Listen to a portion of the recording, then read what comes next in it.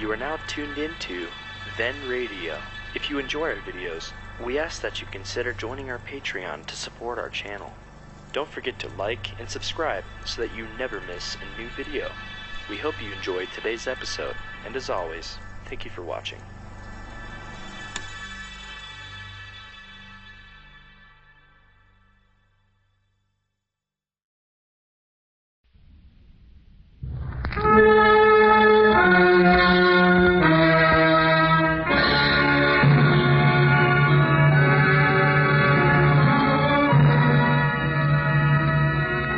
The makers of Campbell Soups present the Campbell Playhouse. Orson Welles, producer.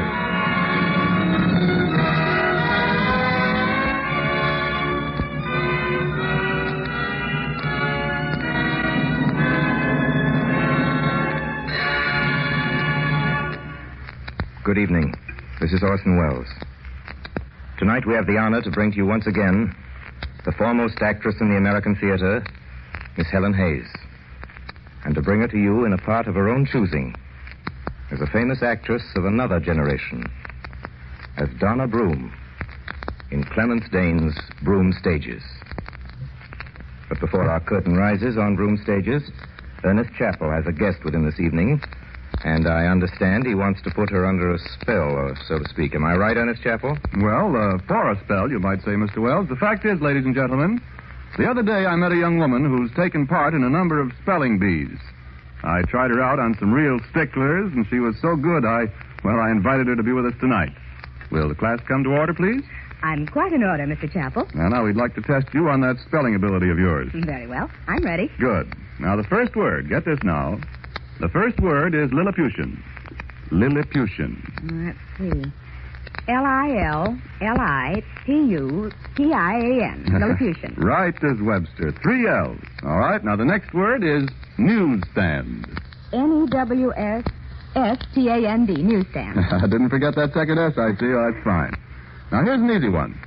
Suppose you spell tomato soup. Tomato soup. There's only one way I spell that, Mr. Chappell. Well, how do you spell tomato soup? Campbell''S. You're right there. 100% correct. That's the way most people spell tomato soup.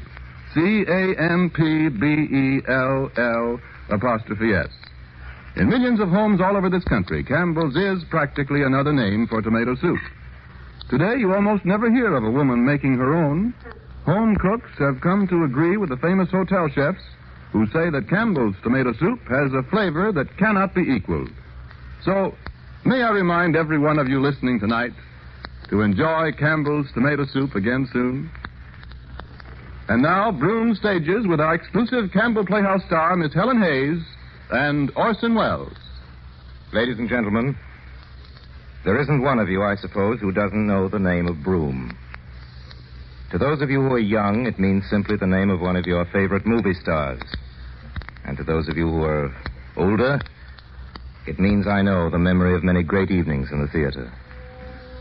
Well-beloved stars with their own companies, in town and on the road. Stephen Broom in England, and Russell Broom in America, and Donna Broom. You remember them well, with gratitude and affection. And if you're very old, then you remember the time when the Brooms owned and ran half the theaters in London. There was the Gloriana near Covent Garden and the Janista on Oxford Street, and then later the Syracuse on the south side of the river. I've been to the Gloriana, still one of the great London playhouses, for Harry Broom and Maud, his Irish wife, built strongly and built well. It's been remodeled, but the famous roof survives, and rehearsals are still held there in fine weather, and the fancy pillars at the entrance still stand, and the great curtain made of looking glasses. And in the lobby, facing the ticket buyers, there still hangs the Sargent portrait of Maud herself. It's like her, too, I understand, though Donna, her daughter, always felt there was something wrong with the eyes. But then Maud didn't sit for that portrait of hers, and never knew that they'd hung her up in the entrance hall of the theater. But 2 years after its opening, she died of a fever caught at an all-night rehearsal. And with his wife's dying, Harry Broom's happiness ended like a candle blown out. That was 50 years ago. He went on acting, of course, and the theaters went on. There were plenty of Brooms left in the world besides Eyre. So, of course, there always will be. Plenty of Brooms. Bring me no more reports. Let them fly all, till Burnham Wood remove to Dunsinane. Fear not, Macbeth. No man that's born of woman shall e'er have power upon thee. Then fly, false thanes, and mingle with the English epicures. The devil damn thee, Black, thou cream-faced loon! Where got thou that goose? There is 10,000 soldiers, sir. Go prick thy face and overread thy fear, thou lily-livered boy. What soldiers? Patch! Death of thy soul! Those linen cheeks of thine are counselors to fear. What soldiers? Wayface! The English force to plead you. Take thy face hence! Satan! Oh, I am sick at heart when I behold. Satan, I say! This push will cheer me ever, deceit me now. I have lived long enough. My way of life is fallen into the sear. The yellow leaf and that which should accompany old age is honor, love, obedience, troops of friends. I must not look to have, but in their stead curses not loud but deep. Mouth honor, breath, which the poor heart would fain deny, and dare not. Satan! What is your gracious pleasure? What news more? All is confirmed, my lord, which was reported. Hang out our banners on the outward walls. The cry is still they come. Our castle strength will laugh a siege to scorn. Here let them lie till famine and the ague eat them up. Were they not forced with those that should be ours, we might have met them, therefore, beer to beer, and beat them backward home. What is that noise? It is the cry of women, my good lord. I've almost forgot the taste of fears. The time has been. My senses would have cooled to hear a night shriek, and my fell of hair would at a dismal treatise rouse and stir as life were in't. I have supped full with horrors. Direness familiar to my slaughterous thoughts. Cannot one stop me? Wherefore was that cry? The queen, my lord, is dead. She should have died. Hereafter, there would have been a time for such a word.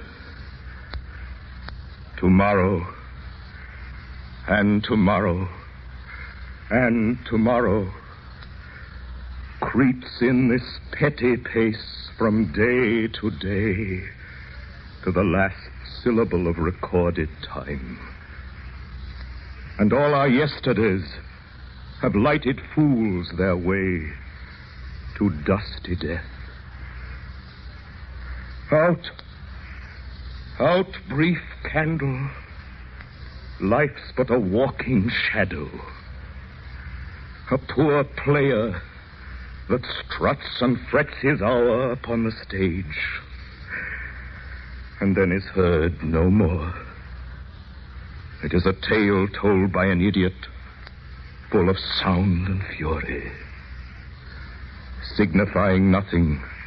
How now, fellow, thou camest to use thy tongue, thy story quickly. Gracious, my lord, I should that which I said. All waiting to gather a seat for tonight's performance. Kindly stay in line. Here, you don't get to push that way. Single line, please. Single line and get clear of the stage door. Greatest Macbeth of his generation, Harry Broom. That's what the papers say. Here, give us a little room, will you? Oh, quiet back there. Quiet yourself. Stand clear of the stage door, please. Listen carefully. You can hear from where we stand, so Upon the next tree thou quiet. shalt hang alive, till famine cling thee. If thy speech be sooth, I care not if thou dost for me as much. I pull in resolution and begin to doubt the equivocation of the fiend that lies like truth. Fear not till Burnham Wood. Good afternoon, Miss Donna. Good afternoon. You going to have Trent, Miss Donna? No. You don't mean you're leaving, Miss Donna, in the middle of a performance? Yes. If my grandmother asks where I am, tell her I've gone home. Very good, Miss Donna. You know who that is? No, who? That's Addie Broom's daughter. Yes, her and the boy Gilly. They're twins. 15 or 16 they must be now. Funny-looking kid, ain't she? With that white face and them big black eyes. Gawky looking, I calls her. Quiet, will you? I wants to hear. Arm and out! There is no flying hence,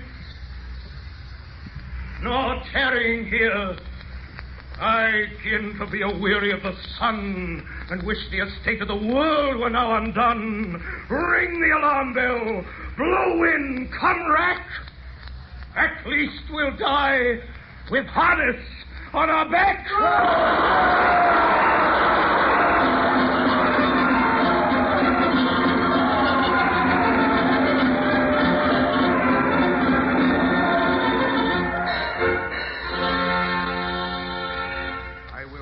I will not.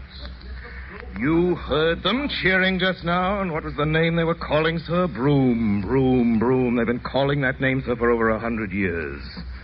In every theater, in every town in England, sir.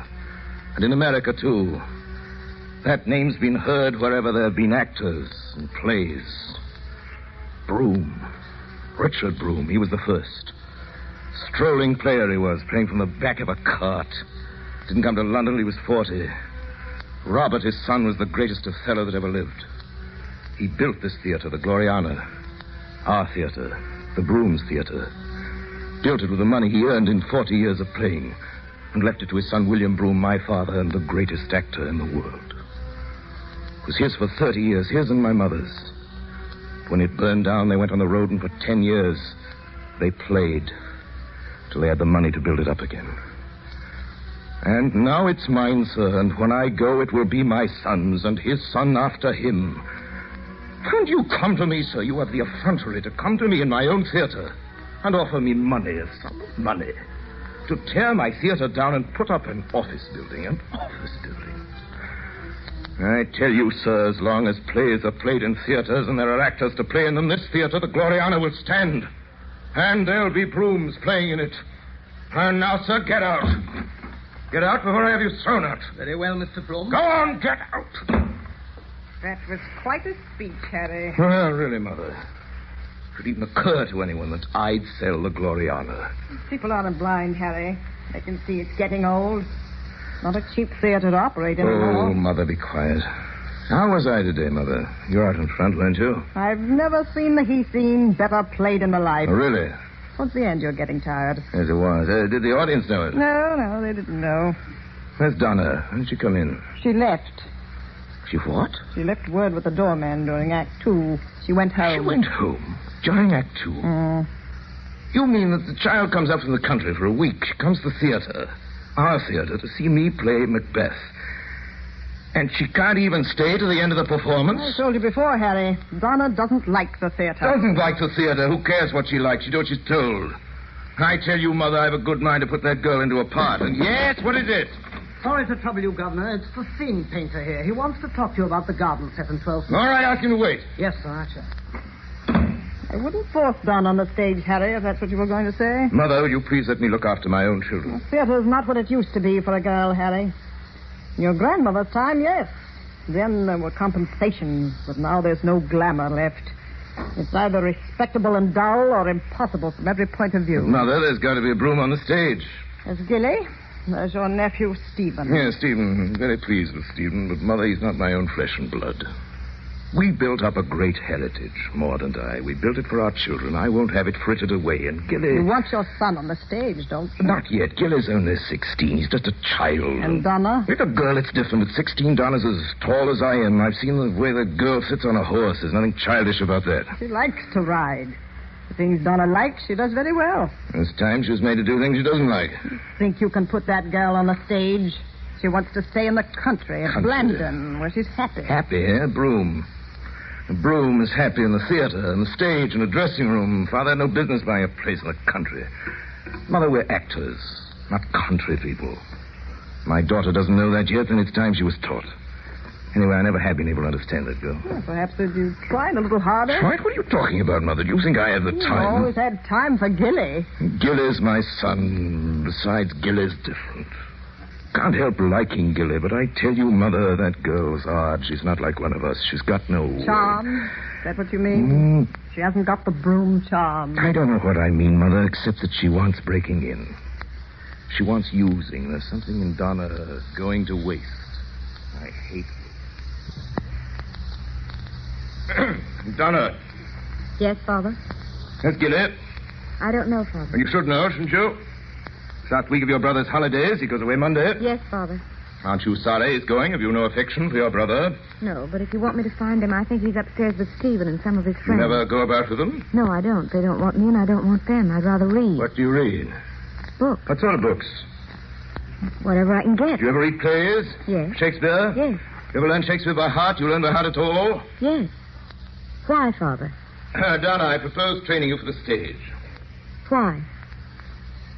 What's that? I asked why. You're not interested in me, Father. It's Gilly you care about. He's the one with the talent. He's the one that will carry on your name in the theater. I said, Donna, that I have decided to train you for the stage. Would you like to learn? Donna, answer me. Why, if you've decided, Father, that I'm to go on the stage, I suppose I'll go, shan't I? It doesn't much matter what I think. Get your Shakespeare. Turn to the Merchant of Venice. Which scene? I know them all. The quality of mercy is not strained. I suppose that's the speech you want. Yes, I'll cue you. On what compulsion must I? Tell me that. The quality of mercy is not strained. It drops... My dear child. The quality of mercy is not strained. You're commencing one of the most notable passages in the entire literature of the theater. Now, take a deep breath, child. The quality of mercy is not strained. It droppeth as the gentle rain from heaven upon the place beneath. My child, are you entirely serious? What do you mean, Father? Do you imagine that an audience of 2,000 people who have paid their money to hear Shakespeare are to be held or even satisfied by these chirpings of a little sparrow? Sorry, Father. Go ahead, upon the place beneath. It is twice blessed. It blesseth him that gives and him that takes. 'Tis mightiest in the mightiest. It becomes the throned monarch better than his crown. His scepter shows the force of temporal power, the attribute to awe and majesty wherein doth sit the dread and fear of kings. But mercy is above this sceptred sway. It is enthroned in the hearts of kings. It is an attribute to God himself. Stop! This is unbelievable. What's unbelievable? You're a broom, aren't you? Yes, I am a broom. Well, for the love of heaven, girl, you have a voice. You're blessed by God and 7 generations of experience with the instrument of poetry. Use it, girl. She isn't speaking poetry. She's reasoning with Shylock. Why should she rant at him? Ranting isn't the word. Oh, yes, it is. I know the kind of thing you want, and I won't give it to you. Donna, my child, you'll read the quality of mercy to me as it should be read. As I wish it read. Or you won't play it at all. Then I won't play it at all.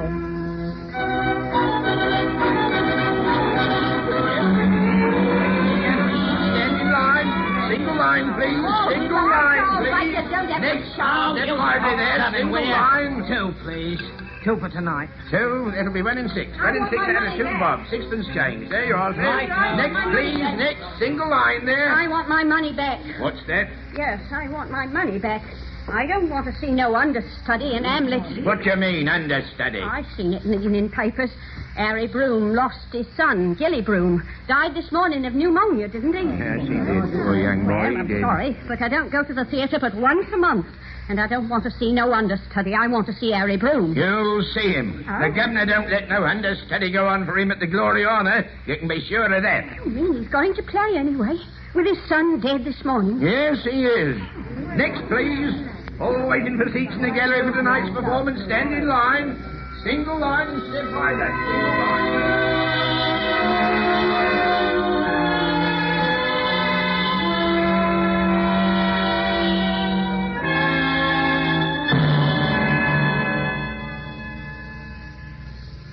Why have you come, Stephen? Your father, Uncle Harry, sent me. Why did he send you, Stephen? He couldn't get away. He could write.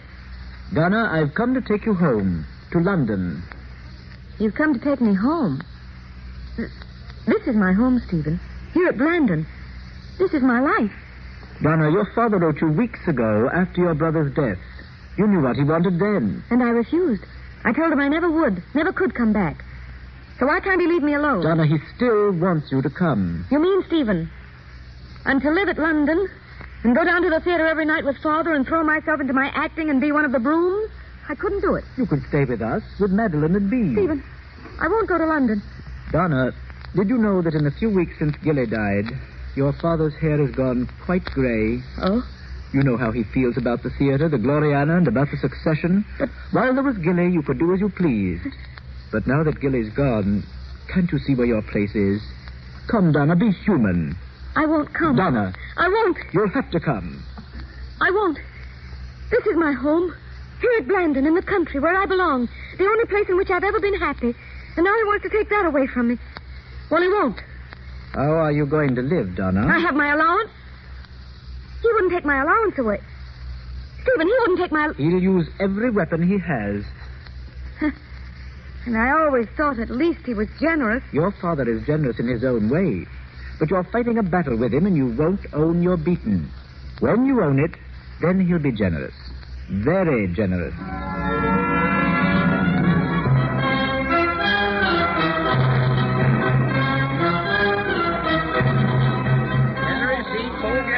Stand in line. In line, please. Doors open at 7. In line. What's please. playing tonight? Tonight, She Stoops to Conquer with Stephen and Donna Broom. In line, please. Come on, Elliot. I ain't in standing line. in no line to see no Donna Broom. What's the matter with her? She's a broom, ain't she? Well, if she is, she don't play like one. I seen her last week. Regular stuck-up she is, and hoity-toity. Well, I never. That's like she was doing you a blooming favour all the time she's up there. Come on, Elliot. Let's go to the Haymarket and see the theatre. Get her your seats. Get her your seats. Stand in line, please.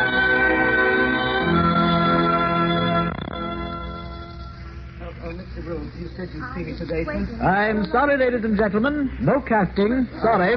Could I come back in a few weeks, Mr. Broom? Certainly, I'll be glad to see you. Stephen. Well, goodbye, Mr. Broom. Thank you. Stephen, you said you wanted to see me. You've made me wait an hour. Donna, why can't you be civil when you come through these people? What people? These actors after parts. Old Couloris, Edna Barrier. Oh, Stephen, really, after all, Just because you're a Broom and the governor's daughter and you know this place will belong to you when my uncle dies. I think you must be out of your mind, Stephen. I never thought of any such thing. Well, they think of it, poor devils, when they see you sailing past. What do you like want to speak to Cleopatra. me about, Stephen? Be as quick as you can.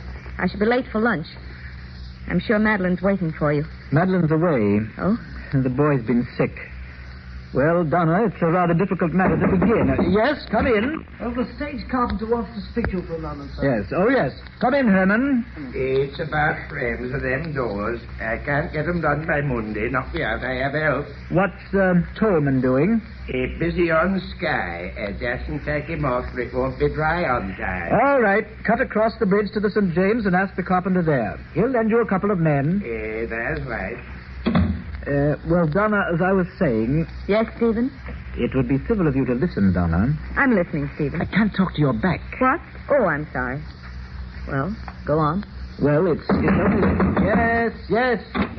Well, for Mr. Morris to see you, sir. Oh, send him away. I'm seeing nobody this morning. Well, Mr. Bloom, he says... I don't care what he says. Put him off somehow, old boy. All right, you are. Oh, come on, Donna, this way. Where? Let's go up to the roof. What? It's the only place they don't bother you. I've never been on the roof. Well, you're coming now.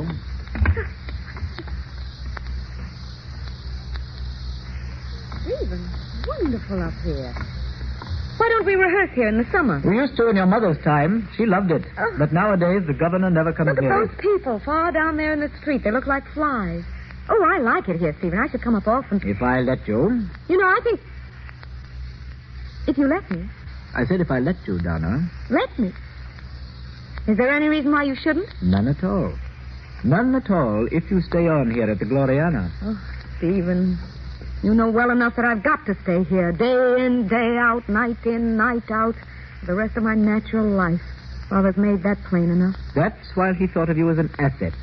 He was hoping you could play Cordelia with him in the spring when Uncle Russell came over from America. But now he's beginning to wonder whether you are an asset. That's what I was going to talk to you about. Your father's a businessman. He may reckon you as one of his losses and decide to cut his loss.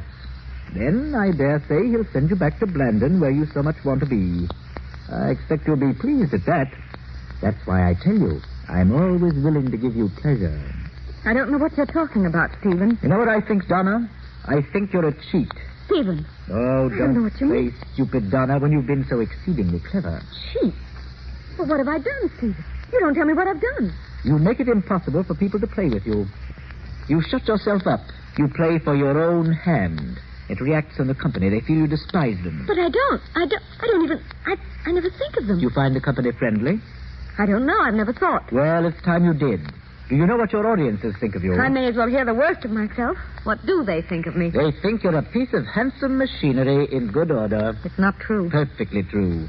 What else are you? You're not a woman. You're bloodless and inhuman. You can neither give nor get love. Shall I tell you, Donna, what a critic said to me the other day? No, I don't want to hear it. You can say things about me, Stephen, and I'll let you. But I won't let anyone else. I don't know why I let you. Why do you, Donna? Why? Does it matter? I choose to. But I won't endure it from other people. Even from you, it's hard enough to bear. You make me out hard and cold. And if you think that, then I'd rather you'd say it, of course. But I'm not hard and I'm not cold. Donna, I didn't think... Oh, I don't care. I don't care what you say.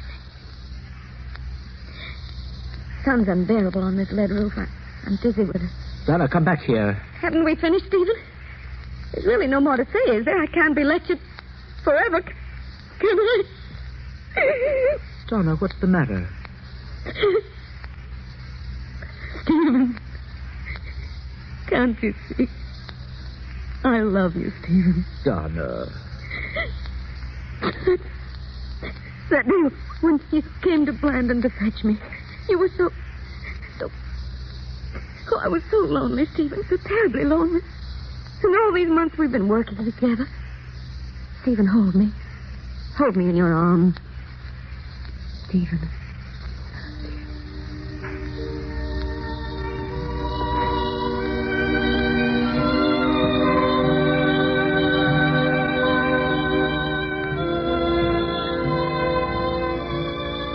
I will have such revenges on you both that all the world shall. I will do such things. What they are, yet I know not, but they shall be the terrors of the earth. You think I'll weep? No, I'll not weep. Donna, I've been rehearsing all day. I know. Uncle's worn me out. He's had no mercy. No, of course not. Are they finished with you now? No, not for another hour.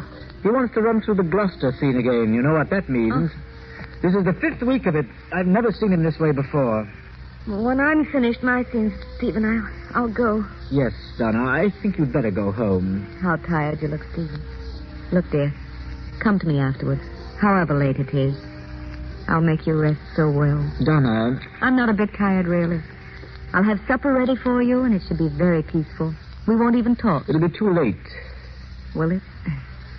Perhaps you're right. You shall do as you think. I'll understand. But look, Stephen, if it's not too late, come. Do come. On stage for the Gloucester scene. Please, everybody, on stage for the Gloucester scene. Is that your call? Act 1, on stage, please. Act 1, scene 2. Good night, Stephen, unless you come. Please come, Stephen. I ought to go home, Donna. Yes, but come. I can't, Donna. I've got to go home. Why?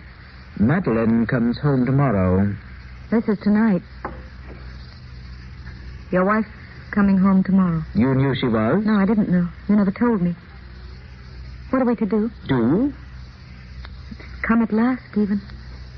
Oh, I'm so sorry for her. What do you mean, Donna?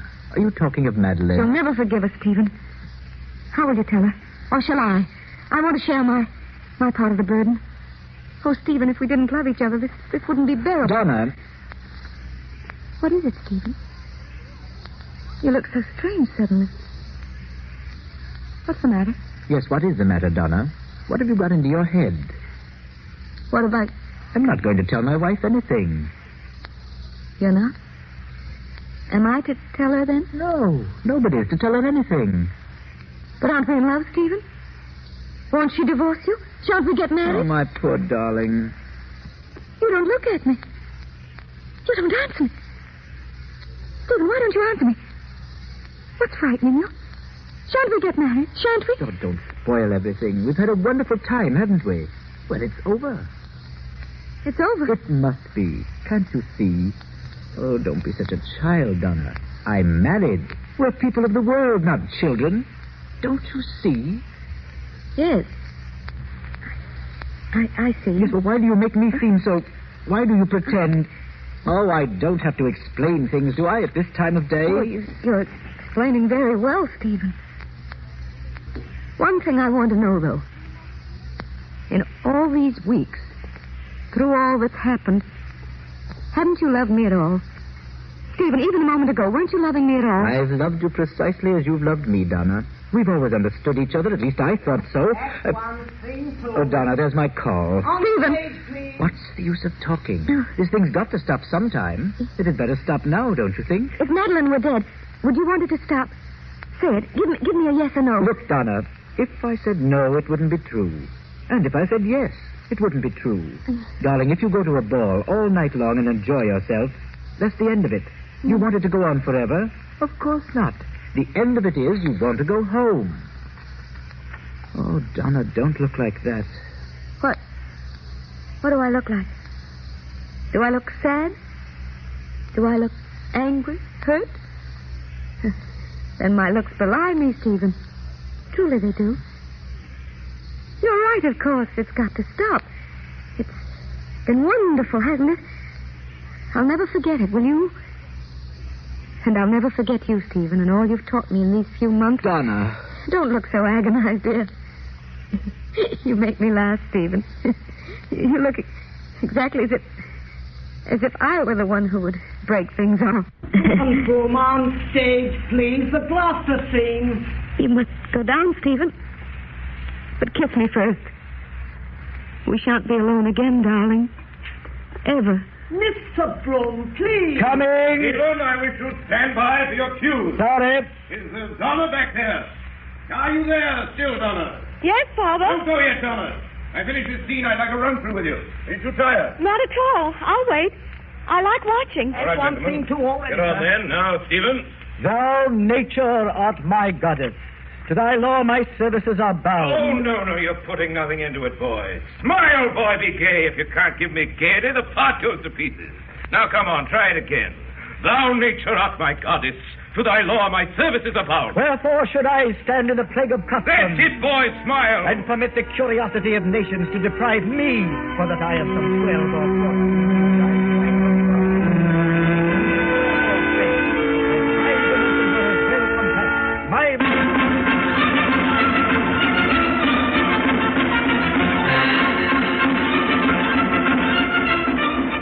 You are listening to the Campbell Playhouse presentation of Broom Stages, starring Helen Hayes in the role of Donna Broom, and Orson Welles playing Harry Broom and his grandson Edmund Broom. The part of Stephen Broom is being played by John Hoyzrodt. This is the Columbia Broadcasting System.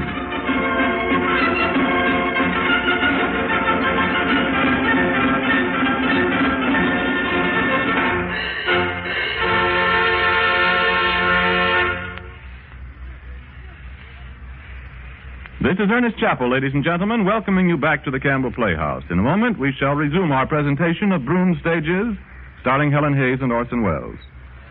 But for that moment, I'd like to say a few words on behalf of the children. I don't believe there's a machine of any kind that uses up energy faster or that needs more of the right kind of fuel to keep going than the average boy or girl.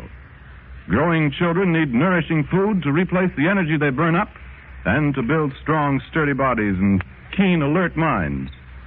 Most doctors say that every boy or girl should have at least a quart of milk a day. But how to get the children to take that milk may be a problem. And so I want to tell you mothers about one way to do this that I'm sure they'll welcome. Simply add milk instead of water to any of these 4 Campbell soups: pea soup, celery soup, asparagus, or tomato. In this way, you give your children good vegetable nourishment combined with the important health benefits of milk. Why not make a point to serve these 4 soups often? Remember their names: Campbell's tomato soup, Campbell's pea soup, Campbell's celery soup, and Campbell's asparagus soup. And don't forget that they'll be keenly enjoyed by the older members of the family, too, when served as cream soups. And now we resume our Campbell Playhouse presentation of Broom Stages, starring Helen Hayes and Orson Welles.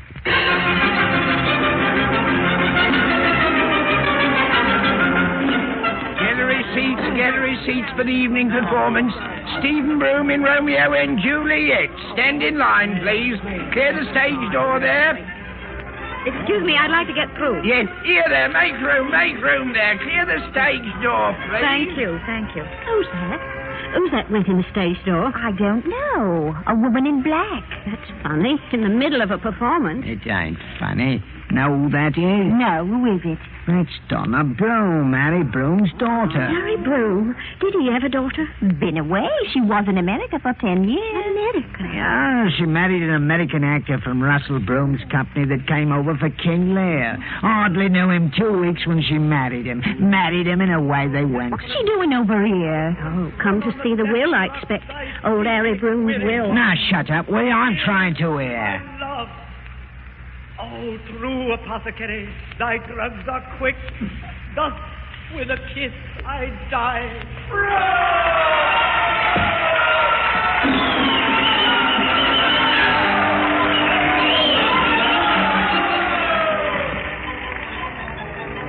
But, Donna, don't you understand? For years, your father and I managed these theaters. Now that he's dead... Yes, Stephen, you and my father worked well. I shall step into his place. But, Donna, you're a woman. Why, for 12 years you haven't even lived in this country. Oh, don't talk rubbish, Stephen. I've been managing my own companies in America for 8 years. Well, Donna, you can't be in two places at once. When you go back to America... I'm not going back to America, Stephen. You may as well know. My husband and I are separating, probably a divorce. We have nothing in common, and my work is here. Your work? I'm guardian for Edmund, my son. The business is Edmund's inheritance. And Eustace's? Oh, certainly. You shall look after your son's inheritance, Stephen, and I shall look after Edmund's. I'm very anxious to work with you, Stephen. But, Donna, I've tried to explain to you it's not possible for you and me to... Why not? You see, I don't intend to leave you with sole control, Stephen. I don't see how you can help it, Donna. Before he died, your father made me managing director. Oh, yes.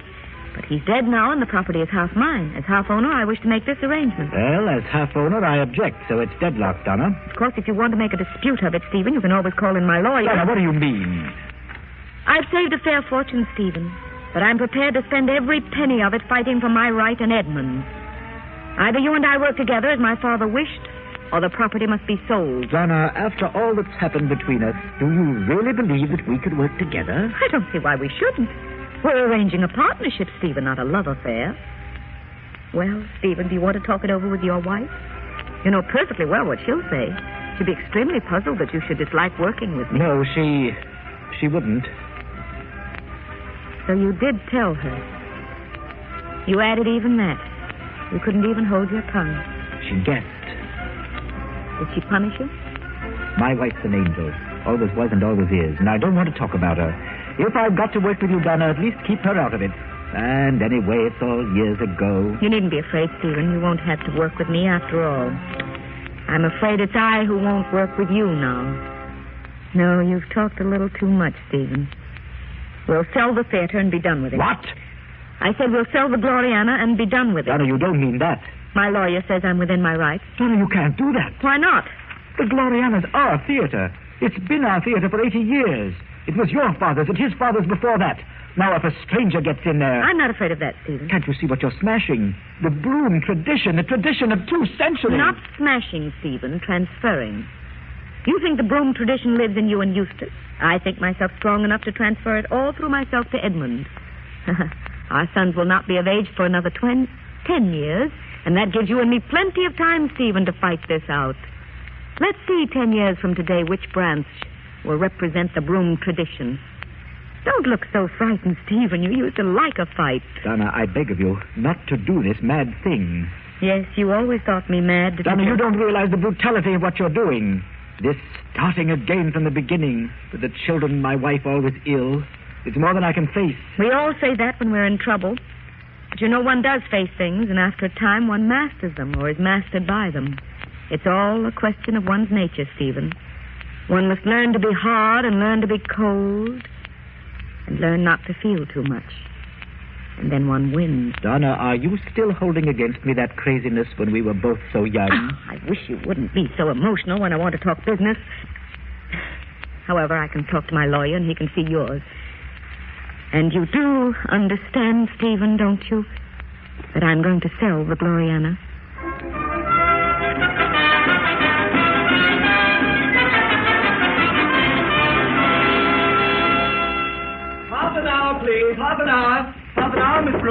Thank you. Is Mr. Edmund in there, Mum? Yes, Joe, I'm here, thanks. Oh, half an hour, please, sir. Half an hour. You'd better go and dress, Oh, Edmund. not yet, Mother. That doesn't take me 5 minutes. It should, Edmund. Even on the road, you know. Well, it does as a rule, Mother. Let me stay here and talk with you a little longer. Have you missed me? How'd the show go last night? Fairly. Not a good house, and Henry and your part wasn't very good. Have you arranged anything, Edmund, with the theatre in Manchester? No, it's as I thought it'd be. Cousin Stephen has been in Manchester before us. He's there this week with the School for Scandal and the Cigarette Makers' Romance. So they don't want another broom company for quite a while, That's is that it? That's it. You do get in each other's way, don't you? You and Cousin Stephen. It's astonishing how he draws, too, in spite of his third-rate company. You watched their show, then? Yes. How did he play?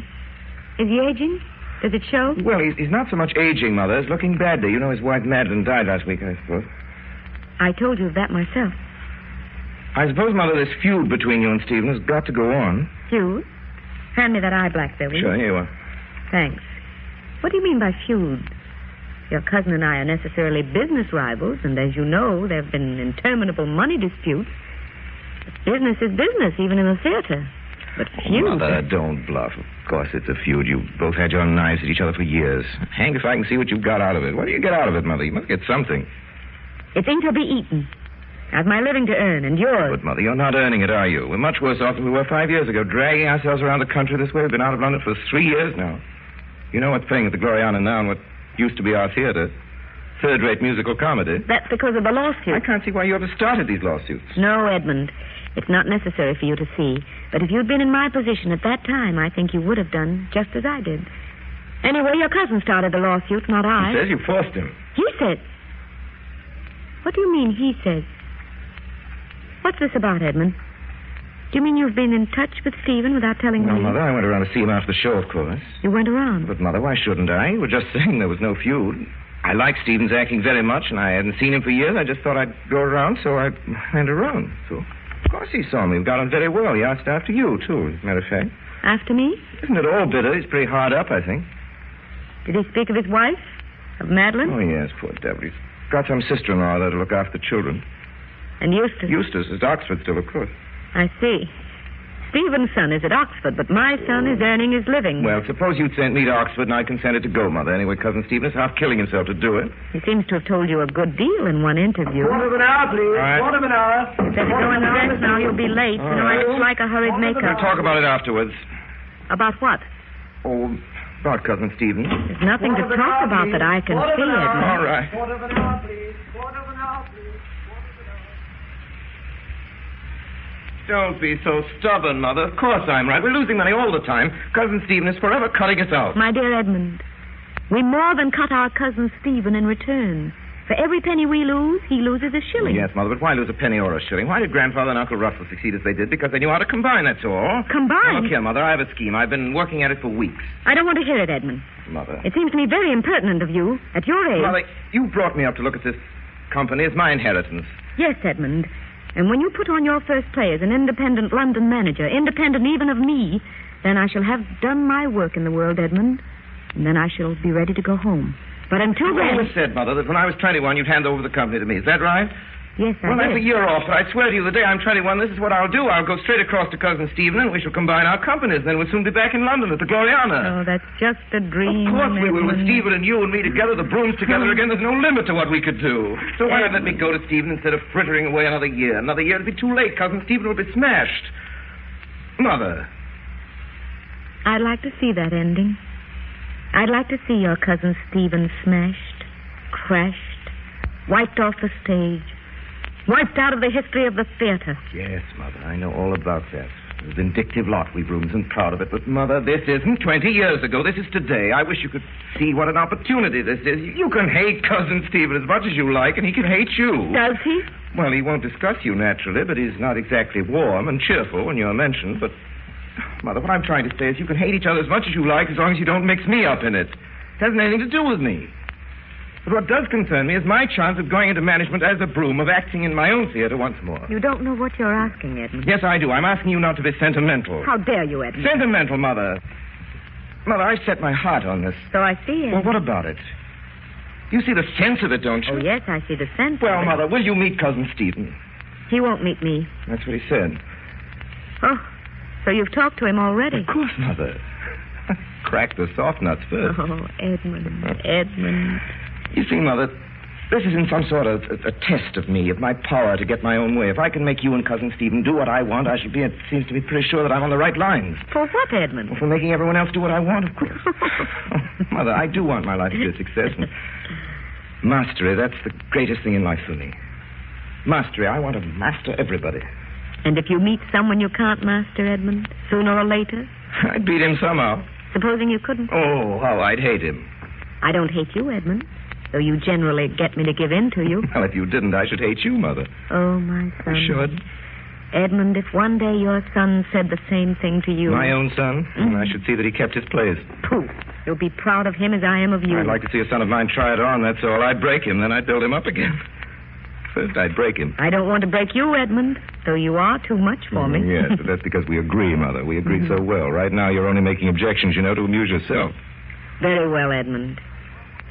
Make the appointment. I'll see him.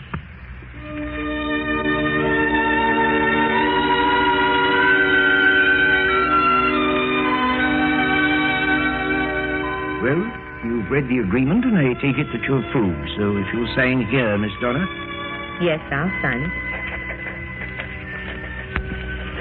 Thank you. Now, you, Edmund. Thank you. Now, you, please, Stephen. I can't do it. I won't do it. It's signing away Eustace's birthright. My son's birthright. My dear Cousin Stephen. I've tried to blind my eyes to it, but here it's written down clear enough. And I won't do it, Donna. If your boy here is my partner, that's well enough. But what about Eustace? I've got to look after my own son. Well, don't ask me to step out of management in order to make room for Eustace. I won't do it. It's all right, Mother. Nobody's asking you to do it. He is. He is. Don't humor me, Edmund.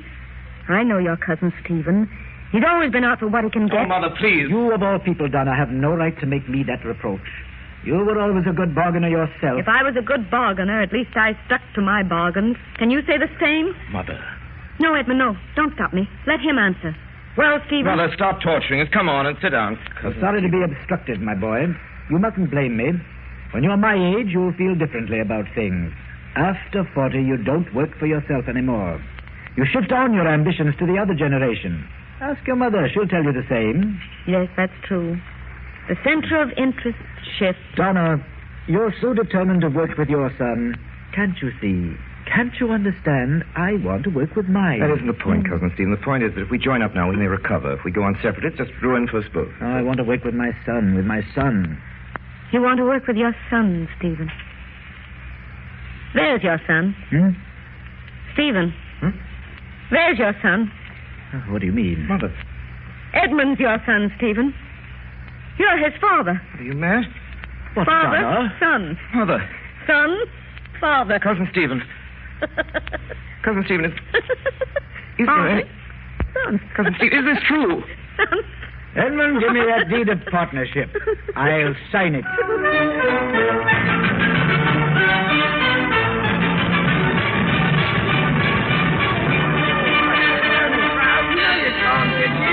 Keep clear of the stage door, can't you? Keep clear. Shut up, will you? If we can't see, we want to hear. Go it, Broom. Who'd have thought of it after all these years? Back at the old Gloriana. Mother, we're doing it. Yes, dear. Mother, what are you doing back here? Why aren't you out in front? See the show? No, my dear, I was a little tired. I thought I'd sit here in your dressing room. I could hear everything. How am I? So far, you're good, Oh, Edmund. Mother, we've done it. The brooms are back at the Gloriana. What is it? 5 minutes to the lost act, Mr. Brown. Oh, thanks. Edmund. Yes, Mother. Mother, anything wrong? No, dear, nothing's wrong. Well, then? You remember, dear, when I told you 2 years ago that when you put on your first play as a London manager here at the Gloriana, then I should have done my work in the world, and I should be ready to go home. Mother, what are you saying? Edmund, I'm going away. Mother, you don't mean that. Yes, I do.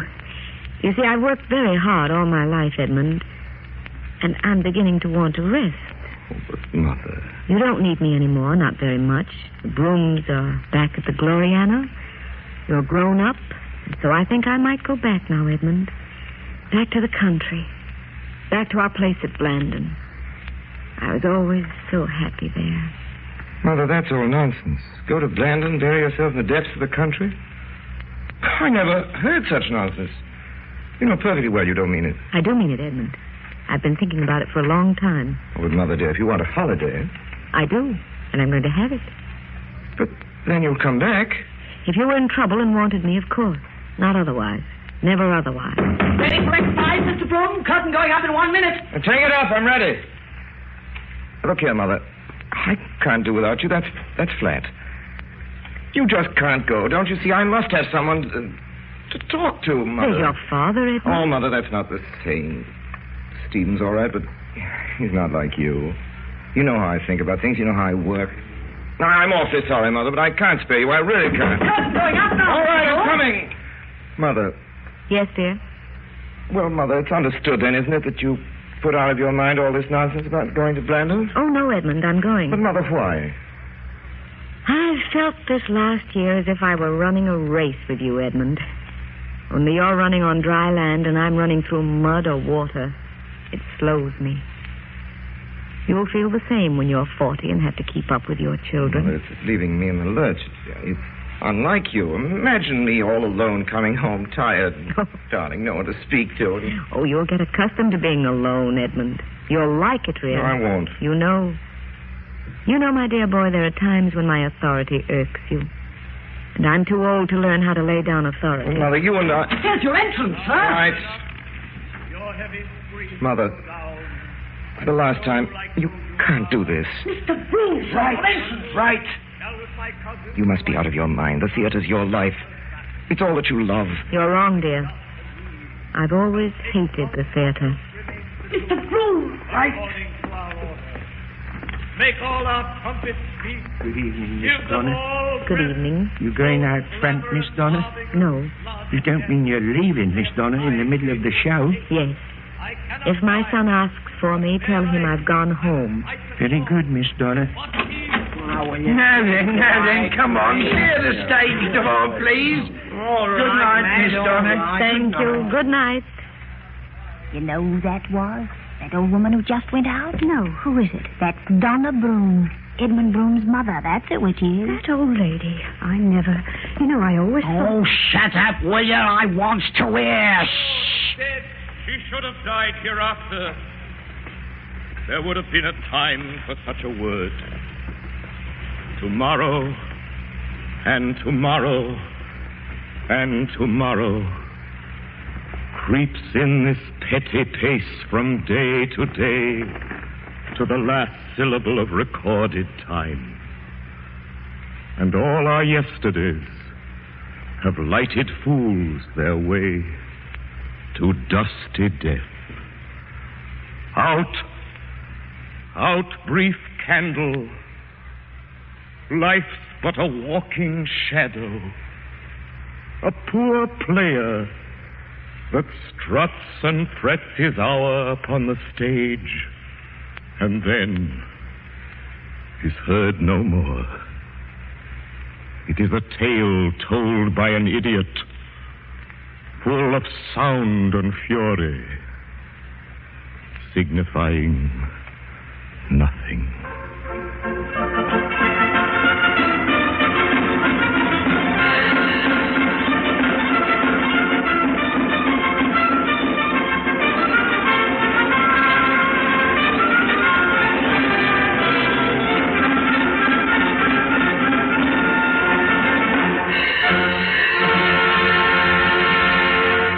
You have been listening to Helen Hayes and Orson Welles in the Campbell Playhouse presentation of Clemence Dane's Broom Stages. In just a moment, Miss Hayes and Mr. Wells will return to the microphone. In the meantime, may I remind you again how a bright, glowing plateful of Campbell's tomato soup just makes you sit up and take notice? Its aroma invites you, and as you sip spoonful after spoonful, there's a real thrill in its flavor. A flavor that only superb tomatoes and an exclusive recipe can create. These tomatoes are specially grown for Campbell's. They have glorious deep color and are extra luscious. And this season's crop of tomatoes was exceptionally fine, and you'll enjoy the full flavor of those tomatoes now in Campbell's tomato soup. And so I specially urge you to have Campbell's tomato soup again soon. And now Orson Welles with his guest, Miss Helen Hayes. Just a moment, Mr. Chappell. Yes, Miss Hayes? I want to tell you, Mr. Chappell, the way you describe Campbell's tomato soup always makes me hungry. Well, thank you very much. But, you know, long before I first heard you talk about it, we were having it often at our house. You see, we like it. Well, Miss Hayes, I think you've given us the real reason why Campbell's tomato soup is bought and served more often than any other soup in all the world. People like it. And now, ladies and gentlemen, Mr. Orson Welles. I told you, ladies and gentlemen, that tonight's broadcast was Helen Hayes' own choice.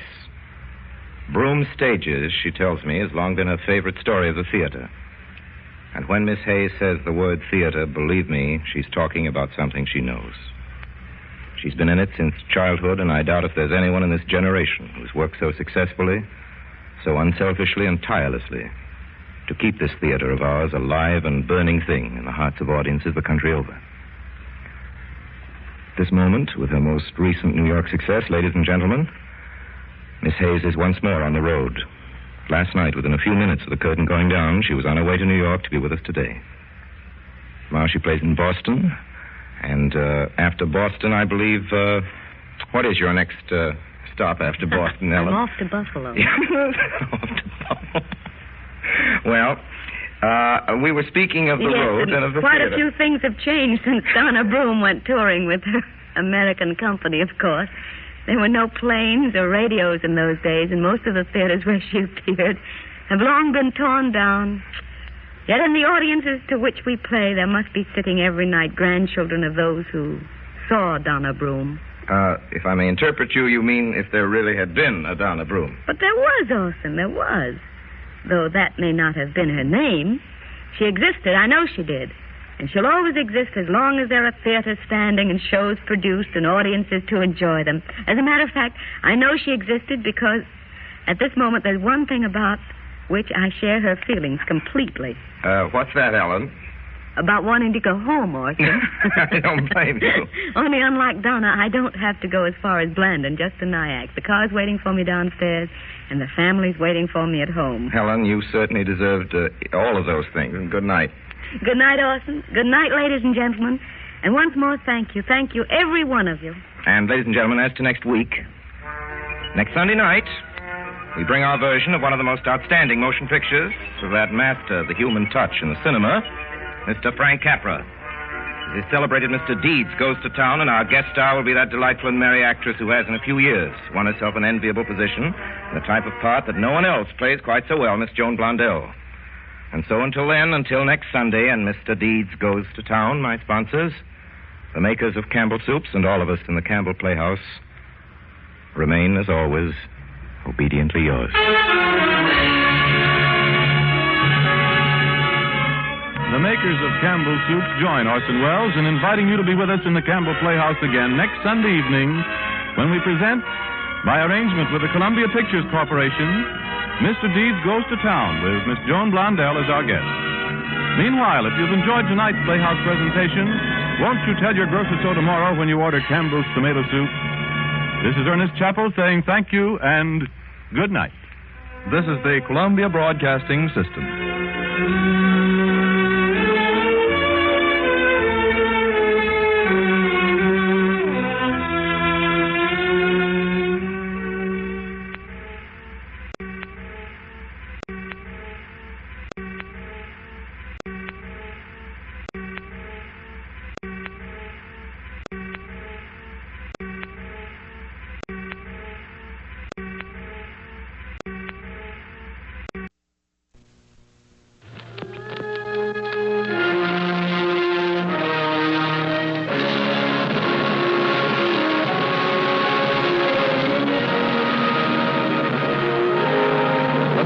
Campbell Soup presents the Campbell Playhouse. Orson Welles, producer.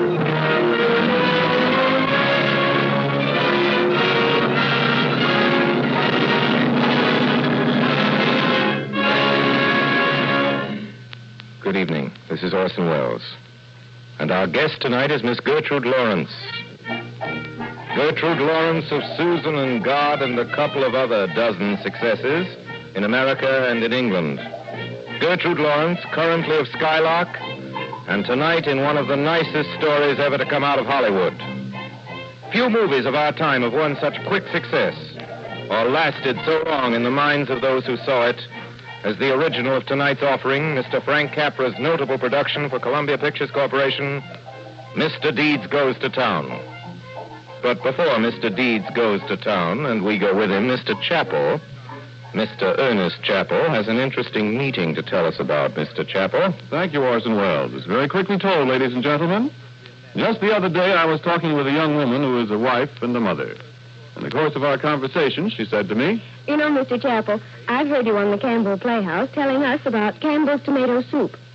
And now I'd like to tell you something about Campbell's tomato soup." And when I invited her to do so, she went on, "Well, those bright red and white cans of Campbell's tomato soup you speak about have been on my family's pantry shelves, my grandmother's, my mother's, and my own, for more than 20 years now, all told. And someday, I'm sure, they'll be on my daughter's shelf, too." Now, I guess many women listening tonight could tell a similar story. Perhaps you could yourself. Certainly, there's something about the bright, inviting color, the enticing aroma, the keen, delightful flavor of Campbell's tomato soup that wins and holds friends through the generations. And that something, of course, is accounted for first, last, and always by the tomatoes Campbell's use. The tomatoes and a magic recipe. And here is news. This year's crop of tomatoes was exceptionally fine. So you'll taste what this means now in Campbell's tomato soup. Have you stocked up lately?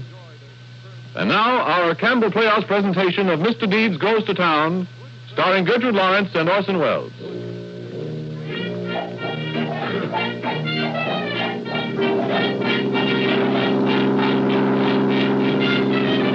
There's a sign, cop. This ought to be Mandrake Falls. Hey, look, it rhymes. What rhymes? The sign, it's a poem. Welcome to Mandrake Falls, where the scenery enthralls, where no evil e'er befalls.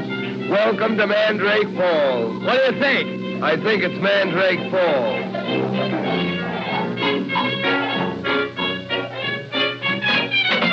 Does Mr. Deeds live here? Mr. Longfellow Deeds? Yes, indeed.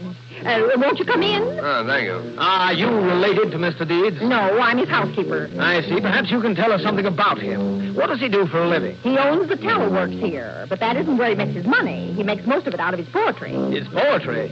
You mean he wrote all the signs we've seen around this town? Every one of them. Longfellow's famous around here. He makes a lot of money writing things on postcards. You know, Christmas, Easter, birthdays. Here's one they paid him $25 for. When you've nowhere to turn and you're filled with doubt, don't stand midstream hesitating, for you know that your mother's heart cries out, "I'm waiting, my boy, I'm waiting."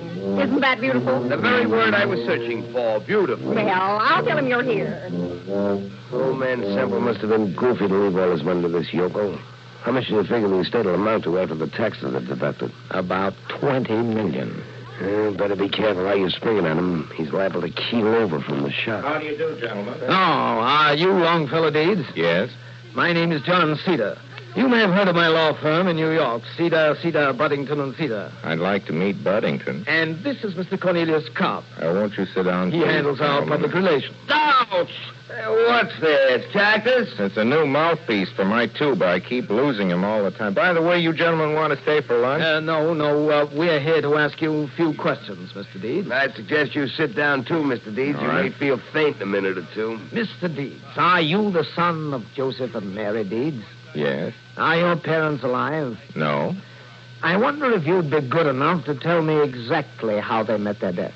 Well, my mother and father froze to death in a storm. They just got through delivering Sarah Perkins' baby in Pine Valley. That chick's all right, Very Mr. cold winter. Mr. Deeds, does the name of Martin W. Semple mean anything to you? Not much. He was an uncle of mine, although I never saw him. Well, he passed on. Red he was hair. killed in a motor accident in Italy. He was? Oh, that's too bad. If there's anything I can do... Prepare yourself for a great shock, Mr. Deeds. The shock of a lifetime, Mr. Deeds. I wish it was my lifetime. Mr. Semple left a great fortune when he died, Mr. Deeds. He left it to you, Mr. Deeds. Deducting taxes, it's somewhere in the neighborhood of $20 million.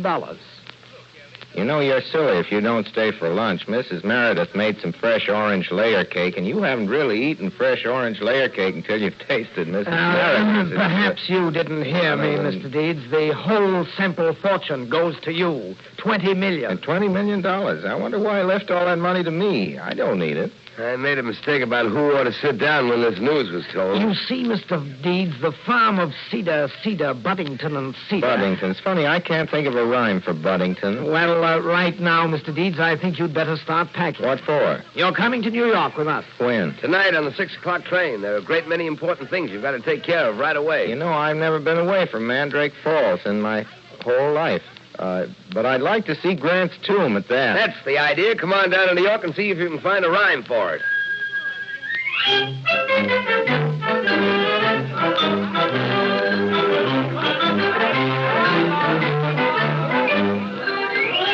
Cobb. Hey, Cobb, would you look at that sign? Well, Longfellow Deeds, the pride of Mandrake Falls.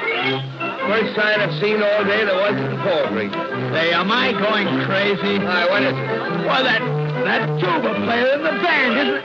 Mr. Deeds! Yeah, just a minute, Mr. Cedar. Only this is my last chance to play with the band. I kind of felt a little sentimental. Yes, I understand, but we've got to get on the train. Yeah, I suppose, but the more I think of New York, the more worried I get. Well, I wouldn't worry about it if I were you. Of course, a fortune of your size involves a great responsibility. Yes, but I know, you'll have a great deal of assistance. Just don't worry. I'm not worried about that. No? No, I was just wondering where they're going to get another tuba player for the band.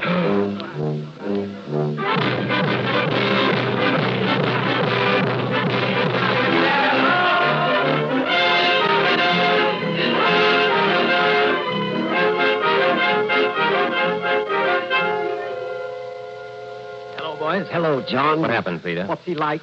A child, gentlemen, a mere child. Did you get this? No, Mr. Buddington, I didn't get the power of attorney, but I will. And if you'd stop demanding miracles overnight... It's not that, John. It's just that we can't afford...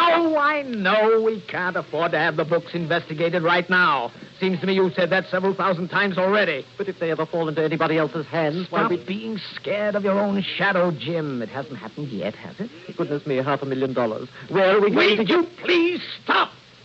Just relax. Leave everything to me. It was I who got old man Sebel to turn everything over to us, wasn't it? Who got the power of attorney from him? All right, I'll get it again. I hope so. But suppose he stops to talk to somebody. Suppose somebody tells... Get it. Nobody's going to get near him. I tell you, we've got nothing to worry about. The boy's a fool.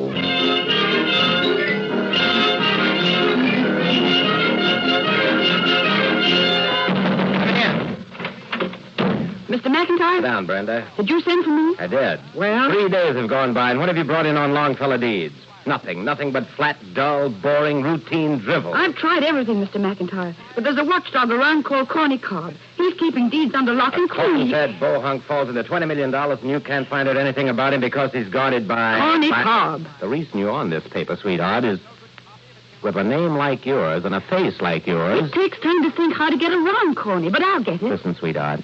If you get some stuff on this Longfellow Deeds, personal stuff, I'll give you your own column. Honest? And your picture at the head of it. I'll get it. Keep 4 columns open on page 1 tomorrow. That's the way I like to hear you talk. I'll keep the whole front page open.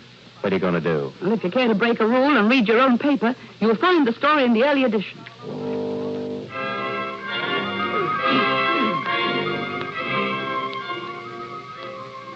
Now then, Mr. Deeds, how does that feel? Comfortable? It feels great. No kidding, Mr. Cedar. All these white marks this tailor's putting on my pants, they really mean something? Oh, yes. You ought to know, but it's the first time I ever had a suit made on purpose. Almost finished, Mr. Deeds. While I think of it, Mr. Deeds, I don't want to press the point, but things are piling up down at the office, and if you'd care to give us your power of attorney... I don't like the cuffs turned over. What do you want, Mr. Deeds? One cuff turned over and one cuff straight. That would look funny, huh?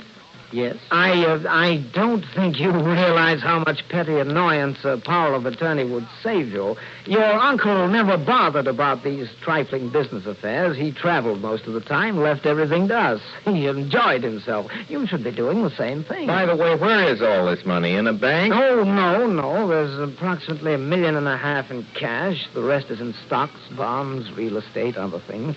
The accountants are working on the books now. Be ready in several weeks. Sounds complicated. Oh, yes.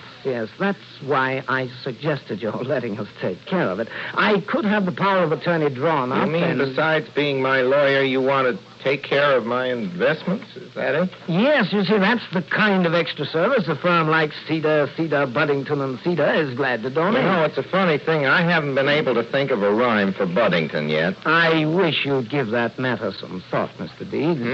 The matter of the power of attorney. Oh, yes, I will, Mr. Cedar. I'll give it a lot of thought. A fellow was in here yesterday, wanted to handle my affairs for nothing, too. It kind of puzzles me why a lot of people want to do my work for nothing. It isn't natural, so I guess I'll have to think about it some more. And you have 4 or 5 buttons on the sleeve, Mr. I don't know. What about it, Mr. Cedar? Oh, well, to tell you the truth, I'm not acquainted myself. You see, when an important matter comes up, you're no more good to me than if I didn't have an advisor. I guess I'll have to think the whole thing over.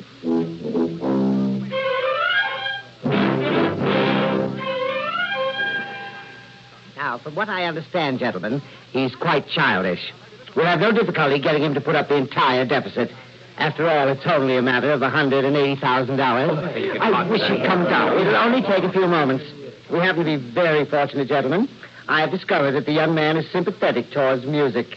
He played the tuba in his hometown band. Oh, here he is now. Oh, hello, Mr. Deeds. Gentlemen of the board, this is Mr. Deeds. Now, I know you're a busy man, Mr. Deeds, so we'll proceed to business at once.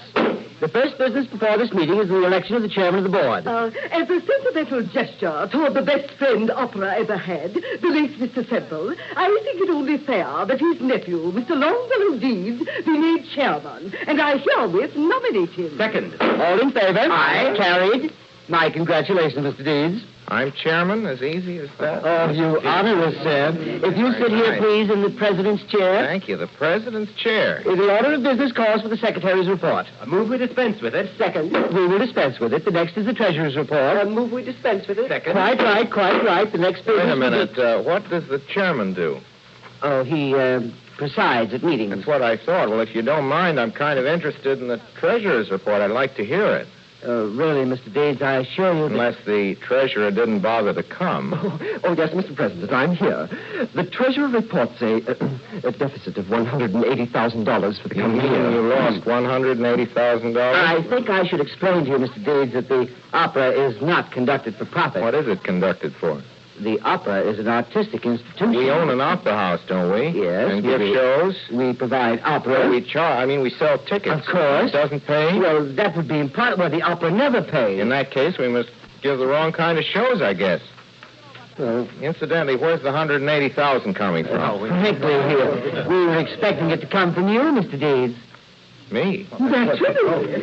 Well, it's your civic duty to keep the opera alive for the people. I don't see the point of keeping opera alive for people who don't seem to want Mr. Deeds, the opera... No, ladies and gentlemen, I'm afraid you'll have to get it from someplace else. Goodbye until the next meeting, and thank you for making me chairman.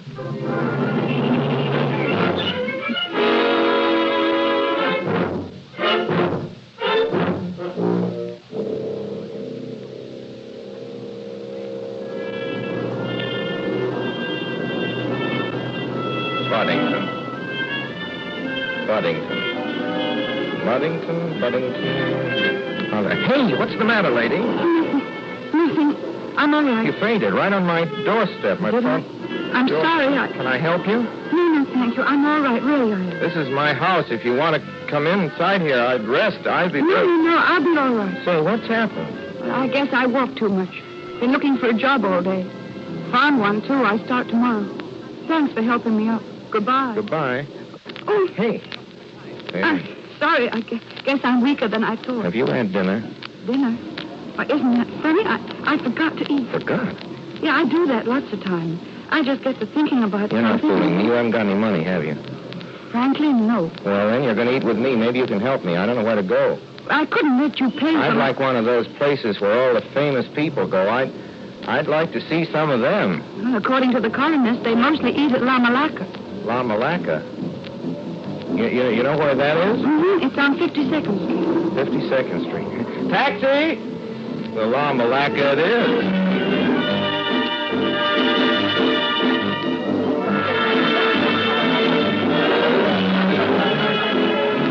You don't know how good this food tastes. I don't know how to thank you, Mr. Dean. I wish you'd let me help you some, Miss Dawson. Oh, please. I asked you not to talk about Sorry. it. You're the first person I've met in New York who didn't want something. Waiter! Oh, me, monsieur. Anybody come in yet? Waiter? Anybody? Why? Nobody important. You'll be sure and point them out, won't you? Oh, really, monsieur. I'm a writer. Indeed, monsieur. A writer myself. You know, I write poetry.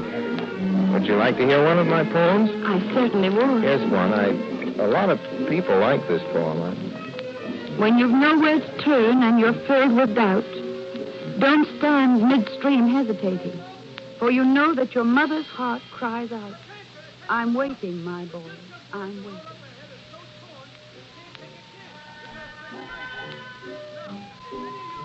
For you know that your mother's heart cries out, I'm waiting, my boy, I'm waiting. Brenda, is that really true? Cross my heart. Let's hear your story. The season's most intriguing debut was made last night on the chic east side by one Mr. Longfellow Deeds, the multimillionaire postcard poet from Mandrake Falls. You heard me, Mandrake Falls. After wrecking the routine of the Stork Club by stubbornly refusing to surrender his hat, coat, and tuba at the check room along about 2 a.m., our hero ruffled the fine feathers of the few remaining patrons in the 21 Club when he and Charles McCarney, famed Hollywood scripter, settled a major poetic controversy on the barroom floor. And before the debris in his wake could be cleared away, the Cinderella Man, New England's latest gift to the gaiety of our town, was back in his barouche and well on his way to Central Park for a breath of fresh air and a brisk swim in the seal pool. Cinderella Man. That's sensational, Brenda. Extremely sensational. Is he really that big a sap? Yes, Mac, he's the original, and there are no carbon copies. The story's a work of art. It'll be in all the school books. For a society girl, sweetheart, you sure can write. Thanks. Here's the part I like.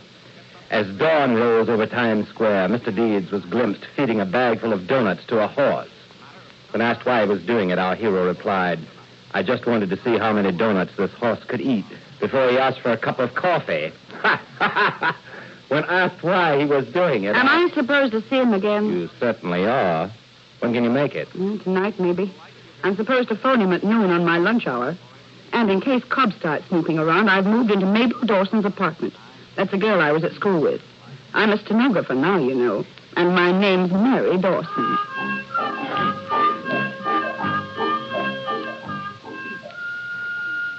Come on, Deeds. Deeds, get up. It's late. Oh. What the hell happened to you last night? Look at this stuff in the papers. What did you do? I remember most of it. What do they mean calling me Cinderella Man? You've got brains, friend. You'll get along fine. Just stop punching people in the nose and feeding donuts to a horse. Hey, has Miss Dawson called yet? Miss Dawson? No, Miss I'll have Dawson. to phone her and apologize for not taking her home. Give me my pants. They aren't here. Give me my pants. I wrote her phone number down on Listen, Deeds, you have no pants. You came home without them. I did what? Matter of fact, you came home without any clothes on at all. You were in your shorts. That's silly. You know I couldn't walk around the streets without any clothes. I'd be arrested. That's what the two policemen said. What two policemen? The ones that brought you home.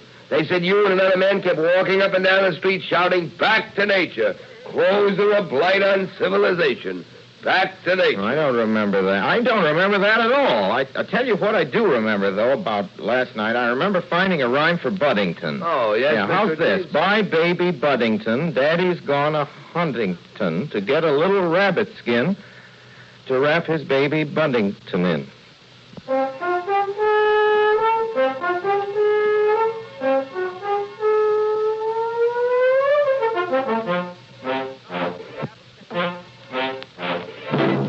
You know, Miss Dawson, it's very nice of you to show me around like this. Well, I enjoy it.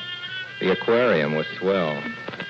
You know, if I lived in New York, I'd go to the aquarium every day. I bet you do. Well, not as much as I'd like to. Tell me, have you got any news? I mean, anything exciting happened lately? Sure, I met you. No, silly.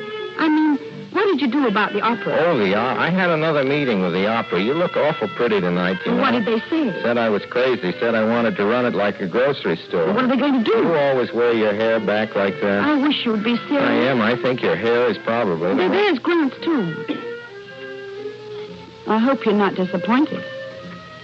Oh, no, it's wonderful. Well, to most people, it's an awful letdown. Depends on what they see. Well, what do you see? I see a small Ohio farm boy becoming a great soldier. I see thousands of marching men. I see General Lee with a broken heart surrendering. I see the beginning of a new nation, like Abraham Lincoln said. I see that little Ohio boy being inaugurated as president. Things like that can only happen in a country like America. You sure can say funny things. It's not hard. You just got to remember whenever you look at anything that, well, and most people are on the level, you know, simple, and you see that the simple things really count. That's what you think, isn't it? I mean, that most people are on the level and everything. Oh, sure. Sure.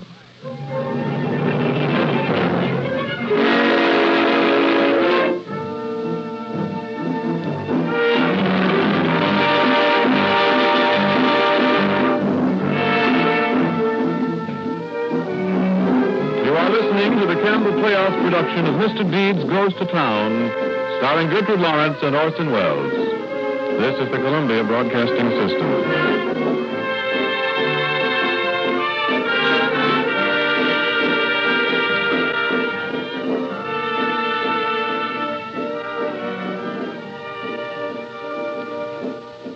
This is Ernest Chappell, ladies and gentlemen, welcoming you back to the Campbell Playhouse. In just a moment now, we shall resume our presentation of Mr. Deeds Goes to Town. You know, because soup is a natural concern of mine, I've been interested in my reading to notice how often, in one way or another, a mention of soup occurs in the writings of a great man. For instance, about 200 years ago, one of the wisest men of all time, the immortal French philosopher Voltaire, wrote this about soup. He said, "The best written book is a recipe for soup." Now, in view of Voltaire's statement, it seems to me very interesting also that at the Campbell's kitchens today, there is a great book which bears the simple title of The Number One Book. And written down between its covers are recipes of every one of Campbell's soups. Each is essentially and at base a home recipe, but a recipe constantly improved through all the years during which in Campbell's kitchens every day has been soup-making day. Campbell's number one book is, I should think, a book that the great Voltaire himself would have approved of with enthusiasm. And certainly it's a book so approved by all those good home cooks in this country who have turned their soup-making over to Campbell's. Are you among them? And if not, won't you give these fine-flavored, wholesome soups of Campbell's a trial? And now we resume our Campbell Playhouse presentation of Mr. Deeds Goes to Town, starring Orson Welles and Gertrude Lawrence. Please, gentlemen, please! Now, if you'll kindly stop criticizing and make a few constructive suggestions. But, John, you said that... Yes, I know. A week's gone by and we still haven't got that power of attorney out of Mr. Deeds. Well, it's ridiculous to have to worry about a boy like that. Look at these articles about him. He's carrying on like an idiot. Why, that's just what I was saying to my wife. Who cares what you were saying to your wife? Well, all I can say is, unless somebody in this place gets a brilliant idea pretty soon, the firm of Cedar, Buddington and Cedar is in trouble.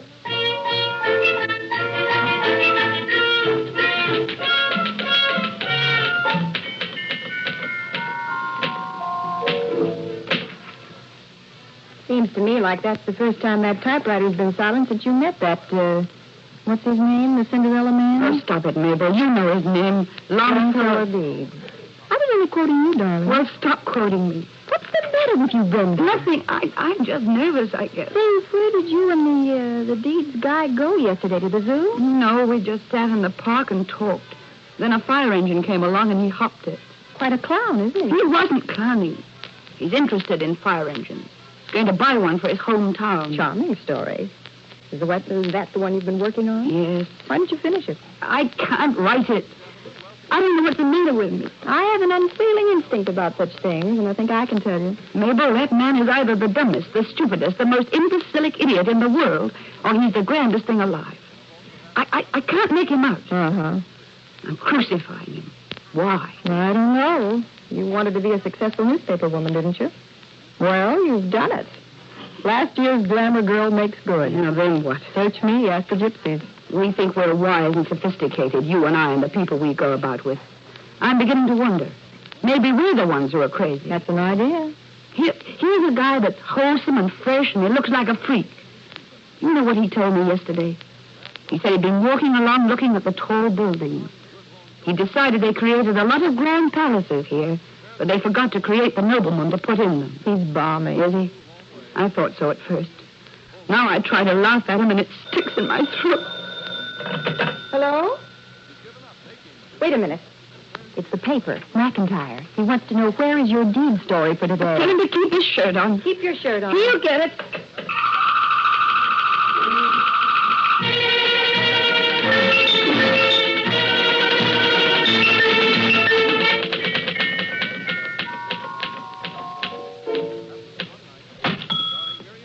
Phew. Well, that's that. Let me see that. Mabel, don't. Never a dull moment with the Cinderella Man. When Hook and Ladder Company number 16 arrived at the 3-alarm blaze downtown in the middle of last night, guess who they found had driven them there? That's right, Longfellow Deeds, the postcard poet, who last night added firefighting, ferry piloting, orchestra conducting, and subway switching to his already considerable repertoire. Tonight he attends his own reception for the higher-ups in opera circles. It's not expected that Mr. Stop it. I don't want to see anybody. I've got to get this off, and now I'm going to pack. Pack? Yes, I'm leaving town. I'm going... Long Island? Yes, home. I'm quitting. I don't know what good you think it's going to do if you run away. Well, what else can I do? He's bound to find out sometime. I can't keep this up any longer. Well, it's probably the photographers. Tell them I'm not seeing these tonight and to go away. Okay. Miss Harry Dawson here. My name is Longfellow Deeds. Oh, yes, of course, Mr. Longfellow Deeds. Come on in. You're Mabel, her sister, aren't you? Huh? Oh, yes. Yes, my sister. She's told me a whole lot about you, Mabel. Thank you. She's told me a whole lot about you, too, Longfellow. Hello, Mary. I Hello. waited in the park over an hour. I thought maybe you'd forgotten. I didn't think you could get away with your party and everything. Oh, I wouldn't let them stop me from seeing you, Mary. I threw them out. Throw them out? Yeah. You mean bodily? The whole party? Yeah, they got on my nerves, so I threw them out. I guess that'll be in the papers tomorrow. Something else for people to laugh at. I don't mind, though. I had too much fun doing it. Should we go for a walk? Sure, if you'd like to. I'll just put my hat on. Excuse me. Oh, we're just leaving. It ought to be a nice night to go out in the lake and the park, don't you think? Any night's a nice night to go out on the lake in the park. I'm ready. You look beautiful. You know, she looks better every time I see her. Thank you. Well, good night, and don't worry about Mary. I won't keep her out late. Oh, all right. Good night.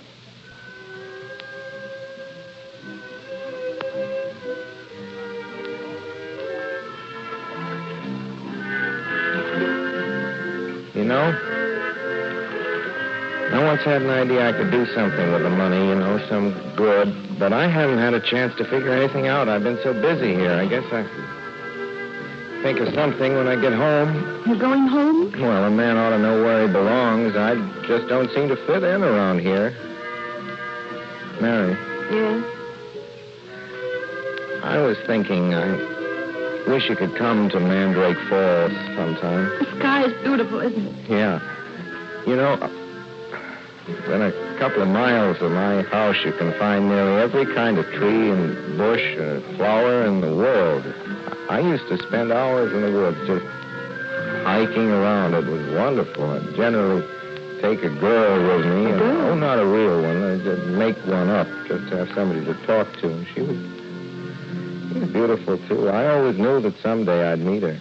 Mary, remember I told you I was writing a poem? Well, brought it with me. It's finished. Here. Thank you. Would you like to read it? It's to you. Yes, of course. Can you see to read it? Yeah. I tramp the earth with hopeless beat, searching in vain for a glimpse of you. Then heaven thrust you at my very feet, a lovely angel, too lovely to woo. My dream has been answered, but my life's just as bleak. I'm handcuffed, and speechless in your presence divine. For my heart longs to cry out, if it only would speak. I love you, my angel. Be mine. Be mine. You don't have to say anything now, Mary. I'll wait to hear from you tomorrow. It's wonderful.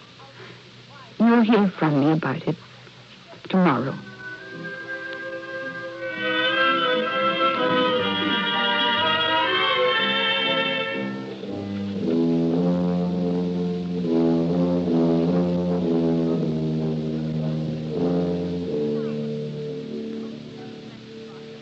Mr. McIntyre. Yes, Brenda? Mr. McIntyre. What's bothering you, Brenda? Mr. McIntyre, last night he proposed to me. Proposed to... You mean Longfellow Deeds asked you to marry him? Yes. Cinderella man woos mystery girl. Why, sweetheart, that's very terrific. If you print one word, then I'll blow this whole place I'm up. sorry. I was just carried away with the idea. You set out to make him the screwball of the century, and he made... Oh, funny, isn't it? Hey, you haven't gone fallen for that mug. What are you going to do? Tell him the truth. Tell him you're Brenda Bennett, the society columnist who made a stooge out of him? Yes. He'll probably kick me down the stairs. I hope he does. Oh, you can disappear, can't you? You needn't ever see him again. No, I know I needn't, but... Of course. You know how you feel about it. If you think it's better to take a chance on telling him... I do. I'm having lunch with him today. I'll tell him then. Well, I'll go and clean out my desk. It was nice here while it lasted, Mr. McIntyre. Well, Mr. Deeds, it's just as I suspected. What is it, Cop? You certainly made a sucker out of yourself. Remind me to find a rhyme for sourpuss, will you? I finally had sense enough to have you followed last night. Mary Dawson, huh? Mary Dawson, my eye. What about Mary Dawson? That dame took you for a sleigh ride. That New York will laugh about for 20 years. She's the slickest double-crossing two-time... What? All right, go ahead and hit me. But first, look at this picture in Town and Country. Brenda Bennett, lovely young daughter of Mr. and Mrs. Ogden Randolph Brian Bennett of Broadfields, Westbury, Long Island, last year's most popular debutante who is disappointing this winter's handsome stagline in favor of a reporter's desk on the New York Evening Mail. She's a reporter on the Evening Mail. Every time you open your kisser, you were giving her another story. That's the dame that stuck that moniker on you, too. Cinderella, man. You've been making love to a double dose of cyanide. Shut up. Get me the newspaper on the phone.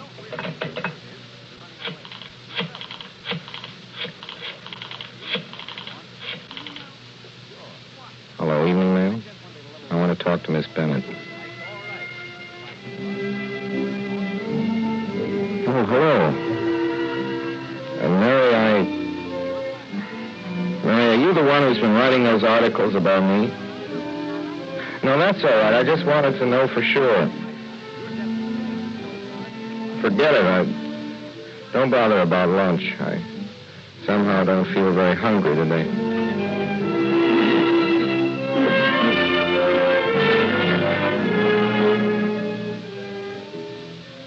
You want them to pack your dress clothes, too? Now, what in the world would I do with a monkey suit in Mandrake Falls? Okay. All right, let me go. Hey. I want to see him. I want to see that Get guy. out of here. Oh. There you are. Who are you? I just want to see what a man looks like that can spend thousands of dollars on a party when people are starving all around him. Cinderella man, huh? You know how many families you could have fed with the money you paid out to get on the front pages? What do you want? Sure, go ahead and close up the opera. It's not making enough money for you. It'll throw 500 men out of jobs, but what do you care? 20 million isn't enough. I'd like to melt it all and pour it down your throat. Shall I send for the police? No, you don't. Stick 'em up. What do you want? A chance to feed the wife and kids. I'm a farmer. A job, that's what I want. You're a moocher, that's what you are. I wouldn't believe you or anybody else in a stack of Bibles. You're a moocher like the rest of them around here. Sure, everybody's a moocher to you. A hungry dog eating out of a garbage can would be a moocher to you. See what good your money's going to be when you're pushing up daisies. You never thought of that, did you? You never thought about all the people that are starving. They're moochers to you. All those people that are standing in bread lines. Not able to feed their wife and kid. But I'm sorry. You get all kinds of crazy ideas. Lost my farm. Haven't had enough money to feed the kids. I didn't realize you can do anything you want with me, mister. Well, sir, first off, I think you should have lunch With me. Then we'll have a little talk about the situation.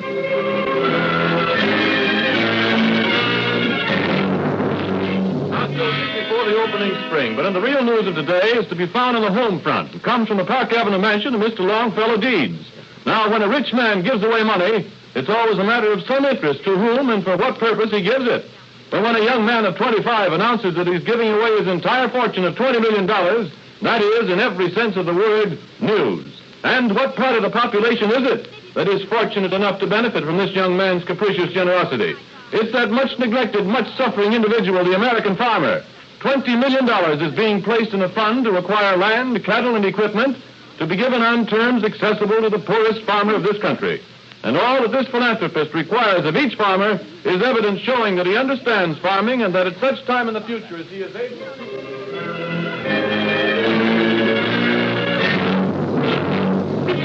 Mr. Feeder, please. Muddington, please. Now, boys, you'll all be delighted to know that I've completed our arrangements for dealing with our friend, Mr. Longfellow Deeds. I found a distant cousin of his who's just signed a charming agreement with Cedar, Buddington, and Cedar. So all we have to do now is get this Deeds yokel out of the way. And we're all set to go. Now, there's just one other thing to be taken care of, Buddington. Find out who wrote those articles about Deeds in the paper. Yes. And whoever it is, have him subpoenaed right away. Oh.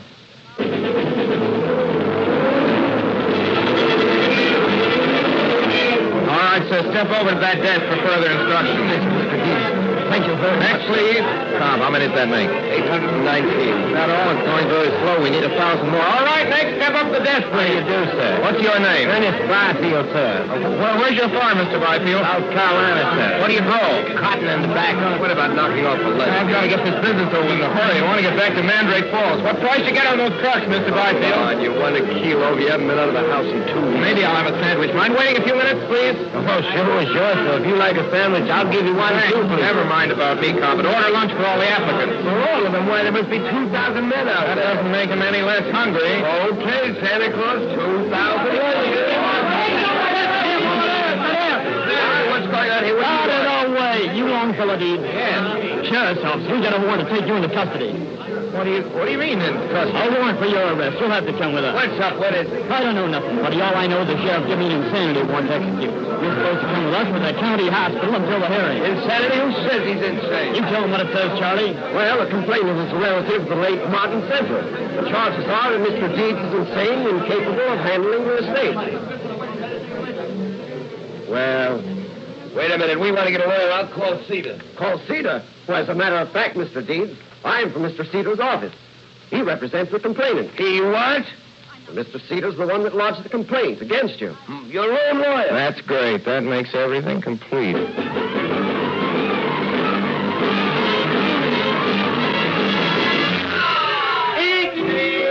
Each trial opens insanity hearing begins today. Farmers rouse. Deeds hearing begins. Longfellow Deeds hearing begins today. Hey, listen, Deeds, Cedar just sent for me. Wants to make a settlement. What do you say? I'm not interested. What are you going to do? Just sit back and let them railroad you? It's as pretty a frame up as ever hit this town. If you don't let me get your lawyer... No, don't bother. Oh, you can't walk into that hearing without being ready to protect yourself in the clinches. Cedar's too smart. That crook with a bunch of trained witnesses... Let me alone. Okay, pal, okay. But I hope you change your mind. All right, officer, open up. So long, Mr. Cobb. Goodbye. Mr. Cobb. Oh, go away.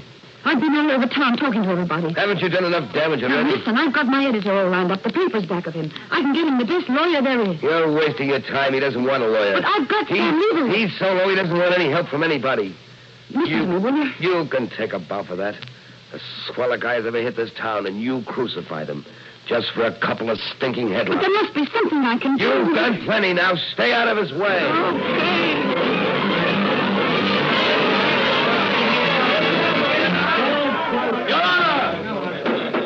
Your Honor, I have before me a series of articles written by a newspaper woman who was an eyewitness to Mr. Deeds' peculiar behavior since his arrival in New York.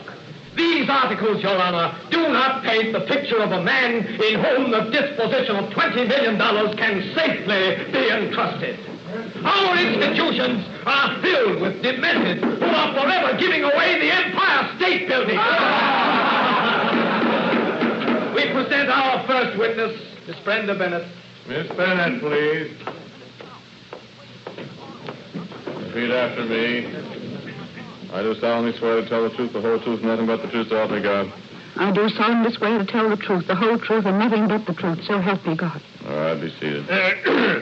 Miss Bennett, are you employed by the Evening Mail? Your Honor, this is ridiculous. Will you please answer the question? This whole hearing is ridiculous. Please. That man is no more insane than you are. It's a frame-up. It's a frame-up. They're trying to railroad this man for the money they can get out of him. Young lady, you are here to testify. Please confine yourself to answering the questions. Proceed, Mr. Cedar. Are you employed by the Evening Mail, Miss Bennett? No. You are under oath, Miss Bennett. I ask you again, are you employed by the Evening Mail? No, I resigned last week. Prior to that time, however, you were employed by the Evening Mail. Yes, You were given an assignment to follow the activities of Mr. Longfellow Deeds? Yes, but... Did you subsequently write a series of articles about him? Yes. You were present when the episodes you have reported took place? Yes. Are they true? Well... I asked you a question, Miss Bennett. Are they true? Answer yes or no. No. But they did take place. They're colored, I tell you, just to make him look silly. But you saw them happen. Yes, I did. That's all.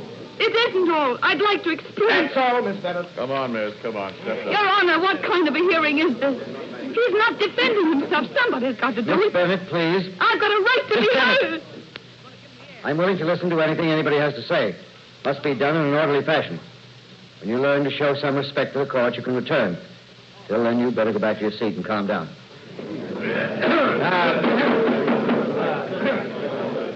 Mr. Deeds, do you wish to say anything about the articles that have been handed to me, written by Miss Bennett for the Evening Mail? No. All right. Proceed, Mr. Cedar. Your Honor, I should like to ask Dr. Herman Mankiewicz if he'll be good enough to give the court his opinion. Dr. Mankiewicz, you know, is the eminent Romanian psychiatrist. Probably the greatest... All right, Dr. Mankiewicz. The case of Mr. Longfellow Deeds, in my carefully considered opinion... Would you say, Dr. Mankiewicz, that Mr. Deeds is insane? The symptoms are obvious. Instances of his high elation... Dr. Mankiewicz. Please. Instances of his high elation are his playing of the tuba, writing childish poems, and chasing fire engines. Oh, yes, there's no doubt he has an obvious case of manic depressive. Meaning, Dr. Mankiewicz, in simple language, that this man is insane. Dr. Mankiewicz? Dr. Mankiewicz. Yes. Very positively insane. Order, please. Order in the court. Quiet, please. Mr. Cedar, your next witness. Your Honor, I have two witnesses here from Mandrake Falls, Mr. Deeds' own hometown, who will testify to his strange conduct throughout his lifetime, proving that his derangement is neither a recent nor a temporary one. Yes, let's get on with it, please. Yes. Will Mrs. Faulkner take the stand, please? Miss Faulkner and Miss Faulkner. What is your name? Jane Faulkner. This is nice to say. Yes, Amy. Do you know the defendant, Longfellow Deeds? Oh, yes, of course we know him. How long have you known him? Since he was born. Yes. Elsie Taggart was the midwife. He was a 7-month baby. That's fine, thank you. Do you see him very often? Most every day. Sometimes twice. Must we have the echo? Miss Jane, you can answer for both. Now tell me, what does everybody back home think of Longfellow Deeds? They think he's pixelated. Oh, yes, pixelated. He's what? Pixelated. Well, that's a somewhat unusual word, Miss Jane. Can you tell the court just what it means? Perhaps I can explain, Your Honor. Pixelated is an old New England word. It is derived from the word pixies, meaning elves or the little people. They would say the pixies have got him, as we would say a man is balmy. I see. Why does everyone think Mr. Deeds pixelated? Does he do peculiar things, Miss Jane? He walks in the rain without his hat and talks to himself. Sometimes he whistles. And recently he gave Chuck Dillon a something. Blacked his eye. Why? For no reason, I guess. We always run into the house when we see him coming. Never can tell what he's going to do. He sure is pixelated. Oh, yes, he's pixelated, all right. Thank you, ladies. That will be all. Order, please. Quiet in the court. Order. Quiet. Mr. Deeds, are you still unwilling to speak in your own defense? You have nothing to say in this court? Nothing. Must have quiet in the court. Mr. Deeds, in view of the extensive testimony and after very carefully considering all the evidence available, I think it advisable for your own safety that you be sent to a state hospital. You need medical attention. No, wait a minute. You can't do it. You've got to make him talk, Your Honor. Miss Bennett, please. You said I could speak. You said that you would listen to anything I had to say if I was rational. Well, I am rational. I'll take the witness chair. But he must be made to defend himself. Your Honor, what she is saying has no bearing on this case. Miss Cedar, please, let her speak. I know why he won't defend himself. That has a bearing on the case. He's been hurt. He's been hurt by everybody he's met since he came to this town. He's been the victim of every conniving crook in New York. So why should he keep quiet? Everything he said has been twisted around to sound imbecile, and he can thank me for it. I handed the town a great laugh. This is a fitting climax for my sense of humor. Your Honor, this is preposterous. Certainly I wrote those articles. I was going to get a byline and my picture at the head of a column. But I stopped writing them when I found out that he could never fit in with our distorted viewpoint, because his was honest and sincere and good. If that man's crazy, Your Honor, the rest of us belong in straitjackets. This is absurd, Your Honor. Absurd! This woman is obviously in love with the defendant. What's that got to do with it? You are in love with him, aren't you? Yes! Your Honor, I've got a couple of cents worth I'd like to put in, too. I've been with this man since I'm he Miss came... Bennett, city editor, and I can verify everything she said. With my Court. Order! There'll be no more of these interruptions. In the interest of the defendant, I've tolerated a great deal of informality. If there's one more outburst, I shall have the courtroom cleared. Your Honor. Yes, Mr. Deeds. I'd like to get in my 2 cents worth. Well, of course, Mr. Deeds. Go right ahead, Mr. Deeds. I don't know where to begin. There's been so many things said about me. That was a pretty speech Mr. Cedar made about me at the opening of this hearing. If I were an outsider, I'd be sure the fellow he was talking about was crazy. Guess that's what a good lawyer is supposed to do, make things look like what they're not. Of course, Mr. Cedar has a right to think I'm loony. I once considered paying him $100,000 a year for his services. About my playing the tuba, it seems like a lot of fuss has been made about that. Of course, I don't see any harm in it, in playing the tuba. I play the tuba whenever I want to concentrate. That may sound funny, but most everybody does something silly when they're thinking. For instance, Judge, you're an O filler. I'm a what? An O filler. You fill in all the spaces in the O's with your pencil. I've been watching you. Now, that may make you look a little crazy, Your Honor, just sitting around filling in O's, but I don't see anything wrong in it because that helps you think. And other people are doodlers. Doodlers? That's the name we had back home for people who make designs on paper while they're thinking. Most everybody is a doodler. Did you ever see a scratch pad in a telephone booth? Dr. Menkowitz here could probably think up a long name for it because he doodles all the time. And, well, I play the tuba. Attaboy, Deeds. Silence. Now, about my going around and hitting people.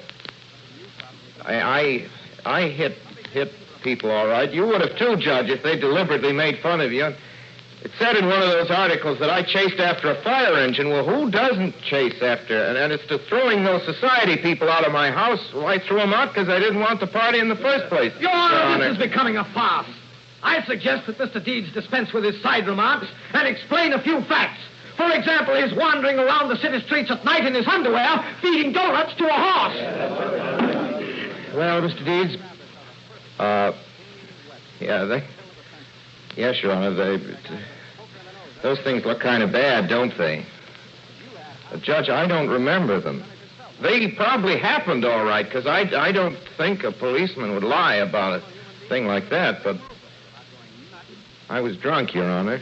It was the first time I was ever drunk in my life. Probably happened to you, Judge. I mean, when you were younger, of course. And about the Faulkner sisters, that's kind of funny.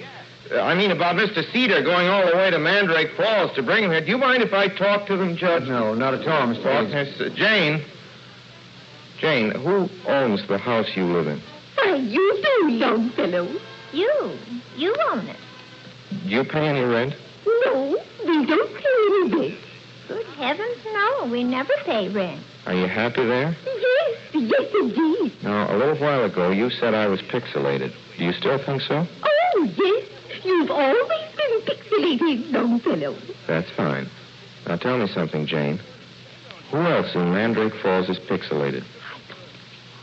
Have you figured it out? Uh-huh. Well, who else in Mandrake Falls is pixelated? Why, everybody's pixelated except us. Uh-huh. All except us. Jane, how about the judge here? He's a nice man, isn't he? Now, do you think he's pixelated? Oh, yes. Yes, indeed. Mr. Deeds, you haven't touched on the most important thing. This plan of yours about giving your money away. I was getting to that, Your Honor. The plain fact is I don't want it. I never earned it, and so far it's brought me nothing but hard luck. If this man is permitted to carry out his farming plan, Your Honor, repercussions will be felt that will rock the foundations of our entire government. Personally, I don't know what Mr. Cedar's raving about. My idea was very simple. I was going to give each family 10 acres, a horse, a cow, and some seed. If they worked the farm for 3 years, it was to be theirs. Now, if that's crazy, maybe I ought to be in an institution, but I don't think it is. What's more, Mr. Cedar doesn't think so either. Right before the hearing started, he offered to call the whole thing off if I made a settlement with him. So, objection! He wouldn't think I was crazy if he got paid off. That's a lie, Your Honor! Mr. Cedar, you will please permit Mr. Deeds to finish. Anything else, Mr. Deeds? No. Yes, there's one more thing I'd like to get off my chest before I finish, Your Honor, please. Go right ahead, Mr. Deeds. Thank you, Judge. It won't take long. Mr. Cedar, will you come up here a minute? Mr. Cedar, you step up here, please. Well, what is it, Deeds? This here, Cedar. A crack on the jaw in this courtroom of law.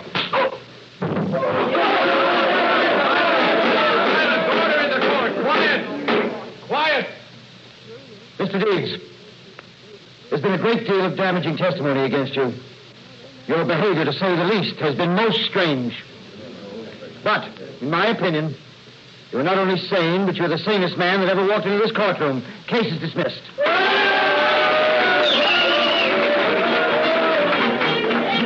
You were wonderful. Well, Longfellow, darling, I'm so happy, dear. Forgive me. What, sir? Will you forgive me? Hey, Judge, I plead guilty. I am crazy. She's asking me to forgive her. Darling, if you only knew how I felt. Nobody's going to forgive anybody. If there's any forgiving to do, you're going to forgive me. If anything had happened here, I was going to kill myself. Nothing's going to happen to me or to you, only we're going to be together always, if that's all right with you. If it's all right with me. Why, darling. I want to kiss you something terrible, Brenda, only not here. I always figured when you and I got to know we loved each other, somehow it ought to be back home. Back home? Sure, Mandrake Falls. You say it with me. Welcome to Mandrake Falls. Welcome to Mandrake Falls. Where the scenery enthralls. Where the scenery enthralls. Where no evil e'er befalls. Where no evil e'er befalls. Welcome to Mandrake Falls. Welcome to Mandrake Falls.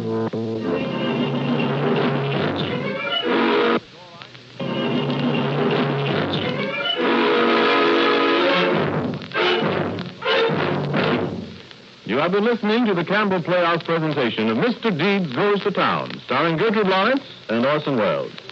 In just a moment, Mr. Welles will return to the microphone, and that brief interval gives me all the time I need to ask you this. Have you ever noticed that with most families, the favorite soup when company comes to dinner is Campbell's tomato soup, prepared as cream of tomato by adding milk instead of water? The chances are this is a favorite for company meals at your house, too. And may I suggest you enjoy Campbell's served as a luscious cream of tomato, not just when you have guests, but for family lunches and suppers as well.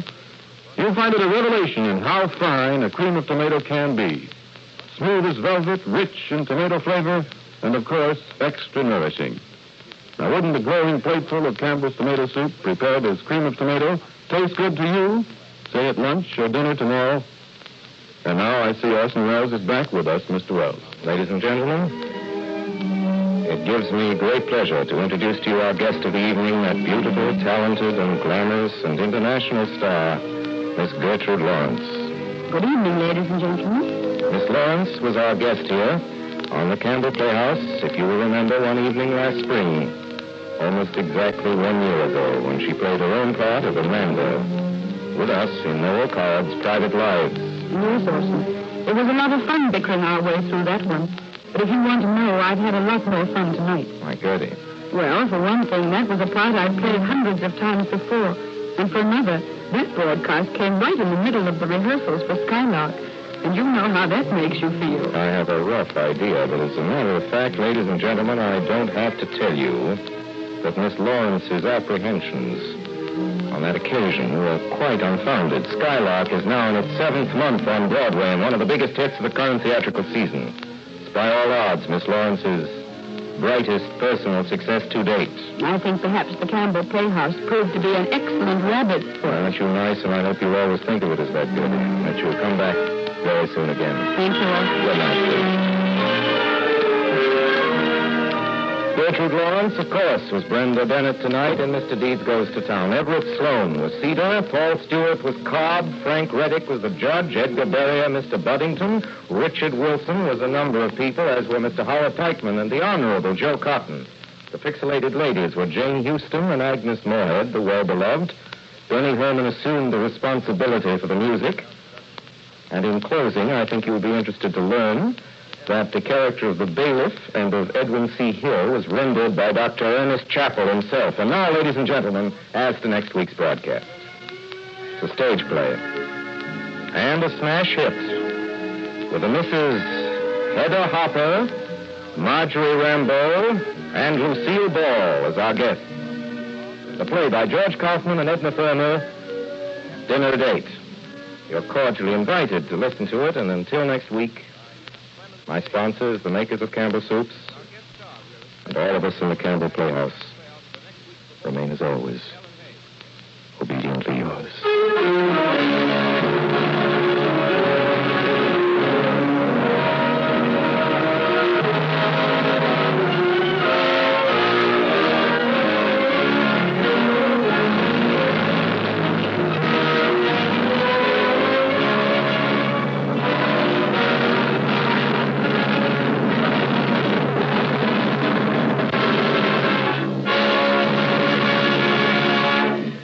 Makers of Campbell Soups join Orson Welles in inviting you to be with us in the Campbell Playhouse again next Sunday evening when we present Dinner at 8. And as our guest players in Dinner at 8, you will hear Hedda Hopper, Lucille Ball, and Marjorie Rambeau. Will you be with us? In the meantime, if you've enjoyed tonight's Playhouse presentation, won't you tell your grocer so tomorrow when you order Campbell's tomato soup? This is Ernest Chappell saying thank you and good night.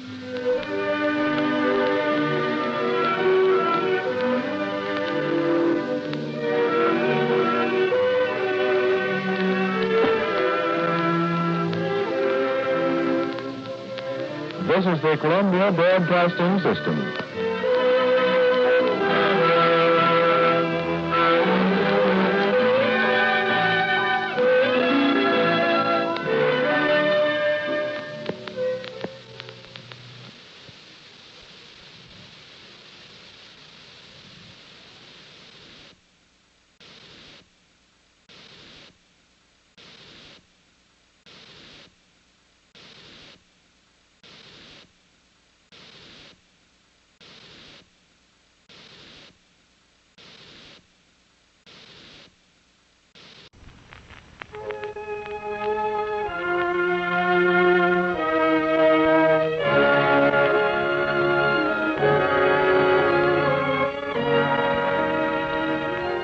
The makers of Campbell Soups present the Campbell Playhouse.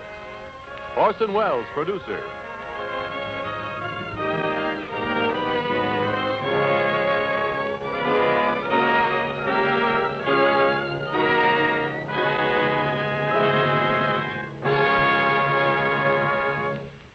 Good evening. This is Orson Welles. Our offering tonight, the celebrated dinner at 8, is, among other things, an object lesson for the overwhelming number of people who believe that dinner, preferably to be called supper, and primarily a meal to be eaten at the close of day for the purpose of sustenance against hunger, is to be shared, except on rare occasions, only with the members of their intimate family. George S. Kaufman and Edna Ferber, however, setting their play in the semi-rarefied atmosphere of the semi-upper circles of New York society, have preferred to deal with dinner as an almost unimportant part of a weird social proceeding that can't be known as a dinner party. Actually, we're never shown the dinner in Dinner at 8. But we are shown the highly involved maneuverings necessary to bring the Dinner at 8 dinner party into existence, along with the colorful incidents and the intertwining lives of those who finally participate in it, including Mr. Larry Renault, the once so great film star who made the greatest appearance of his life in the long run by not appearing at all at the dinner party at which he would have been at least a featured player. Our guest stars tonight are 3. Marjorie Rambeau, Hedda Hopper, and Lucille Ball. Miss Hopper, of course, was a distinguished actress before ever she branched out into her present combination career of acting and columning. Miss Lucille Ball is the beautiful and talented young lady whose position in Hollywood is becoming increasingly more important. And Marjorie Rambeau, certainly one of the first talents of the theater, is now carving out for herself a new career in motion pictures, recently cemented by her thoroughly brilliant performance in Primrose Path. But before tonight's story, Dinner at 8, Mr. Ernest Chappell has a seasonal reminder for the ladies. Mr. Chappell. Thank you, Orson Welles. And that reminder is this. Whether you at your house have dinner at 8 or supper at 6, I hope you're not forgetting the good health rule, hot soup for cold days. Certainly these February days are real soup weather. Then there's just nothing more heartwarming than piping hot plates of vegetable soup, the good old-fashioned homey kind.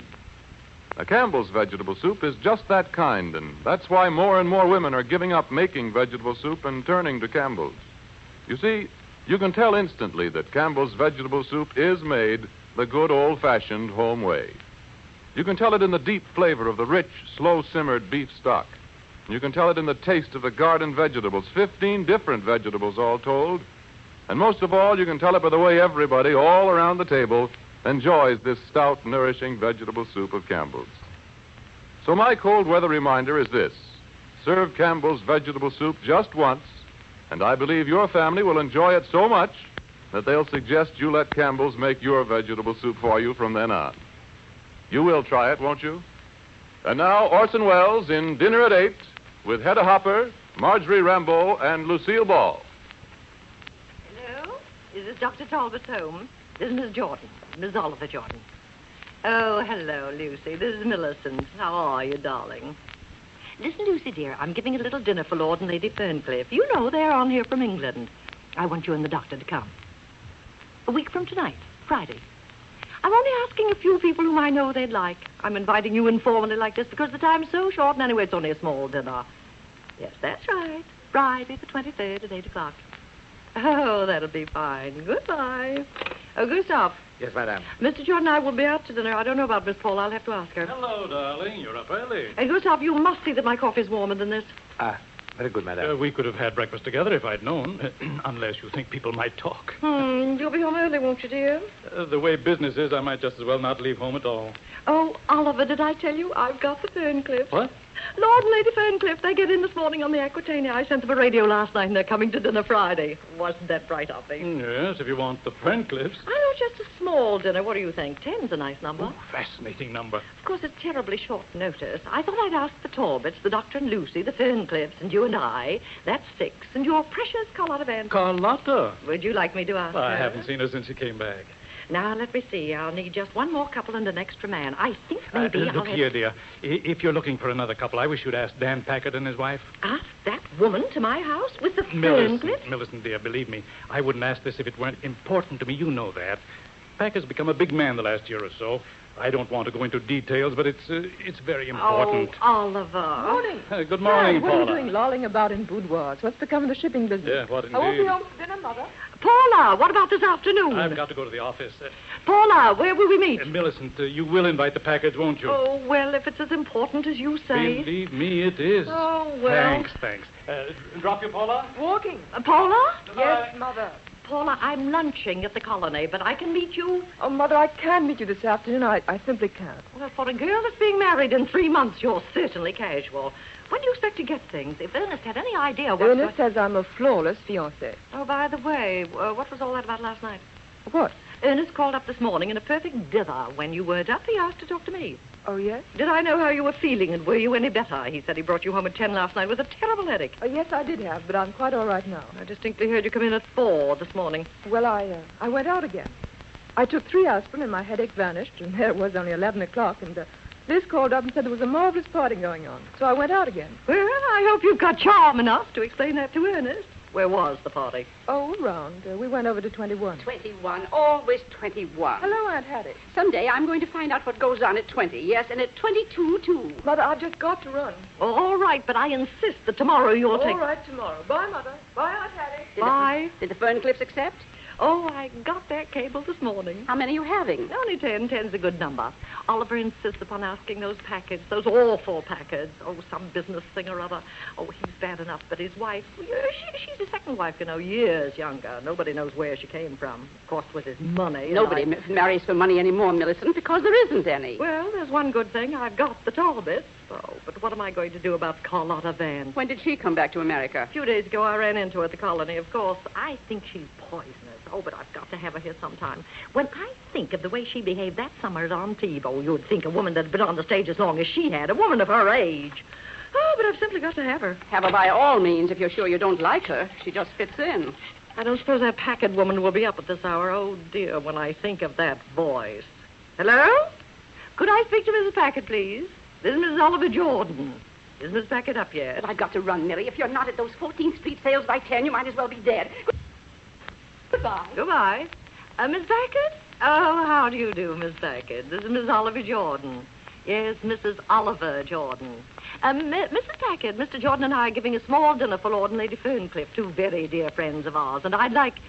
I'm so pleased. You see, I've been meaning for quite a while... Excuse me. Please excuse me, but don't you want to know the date? It's a week from tonight, Friday, the 23rd. Dinner late. Yes, thank you, Mrs. Jordan. Oh, goodbye. Tina. Tina! Yes, Miss Packard? Oh, what time is it now? 4:30. Oh, when a person has to lie in bed like this, a person forgets all about the time. What did Dr. Talbot say? Is he coming right away? Well, he asked were there any symptoms, and I said no, I didn't think so. So he said, all right then, sometime this afternoon. Sometime this afternoon. Nobody cares what happens to a person around here. Get me that other box of candy, the big one. Yeah. Not that big one, you dope, the other big one. Yes, Miss Packard. I used to like candy wrapped in different colors. You didn't know what was in each color until you bit into it. Now I know what's in each color. Just as bad as if it weren't wrapped at all. It's worse. You have to take this paper off. Get me the other box, Tina. Yes, Miss Packard. And leave this one here, too. You take a big piece like this. It looks like it's filled with cream. You bite into it. What is it? Nuts. Jordan, yes, Mr. Parsick. Just a minute. Young woman, where's Mr. Jordan? I'm sorry, have you an appointment? I don't need an appointment. I'm Carlotta Vance. If you'll sit down, madam, I'll tell him you're here. And don't call me madam. Hey, you can't go in there. No, Parsick. Oliver, darling. Carlotta, this is a surprise. Excuse me just a minute, dear. This is pretty important. Once again, Fosdick, the Castilian isn't sailing tomorrow. There's no use sending her out when she hasn't got enough cargo to keep her down in the water. She can go next week. Ducky. I don't care about the Santa Clara. She'll have to wait, too. Ducky, you're handsomer I than don't ever. care if no Jordan boat has missed a sailing in 60 years. They're going to miss them now. What distinguished gray at the temples. Oh, Oliver, you do look sweet. Excuse me, Fosdick. I'll have to call you later. Look. Lotta, well, you're looking marvelous. Do I? Really, do I? Don't I? Sit down. Let me look at you. What are you doing over here? Trying to mend the shattered fortune. You picked a good day for it, and the right part of town, too. If you look out at the window, you can see all our financiers sitting on those benches. Now, come on. Who did you come all the way down to the battery to see? Not me. Well, not to deceive you, I came down to see a Mr. Nosy Pants that calls himself a customs inspector. Why shouldn't I own 6 fur coats? Perfectly reasonable. And then, having straightened out Mr. United States Customs Inspector Gestapo, what did I cite but the Jordan line? Huh. And I says to myself, maybe the old gent is in. And here you are. I'm delighted, Carlotta. But why really did you... Oliver, darling, I'm as flat as a mill pond. I haven't assumed... Oh, come now, Carlotta. How about all those gilt-edged securities? And your theater? My theater. Why, that theater alone ought to bring you enough to live on. That's my chief reason for coming over, to try to get rid of that rat trap. Well, what's the matter with it? May I take you for a stroll down 42nd Street and a little look at the Carlotta Vance Theater? It's between the Flea Circus and a Chili Bowl. It's had 6 weeks of booking in the last 2 years. Special matinees of a Greek actress named Maria Coriopolis playing Sophocles, How Are You, in the original Greek. That filled a long-felt want. Yes. 5 months later, they sucked in a little gem entitled Papa Love Mama. 3 days. This season, they haven't taken the lock off the door. It's now known as the Spider's Rendezvous, but you can't collect rent from them. You know, when he gave me that theater, I thought it was a pretty magnificent thing of the old boy. I wish now I'd taken a sandwich. Oh, now, Carlotta, you always exaggerate. I'll bet you're just rolling in wealth. The kind of wealth that I have, that isn't worth a nickel today. What have I got? Railroad, oil, cotton? That's what they gave you in my day. I could only take what they had. Well, I wish there was something I could do to straighten your tangle out for you. I don't think any of my friends need a theater now. But as far as your stocks are concerned, those things are certainly good. So's your Jordan stock. You're not thinking of selling that? Well, I don't know. Should I? Much rather you wouldn't just at this time. We've been hit as everybody else has. If you sold it now, I'm afraid you wouldn't get what it's worth. Well, I'd expect to do something on it. You wouldn't want to buy it back yourself, would you? I'd like to, but it'd be pretty difficult just now. I've always thought of you as having all the money in the world. Yeah, I thought so, too, for a few years. Why, when I was a young man... You were so sweet, dear Oliver, and so serious and respectable. I was very fond of you, dear. I was very much in love with you, Carlotta. I was something, wasn't I? Remember, they named everything after me. Cigars, racehorses, perfume, battleships. I'll never forget the day you were 21, Oliver, and you asked me to marry you. What a young fool you must have thought me. I thought it was sweet of you. I even went home and wept a little. They didn't often ask me to marry them. Yes? Mr. Packard is here now, Mr. Jordan. Oh, send him right in. You won't mind, Carlotta. Dan Packard, quite a fellow. Big Western stuff. Used to be a miner. Oh, I'm just going. Wants to know well, man, that's birdcage. Hey, Jordan, what kind of a... I beg your pardon. Lotta, this is Dan Packard, Miss Carlotta Vance. How do you do? Carlotta Vance. Wait a minute. You don't... I know you. I saw you, Yes, I know. I know what you're going to say. You saw me when you were a little boy. Well, I say you're a liar. Way back when I was a punk in Montana, a bunch of us rode 40 miles into Butte just to see you. Something's Opera House. What was that piece you was in? You wore pants, I remember. Yes, well, we had to have something more than just talent to be an actress in those days. Nice to have seen you, Mr. Packard. I'll be running along before you remember seeing me in a bath. I'll call you, Carlotta. Look here, you're dining with us next week. Friday, isn't it? Am I? Of course you are. So are you, Dan. But I'll see you before that, Carlotta. All righto. Goodbye. Goodbye, Lochinvar. What'd she call me? Sit down, Dan. How have you been? I can only stay a minute. I'm running down to Washington, 5:30. Got to drop up home, pick up a bag. Bunch of us going down. The president needs a little straightening out, looks like. Dan, the reason I asked you to come in, I want to put up something to you. Sure, go right ahead. It's about the Jordan line. We find ourselves facing, it's like this. Go on. What's bothering you? Kind of up against it? Well, you probably know about our business. We're strictly freight carriers. New York, Southern Coast, Havana, Port-au-Prince. I needn't tell you what's happened to trade down there. Of course, it isn't going to last forever. But what I want to know is, if it does take a little longer than we figure, would you be in a position, you and your associates, to sort of tide us over? I'll tell you the truth, Jordan. I don't think you've got much to offer. Best thing you can do... Now, just a minute, Packard. The Jordan line is one of the best known in the shipping world. I know Our that. boats have traveled the ocean for a century. We started with clipper ships, and we're not going to stop now. I'll tell you what I'll do. You get together some figures on this thing, and you do that balance sheets, assets, total tonnage, what the boats cost when built, list the stockholders. How about that? Pretty widely held? No, it's held quite closely. Half a dozen people in all. Well, let me have a list of them. All right. You understand, Packard. This is confidential. Sure. I just want a list. And it's got to be You quick. give me that dope, and I'll let you have an answer in 48 hours. That's very kind of you. I'll do what I can for you, Jordan. Everything I can. So long.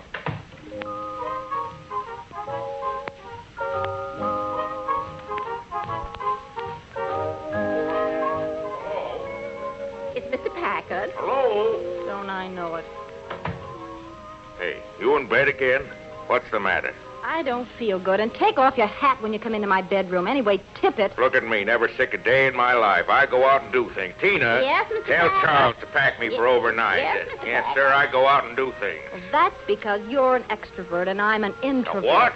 Dr. Talbot says you're an extrovert and I'm an introvert, and that's why I have to be quiet a good deal and have time to reflect in. Reflective? What have you got to reflect about? I got to think and act at the same time. That's what... You know why I'm going to Washington tonight? Because the president wants to consult me about the affairs of the nation. That's why. What's the matter with him? Everything's the matter with him. That's why he's standing for me. And I'll tell you something else if you want to know. It wouldn't surprise me a bit if he offered me a cabinet job. Now, what do you know about that? Oh, there was a dinner in New York once, and all the girls got candies full of diamonds. Well, you ought to be married to some of the guys that I see. You learn to preach. Well, I went into an office this afternoon. Fellow begged me. Turns out he can't even keep a little business going. I juggle 50 things, and he can't handle one. Here's the blow-off. I've been trying to get hold of just his kind of layout for the past 2 years, and the sap hands it to me. Only he don't know it. Going to send me a full list of stockholders. I buy up what I need, and it's all over but the shooting. Little Dan Parker owns the best shipping line between here and the tropics, and Mr. Oliver Jordan is out on his ear. Oh, we're going there for dinner next Friday, and I'm Yeah. going to wear my new pink. Well, what? Mrs. Oliver Jordan called me up, and they're giving a swell dinner, and we're invited. Well, we're not going. Oh, yes, we are. If he's a sucker, that's his funeral. Business is business. I can't go walking into the man's house Presidents and eating... in Washington and all those rummies, but you can't go anywheres with me. We're not going. Once in our life, we get asked to a classy house, and I got a new dress that'll knock their eye out, and we're going. We are not going. We are so, you big crook. You pull a dirty deal, and it ruins my social chances. Well, you can't get away with it. Oh, go lay down. I won't. We're not going, and that's all there is to it. Oh, Danny, please, Danny. No, we Kitty aren't wants going. to go. Kitty wants to see No, all the great big lords and No. ladies in the beautiful house. Danny Winnie, it's for Lord Ferncliff and Lady Lord Ferncliff. Ferncliff? Yeah, please, Danny Winnie. What'd you say? It's for Lord and Lady Ferncliff from England. They're an English lord and lady. You know who it is, don't you? He's one of the richest men in England. Is that rich? I've been trying to meet him for years. Gee, and I did Ferncliff. it. You know what I'll do? I'll buy up that Jordan stock through dummies. I'll use Baldridge and Whitestone. Fellas like that, keep my name out of it. Out of what? Out of getting control of his line, I told you. You did not. You never tell me anything. All right, all Dr. right. Talbot, I dear gotta be Mrs. going, Packard. Ferncliff. What a break. Bye, kitten. Tell Charles to meet me with my bag and be at the office at 11 o'clock. So long, kitten. Goodbye. Tina, quick. Get me the other jacket with the feathers. Yes, Miss Packard. And get my pearls out of the case and clear those things off the bed. Fix it up a little. Give me that atomizer. Oh, give me that book, the big one. The Where big one. is it? Look around. It fell down. Hurry up. It's there someplace. Is this it? Murder, Macy's, windowed Harlow? No. The one Dr. Talbot gave me. It's a big, thick one. It says aspects of the adult mind. I got it. It was under the Marabou hot water bag. Give it to me. All right. Now, get out. Get out. Yes, ma'am. All right, Dr. Talbot. Thank you, Tina. Well, hello. What's all this? Hello, Doctor. Let's have your pulse. Wayne, you don't ever come anymore unless I send for you. Well, I'm very busy, Kitty. You know how busy I am. Oh, but I'm so lonely, Wayne. You've got to develop your inner resources. Did you read that book? I tried, but just to read, a girl could go crazy. Now, you've got to take it easy. You're tired of me. No, I'm not, dear, but Well, then put your arms around me. You can let go of my wrist. I guess so. No sense taking your pulse now.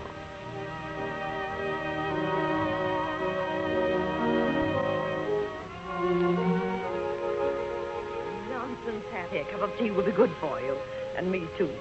What's this, I wonder? It's watercress, Billy, with mayonnaise. The two things I hate most in the world, together. Oh, I'm simply dead. Mrs. Johnson. Yes, Gustav. Mr. Townsend phoned. He regrets very much that he cannot come to dinner on Friday the 23rd.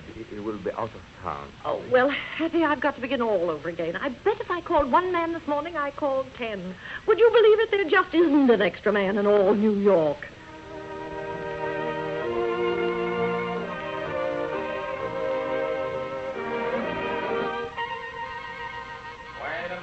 Wait a minute. Oh, it's you. Who'd you expect? A Chase National Bank? You're pretty fresh for a bellboy. Where have you been so long? I come as quick as I could. You're so particular with that 20-year-old stuff, I had to go several places. Hey, wait a minute. Where's my change? I told you I had to go to a new place. Cost $50 more. Who told you to go to a new place? Nobody did. And you can go out and buy your own liquor from now on. Excuse me, miss. Oh.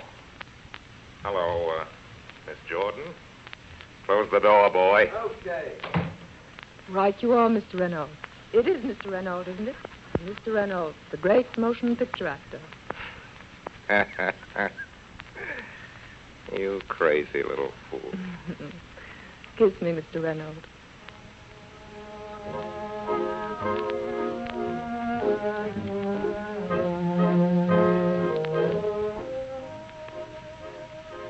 Now, Hattie, who can I get? Oh, I'd love to have somebody exciting. That is, if he'd fit in with the Ferncliffs. Nothing exciting fits in with the Ferncliffs. Get somebody that'll go with Carlotta. Give her a little fun. Get her an actor or something. An actor? Let me see. I know, a movie star. Oh, I don't know any movie stars. What about Larry Renault? Was he still in town? He was yesterday. How do you know? I read it in Lenny Lyons' column. Oh, it's a marvelous idea. We met him 3 years ago in Antibes. He was simply a sensation. I read 2 interviews with him yesterday. He was wearing a black moiré lounging robe with a white monogram, and he's staying at the Duo Plaza. I'll put him next to Carlotta and then give her Dr. Talbot on the other side. Yeah, see if you can get him first, and then let nature take its course.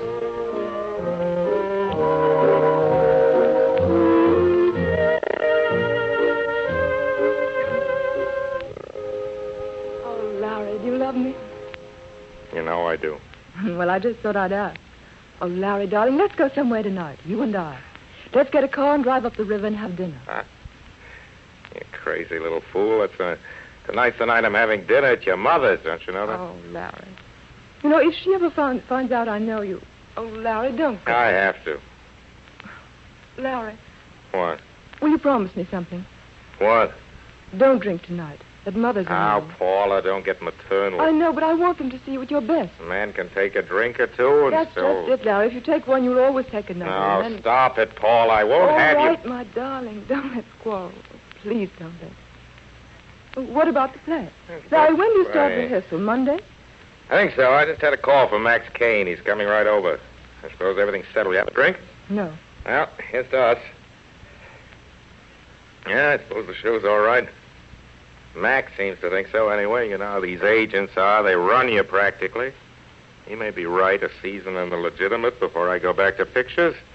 Let them see me. They like that sort of thing. It's such a romantic part. I think you'll be more... Really, the only thing I've read that I thought was worth doing. The play's not much, but the part is very interesting. It's practically the only male part in the play. So there's that beach It doesn't amount to anything. Here's one little scene, and I dominate that. Oh, Larry. You know, it's so funny. Less than a month ago, I thought I was in love with Ernest. And you were just one of those $1 million movie stars. Only a month ago. But that was another person. A very young person. Hey, Paula. Listen to me. I want to tell you something. I know. Ernest is just the sort of young man I ought to marry. That's right. You're the sort the girls are always warned against. Well, I don't care a hoot what people say. I know your life is different from mine. I know all the things you've been. I know all the times you've been married. And I'm still married. You think I could still love Ernest after all this? After all we've been to each other? Paula. Oh, Larry. You don't know anything about me. All right. Tell me you murdered a man in Alaska. That's what I mean. You're not even grown up. You're a kid of 19. You're 19, and I'm 40. Almost 40. Darling, I hate college boys. Oh, darling, it isn't your age. It's everything. You never know anything but Park Avenue and Butlers and Pierre's. That's not true. I got a job. I go to work every day. It's the fashion to have a job in your crowd. You don't know what it means to be up against it, to be fighting them every second, to pull yourself up hand over hand and have them waiting up there with a knife to cut the rope. Well, I'm not through yet. I'll show them if they think I've finished. But, Larry, what's that got to do with it? What's that got to do with our love? Love. You want to know the truth? I love you. Yeah, as much as I can love any woman. But at my age, it isn't real love anymore. There's been too many. I've been in love 100 times. I've had 3 wives. Would you like to know about my 3 wives? No. Well, there was Violet. She was a vaudeville hooker and still is. I bet she hasn't changed her act in 20 years. Rooming houses and dirty kimonos and fried egg sandwiches. It was that kind of a marriage. We used to fight like wildcats. And I broke into pictures and I left her. Then there was Edith. She was crazy about my profile, always talking about it. She was society. Goody like you, Paula. It's funny, I never thought of that before. Anyhow, we were happy for about 6 months. And Hollywood got her. Parties, drinks, pretty rough in those days. And one night, you know the rest of it. On a car loan. Drunk. Over the cliff. You were really in love with her, weren't you, Larry? As for Diana, well, you know Diana. She's at the top of the heap now. She's the biggest draw of any woman in pictures. Ambitious. I never saw a woman like her. Anything to get on and knife me to get there. Always saying someday she'd be bigger than I was, and now... Well, there they are, the three of them. Pretty picture, isn't it? I won't tell you about the others. They swarmed on me, every kind, age, and description. Paula, listen to me. Larry, I love you. Don't you see that nothing else matters in the whole Paula, world? don't say that. Larry, it's no use. Nothing you can say will make any difference. Paula. I'm going to tell them now, tonight. Paula, you mustn't. I'm going to tell everybody. You can't do a thing like that. I won't let you understand. I won't let you smash up your I'll life. smash it up if I want What it to. amounts I'm going to. straight home and tell Mother and Dad. And tonight I'm going to tell Ernest. Ah, that's my agent, that Mac. Paula, I want you to promise No. me. Paula, you've got to promise My me. mind is made up, Larry. It's no use. All right. Hey, don't you ever get up? Ooh. You, know Mr. Kane, Miss Jordan? Oh, sure. How's the little lady? I'm splendid. And you? Top of the bottle. I'll telephone you, Larry, later. Please think of what I said. Am I buttoning? No, I was just saying goodbye. Pearls in your oysters. Goodbye, Larry. Goodbye. Well, how's the great profile? Been out today or just sticking around here? No, I wasn't feeling well. I slept kind of late on the way out to dinner. What's that straight whiskey you're drinking? A cocktail? If you want to call it that. All right, no offense. It's none of my business.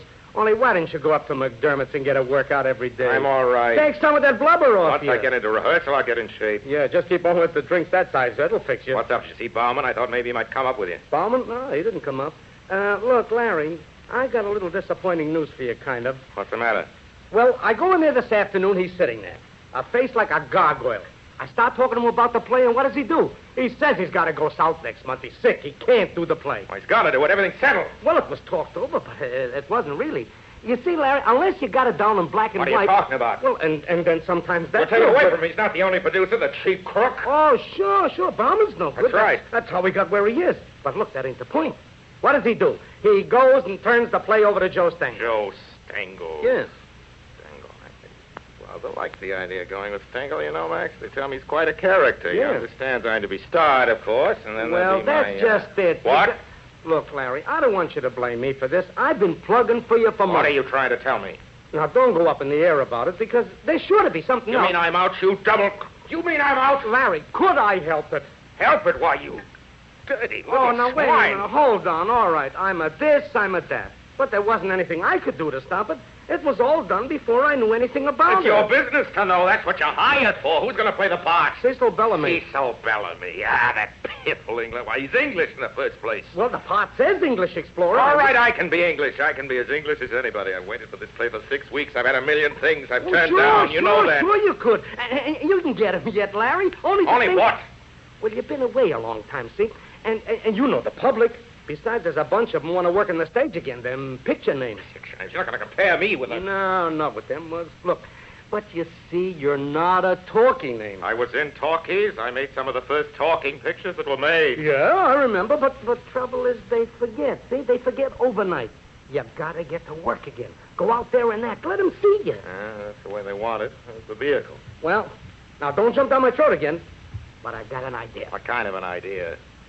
Well, I was thinking about this play again. You know, Larry, I never said anything, but I never did think that was such a hard part for you. Do you know the part that I would be crazy to play if I was an actor? What?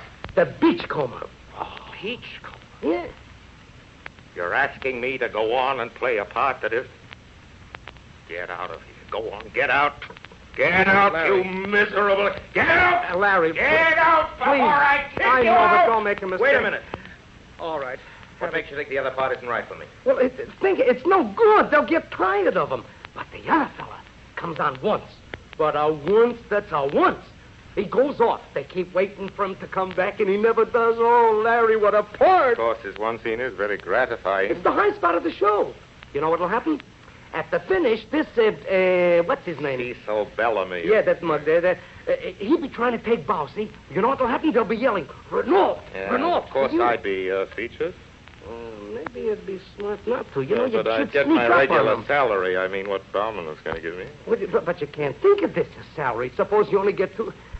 Look, I'll tell you what. It's 4:45. I'll run right down to Stengel's office, fix up an appointment to get you to see him before Hold on. he leaves. Wait a minute. He mustn't think I'm after this part. Make Stengel come to me. Larry, it isn't done that way. You're the actor. I'm Larry Renault.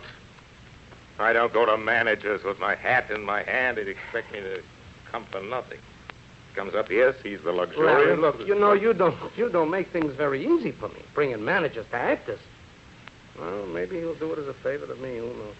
You know, I used to be Joe's office boy. Look, how long are you going to be here? Oh, a long time. I'm not dining till 8. Well, if I can do it, I'm good. But look, Larry, darling, if he comes up here, you want to watch your step.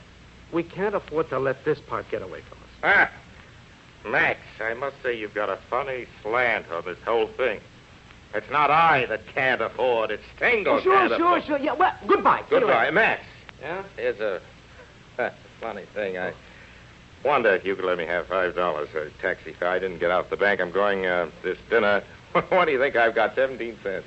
Yeah, I see. Very funny. But look, I only got enough to get back to the office. Max. I'll bring it to you when I come back. When I come back, Larry, everything will be all right when I come back.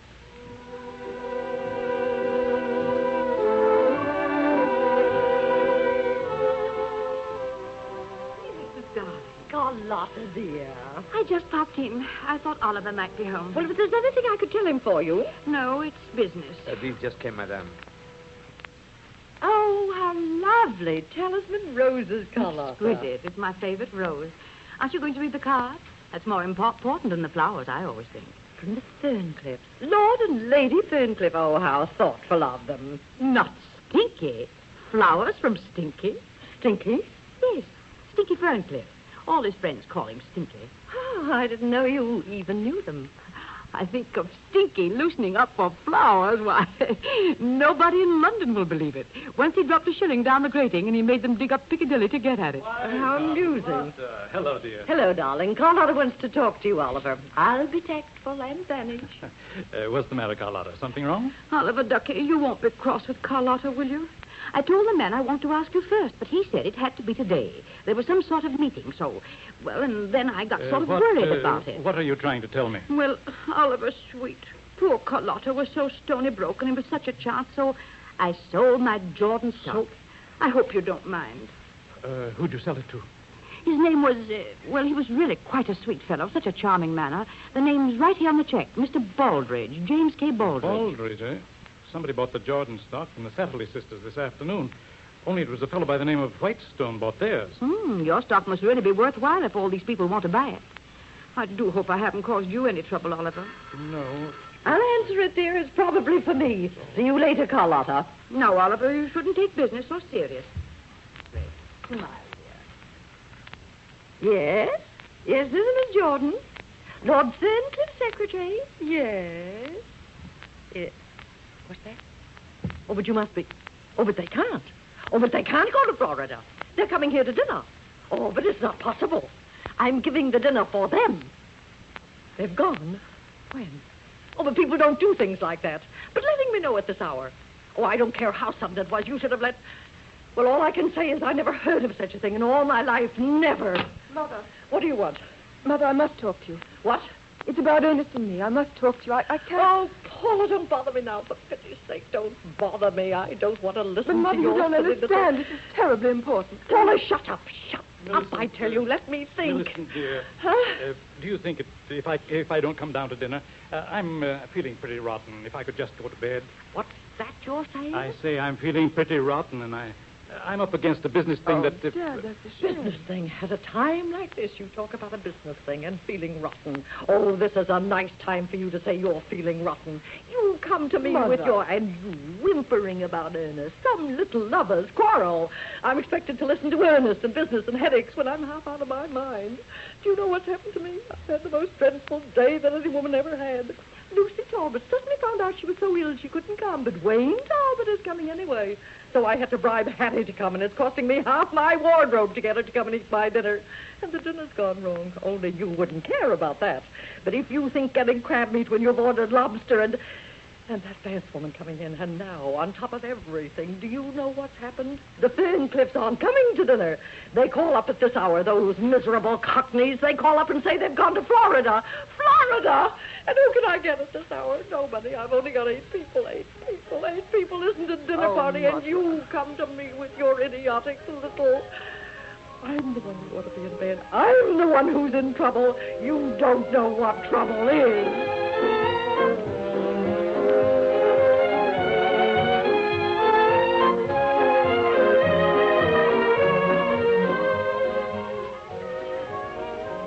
You are listening to Orson Welles in the Campbell Playhouse presentation of Dinner at 8 with Hedda Hopper, Marjorie Rambeau, and Lucille Ball. This is the Columbia Broadcasting System.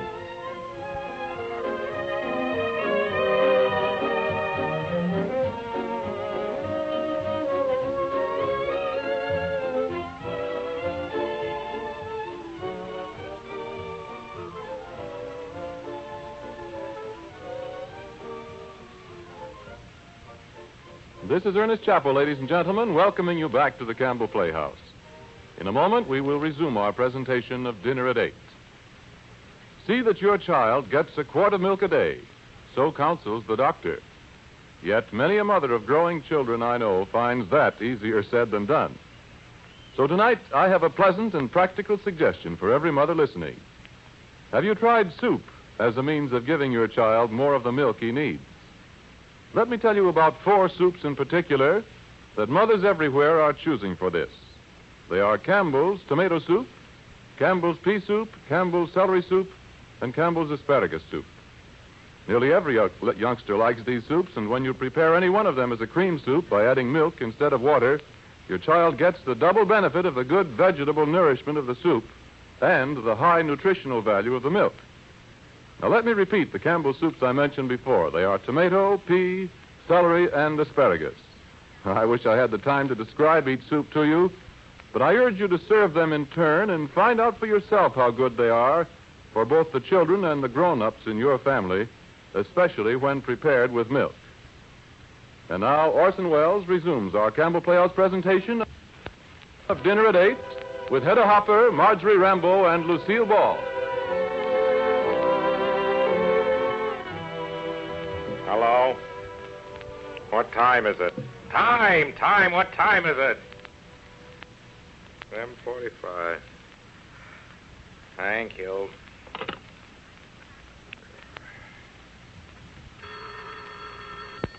Hello? Yes, this is Mr. Renault.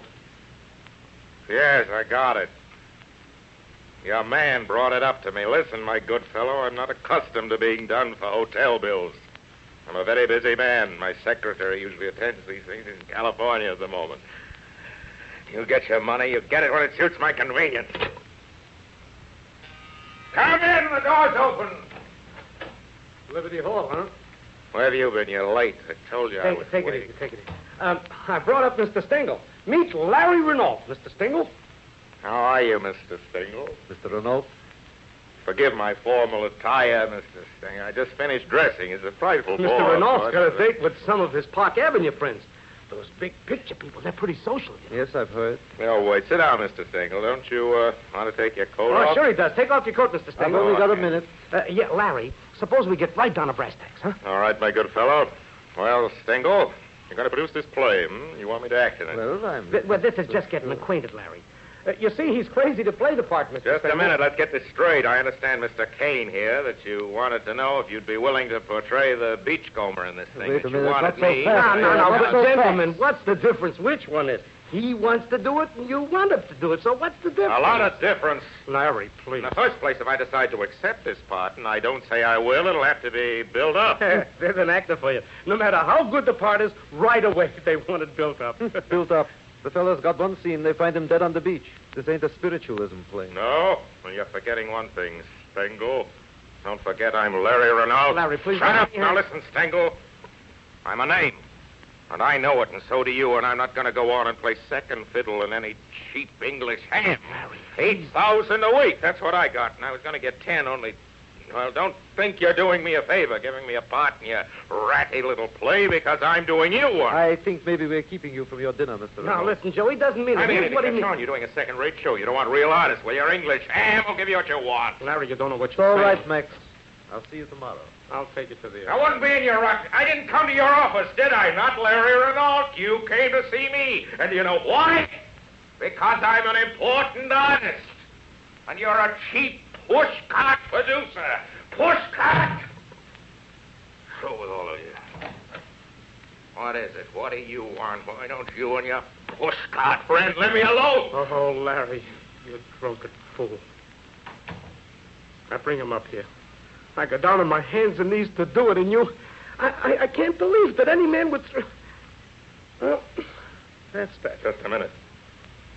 I've got something to say to you, too. You know what I think? It's you. You that got the play away from Bauman and gave it to Stengel. It's you who did me out of that part, you double-dealing rat.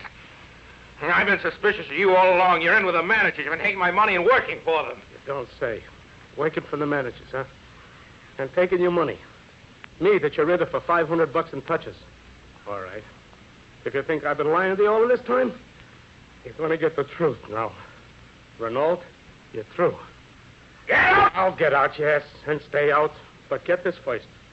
I never worked so hard to put over anybody as I did you. You think I told you all the things I tried? No.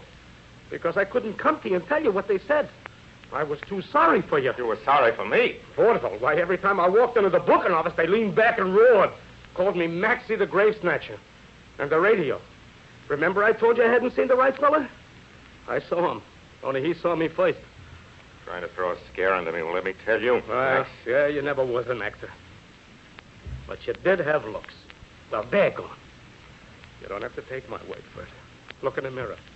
They don't lie. Take a good look. Look at those pouches under your eyes. Take a look at those creases.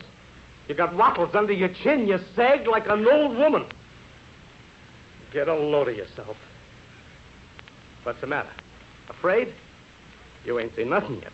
Wait till you start tramping around the offices looking for a job. No agent will handle you. Wait till you start sitting in ante-rooms hours and hours, giving your name to office boys who never heard of you. You're through, Renault. You're through in pictures and plays and vaudeville and radio and everything. You're a corpse and you don't know it. Go get yourself buried.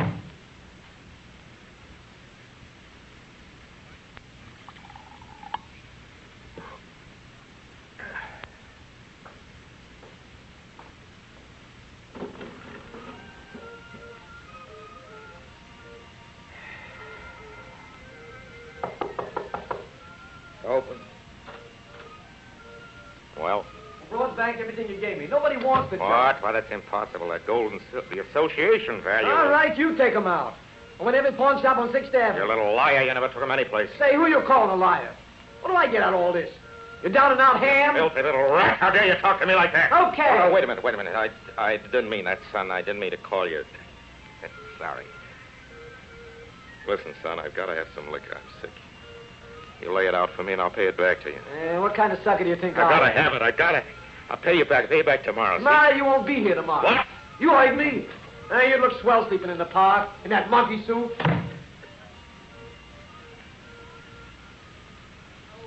If you've had any idea what I've been going through. If you knew what I'm going through right now, I've been planning to see that Edie L'Amour picture for 2 months, and now I can't go. Isn't Larry Renault in person better than going to a movie? No, he's a has-been. And Carlotta Vance? She's a has-been. All right. I'd have let you off if I could, but who was I going to get at 6:45 but relatives? All right. I'm a relative, and I'm here.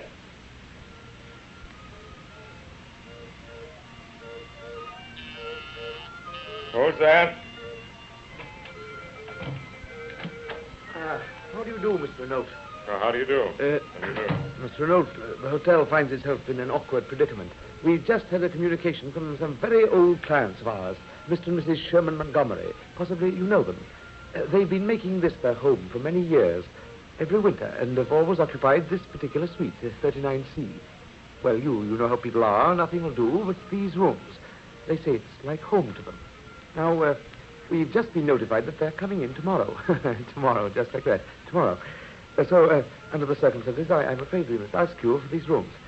Oh? Well, what other rooms have you got for me? Well, that's just the trouble. There isn't any place we can put you.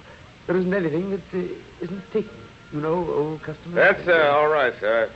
Funny, I was about to tell your office. I was leaving. Friends of mine from Palm Beach. Private guy. When do you want me to get out? Oh, no hurry. Shall we say tomorrow morning? All right. We'd be very glad to have one of our people come in and pack your things That's tonight. all right. You're probably pretty busy. No, I'll tend to it. Well, shall we say noon tomorrow then, Mr. Renault? Yeah. Thank you very much. So sorry to have inconvenienced you in this way.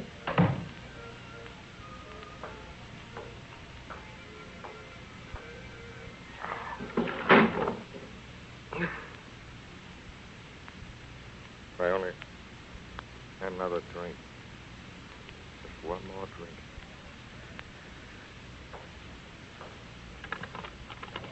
Hello. This is Mr. Lawrence Renault.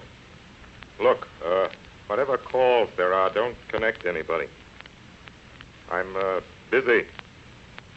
That's right. Don't connect anybody until you hear from me. I'm going to wait until they hear from me. Yeah, I got gas in this room, too.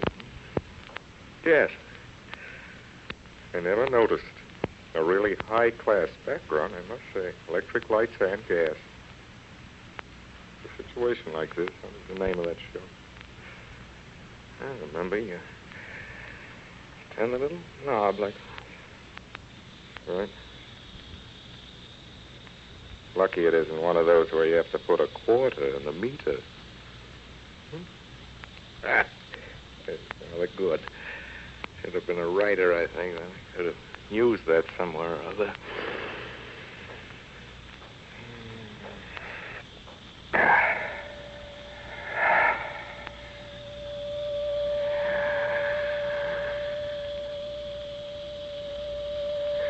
guess I'll show him.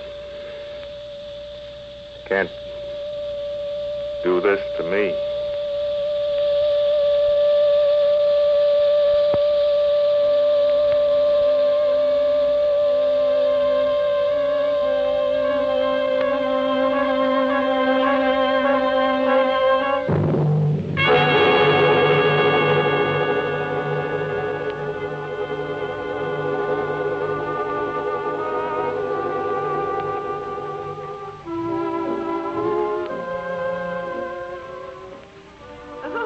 Nice, Mrs. Packard. It's so lovely to see you. Good evening, Mr. Packard. How do you do, Mrs. Jordan? It's indeed a pleasure. Mrs. Packard, may I present my sister, Mrs. Loomis? How do you do? Mr. Packard. Glad to know you. How do you do? You know, for a minute there, I had you wrong. I figured maybe you were Mrs. Ferncliff. Lady Ferncliff, you don't. You were close. I'm pinch hitting for her. Huh? Yes, isn't it too bad Lord Ferncliff was taken desperately ill late this afternoon? Oh, that's too bad. And you're right. Oh, the doctor said he must go to have some sunshine. You mean he's not coming? Oh, impossible. They rushed him right down to Florida on a special train. Hello, Doc. Here comes Dr. Talbot. Oh, hello, Wayne. So glad to see you. How's Lucy? Well, she just felt a little under the weather, and I understand. I knew you would. You're looking very lovely, Millicent. Thanks. Let me see now, Mr. Packard. I don't believe you have met Dr. Talbot and Mrs. Packard. Oh, we've met. How do you do? I know Dr. Talbot. He sure does. He's her father confessor. How's old Medico? Haven't seen you around the house lately, Doc. I think she gets along very well without me. Don't you, Mrs. Packard?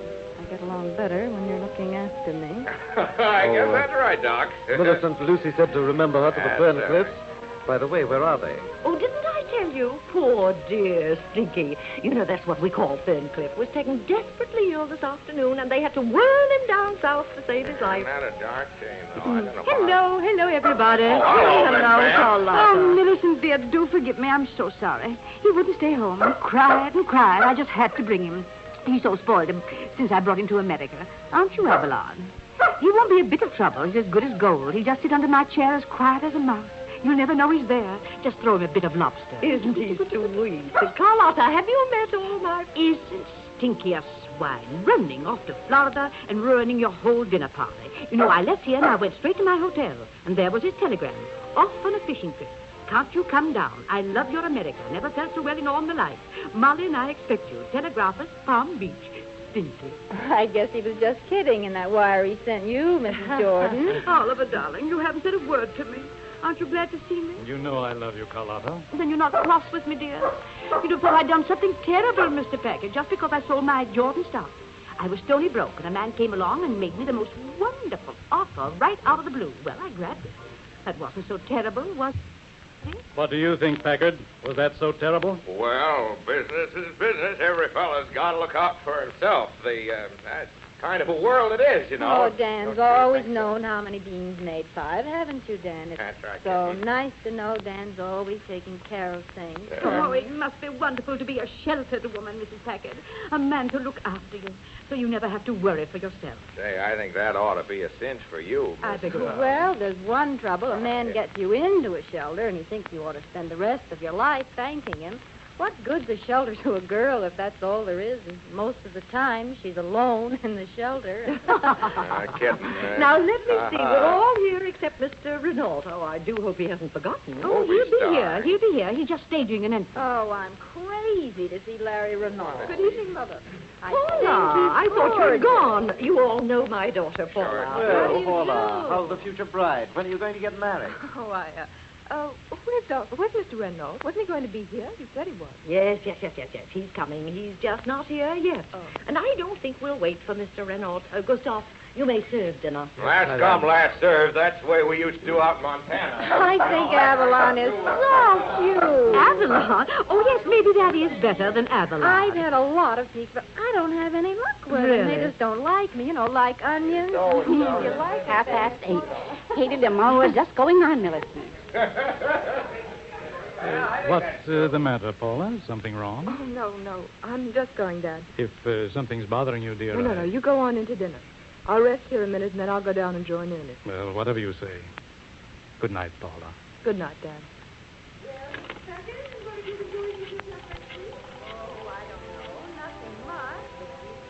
Hello?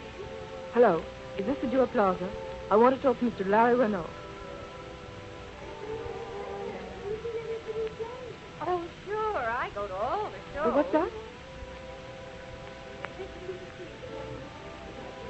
But I tell you, it's important. You've got to connect me. Oh, never mind my name. Just... What? Yes? The police.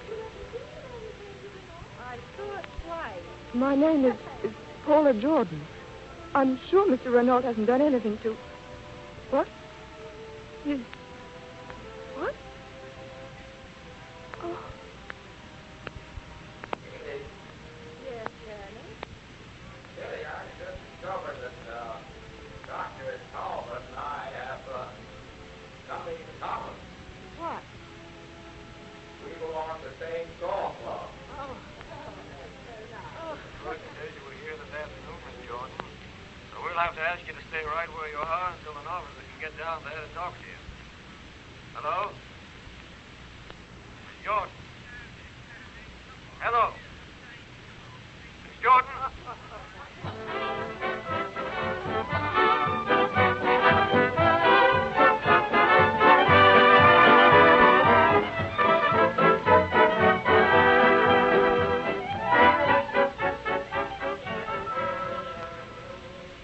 You have been listening to Orson Welles in the Campbell Playhouse presentation of Dinner at 8 with Hedda Hopper, Marjorie Rambeau, and Lucille Ball.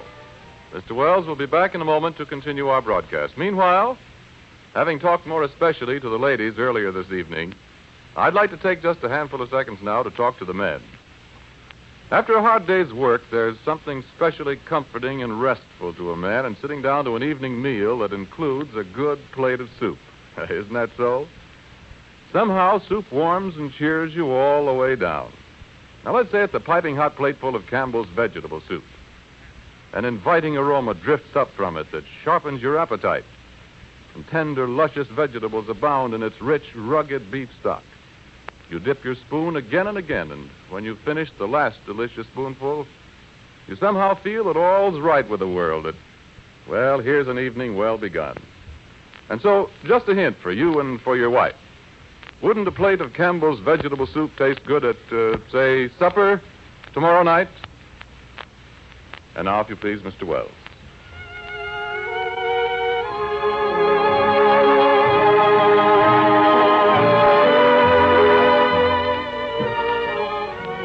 Ladies and gentlemen, no more appropriate theme song could usher in our interview. Please permit me to present at this time our three guest stars of the evening.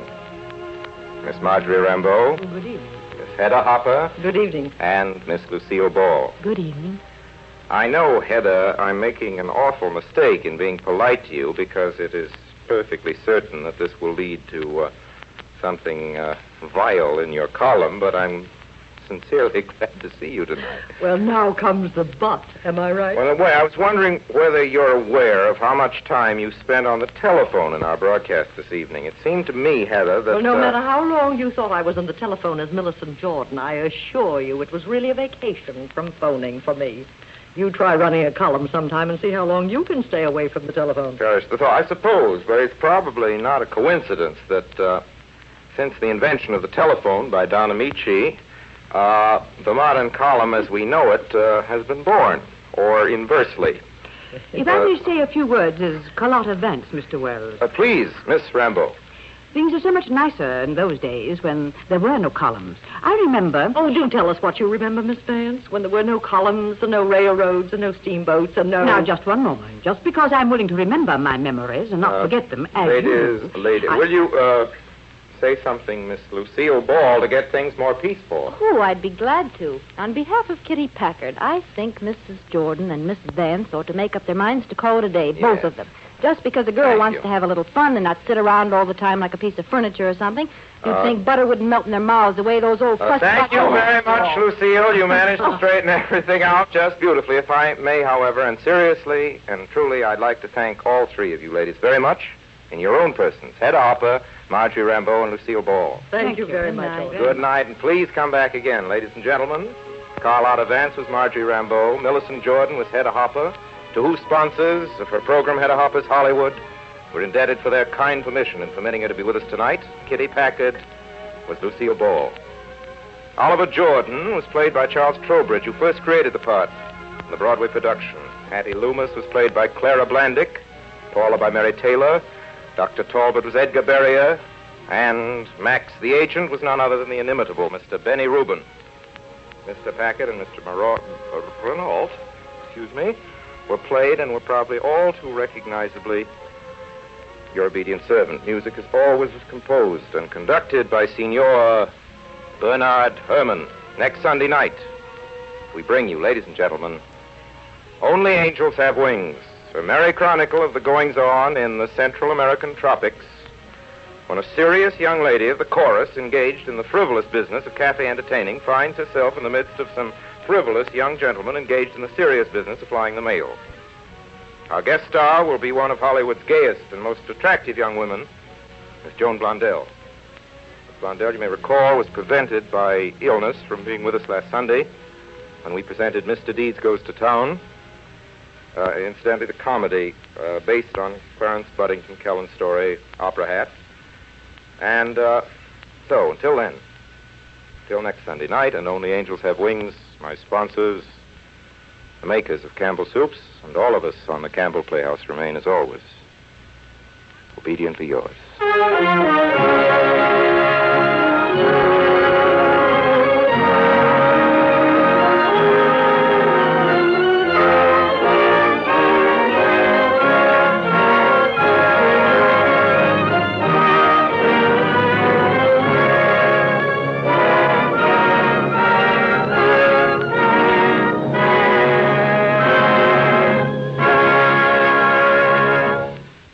The makers of Campbell Soups join Orson Welles in inviting you to be with us in the Campbell Playhouse again next Sunday evening when we present the recent Columbia Pictures Corporation success, Only Angels Have Wings, with Miss Joan Blondell as our guest.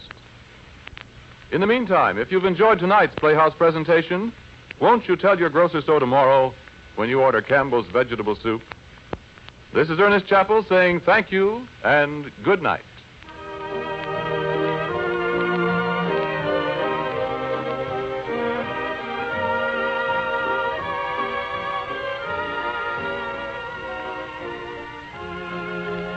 This is the Columbia Broadcasting System.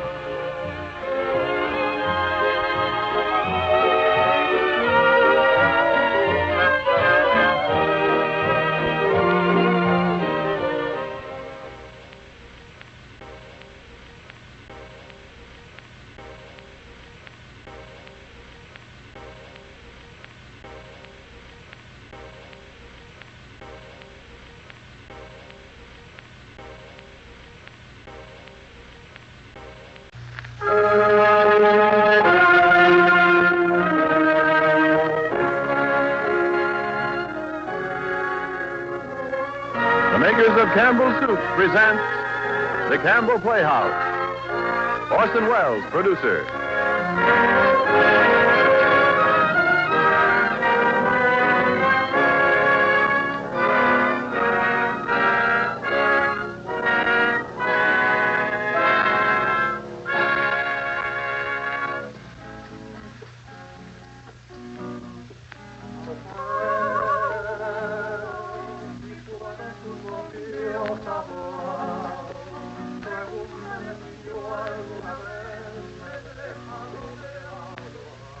Good evening. This is Orson Welles.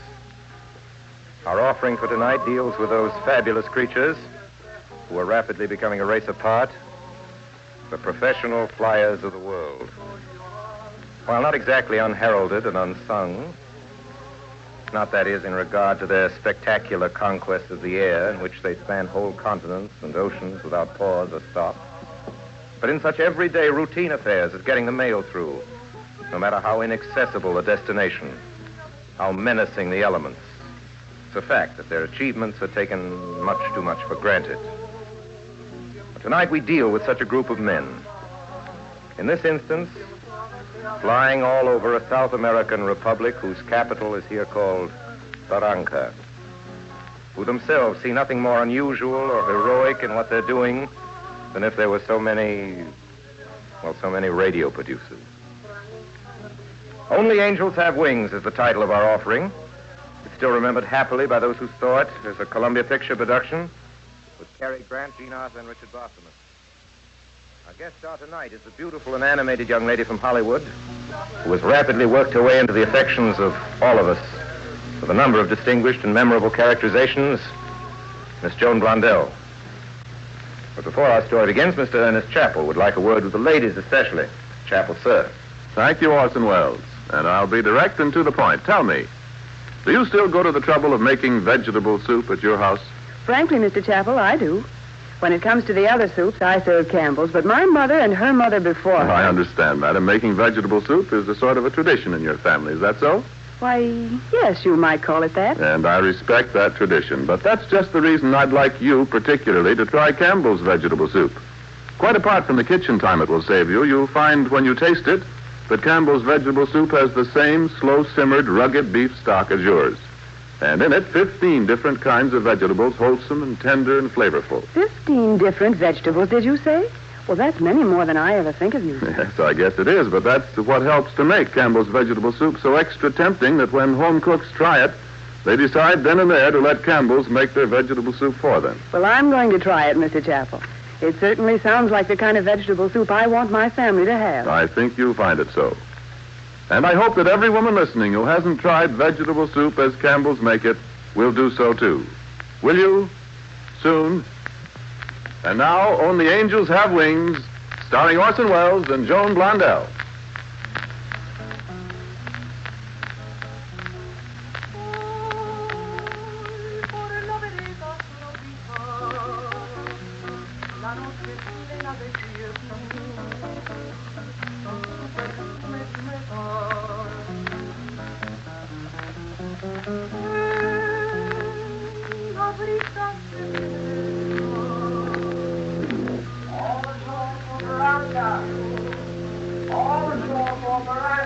Oh, Purser. Yes, Miss Lee. How long do we stay in Barranca? The ship sails at 4 a.m.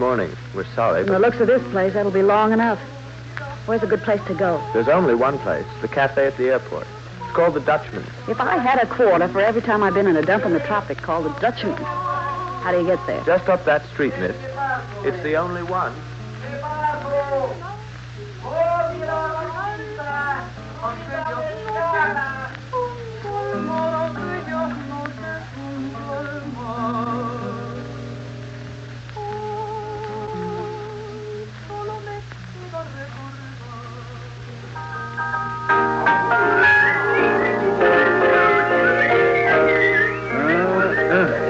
Cut off my legs and call me Shorty. Yeah, I'm going to talk to that dame, Les. Right off the ship like that, I got a notion she'd like to meet up with a nice guy like me. Yeah, the last time you had a notion like that, Joe, you got your jaw broken. Yeah, well, how was I to know she was a female heavyweight champion of the Argentine? Hey, hiya, babe. If you banana cowboys don't go away and leave me alone. We're not the banana What do you cowboys. guys want? It ain't fair to ask us that quick. We just want to buy you a drink. Are you American? Beautiful, we're so American we don't even know the words of the Star-Spangled Banner. Oh, why'd you say so? I'll buy you a drink. Fair enough. Oh, it sure sounds good to hear something that doesn't sound like pig Latin. Where you from? Well, I'm Les Peters. Yeah, and I'm Joe Summer. Yeah, New York and Kansas, that's us. Say, what's your name? Bonnie Lee. Well, boys, I'm glad you found some social life for yourselves, but where's the mail? We dropped the mail bags in your office, Dutchie. That's good, Les. That's where we first spotted you, Miss Lee, down at the boat when we was getting the mail. Dutchie, this is Miss Lee. How do you do?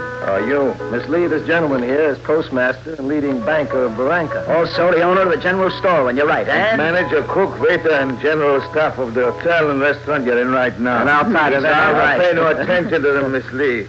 My name's John Van Ryder. Shake. Hello, Dutchie. Hey, Dutchie, bring us a bottle of scotch, huh? Sure. Wait, just wait, Miss Lee. My scotch is marvelous. My scotch is marvelous. Want to have a drink with us, Dutchie? Sure, thanks, I will, but I'll have bourbon. I'll bring it right away. Yeah, he makes his own peanuts, too. Say, what are you fellas doing down here? Yeah, same as everybody here. Working for the Dutchman. Working at what? We fly a little mail. And things. Here and there. Who'd ever think there was a flying field in a place like this? Where is it? What, the flying field? Yeah. Outside the door. Yeah, she owns that, too. Yeah, you see, Dutchie owns the flying field, and we thought it was... Muchas gracias, Hello, senor Dutchie. Well, what you doing down here, Miss Lee? On your way back to the States? Yes, if I don't get a job in Panama. Professional, eh? I quit a show in Valparaiso. Hey, Dutchie, leave that bottle on the table. Hey, you boys, better go easy. What for? Why? One of you has to fly the mail tonight. Hey, I thought Tony was first out. Now, Tony's got a touch of fever. Hey, can you Either beat you that or Joe. thing? Hey, he's right about drinking. If you boys are worried about... We're not worried about who's going Yeah, out. what we're worrying about is... Who is going to take you to dinner? Yeah. Who said anything about staying for dinner? Well, we'll send you a formal invitation later. Yeah. Say, how do you like your steak? I don't know. You mean real American steak? Well, I don't like to brag, Miss Lee, but how do you think I keep those boys down here? Then I guess I'm staying for dinner. I hear that noise. Joe Southern, you're up next. Hey, Joe, stand by. Check this clearance. Not me, Jeff. I'm having dinner with Miss Lee. What's going on here? This is Miss Lee, Mr. Jeff Carter. How do you do? Hello, Miss Lee.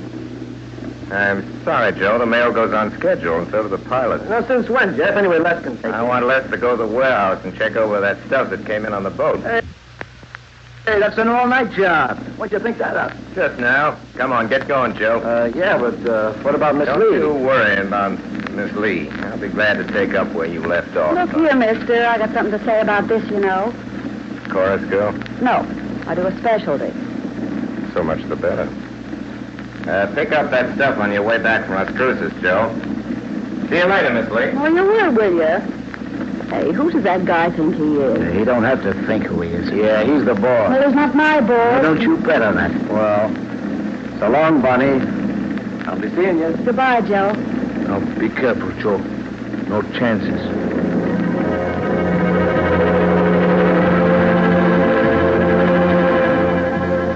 How can he fly in this fog? Well, it's just on the ground. It's only 200 or 300 feet thick. And what he's waiting for is the heavy stuff piled up in the pass. Sounds like double talk to me. The only way of getting inland from here is through a deep pass. It's about 14,000 feet in the low spot. We keep a lookup out there all the time to tell us when it clears. Call in Barranca. Call in Barranca.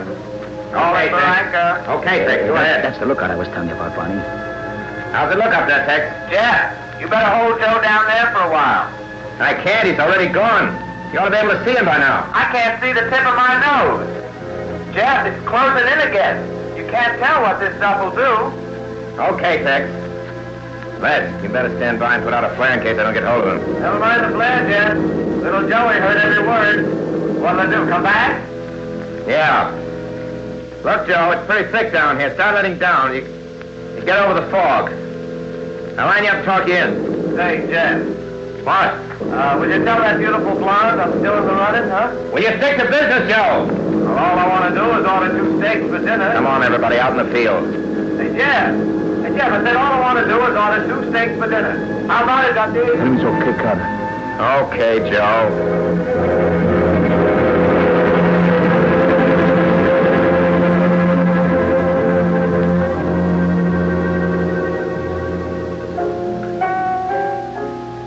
Let's get going, kid. Whatever you say, Jeff. Plug in that field set. Get the big light ready. Already done, Turn it Jeff. straight up.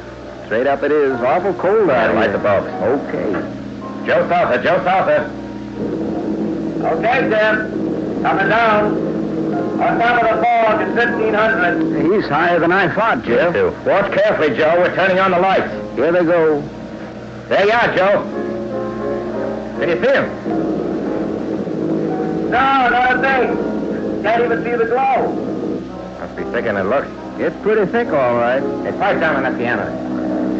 Cut it with a knife, all right. You can see through to find a knife. Cut that out! I know just how Joe feels. Now, look, Joe. Joe, pay attention. It's all closed in down here. You're west of field. Joe, west of field. You fly due east. Fly due east. Joe? Flying 1,500 due east.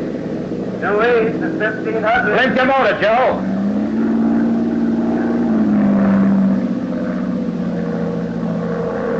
All right, Joe, you're passing over the field. Now go 1 mile, turn 180 degrees, and start letting it down. Watch for the lights. He sounds a little south, Jeff. Joe, you're a little south. A little south. Okay, Jeff. Turning north. I'll switch the light, Jeff. Here I go. 1,200. 1,000. 800. 600. Hey, Joe! Joe, you're coming in too high. You overshoot the field. Make it steady, Joe. Joe! Make a turn. Go further back. Try it again. Okay. I'm turning. Look, Joe, can't you see the lights? Now, doesn't even look like a dim candle. His line was okay, Jeff. Yeah. Joe, your direction was perfect. Be sure to keep the same line. All right, Jeff. I'm turning. Here I come. Cut him 100, then. 500. 400. Take it easy, Joe. Take it easy. Shut up, Dutchie. 300. Go now, Joe. Cut her. I'm down to 100 now, Jeff. Jeff, that doesn't Joe, sound... pull her up. Pull up. You're heading for the tree.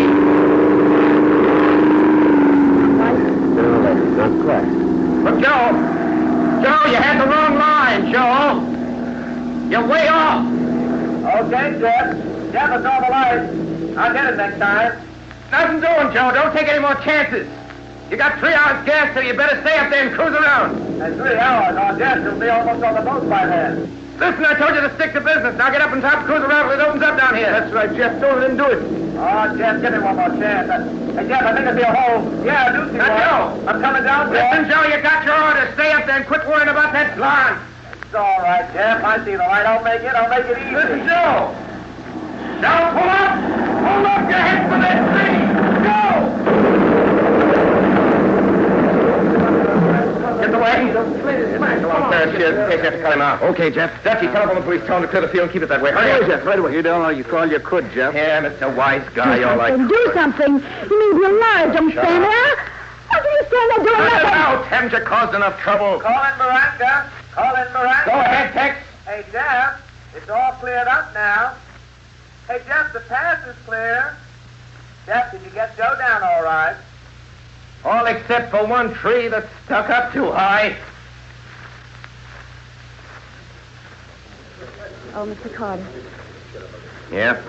Mr. Carter, do you think it was my fault what happened out there? Sure, it was your fault. You were going to have dinner with him. The Dutchman hired him. I sent him up on schedule. The fog came and a tree got in the way. All your fault. Forget it. If you want the honors, come on, let's eat. I will not. All right, Jeff. All right, Les, where you been? Yeah, down at the warehouse, checking up on those spare parts for you, like you told me. I hear I missed all the excitement around here. You sure did, Les. Gonna eat? Sure. Are you gonna change your mind, Miss Lee? Certainly not. Here's your steak, miss. Here's the other one who wants it. Put it right here. Si, senor. Hey, coffee. Will you have some coffee, miss? No. Yeah, the steak looks fine. How can you do that? Do what? Eat that steak. Hey, what's the matter with it? It's his. Look, what do you want me to do? Have it stuffed? Haven't you got any feelings? Don't you realize he's dead? Who's dead? You know anybody around here who's dead, Les? News to me. Who's dead? Joe. Joe? Joe who? Anybody know a Joe? What's the matter with you? You were sitting here talking with us and laughing just a few minutes ago, and now...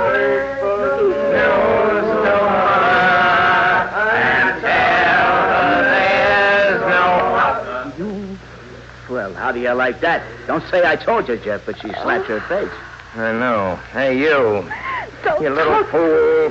Why don't you use your head? Come on, stop it. Oh, no, how you can act like this? Why, that poor kid. Yeah, I know he's dead. Yes, he's dead. That's right. He's been dead for about 20 minutes. And all the weeping and wailing in the world won't make him any deader 20 years from now.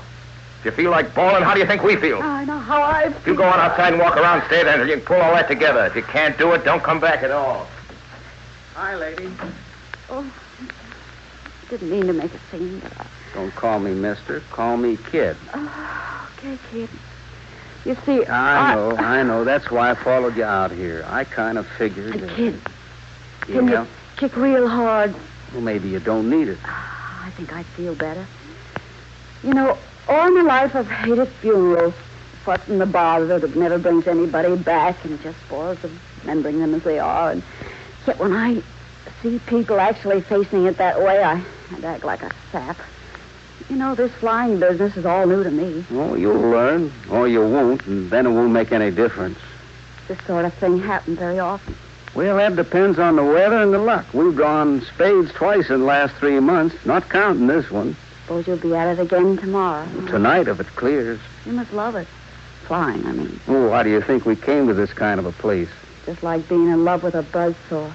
No future in it. What is there about it that gets you? Huh? I said, what is there about it that gets you? Oh, I've been in it 22 years, and I couldn't give you an answer that make any sense. That's funny. Well, what's so funny about that? My dad used to say. Flyer? No, trapeze, high stuff. He wouldn't use a net. Not much future in that, either. We found that out. So tell me about this head man, this Jeff over here. Does he go up too? Well, only when he thinks it's too tough for anybody else. Well, that just goes to show you how wrong you can be. Well, I've been Jeff's closest friend ever since he was old enough to have friends. And you can take it from me. You've got no idea how wrong you can be about him if you're a girl. He's the greatest guy in the world, but he's an awful good guy for a gal to stay away from. I'll remember that. Thanks.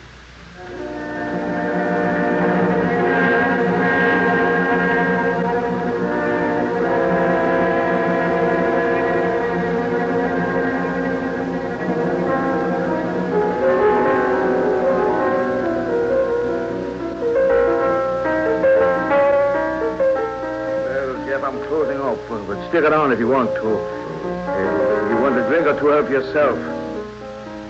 Good night, Miss Lee. Bye, Dutchie. Drop in again sometime when you come this way. Thank you, I will. All finished? All finished. Yep. Goodbye, mister.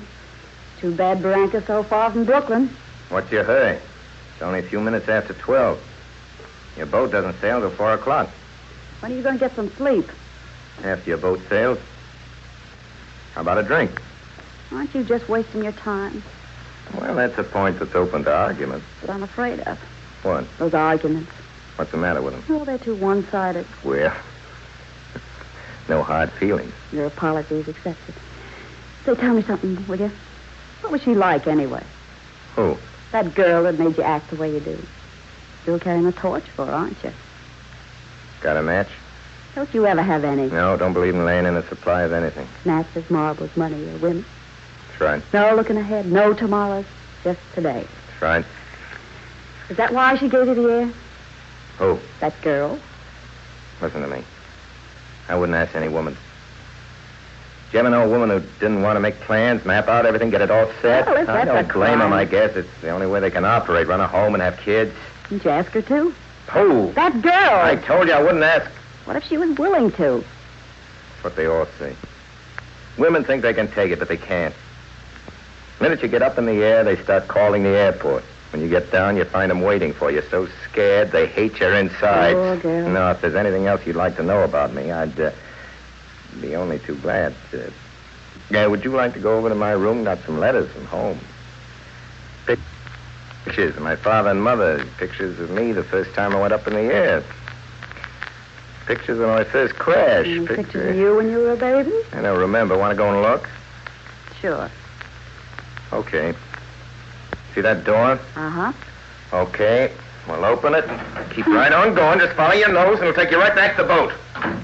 And take care of yourself, you silly kid. To take care of myself. I've been taking care of myself since Jeff. What is it, kid? Tex just called from the lookout. He says the pass is cleared. All right. Wind up number 7, put some coffee in it. Already did. So long, Bonnie. Have a nice trip. Hey, wait a minute. Going up yourself? Sure. When will you be back? Next week, 2 o'clock. What is it now? Just gonna kiss you goodbye. There. What do you want me to say? Thank you? That's what you feel like saying. Let's try it again. I kind of like it. So long. Things certainly happen fast around here, kid, don't they? Uh-huh.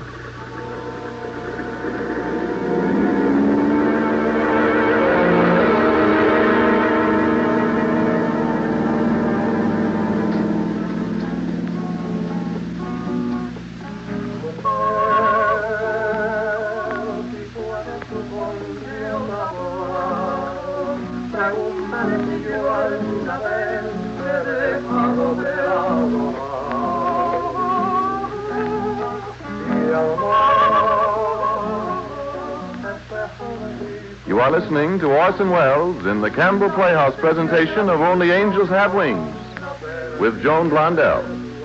This is the Columbia Broadcasting System.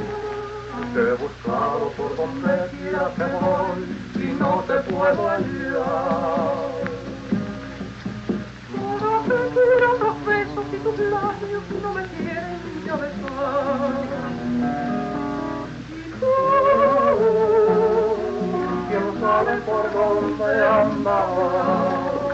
¿Quién sabe qué aventura tendrá que lejos está de mí?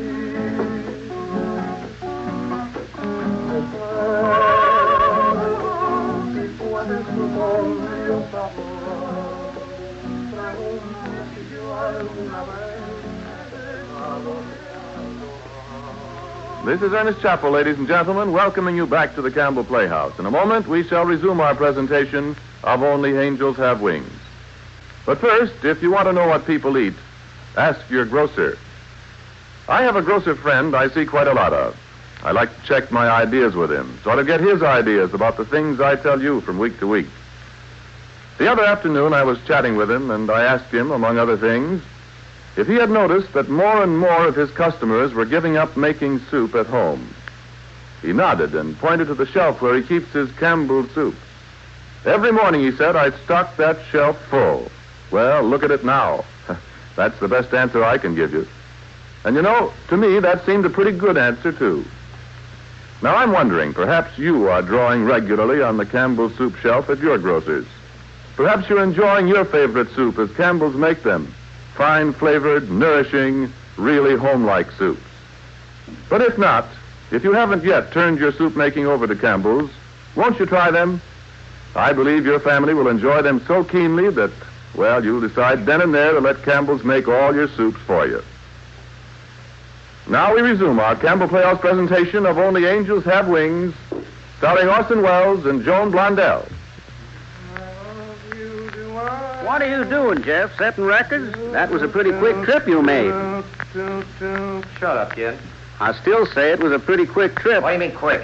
Well, it wasn't slow. When you're in a ship, you go as fast as the ship. You ought to know that by now. Sure, and a ship's got to go as fast as you want it to. I know that, too. All right. Let's have a hot cup of coffee. Carlos, a hot cup. What do you say? A prisa, pronto. Ya voy. Have some, kid? Nope, I had already. But if you're looking for company for breakfast, that table right back of the post... What do you mean, that table? Oh. What are you doing here? Have my breakfast? Is your boat still in?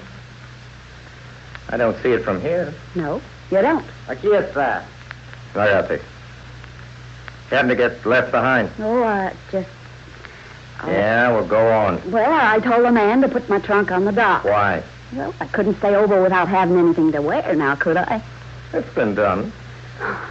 That's funny. Here, by all rights, I ought to be sound asleep on that boat, far out to sea, and yet... She's not so far out to sea as you think, lady. What isn't? The boat. Hey, kid. Yeah? Put some more gas in number 7, call up Santa Maria, and have them hold the boat till we get there. Where's your luggage? Over there. Good. Well, what are you waiting for, kid? That boat doesn't stop at Santa Maria this trip. Why not? They have no bananas. They have no bananas? Yes, they have no bananas. Look, mister, you don't have to bother about me. James, not me. I don't get burned twice in the same place. There's another boat leaving next week. I'll be on it. Good. I gotta get some sleep. See you later, kid. Well, Barney, if you're going to be here for a week, we better find some place for you to park. Thanks, Kid. I won't need a parlor, just a nice room with a bath. To tell you the truth, Barney, I know we ain't got a room with a bath. I hope I can find you one with a room. Hey,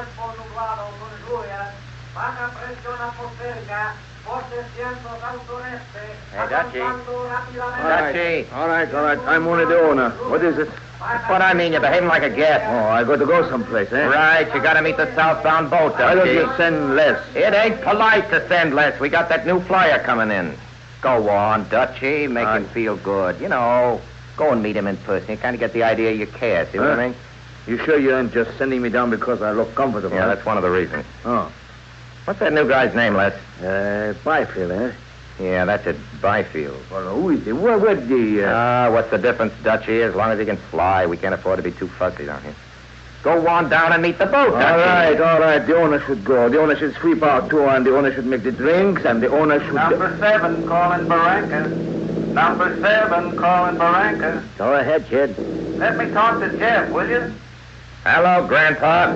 Say, Jeff, you need an elevator to get down in this place. I told you nobody could set down that canyon, Jeff. It don't make sense. Makes sense if you do it. What's the matter? The wind bad?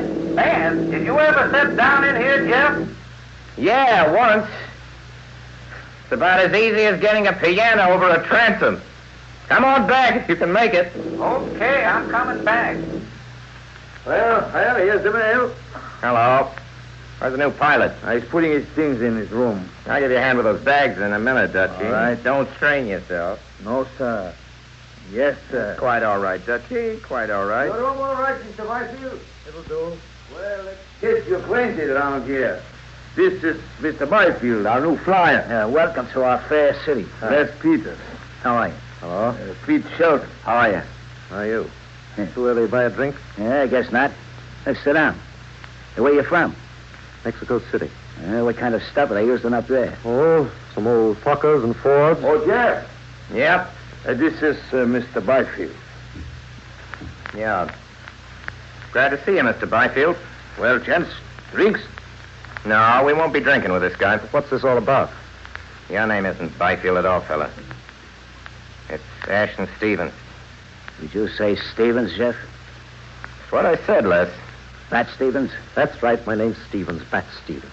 Well, what of it, Les? He's not the first guy that came down here under a different name. No, Pete, but he's the first pilot who ever bailed out of his plane and let his mechanic crash. Oh, that's the way you tell it. Yeah, that's the way I tell it, Stevens. If you like to make anything out of it... Les. Stevens, did you know the kid was working down here? What? He is. No, I didn't know it. Look, Jeff, maybe you tell poor old Dutchie what this is all about. He doesn't know anything. What's the kid got to do with it? Nothing. Except that it was the kid's younger brother that was killed when this guy took to his parachute. What? Yeah, I've had enough of this guy. Me too. Come on, Les. Let's find another tape. Right. Come on, Jeff. That's good enough for me. Oh, you're not so particular, huh? No. I don't think even you could spoil my breakfast. Thanks. I'm not used to these small favors. Sorry I said it. Not used to being around people like you. As long as I got to talk to you, Stevens, here's a piece of news for you. That was the kid that come in on that ship just now. What? Jeff, what are we going to do? What are we Quiet, Dutchie. Better make yourself scarce, Stevens, because for your information, the kid carries a gun. Say, you're getting kind of careful of me all of a sudden, I'm huh? not worrying about you. I just wouldn't like to have the kid doing it. It'd be kind of inconvenient for me right now if they slapped the kid in the who's gun. Well, I'll have to meet him sooner or later, won't I? Yeah, maybe you're right. Anyhow, it's your funeral. Might be, too, at that. Hello, everybody. Hello, kid. Whew, it's hot down here on the ground. Give me some cold water, Dutchie. Okay. Who's got a match? Hey, what's the matter? It's like walking in the graveyard. Oh, hello there. You the new guy? He's the new guy. Well, welcome to our city. Hello, kid. Hey, wait a minute. I know you. Yes, I think you do. Yeah, sure. Long time no see, Stevens. That's right. Get easy, kid. Okay, Jeff, okay. You know what I think of you, don't you, Stevens? Let's go ahead. 2 years ago, I'd have broken your neck. Well, there's nothing I can say, I guess. That's right. Just you keep out of my way. I might still do it. It's none of my business, Jeff, but I don't know why you stopped. You're right, Les. It's none of your business. Father, listen, you gotta believe me. I had no idea that Nothing he was you down can say that I'll believe, Stevens. As long as you fly where I tell you, all right. Jeff, you're not going to put this guy to work. You remember we was talking about things that were none of your business, Les? Now, wait a minute, Jeff. I'm not going to allow Who's you... running this airline, Dutchie? Hey. You are. That's what I mean. Come on with me, Stevens. You do some pretty queer things, Stevens. Byfield's the name. Yeah, Byfield, that's what I'm talking about. What made you think you could get away with coming Let's get this over with. When does the next boat leave? Got enough dough for your passage? No. That's swell. Wonder if I could put what? Cram you down their throats. That bunch out there, well, I wouldn't mind choking a few of them. Well, here it is. Every now and then we get a job around here that I wouldn't send a friend of mine out on, see? Wouldn't even go myself. Well, it looks like that might be a spot for you. Uh-huh. Mm-hmm. Kind of nice for me, having someone I can send out in any kind of weather. Any kind of job and only worry about the ship getting back. Yeah, some of those ships aren't worth much. Mm-hmm, it's just it. Still want the job on those terms? I don't know any other way I'd want it. Hey, Jeff. What is it? Well, they're loading number 8 with nitroglycerin. I know. Taking it to the oil fields on your way out. Say, Jeff, we aren't supposed to fly that stuff with the mail? I know we aren't, Dutchie. There's nothing in my contract that says I'll fly nitroglycerin. You're getting $1.50 a mile for doing Not me. What? Jeff, I saw a guy blow a tire once. I was way down on the other end of the field, and it broke a bottle in my hip pocket. Give me a map, Pete. Byfield. If you're figuring on me flying nitroglycerin... That's just exactly what I'm figuring. You took this job with the understanding... Okay. Only nitroglycerin. Well, you weren't kidding me, were you? I never kid people I don't like. Hey, Dutchie. Yeah? Figure out Pete's time. You're through, Hey, Pete. what's the matter with you? Wait a minute, Jeff. You can't blame that boy. I'm not blaming him, but he's fired, that's all. Sorry, Pete. Jeff, I don't like the way you're... You better clear the field before Byfield takes off, Dutchie. It's nitro, you know. My goodness, yes. I didn't think of that at all. It'd be a little late to think of it after he hits the nitro.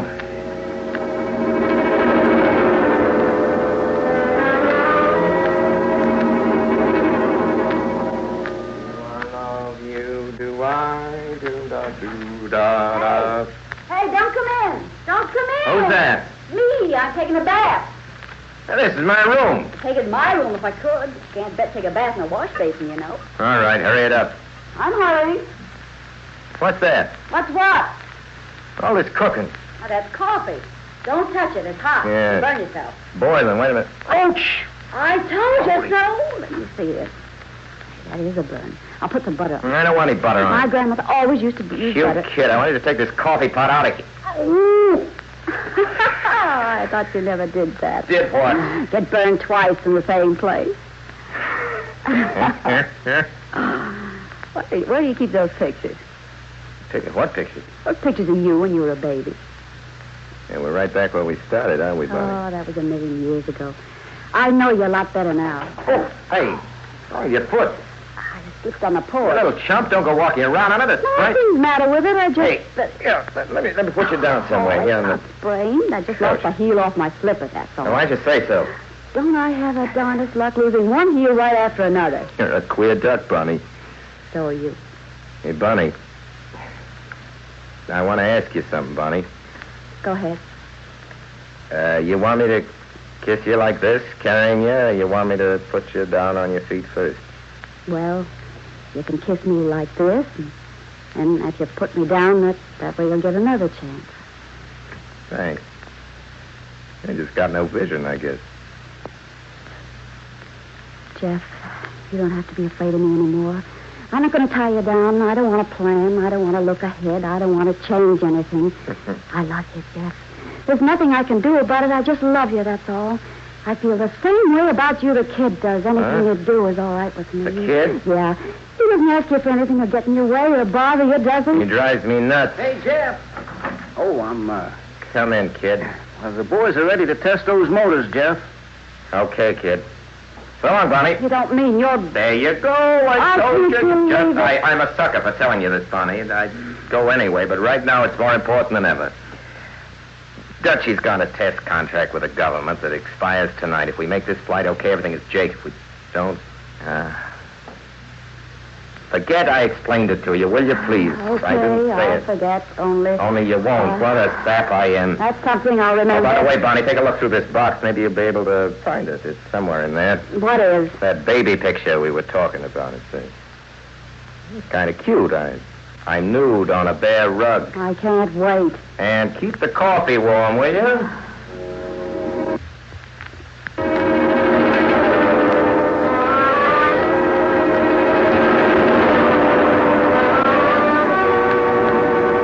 Well, that's that. The boat's in on time. This kind of a storm, I thought sure that she'd be a little bit late. Yeah, that'd be a lesson to you, kid. Even you can be wrong. Calling lookout! Calling lookout! Calling lookout! Go ahead, Jeff. Stand by, Tex. The boat's in. Number 4 taking off as soon as the mail gets up here. Jeff, you can't get through this stuff. I don't expect to, Tex. Gonna try to go over the top. That doesn't sound so good to me. Me either, only I ain't sounding it, I'm flying it. Okay, Jeff. Thanks for that ship, kid. All set, Jeff. Can't do any more. I took out all the seats and stripped it clean. Well, got out almost 400 pounds. You know, that's just more than twice what I weigh. That's all you can do. Now, look here, Jeff. I heard you the first time. But, Jeff... You're not going, kid. Forget it. Why not? Forget it because I am. I'm not asking anybody to go out on a night like this. You don't have to ask I'm not letting anybody else go but me either. I'll toss your coin for it. Heads, I go. All right, we'll toss. Only heads, I go. Oh, let me have heads, will you, Jeff? No, heads, I go. But I'd rather have heads. I'm superstitious. Give me that coin. Well, Jeff, Oh. You're superstitious about heads, are you? Heads on both sides, that's all it is. Well, No wonder I've been buying you drinks all year. Well, what do you know about that? Dutchie, you went down to meet the boat. Why ask me, Mr. Carter? What have I got to do with it? You are running this airline, aren't you? Stevens going to pick up the mail, Jeff. Thanks, Joe. For your information, Mr. Carter, I want to ask you a question. Don't you think you're crazy to try to fly in this kind of weather? Get the lights ready on the field, kid. Okay, Jeff. I've told you so many times that whatever... Oh, Jeff, whatever you do, don't think you have to do it for me. I know what it means, but I'd rather be broke. I don't care whether we get the contract or not. Understand? Don't strain yourself, Dutchie. I'm flying.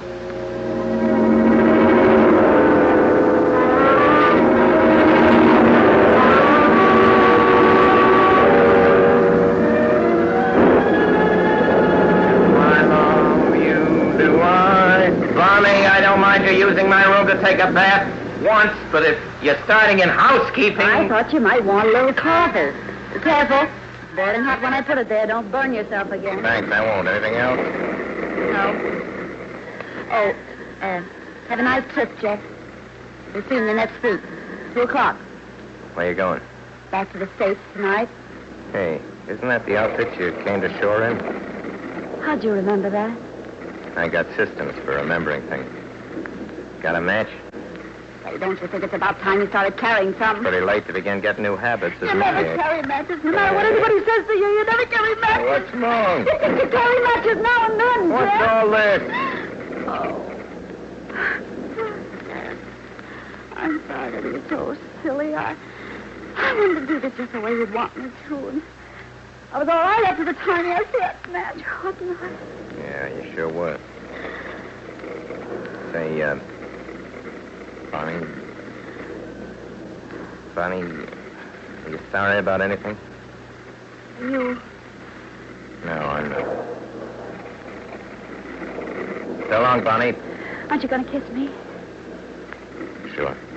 Oh, Jeff, I can't let you go. Give me back my gun. No, I don't. You're crazy. Give me that gun. You're not going to go, Jeff. You're not going to Hey, stay there. put that down. I want to see yourself. Bonnie, you're just like all the rest, aren't you? Every other day. You intend to go? Yes, oh. Go away, Bonnie. Go away. I didn't mean to. I just didn't want you to go. You don't aim good. All you got was my shoulder. Hey, what's going on, Chief? Shot. Where's the first aid? Over in the corner. Out in the cupboard there. Send for a doctor, somebody. Who did it? I did. You? How did it happen? I didn't want him to go. Well, he's not going now. Now, Barney, put some water on this stove. What about the bullet, Blair? It didn't come through. It's still in there. How's it look, you lad? It's all right. But you're not going to do much flying with it. Hello, Bat. Hello. Hey, Bat, it's almost too much to ask you, Bat, but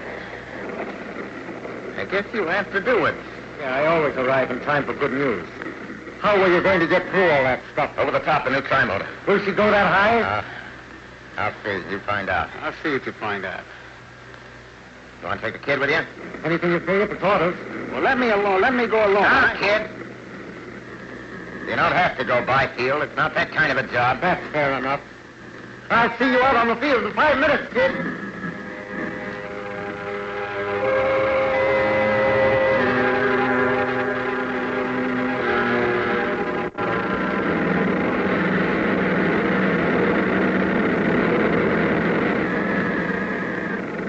What's our altitude, Stephen? 2,500. Don't you think we ought to get a radio check? Yeah, give me the mic. Calling Barranca. Calling Barranca. Go ahead, kid. Hiya, Jeff. Radio check. 1, 2, 3, 4. Wait a minute, kid. Wait a minute. You're calling. Try it again. 1, 2, 3, 4, 5, 6. That's better, but there's a lot of half, kid. You may have to repeat everything. Okay.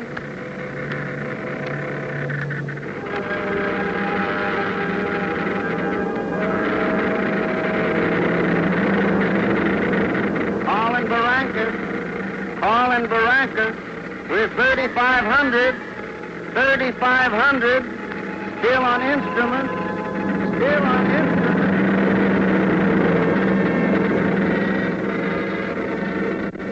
Calling Barranca. Calling Barranca. 8,000. 8,000. On top first layer. On top first layer.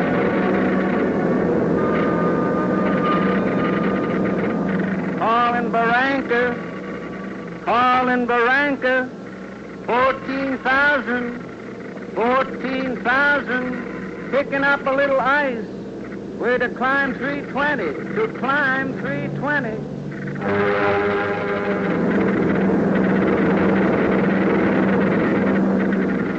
Calling Barranca.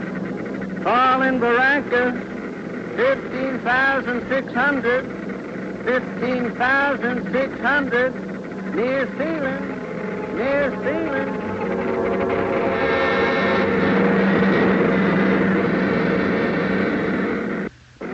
I don't think she'll take much more. Yeah, she's beginning to mush. Hold your hand. Here she goes. You all right, Stephen? I'm all right. What do we got under it? You're safe for 6,000. I'll wait till the air gets heavier, then I'll straighten her off. Yeah. I never saw one of these things yet that could sail through the side of a mountain.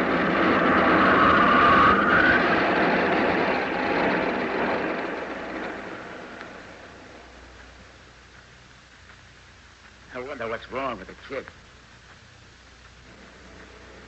There he is.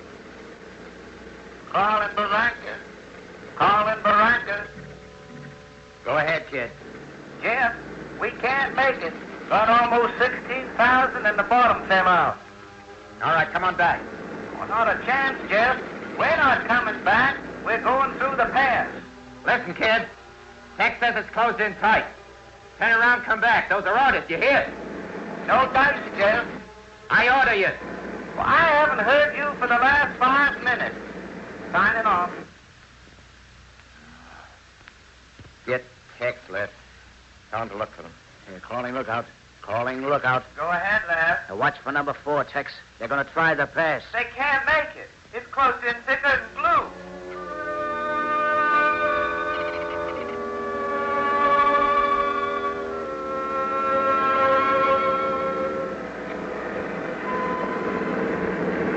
We're not going to make it, Stephen. Get in one of those chutes and jump. Is there any reason I can't stay with the ship, too? You don't have to. Which way is the path from here? 10 degrees north and 3,000 up. Okay. To the left.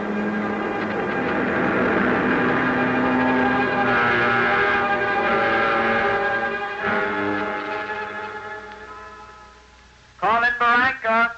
Go ahead, Tex. They just went by here throttle down and feeling their way. I tried to talk to them, but they wouldn't answer. Keep trying. Okay.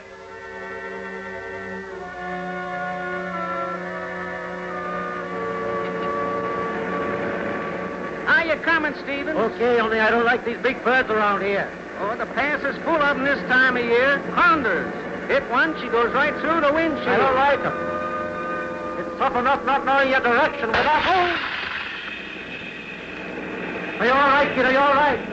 Yeah. Get out quick, jump! Oh, I must have broken my... I can't move. You'll jump yourself. No, not this time. We'll get down. Go on, jump, you fool. I made my last jump.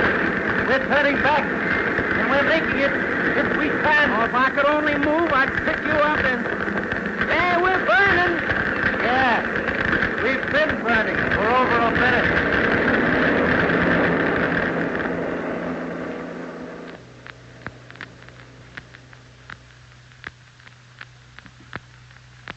Call it Barranca. Call it Barranca. Call it Barranca. Go ahead, Tex. Jeff, number 4 is on fire. Left outboard, nose motor. They're headed back to you, and I don't think they can make it. Out on the field, everybody. Plugging that outside set. Listen, kid. Yeah, the receiver's no good at that burner, Jeff. Kid. Calling number 4. Calling number 4. Look, Jeff, there they are. That's a big torch. I don't see how they... They'll never get her down, Kid. Stevens, number 4. Jump. Sail out.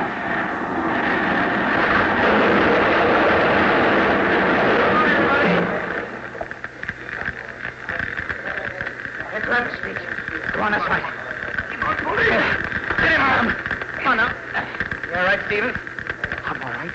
But the kid's hurt pretty bad. Let me have him. Take him over there, boy. Okay, easy now. Come on. Look out, he's hurt bad. Easy. Take the kid inside, boys. What's this?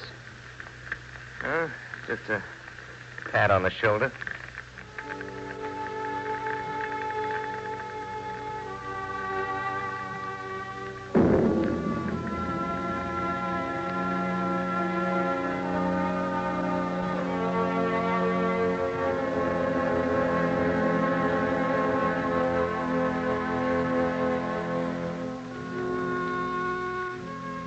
I'm all right, I tell you.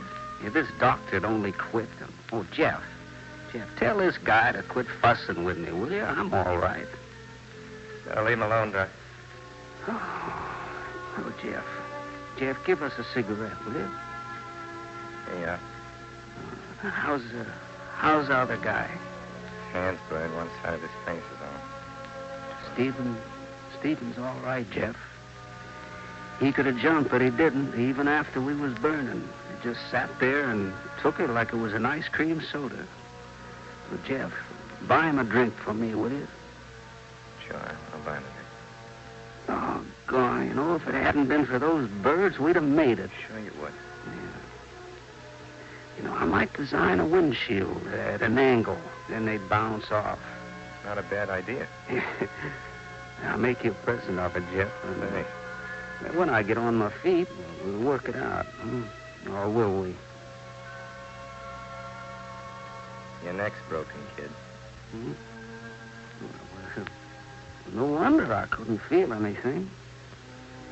Well, I guess this is it, huh? Always a chance. Sure. Hey, Jeff, don't let anybody else in here, huh?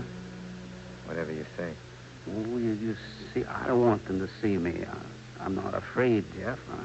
I ain't scared, but I don't want anyone else to see me. Sure, I know.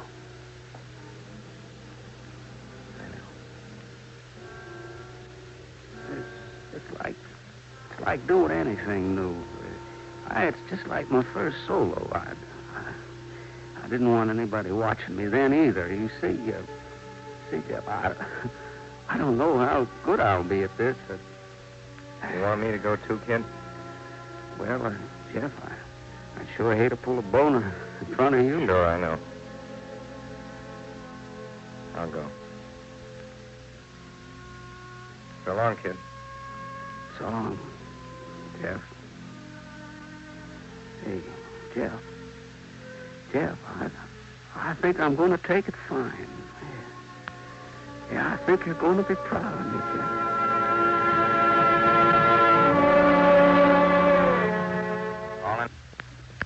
Calling lookout. Go ahead, Jeff. Let me know the minute it clears, Tex. We're all set to go down here. What about the kid? his neck. Took off a few minutes ago. Oh. Hello, Pete. I took care of everything on the field. Thanks. Give me a drink, will you, Dutchie? Yeah, you better make me one too, Dutchie. What is it, Stephen? Somebody said you wanted to see me. Yeah, the kid asked me to buy a drink. Oh, thanks. Hey, Dutchie, put it over on the table here, will you? Well, wait a minute. What is it now? Why not have it with us? Sure. Why not? Have a cigarette, Stephen. How are the hands coming? Oh, not bad. Here's your drink. Careful with those hands. You got it? I'm all right. Well, here's how. Here's to you, Bat. Here's to you, Bat. Thanks.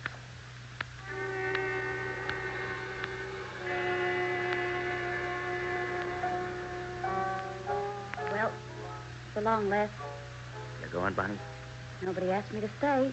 Well, but aren't you going to say goodbye to Jeff? Why? Well, I think you ought to. You do?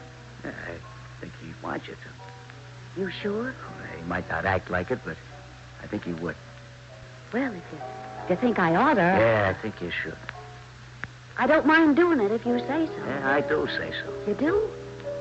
Well, guess I better go ahead and do it then.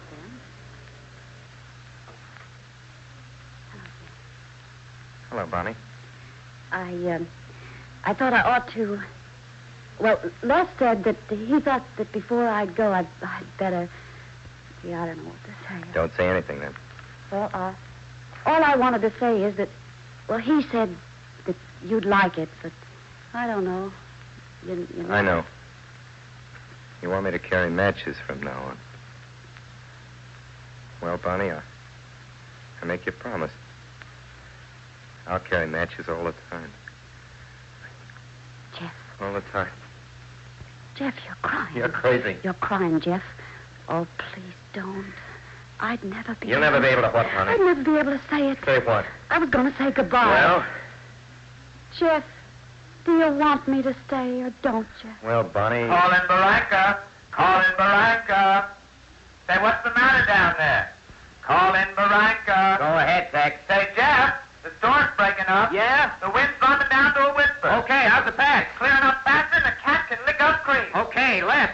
Yeah, what is it, Jeff? Wind up number 7, the path is clearing. The moon's breaking through. Yeah, it's gonna be okay. Here she comes. She's shining harder than $700. Yeah? On your way, Jeff. Well, Dutchie, what do you say to that? What can I say? Nobody cares. The path is clearing. We just got time to make it. Well, who's going to fly? I've got one good arm, haven't I? Oh, yeah. Dutchie, your contract's as good as in the bag. Come on, Jeff. So long, Bonnie. Keep that coffee warm. I'll be back for breakfast. I won't be here. Going on the boat. What? Nobody asked me to stay. Oh, they haven't? No. You wouldn't ask anybody to do anything, would you? That's right. Here, we'll flip a coin. Tails, you go. Heads, you stay. It's heads. Hey, you're not going to renege on this, are you? It was the kid's coin. I won't stay that way. You won't? It's got heads on both sides. No, I got... What? Oh, Jeff. That's better. Well, aren't you going to kiss me? When I get back. Yeah, but maybe if I was to kiss you now, I wouldn't, Yeah. When I get back, Bonnie. I guess it'll always be like that. When you get back.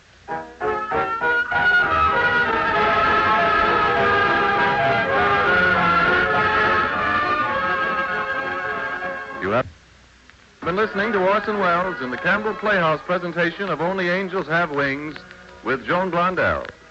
Mr. Wells will be back with us in just a moment, and in that moment, something of moment, particularly to the men among our listeners.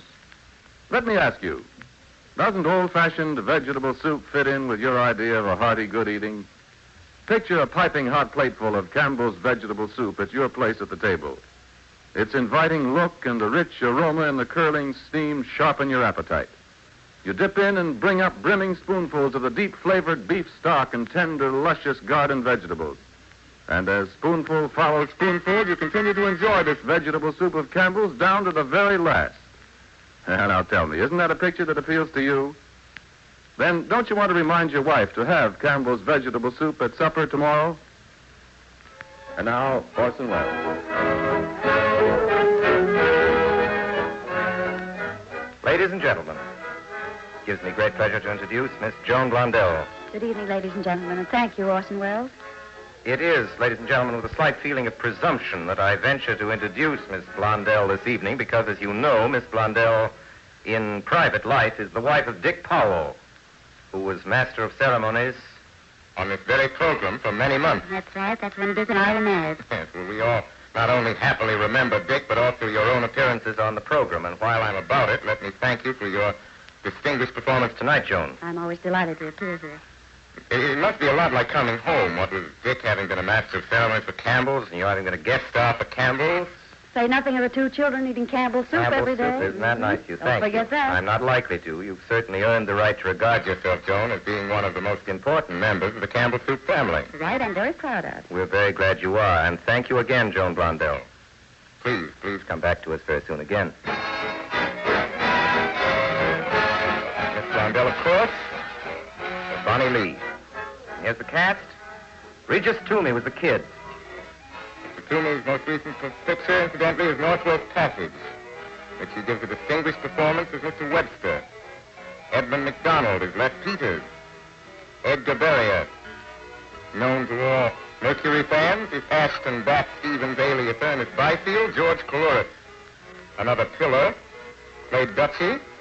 William Allen is Joe Salter. Richard Bear Tex, the voice on the talkback. Richard Wilson was Pete, the piano player, and special hot piano effects were the responsibility of Mr. Ivan Ditmars, who was conducted and in part composed by his maestro Bernard Herrmann. Mercedes and Carlos Rufino were the Spanish singers, and Jeff Carter was your obedient servant. And now, as to next week. There's been in recent years a pleasing revival of public interest in the field of fiction for stories dealing with our beginnings as a nation. Easily the most distinguished worker in this field is Kenneth Roberts, whose series of early American novels has become a bestseller. High among these, along with his Northwest Passage, his Rabble in Arms, a fascinating chronicle of General Burgoyne's defeat at Saratoga by the desperate revolutionists under the inspiring leadership of a beloved officer, later to become even better known in American history as Benedict Arnold. Our guest star, we're pleased to announce Miss Frances D., happily remembered for her performance a few weeks ago in Come and Get It. She'll be with us again, as she promised. And so until then, until next Sunday in Rabble in Arms, my sponsors, the makers of Campbell Soups, and all of us here in the Campbell Playhouse remain, as always, obediently yours.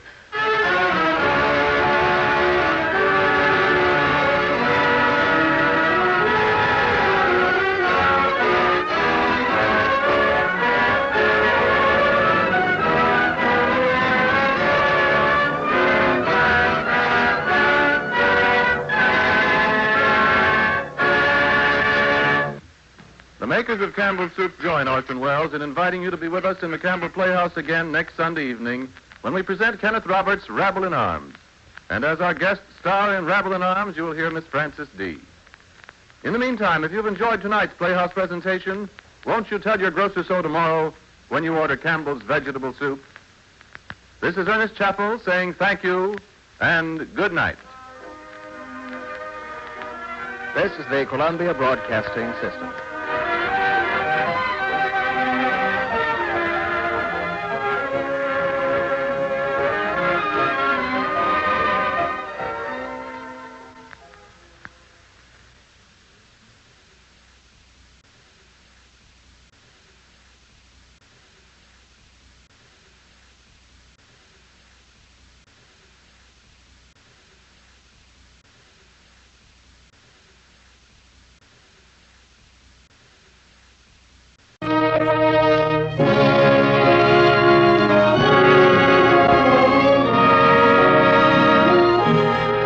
The makers of Campbell Soup present The Campbell Playhouse.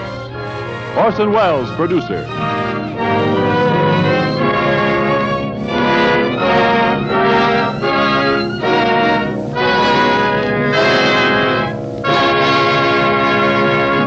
Good evening. This is Orson Welles. We bring you tonight a story by one of America's most successful writers in recent years, Kenneth Roberts. The title, Rabble in Arms. Our guest, Miss Frances D., one of the real actresses among Hollywood's younger stars, and an old friend of yours in the Campbell Playhouse. But before Rabble in Arms, here's Ernest Chappell with some new thoughts on an old kitchen custom. Mr. Chappell? Thank you, Orson Welles. And ladies and gentlemen, that kitchen custom is an old one of the oldest on record. It's the making and the enjoying of vegetable soup. Certainly, many, many years before cookbooks were ever heard of, women were taking good meat and vegetables and combining them in a hearty, substantial soup. And so, in offering their vegetable soup, Campbell's have always recognized the friendly competition of the home soup kettle. They've known that time-saving and trouble-saving in themselves, though important, would never alone sell Campbell's vegetable soup to conscientious wives and mothers. They've known that to have Campbell's vegetable soup accepted at the family table year in and year out by good home cooks, it must compare in fine flavor and good nourishment with the best vegetable soup ever made at home. If you've tried it, then you know that's the kind of vegetable soup Campbell's make. Your first taste tells you they've taken fine beef and simmered it down till the stock is rich and rugged and full-flavored. And in this beef stock, you enjoy the flavor of the 15 different garden vegetables Campbell's use. With a vegetable soup as fine and as wholesome as this waiting at the grocer's, it's no wonder that women everywhere have given up making vegetable soup and turned to Campbell's. If you haven't tried it, won't you do so? If you will, I'm convinced that in your home, too, you'll say, Campbell's is the vegetable soup for us. And now, Orson Welles. In June 1778, Benedict Arnold was placed by General Washington in command of Philadelphia. Early in February of the next year, the Executive Council of Pennsylvania, presided over by Joseph Reed, one of Arnold's most persistent enemies, presented to Congress 8 charges of misconduct against him. In April, Congress, through throwing out 4 charges, referred the 4 to a court-martial. And despite Arnold's demand for a speedy trial, it was December before the court was convened. It was probably during this period of vexatious delay that Arnold, always sensitive and now incited by a keen sense of injustice, entered into a secret correspondence with Sir Henry Clinton with a view of joining the British service. On January 26th, the court, before which Arnold had ably argued his own case, rendered its verdict, practically acquitting him of all intentional wrong, but directing Washington to reprimand him for 2 trivial offenses. Arnold, who had expected absolute acquittal, was inflamed with a burning anger that even Washington's kindly reprimand, couched almost in words of praise, could not subdue. It was then apparently that he first conceived the plan of betraying some important post to the British interests. With this in view, he sought and obtained from Washington command of West Point, the key to the Hudson Valley. Arnold's offers now became more explicit, and in order to perfect the details of the plot, Clinton's Adjutant General, Major John Andre, met him near Stony Point on the night of September. On the 23rd, while returning by land, Andre, with incriminating papers, was captured, and the officer to whom he was entrusted unsuspectingly sent information of his capture to Arnold, who was thus enabled to escape to the British lines. Ladies and gentlemen, I have read to you from the Encyclopedia Britannica on the subject of the notorious and celebrated treachery of Benedict Arnold. What follows tonight is a defense of his character and of his career before that treachery. Rabble in Arms by Kenneth Roberts, with our guest star, Miss Frances D.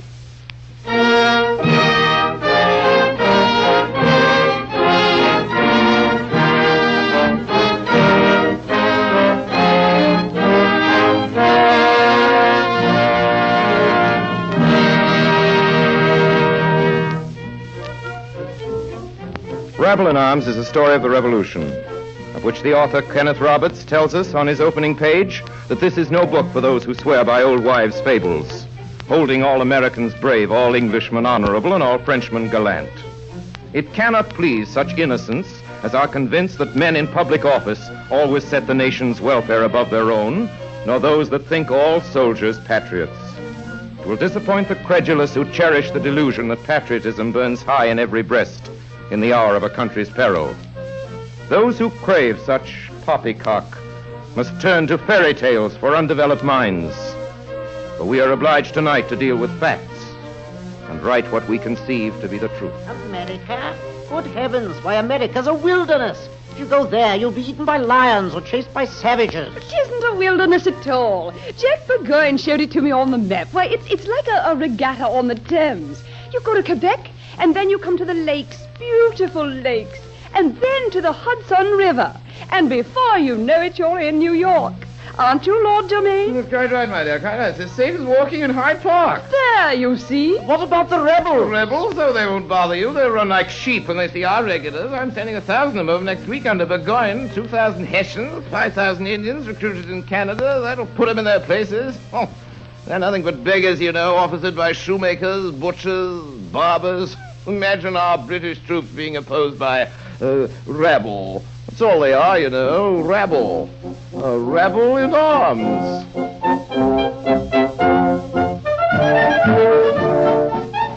That's what the English thought of us in 1776. I heard it with my own ears, sitting in the rotunda in Ranelagh Gardens in London. That was many years ago now. My name is Merrill, Captain Peter Merrill of Arundel in Maine. I've sailed my ships out of New England ports these many years now, to South America and the Indies and around the Horn. The things I remember the best are the things that happened to me many years ago when I was still a young man, almost a boy. And those years I spent at the war with my brother Nathaniel, the war of the Revolution against England. Now, as it happens, when the war started, I wasn't in America. I was with my brother Nathaniel on my father's business in London. There it was that Nathaniel first met that woman, Marie de Sabrevois, and fell under her spell. And there it was that I heard what those English lords and ladies thought of us Americans. A rabble, they called us. A rabble in arms. Nick? Yes, sir. Ebenezer Plant? Here. Jeremiah Small? Come in, I'm coming. Tom Bigfoot? You here, Tom? I'm here, Steve. Good. That means... Sitting on a rum barrel. Peter and Nathaniel Merrill. Yeah? You're right here, Mr. Nixon. All right, I guess that makes up the whole company. Cap Huff? Yep, Mr. Nason. As quartermaster of this detachment, you'll kindly inform the men of their requirements. Very good, sir.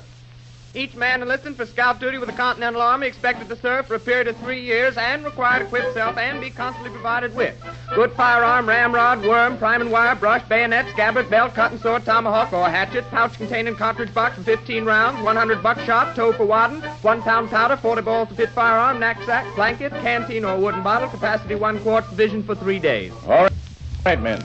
You've heard what your requirements are as specified by the American Congress now assembled in Philadelphia. They haven't supplied you with a blessed one of these things.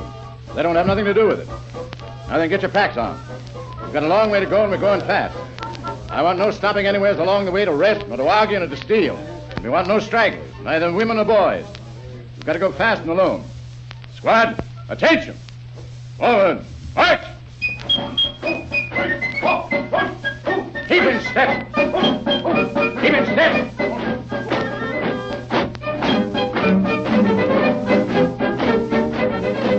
Rabble in arms, they called us. Well, they weren't so far wrong at that. That's just about what we looked like on that June morning 3 months later, with all our folks gathered around to see us go. Barely 24 of us in our homespun suits. No uniforms, no stores, no guns for the half of us, and no two alike.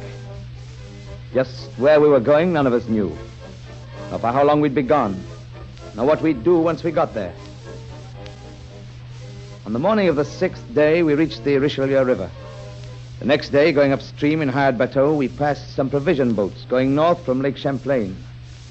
The next day, our 8th, we reached St. John. Hello! Who are you? Scouts from the state of Maine. Steve Nason commanded. Keep away from here. Hey! Hey, what are you talking about? You're not coming in here. Orders are no more men received in this section unless provided with rations. We've got 280 soldiers here with a smallpox and nothing to put in their stomachs. What's happened to your supplies? About a half-week down in Philadelphia, hold them up. Congressmen, they call them down. A factor halfway. Say, brother, you better be careful how you talk about Congress. There's a law against it. Well, you've been up here a couple of hours before you start telling us how to talk about Congress. And wait till you see the generals that stand up here. Old women, that's what they are. I don't know what generals you're talking about, mister. But I'll tell you right now, Congress sent up Benedict Arnold, and there ain't a better officer alive. Arnold, that's different.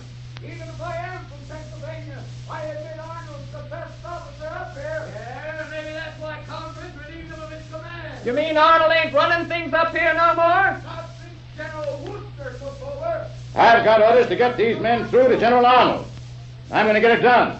So do we come ashore here, or do we have to land back a piece and dodge around you? Oh, well, if you're that bent on catching the smallpox and starving to death, that's all right with me. Yep. Everything's in a mess anyway. I guess you won't make it much worse. Come ahead. You can land.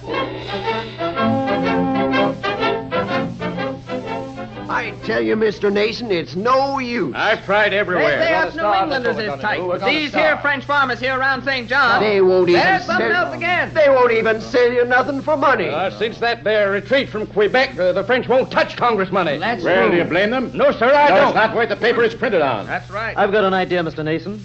You, Nathaniel? What is it? I've got a little hard money, Mr. Nason. An English sovereign I saved from London. Hey, you never showed I think if me I go up love. to those farmers across the river, I can pick up enough pork and cornmeal with that to get us to Montreal. I'll start now if you want me to. Good. The sooner the better. Buy what you can and get back here with it as soon as possible. Mr. Nason. Yes, Peter? I'll go with him, Mr. Nason. I've got some hard money, too, and I can speak a little French. I'll go with him. Anyway, for bargaining, 2 is better than 1. Peter, we'd have a much better chance to find food if we'd go separately. No, I'll go with you, Nathaniel. I can get along myself, Peter. Now, I've been watching you. I know what's in your mind. Before you left London, that Frenchwoman, the one you were seeing all the time, Marie de Sabrebois. What about her? She gave you a letter to deliver up here in Canada, didn't she? Didn't she? Well, what of it? Well, I've an idea that St. John's here is where you're to deliver that letter. What if it is? I think your mind is on that letter now more than it is on your duty. Which is to get food so our detachment can get through to Montreal. I know our business as well Where as does she you live? do. Where does she live, this niece of hers? She lives in the big house with a cross, the other side of the river. Oh. So that's why you were so anxious to get away alone across the river. Well, and what of it? What's wrong in such a note? Nathaniel, I'm not letting you get into trouble here in St. John's or anywhere else. If anybody wants to know where you've been in this town and who you've seen, I propose to be able to tell them. So if you want to deliver your letter, hurry up about it, because I'm going with you.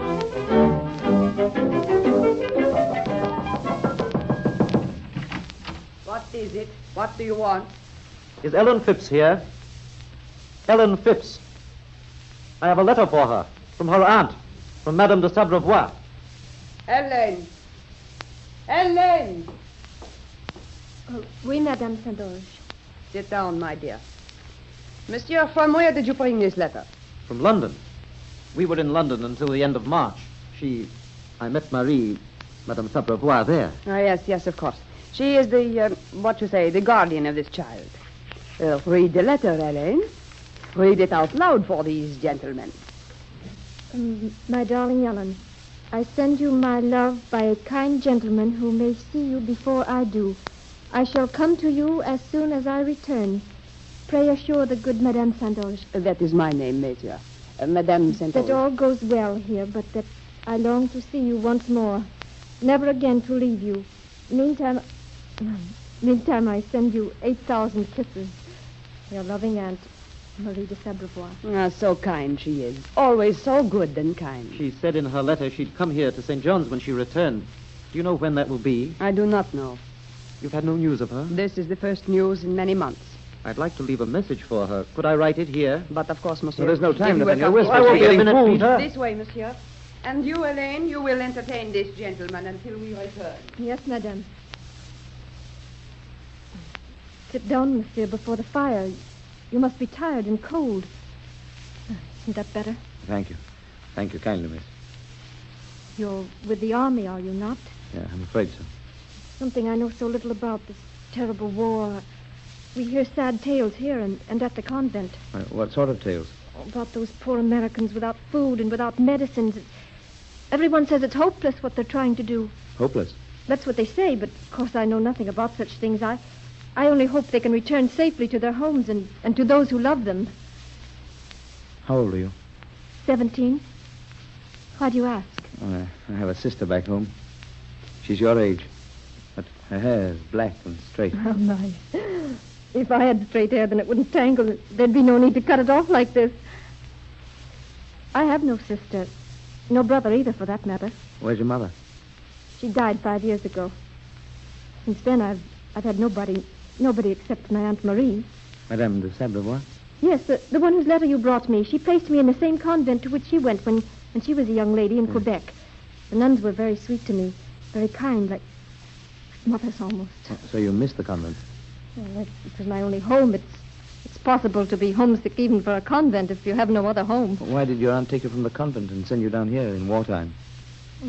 I don't know. I think she thought it was an opportunity, being allowed to come with the sisters to work among these poor people here at St. John's. Your aunt's an American, isn't she? Oh, she wouldn't like to hear you say that. My aunt's the sister of a great French officer. Oh. He was killed last year by the Americans. Be sure to give it to her. I will. Oh, thank you. All right, Peter, I'm ready. Did Elaine entertain you, monsieur, while we were gone? Oh, yes, she was most kind.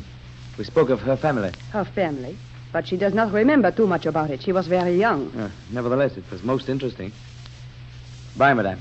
Goodbye, monsieur. And thank you again. It is nothing, monsieur. I hope you will have a pleasant journey to Montreal, the two of you. Bye, Ellen. Goodbye.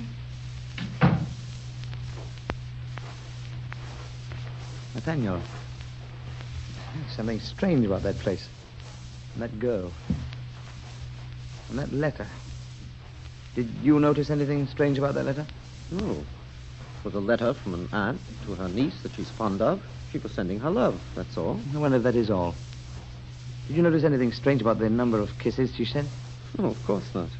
Oh, Peter, you're talking nonsense. She sent 8,000 kisses.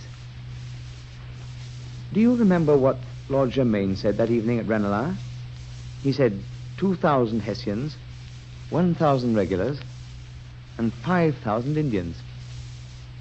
That makes 8,000.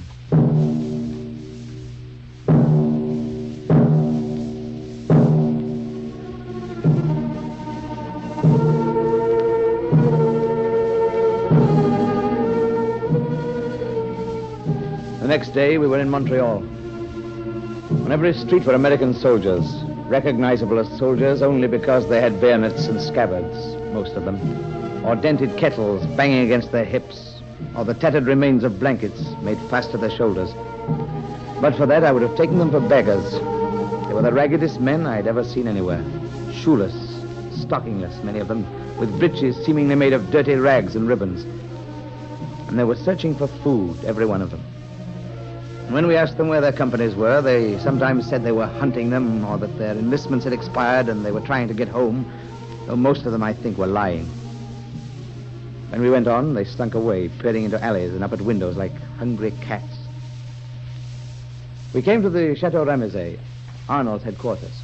General Arnold? Well, Nathan, you've been away long enough. I trust the results have justified your little vacation. Is this all you got, one man? Don't tell me this is the sole result of 2 months' holiday. Who is this man? General, this here's Captain Peter Merrill. Captain? Captain of what? The brig Orestes, sir, Varandal, 188 tons. Mason? He's all right, General. Known him for years, him and his brother Nathaniel. Take your word for it. When were you in St. John's? Last night. Who was there? General Sullivan come through with a new regiment? No, sir, but we had news of them. They were just leaving Albany on their way up. There wasn't anybody in St. John's except 2 lieutenants and nearly 300 men down with the smallpox. Smallpox? Smallpox? If we could fill our haversacks and cartridge boxes with smallpox, we could whip the world. Well, in a mess. We've got an army, thanks to General Washington, but thanks to Congress, it's got nothing to eat, nothing to wear, nothing to put in its guns. Men desert by the score. They say they've got to get their crops in. Here's letters from 40 officers begging leave to resign their commissions and go home. The best general we've got for this country outside of Washington, of course, is Schuyler. I asked Congress to send Schuyler up here to take command, but he was the best man for the place, so, of course, Congress sent him elsewhere. Is there anything we can do now, General? Yes, there is. Captain Merrill, you came as a scout, but you're a shipman. I want you and Huff here to go down to St. John's. Start tomorrow. There's a half-finished schooner there. Finish it. Then dismantle it and hold it in readiness to move south. We'll need it on the lakes if you ever have to retreat. Very well, sir. Nathan, you come back in the morning with the rest of your men. I'll have orders for you, too. Yes, sir. And you pardon me now. I've got letters to write. Letters to Congress. Letters to commissioners. Letters to tradesmen. I got into this war to fight. Now all I do is write letters. Good night, gentlemen. Well, what are you waiting for? I was going to ask you, General. My men haven't eaten today. Oh, you haven't, eh? Well, there's nothing but dried peas to be had around here. If you're hungry, I can give you an order for some of them. Dried peas. As good a diet as any other on which to die for your country.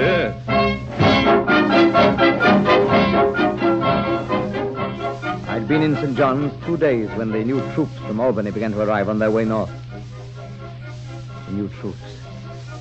4 battalions of Pennsylvanians under General Sullivan in their bright new uniforms, every man's musket tipped with a bayonet, and each soldier's hair properly clubbed and neatly tied, just so.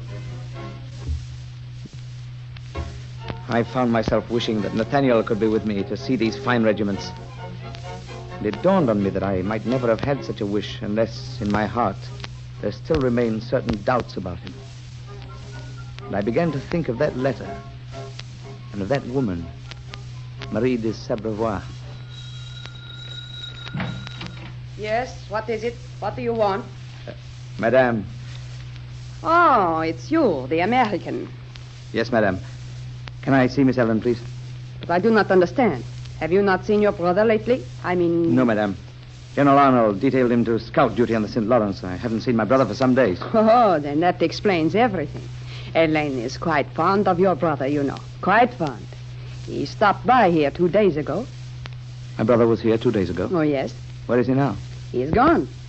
I am surprised you did not know. And Elaine, too. Ellen? Why, yes. He had a note with him for Madame de Sabrevois in Quebec. Madame de Sabrevois is in Quebec? Yes.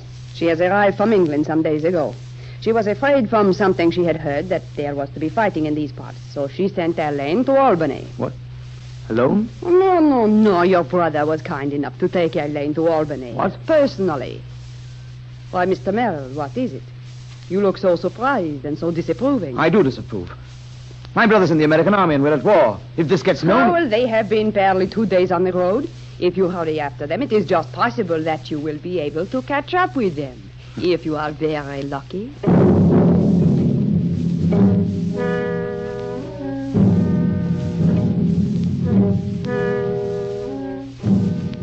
It was 2 weeks before I saw them, Ellen and my brother Nathaniel.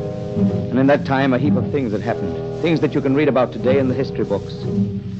How Sullivan's troops, those beautiful regiments that went up the river so full of hope, landed at Trois-Rivières.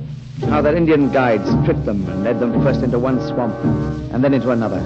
How the English came up from nowhere and caught them by surprise. That's the thing nobody's ever been able to understand. How the English knew they were coming.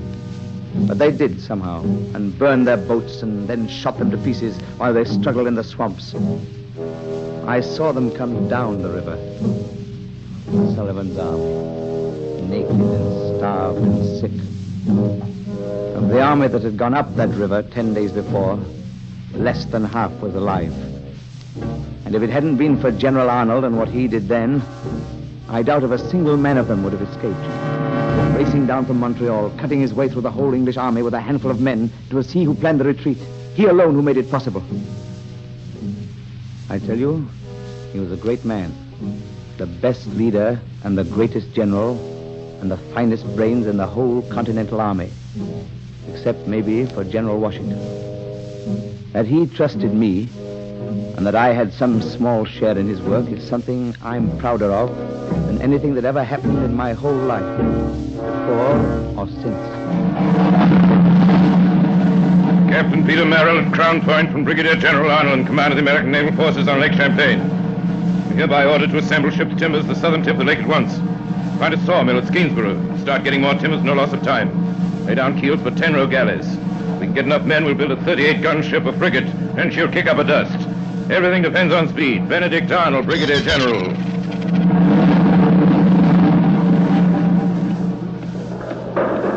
Hello, Peter. Nathaniel. Why, what's the matter? Aren't you glad to see me? What are you doing here at Skeensboro? Why, Nathaniel, where have you been? Did you go to Albany? Albany? I heard you were on your way there. Is there anything so wrong about that? Why, other men get killed for that country. You go running pretty ladies' errands in Albany. Don't talk to me like that, Peter. Oh, This that's is like a you child. fool. Don't you understand that now? Peter?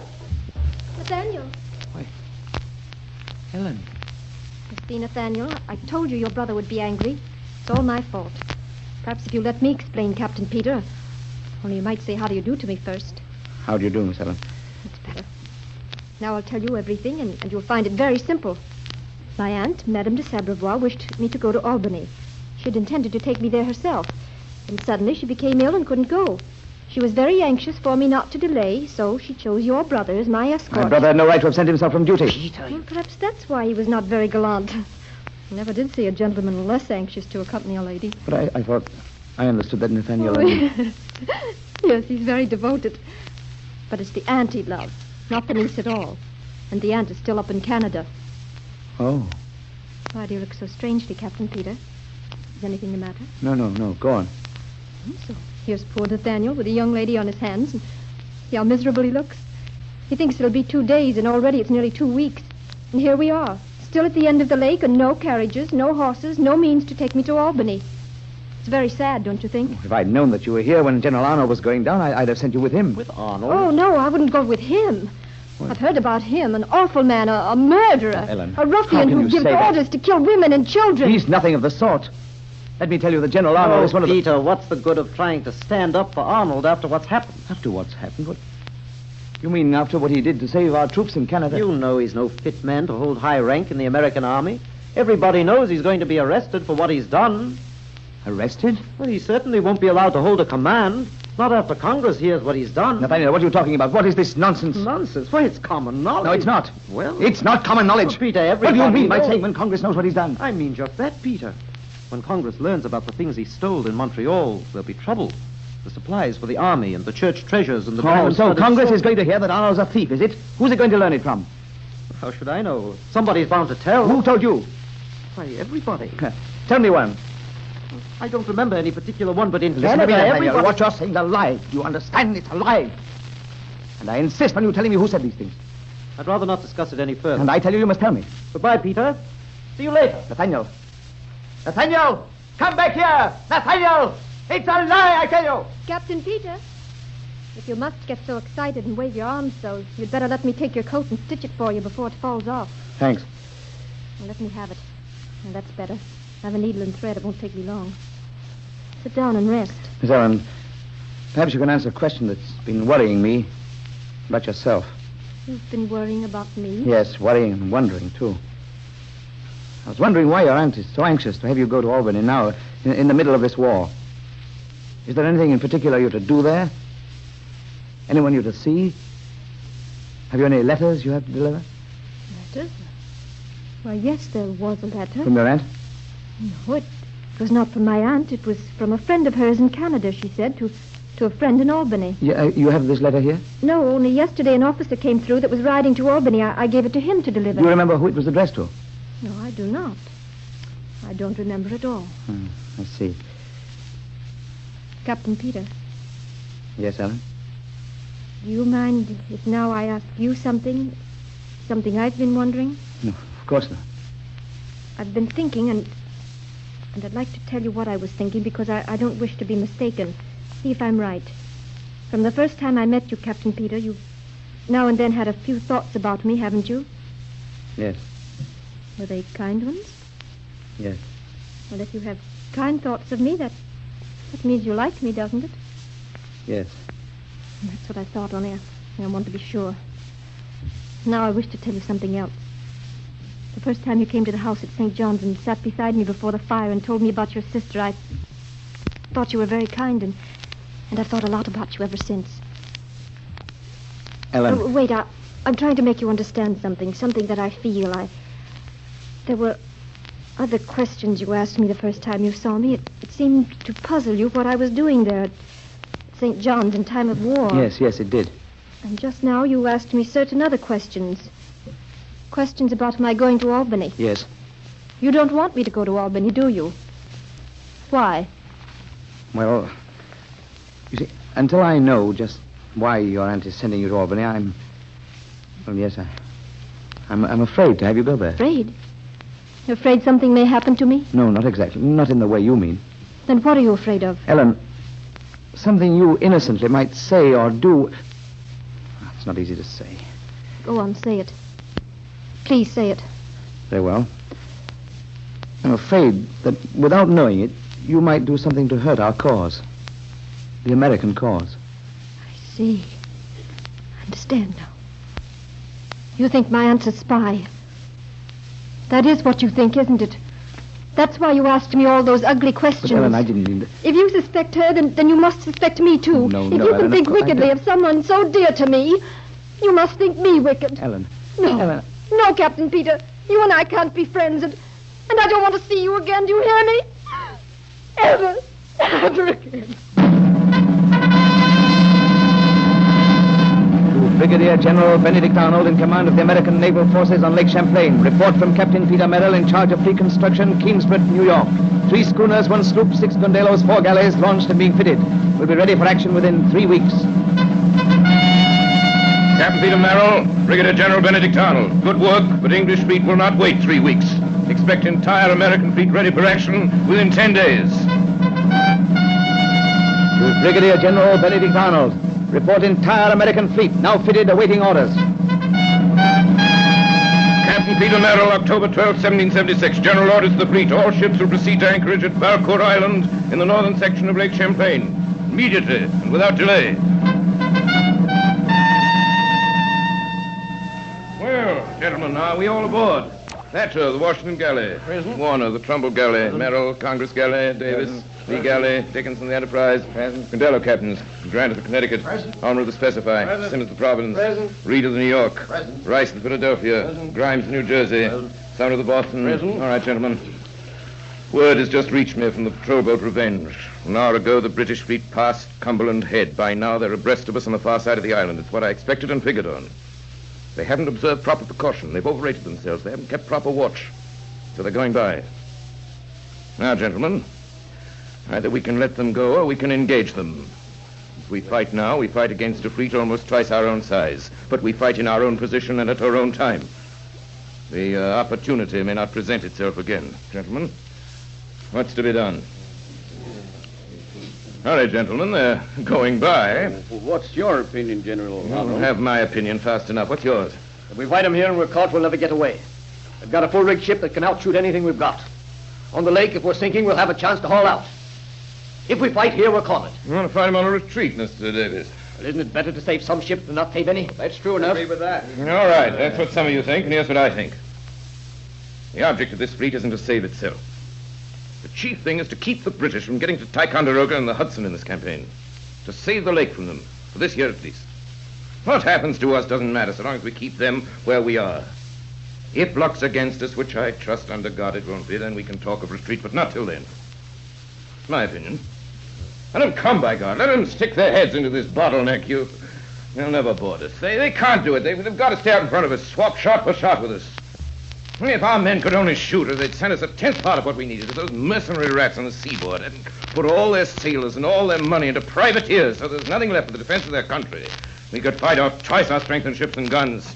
And yes, we can do it now, right here on this anchorage. We can fight him all day, and with luck we can beat him off. If we can't, we'll find a way of delaying him again, delaying him till we've saved the lake. Gentlemen, I say fight him here and fight him now. What have you got to say? It appears we're all willing, General. Thank you. Then if there's no objection... Objections? Oh, good grief, General. There ain't time to think of any. Council dismissed. General, what's that? Gunfire. I had an idea you'd agree with me, gentlemen. 10 minutes ago, I gave orders for our patrol boat to engage the enemy. The Battle of Lake Champlain has begun. You ready, Mr. Gunner? Ready, sir. Fire!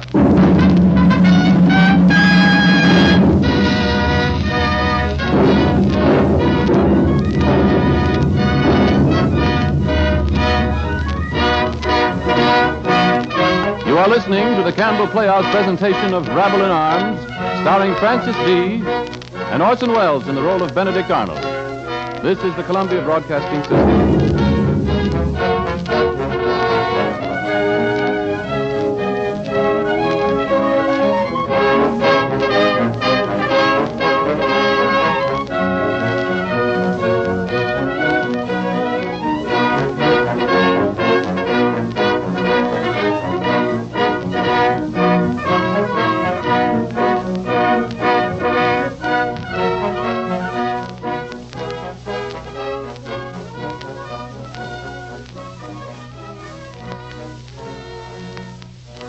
This is Ernest Chappell, ladies and gentlemen, welcoming you back to the Campbell Playhouse. In a moment, we shall resume our presentation of Rabble in Arms. But first, I'd like to remind you that it wasn't really so very long ago that women had to make their own soup. It was usually a long and tedious task. But they knew that good soup is something that families enjoy having regularly. So they devoted long kitchen hours each week to tending the soup kettle. But then a change came, a change that has been welcomed in countless homes. One by one, women tried Campbell soups and compared them with their own.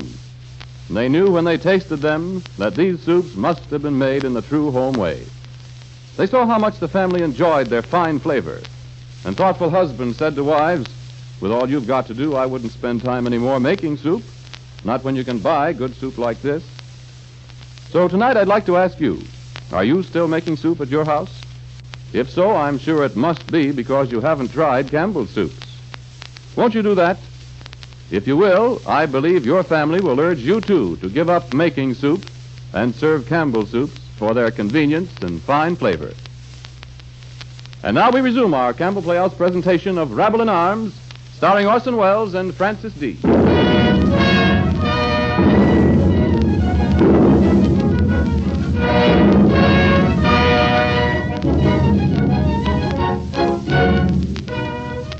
We didn't know it then, or in the hours that followed.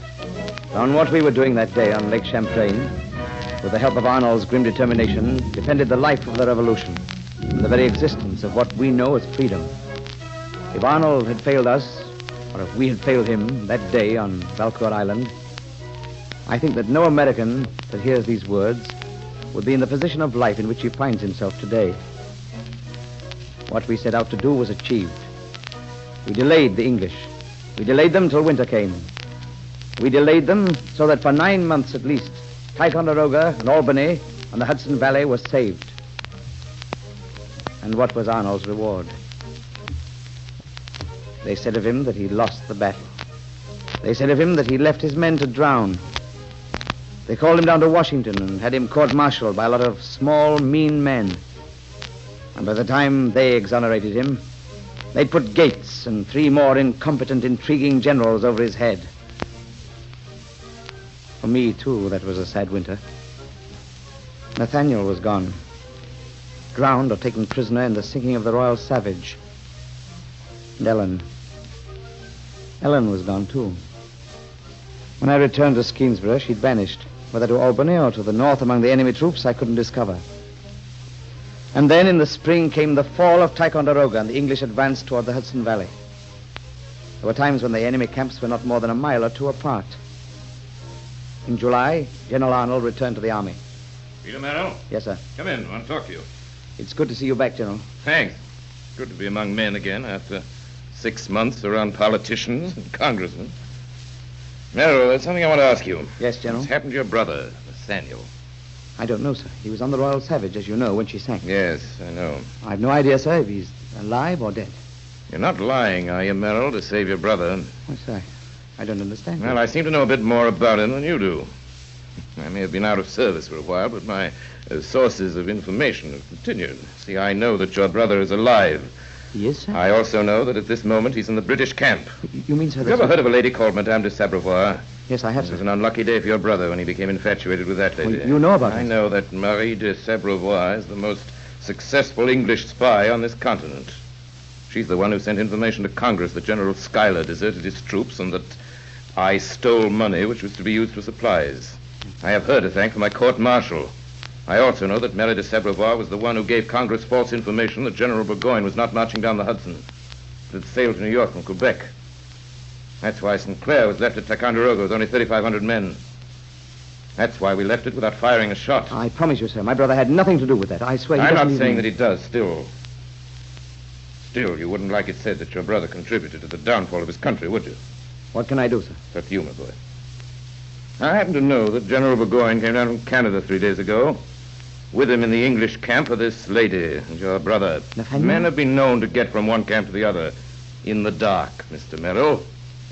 It's not easy, but it's been done. Any day now, the English will attack us. Then it'll be too late. So, your last chance, save your brother. That's all, Mr. Merrill. I've got work to do. Thank you, General. And good night. Good night.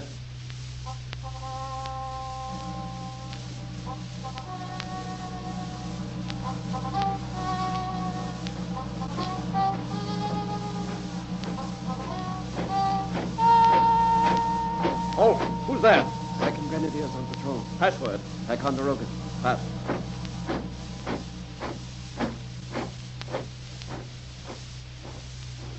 Who's there? Password. Ticonderoga. Pass. Nathaniel. Nathaniel. Peter, what are you doing here? Hiding in that pit, waiting for you to come by. You must be mad coming into the English camp like this. Oh, getting in isn't hard. It's getting back. Nathaniel, I had to see you. Don't you know they'll shoot you if they catch you? Oh, they won't catch me. Nathaniel. Yes, Peter? How is it if you're a prisoner, if you're here at liberty? Oh, I haven't joined the British, if that's what you're worried about. Huh? And I'm not a prisoner on parole, either, thanks to Marie's great kindness. Marie? Madame de Sabrevois. Oui. Everyone's been very good to me, thanks to her. I'm treated as a non-combatant. Officially, I'm a guest of General Burgoyne. Wait. You were guest of General Burgoyne? Where did you spend the winter? Quebec? In the hospital? No. Marie nursed me. Oh. I see. She has a lot of power here on the English side. She and General Burgoyne... Yes, I know. I suppose you've seen General Burgoyne and talked with him, eh? Oh, yes. Only last week he offered to let Marie and Ellen travel south with the army. Ellen, too? And so Marie persuaded him to let me go along as well. Oh, believe me, Peter, I've done nothing wrong or disloyal. Yes, Nathaniel, I believe you. But there's one very bad side to being the guest of the English, as I see it. Anybody who finds out about it is liable to misunderstand your position. Who's going to misunderstand it? I haven't been able to write home. Nobody knows whether I'm dead or alive. After Burgoyne marches down the Hudson, there won't be anyone left whose wrong opinion makes any difference. Yes, but suppose Burgoyne doesn't. Doesn't what? Doesn't march down the Hudson. Peter, that's what I'm trying to tell you. The war's over. We've lost. Nothing's over until the last gun's fired. Nathaniel, now listen to me. If we stop now, we're stopping before we have to. Arnold hasn't stopped in spite of the way he's been treated. I tell you, we wouldn't either of us feel right ever, I don't believe, if we stopped before we've tried everything. What is there to try? I want you to come with me. Now, Nathaniel. Tonight. Back to your own people. There's no way. There's no way. Yes, there is. You remember that letter of Ellen's? The one that was to be delivered in Albany? Now, this winter, quite by accident, I met the officer to whom you gave that letter.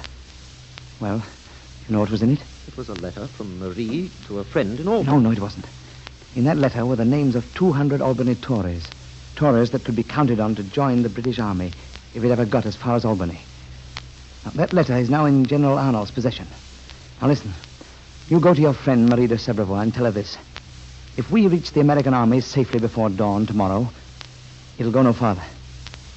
If we don't, I wouldn't give $1 for the lives of all 200. Go on. Hurry. I'll wait for you here.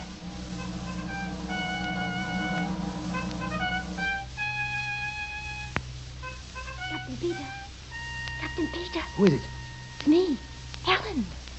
Nathaniel will be here in a moment with the safe conduct from General Burgoyne. But, I'd have come before, but I knew she was watching Ellen, me. you shouldn't be here. Oh, I knew you'd come back one day, Peter. When Nathaniel came to my aunt's tent just now, I knew then that you were here. I came just as soon as I could. It's not safe for you here. You must go back, Ellen. I had to see you. The last time I saw you, I behaved very badly. I'm sorry. No, it was my fault. I shouldn't have. No, Peter. You were right. You were right about my aunt. She's what you said she was. I know that now, and worse. She has been kind to me always. Oh, Ellen, she used you.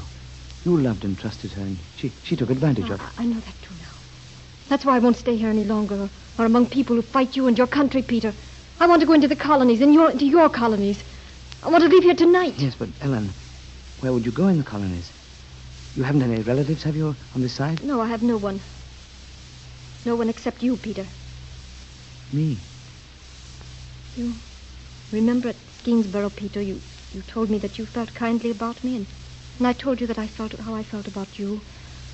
What I didn't tell you, Peter, is that from the first day I saw you, from the first day you came and sat beside me by the fire at St. John's and talked to me, I've thought always of you, only of you. Ellen. Oh, Peter, I love you. I love you.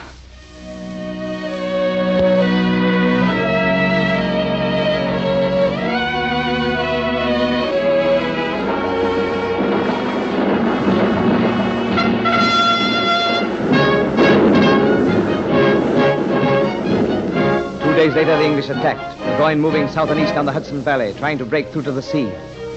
That he didn't break through that day, that the war of the American Revolution was not ended there and then, was due to one man, and one man alone, Benedict Arnold. I was there, and I know. All his life, Arnold was a performer of prodigies, a man who saw how to do and freely risked his life to do what other men said could not be done. Yet when it was all over and the English were stopped, Arnold, his horse shot dead under him, a bullet in his leg, and deprived once more of his command, was lying in the hospital. Charlotte, Empress, and a doctor among you knows what he's doing and how he does it. Why don't you learn your trade so you don't have to spend half your life guessing, quacks. Quacks, that's what you are. Get out! The General. Get out! Well, our turn now. Peter, you go in. Helen and I'll stay out here. No, we'll all go in. It's better to face a man when he's angry. His anger can't last forever, and it grows less, and then he becomes kind. Go on, Peter, knock. All right. Stay out, don't come in here. Who the blazes is it? Peter Merrill, sir. Merrill, come on in. Oh, you finally came to see me, huh? I didn't know you were here, General, until this morning. Where were you hit, sir? In the leg, and I wish it had been my heart. If it hadn't been with that bullet, I'd have driven Burgoyne into the sea. I know you would, sir. Oh, Gates, that dressmaker's dummy, will let him get away, and we'll have to start all over again. Only this time, maybe I won't be there. Well, what is it, Mr. Merrill? Who are these people? This is Ellen Phipps, sir. Sit down, Miss Phipps. You'll excuse this disarray, ma'am. It's not often we find such gems of loveliness in this part of the world. And this is my brother, Nathaniel. So this is Nathaniel. Yes, sir. So he was not a prisoner. Nathaniel Merrill remained within the British lines during an entire campaign. What's his excuse for that? I'll not make excuses for himself. Well, sir, and he'll make none for himself. My brother believed what was told him by the woman he loved. He believed that the cause of the colonies was hopeless, and that the sooner the American people knew it and stopped fighting, the better it would be for them. You believe that? Yes. And yet last night you returned to the American camp. You fought in today's battle. I wanted to be with my own people, with my brother. If he was beaten, I wanted to be beaten too. Sir, Nathaniel made a mistake. A terrible mistake. He knows that now. Sir, if he's given a chance, he's as valuable a man as you can find anywhere. Valuable to you and to the American cause. That's what you think, is it? I know it. I was never so sure of anything in my life. What do you think, miss? I agree with Peter, General Arnold. You hear what they say, Nathaniel. From now on, do you think we can count on you? I do, sir. Very well, then. Blasted leg. Give me that field desk, somebody. Get that field desk, miss. Open it up and hold it so I can write on it. That's it, thank you. I have the impression, ma'am, that you're in love with Nathaniel Merrill. Or am I mistaken? I care for him very much. And his brother. His brother, did you say? Yes, sir. His brother? Perhaps he has more than one. Which of his brothers do you mean? Not this one here, I trust. I'm sure you could never mean Captain Peter Merrill. That's impossible, of course. Impossible. There's nothing impossible about it, General Arnold. If I didn't care for Peter, that would be impossible. Oh. Captain Peter Merrill. You're a ladies' man, after all. I'm disappointed in you. Well, here you are. How'll this do? Valcour Island, October 11th, 1776. The day we fought the English on Lake Champlain. Nathaniel Merrill, scout, Captain Nason's company of scouts, is ordered on detached duty at his own discretion till this order is rescinded. Signed, Benedict Arnold, Brigadier General. Order rescinded, what's the date today? October 18th, sir. 18th. Order rescinded, October 18th, 1777. Signed, Benedict Arnold, Major General. Shameful forgery, but I think it's what you want. Here you are, Mr. Merrill. Thank you, sir. I can't tell Nonsense. Now, I suppose you want your orders. Well, here they are. All able-bodied scouts formerly under my command will go south. There won't be any fighting here for a while. Go south and report to General Washington. From what I hear, he needs every man he can get. He's a man you can be proud to fight with. Excuse me. Now, as to you, Captain Merrill, I see you're wounded. Oh, General. Silence. Only a scratch. Silence. Captain Peter Merrill, place you on the sick list. You're ordered to return to your home for a period of 3 months to recover your health. Counting on you, young lady, to see that he does it. So, General, General Arnold. Oh, will be you off with understand? you, be off with you. My leg's playing the devil. Maybe you think all this talk has improved it, or my temper, or the state of the country. Be off with you, all of you. Goodbye, confound you, goodbye. Send my orderly to me as you go, and go on, all of you. Get out, get out.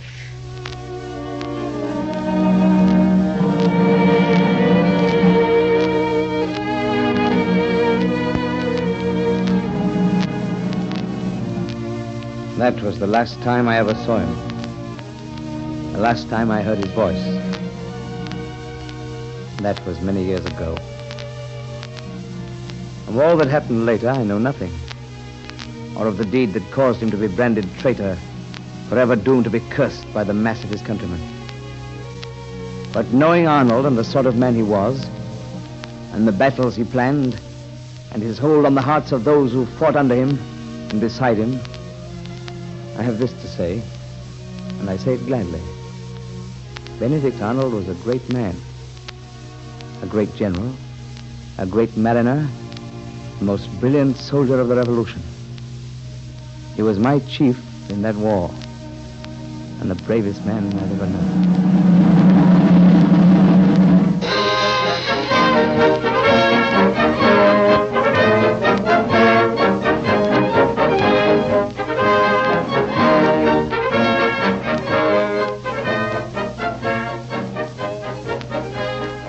You have been listening to the Campbell Playhouse presentation of Rabble in Arms, starring Orson Welles and Francis D.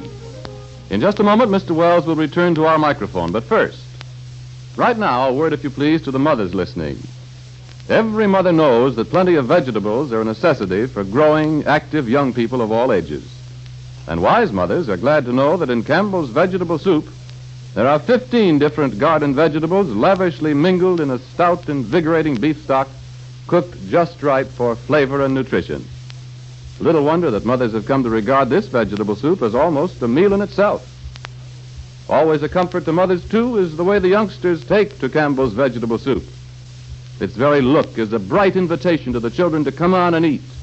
And because it's so delicious, they like to have it often. So I ask you mothers this. Do you keep Campbell's vegetable soup on your pantry shelf regularly? And now, here is Orson Welles. And here, ladies and gentlemen, beside me at the microphone, is one of our favorites on the Campbell Playhouse. This evening's guest, Miss Francis D. Good evening. Francis, I'm glad you kept your word of a few weeks ago. We're all glad you've managed to come back to us as soon as you have. Everybody who heard it, I know, remembers your fine performance as Lotta in Come and Get It. You know, Orson, I wanted to tell you something about that. You remember you gave me that lovely triangle with which you called the men to dinner and Come and Get It? I do indeed. Mr. Esmond, Mr. Harry Esmond, have you an equivalent for the lovely triangle? Sounds like a fire engine, but is that a reasonable facsimile? You said you wanted to use it, as I remember, to call your two boys to eat their Campbell soup. Thank you so much, Miss Yes, D. and would you believe it? That triangle has disappeared. I think it was too fascinating for take some it. of the neighboring youngsters. You were wondering? You were wondering. I was wondering. Go ahead and wonder. I was wondering if there was anything on this broadcast you could give me to take its place. Well, would they come if you played Yankee Doodle on a drum and fife? Well, I'm afraid you don't know little boys, or maybe you do. The next time they'll want a symphony orchestra. A small enough price, Francis, believe me, for a performance, and believe me, again, as entirely swell as yours was tonight. Thanks again, and come back again. Thank you, Orson. I will. Good night. Francis D., ladies and gentlemen, in her more serious moments, was Ellen Phipps. Pretty wonderful Ellen Phipps, and Captain Peter Merrill was pretty wonderfully played by Mr. George Coulouris. Edgar Barrier was Nathaniel Merrill. Captain Nason was Mr. Robert Warwick. Huff was Richard Baer. Guy Rep was Edward Donahue. Richard Wilson was Scout Fleck. And William Adeland was General Ad-Lib. Madame St. was Georgia Bacchus. And Benedict Arnold was your obedient servant. The music tonight was inspired by and was contemporary with the American Revolution. And was authentic, or so Mr. Bernard Herrmann claims, who conducted it, as always. And now, as to next week. Next week, we bring you our own radio version of one of the truest and finest plays yet written in America, Craig's Wife by George Kelly. It's a personal enthusiasm of mine which I hope next Sunday we can persuade you to share. Pulitzer Prize play, a study dramatic and penetrating of a type of woman, unfortunately, Not as rare as she ought to be. Unfortunately, not as rare as she ought to be. And to play her, I'm pleased to announce, I was right, an actress whose talents are as rare as they come, another old friend of yours and one of the supremely gifted ladies of the theater world, Miss Fay Bainter. Miss Fay Bainter will be recalled by Campbell Playhouse listeners for her sensitive and searching portrait of Mrs. Dodsworth in our own recent broadcast of the Lewis novel. Moviegoers have seen her very lately in our town, the United Artists picture, and her newer pictures, Young Tom Edison and RKO's Bill of Divorcement, are eagerly awaited. It's impossible to think of anybody better for Craig's wife. In fact, it's almost impossible to think of anybody any better. And until then, until next Sunday night, my sponsors, the makers of Campbell Soups, and all of us remain, as always, obediently yours.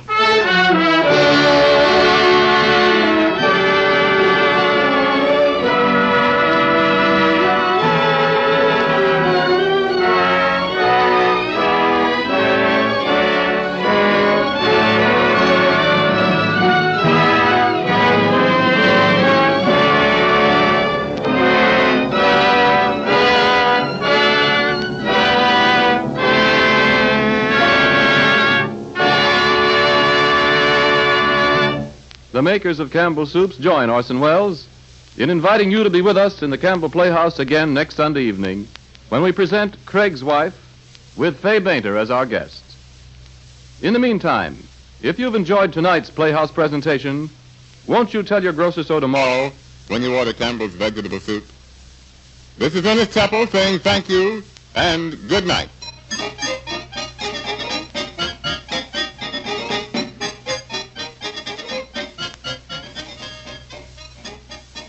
This is the Columbia Broadcasting System.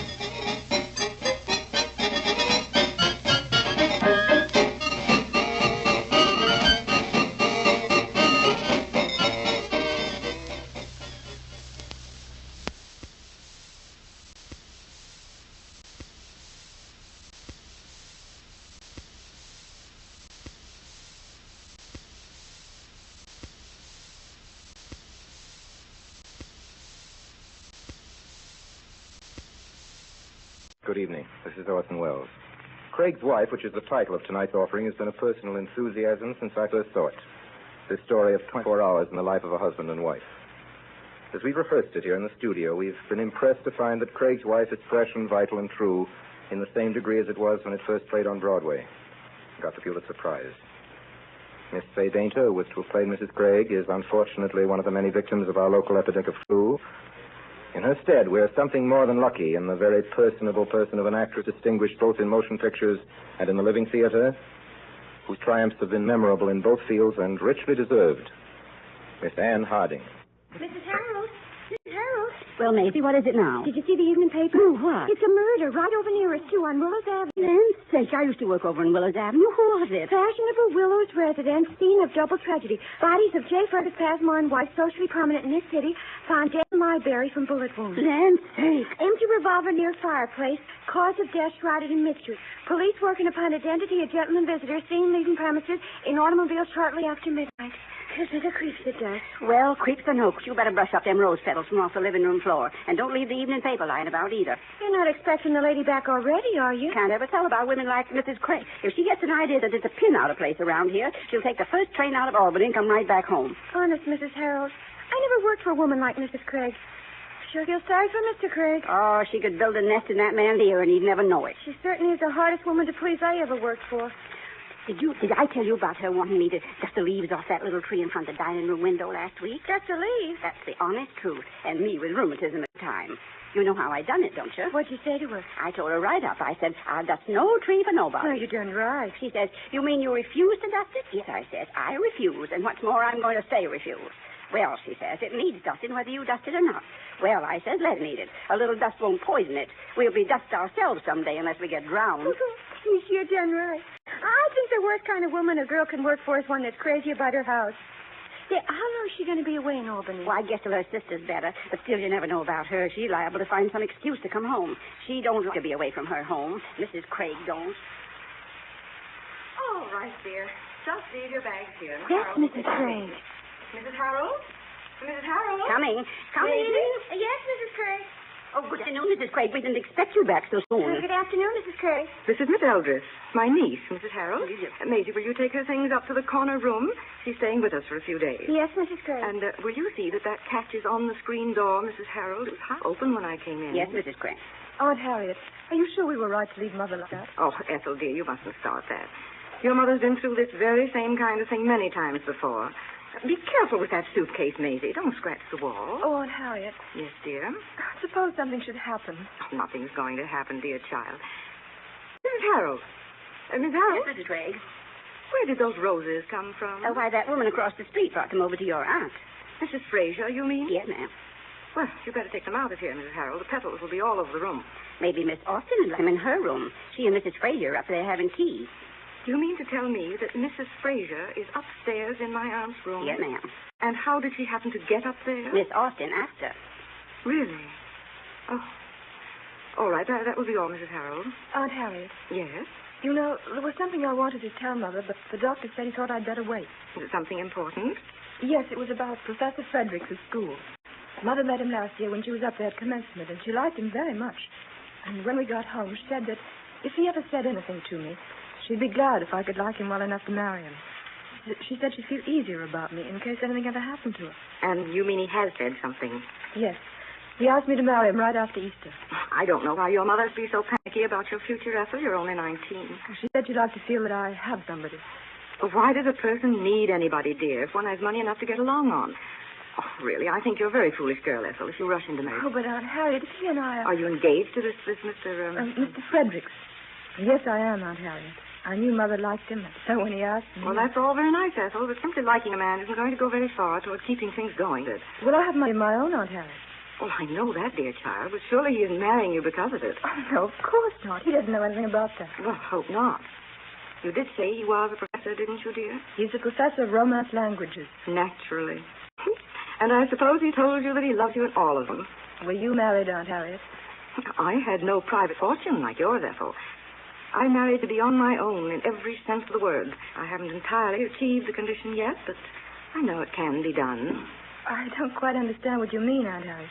Oh, I mean that I'm simply exacting my share of a bargain. How? By securing into my own hands the control of the man upon which they're founded. But how are you ever going to do a thing like that, Aunt Harriet? Haven't you ever gotten Mr. Fredericks to do something you wanted him to do? Yes, but I always told him I wanted him to do it. Well, there are certain things that men can't be told, Ethel. They don't understand them, particularly romantic men. And Mr. Craig is inveterately idealistic. But supposing he would find out sometime. Find out what? Well, what you've been telling me, that you want to control him. Oh, one never comprehends, dear, what it is not in one's nature to comprehend. That's where we women have such a tremendous advantage over men. Oh, I know you're deploring my lack of nobility. Oh, no, I'm not at all, Aunt Harriet. Yes, you are. I see it in your face. You think I'm a very sordid woman. Oh, no, I don't think anything of the kind. Well, what do you think? Well, frankly, Aunt Harriet, I don't think it's quite honest. It's very much safer, dear, for everybody. Because, as I say, if a woman is the right kind of a woman, it's better that the destiny of her home should be in her hands than in any man. Don't you see? Aunt Harriet, I'm rather tired. Would you mind if I rested a bit? Of course not, child. You go right upstairs. I'll be along in a few minutes to see that you're comfortable. Mrs. Harold. Mrs. Harold. Yes, Mrs. Craig. Have there been any letters or messages for me since I've been away? 2 letters, ma'am. One came this morning and one came Tuesday. No telephone calls? None for you, ma'am. There was a gentleman called Mr. Craig this afternoon about 4 o'clock. He seemed real anxious to get in touch with Mr. Craig and for him to call him as soon as he came in. Who was that? Mr. Bergmeyer, ma'am. He was the same gentleman that called Mr. Craig last night. But he must have got in touch with him, for I gave him the number Mr. Craig said he'd be at. You mean Mr. Craig was out last night? Where? I don't know, ma'am. He didn't say. But he left a number for me to give anybody that they call. I wrote it down in this paper so I wouldn't forget it. It was Levering 3100. Levering 3100. He didn't say whose number it was? No, ma'am. He just left a number and the gentleman called and I gave it to him like he told me. I see. All right, Mrs. Howard. I'll tell him when he comes. Yes, ma'am.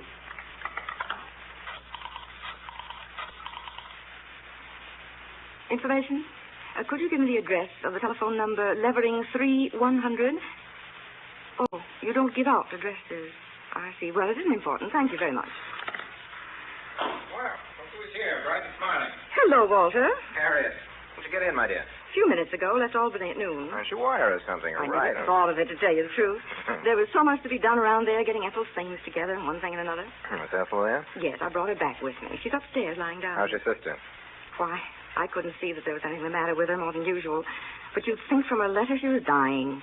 Then I had to walk out and leave my house for a whole week and go racing up to Albany. Glad to have you back again, Harriet. Oh, stop it, Walter. You're so strong.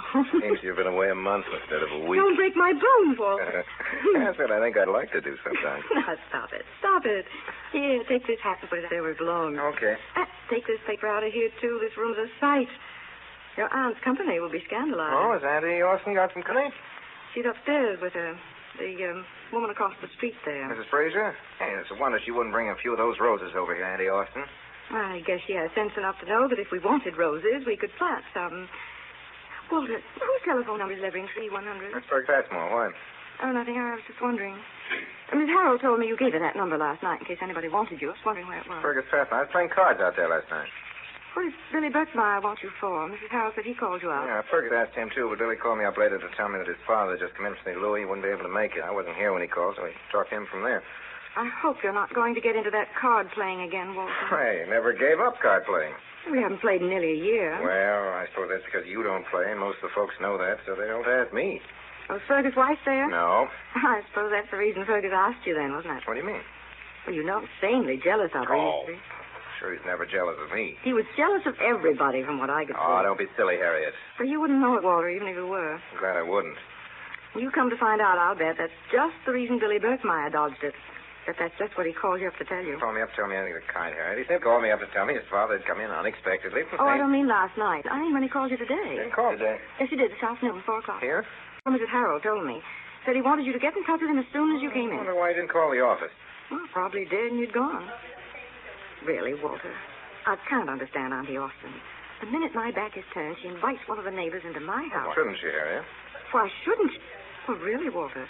She stands there right out on the front porch saying goodbye to that Mrs. Fraser. You say Ethel's here? And she's in the guest room. I think I'll go up and say hello to her. Right here. I'll be right down. Oh, hello, Harriet. How did you find your sister? Mrs. Harold told me a moment ago that you were back. Yes, Auntie Austin, I'm back. I think it's about time I came back, don't you? I don't understand what you mean. Well, from the looks of things, if I stayed away much longer, I should probably have come back to find my house a thoroughfare for the entire neighborhood. You mean my having Mrs. Fraser here for tea? You know perfectly well what I mean, Auntie Austin. Please don't try to appear so innocent. It's exactly what that woman's been trying to do ever since we've been here. And the minute you get my back turned, you let her succeed. Just for the sake of a lot of small talk. How did she happen to get in here? She brought me some roses over, which I think was very thoughtful of. Of course. And you walked right into the trap. Well, why do you think she should be so anxious to get in here, Harriet? For the same reason that a lot of other women in this neighborhood want to get in here. To satisfy their vulgar curiosity. See what they can see. And why should you care if they do see? I don't want a lot of idle neighbors on visiting terms. Let them tend to their houses. They'll have plenty to do. Mrs. Fraser is very likely one of those housekeepers that hides the dirt in the corners with a bunch of roses. You know nothing about her house. Well, I don't want to know about it. And I don't want to know about her. She wasn't here for you. She was in my house, wasn't she? And in your husband's house? Oh, well, she was hardly here to see my husband, was she? Mrs. Fraser was here to see me, your husband's aunt. And I made her welcome, and so did he. And asked her to come back again. And I don't think you'd find him very much in accord with your attitude if he knew of it. Well, you'll probably tell him. No, I've a lot of things to tell him, Harriet. I've had plenty of time to think about them during the past 2 years up there in my room. And they've been particularly clear to me this week that you've been away. That's why I've decided to tell Walter, because I think he should be told. Only I want you to be here when I tell you, so that you won't be able to twist what I say. You have a very good opinion of me, haven't you, Auntie Austin? No opinion I have of you at all, Harriet. It's you that I have. Well, whatever it is, I'm not at all interested in hearing about it. I want you to know that I resent instantly your having brought Mrs. Fraser in here. Oh, be honest about it, at least, Harriet. But what do you mean? Why particularize on Mrs. Fraser? Because I don't want her here. You don't want anybody here. I don't want her. You don't want your husband. Only that he's necessary to the upkeep here. But if you would see how that could be changed or managed without him, his position here would be as pure as the position of one of those pillows there. Well, I must say, Miss Austin, that's a very nice thing for you to say to me. You want your house, Harriet. That's all you do want. And that's all you'll have to finish, unless you change your way. People who live to themselves, Harriet, are generally left to themselves. For other people will not go on being made miserable indefinitely for the sake of your ridiculous idolatry of house furnishings. You seem to have borne it rather successfully. I did it for Walter's sake, because I knew he wanted to have me here. I didn't want to make it difficult. But I've been practically a recluse in that room of mine upstairs ever since you've been here, just to avoid scratching that holy staircase. or leaving a print on one of those sacred rugs. I'm not used to that kind of stupidity. I'm accustomed to living in roles. I think too much of myself to consider their appearance where my comfort is concerned. So I've decided to make a change. Only I want my reasons to be made perfectly clear to Walter before I go. I think I owe it to him, for his own sake, as well as mine. What's the matter? You're all the way upstairs. Haven't the faintest idea, I'm sure. But from what Auntie Austin has just been saying, she seems to think there are quite a few things the matter. What is it, Andy? She tells me she's going to leave us. Nothing very new, Walter. Leave the house, you mean? So she says. You didn't say that, did you, Andy? Hadn't I just told you she said it? I'm leaving tomorrow, Walter. Why? What happened? She says she finds my conduct of affairs here unendurable. I'll be obliged to you, Harriet, if you'll allow me to explain the reasons for my going. I know them better than you do. Well, you haven't any reasons that I can see, except the usual jealous reasons that women have of the wives of men that they've brought up. You'll have plenty of time to give your version of my leaving after I'm gone. Well, sit down then and let us hear your version of it. I prefer to stand, thank you. Please. I doubt if I'd know quite how to sit in one of these chairs. What do you mean, Andy? I can't believe you've had a difficulty with anyone, especially with Harriet, who thinks the world of you. Now, you know she does, Andy. Harriet's just as fond of you as I am. I'm glad you're here to hear some of this. I suppose there are little irritations that come up around the house occasionally, just as there are in any other business. But I'm sure you're too sensible, Andy, to allow them to affect you to the extent of making you want to leave the house. Why, Andy, what did we do here around you without you? It wouldn't seem to me that we had any house at all. What was it you said to Andy, Harriet? I said anything to her, of course. She's simply using her imagination. Well, if it isn't anything that Harriet has said to you, Andy, what is it? Oh, no. Harriet has never said anything. She simply acts and leaves you to interpret, if you're able. It takes a long time to be able until you find the key. It's all very simple, very ridiculous, and incredibly selfish.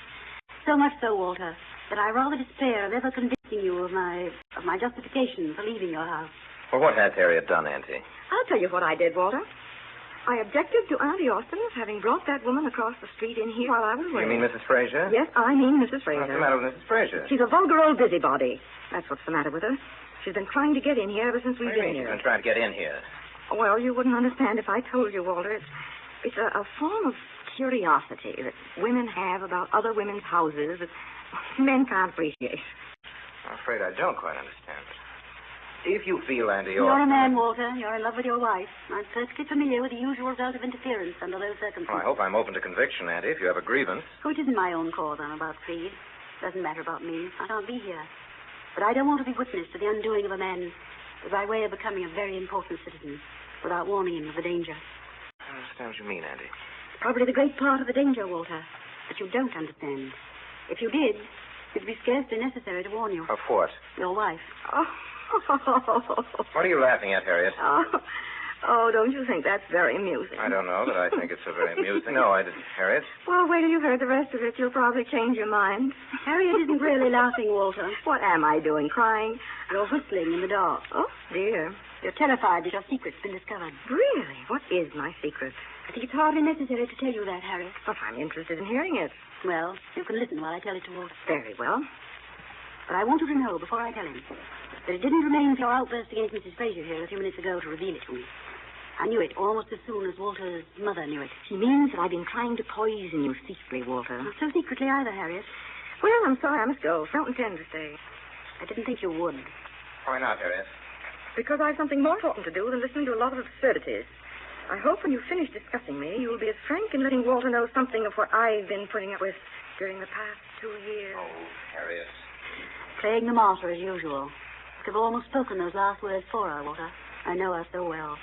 I wish you'd tell me what's happened, Andy. Walter, your mother asked you to promise her that she was dying, that you'd take me with you when you're married. She asked me to promise her that I'd accept her invitation when you made it. You see, she knew her woman, Walter. The woman you were going to marry. Mother didn't like Harriet? Nobody could like Harriet, Walter. She doesn't want them to. I like her. You're blinded by a pretty face, son. As many another man has been blinded. What's Harriet done? She's left you practically friendless, Walter. Why do you suppose your friends have so suddenly stopped visiting you? They always visited you at home. And I dare say all those charming young men and women that used to have such pleasant times at home thought that when you married, your house would be quite a rendezvous. But they reckoned without their hostess, Walter. Just as they're beginning to reckon without you. You never go out anymore. Nobody ever asks you. They're afraid you might bring her, and they don't want her. Because she's made it perfectly clear to them that she doesn't want them. I don't think that's true. No, Auntie, I think just I that want to tell you Harriet... something that I saw the other day in the city. I was having luncheon at the Colonnade, and two of your old Thursday night poker crowd came in, sat at the table within hearing distance of me. Presently, a man and his wife came in, sat down at another table. The wife immediately proceeded to tell the man how he should have sat down, and how he should sit now that he was down, and so on. I distinctly heard one of your friends say to the other, "Listen to Craig's wife over there. That's a little straw, Walter, that should show you the way the wind is blowing. Your friends resent being told where they shall sit and how, and so they're avoiding the occasion of it, just as I'm going to avoid it. But you can't avoid it, so you must deal with it." How? How should I deal with it? By impressing your wife with the realization that there's a man in the house, as well as a woman, and that you are that man. If you don't, Walter, you're going to go the way of every other man that's ever allowed himself to be dominated by a selfish woman, become a pallid little echo of her distorted opinions, believing finally that every friend you ever had before you met her was trying to lead you into perdition, and that she rescued you and made a man of you. Oh, Harry can never turn me against my friends. Walter, they can make men believe that the mothers that nursed them are their arch enemies. That's why I'm warning you. For you're fighting for the life of your manhood, Walter. And I can't leave this house without at least turning on the light here and letting you see what it is that you're fighting against. Auntie, I can't see you leave this house. That's all it is. But if I'm not happy here. I promised Mother that you'd always have a home with me, and if you go, I'll feel somehow that I'm breaking that promise. You haven't a home to offer me, Walter. You have a house, the furniture in it. It'll be used under highly specified conditions. Do you know, I have the impression somehow or other, when I look at these rooms, that they're rooms that have died and are laid out. Well, whenever they are, they'll seem less if you leave them. I don't think I feel worse if it were Mother herself that were leaving. Oh, be glad that it wasn't your mother, Walter. She would have left long ago. Beg pardon, Mr. Craig, but there's not much here to see. Ask him to come in. I'll look for you before I go, Walter. All right. I have a lot of things to do. Hello, Miss Austin. Oh, hello, Mr. Beck. Hello, Walter. Hello, I called your house. I couldn't get you. What's up? Something wrong? Something wrong? Well, that's what I came to see you about. You were out there last What are night. you talking about? You mean you don't know? Haven't you read the evening papers? Fergus Passmore and his wife are dead. What? Both of them. Murdered. What? Well, it's in every paper in town. That's why I wanted to see you. The paper says they're looking for a man seen leaving the house after midnight. Sure, that was me, but Fergus was alone when I left it. Now, listen, Walter. You've got to move carefully in a thing like this. This kind of affair is pie for the newspapers, and the fact that we were invited out there to play cards wouldn't read any too well. I never thought of that, but you've got nothing to worry about. You weren't there. Well, I know that, but I'm not sitting back in the corner in this thing, you know, Walter. Well, it just so happened that I wasn't out there, but I talked to you on the telephone out there last night from my house. And in a thing of this kind, they trace telephone calls and everything else. Oh. Now, Walter, I think a wise move for us is just to hop out there and try and find out what's going on. We've got to move mighty carefully, you know. Yeah, I know. I can't get over it, Billy. Just a few hours ago, I was sitting in his house playing cards with him. He's laughing and joking. You know the way Fergus is when he's in a card game. Well, hey, Billy, I'm just beginning to realize that I was the last man to see Fergus Passmore alive. Oh, don't I know it? And that's what the police are looking for. You. Come on, now, let's get going. All right, my car's out front. We hurry, we can get over there in 10 minutes.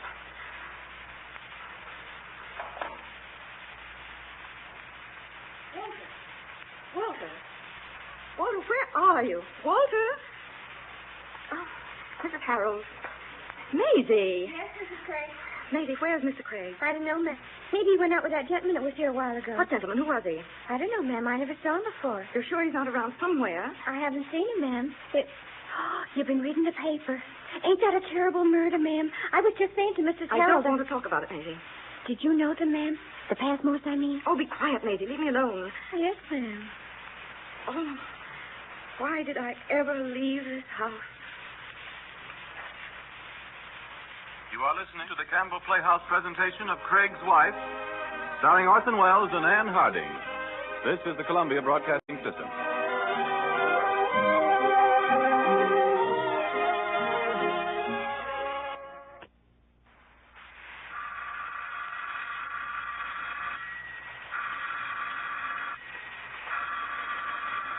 Maisie, go up and see that Miss Elder's door is closed and be quiet about it, Maisie. And don't disturb her. She's asleep. Hello? Yes, this is Mrs. Craig's residence. Yes. Oh, yes, Mr. Fredericks. Well, Ethel is lying down now. She was very tired, poor child.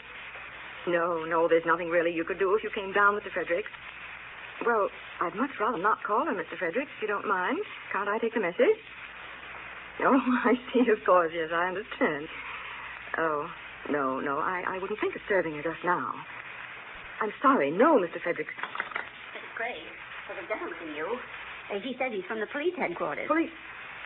Show him in. Tell him I'll be right down. Will you step this way, please, mister? Mrs. Craig will be right in. Thank you. Good evening. I called to see Mr. Craig. Oh, Mr. Craig isn't in just now. I'm sorry. Have you any idea what time Mr. Craig will be in? I'm expecting him any minute. He was here less than half an hour ago, and I went upstairs, so he must be right here in the neighborhood somewhere. I see. He'll certainly be back for his dinner at 7 o'clock if you'd care to call back.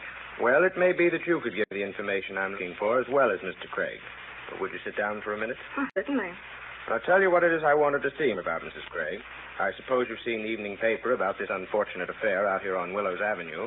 You mean that shooting affair? Yes, at the Passmore home. Isn't that a dreadful thing? I've just been reading it. I'd want to alarm you, Mrs. Craig. There's no particular connection between that and my visit here. Oh, I'm very glad to know that.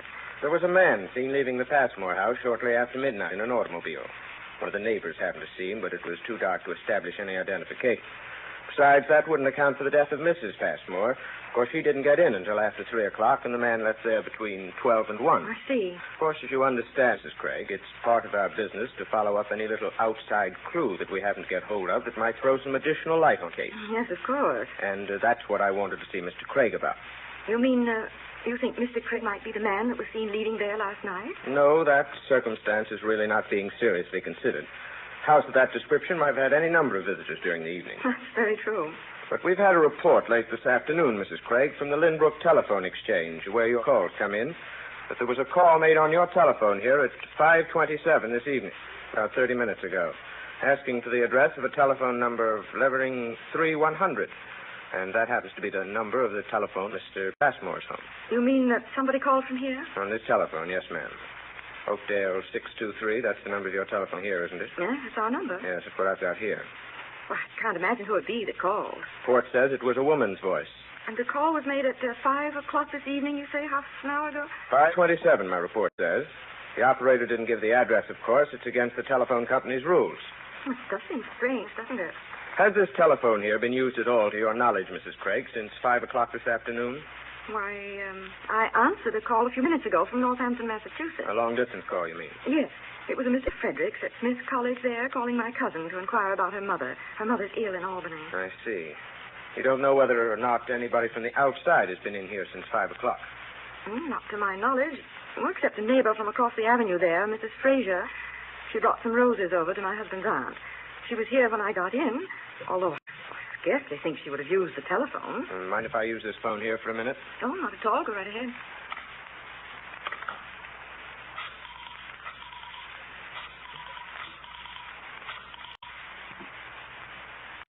Keelan. Carol calling. That's so.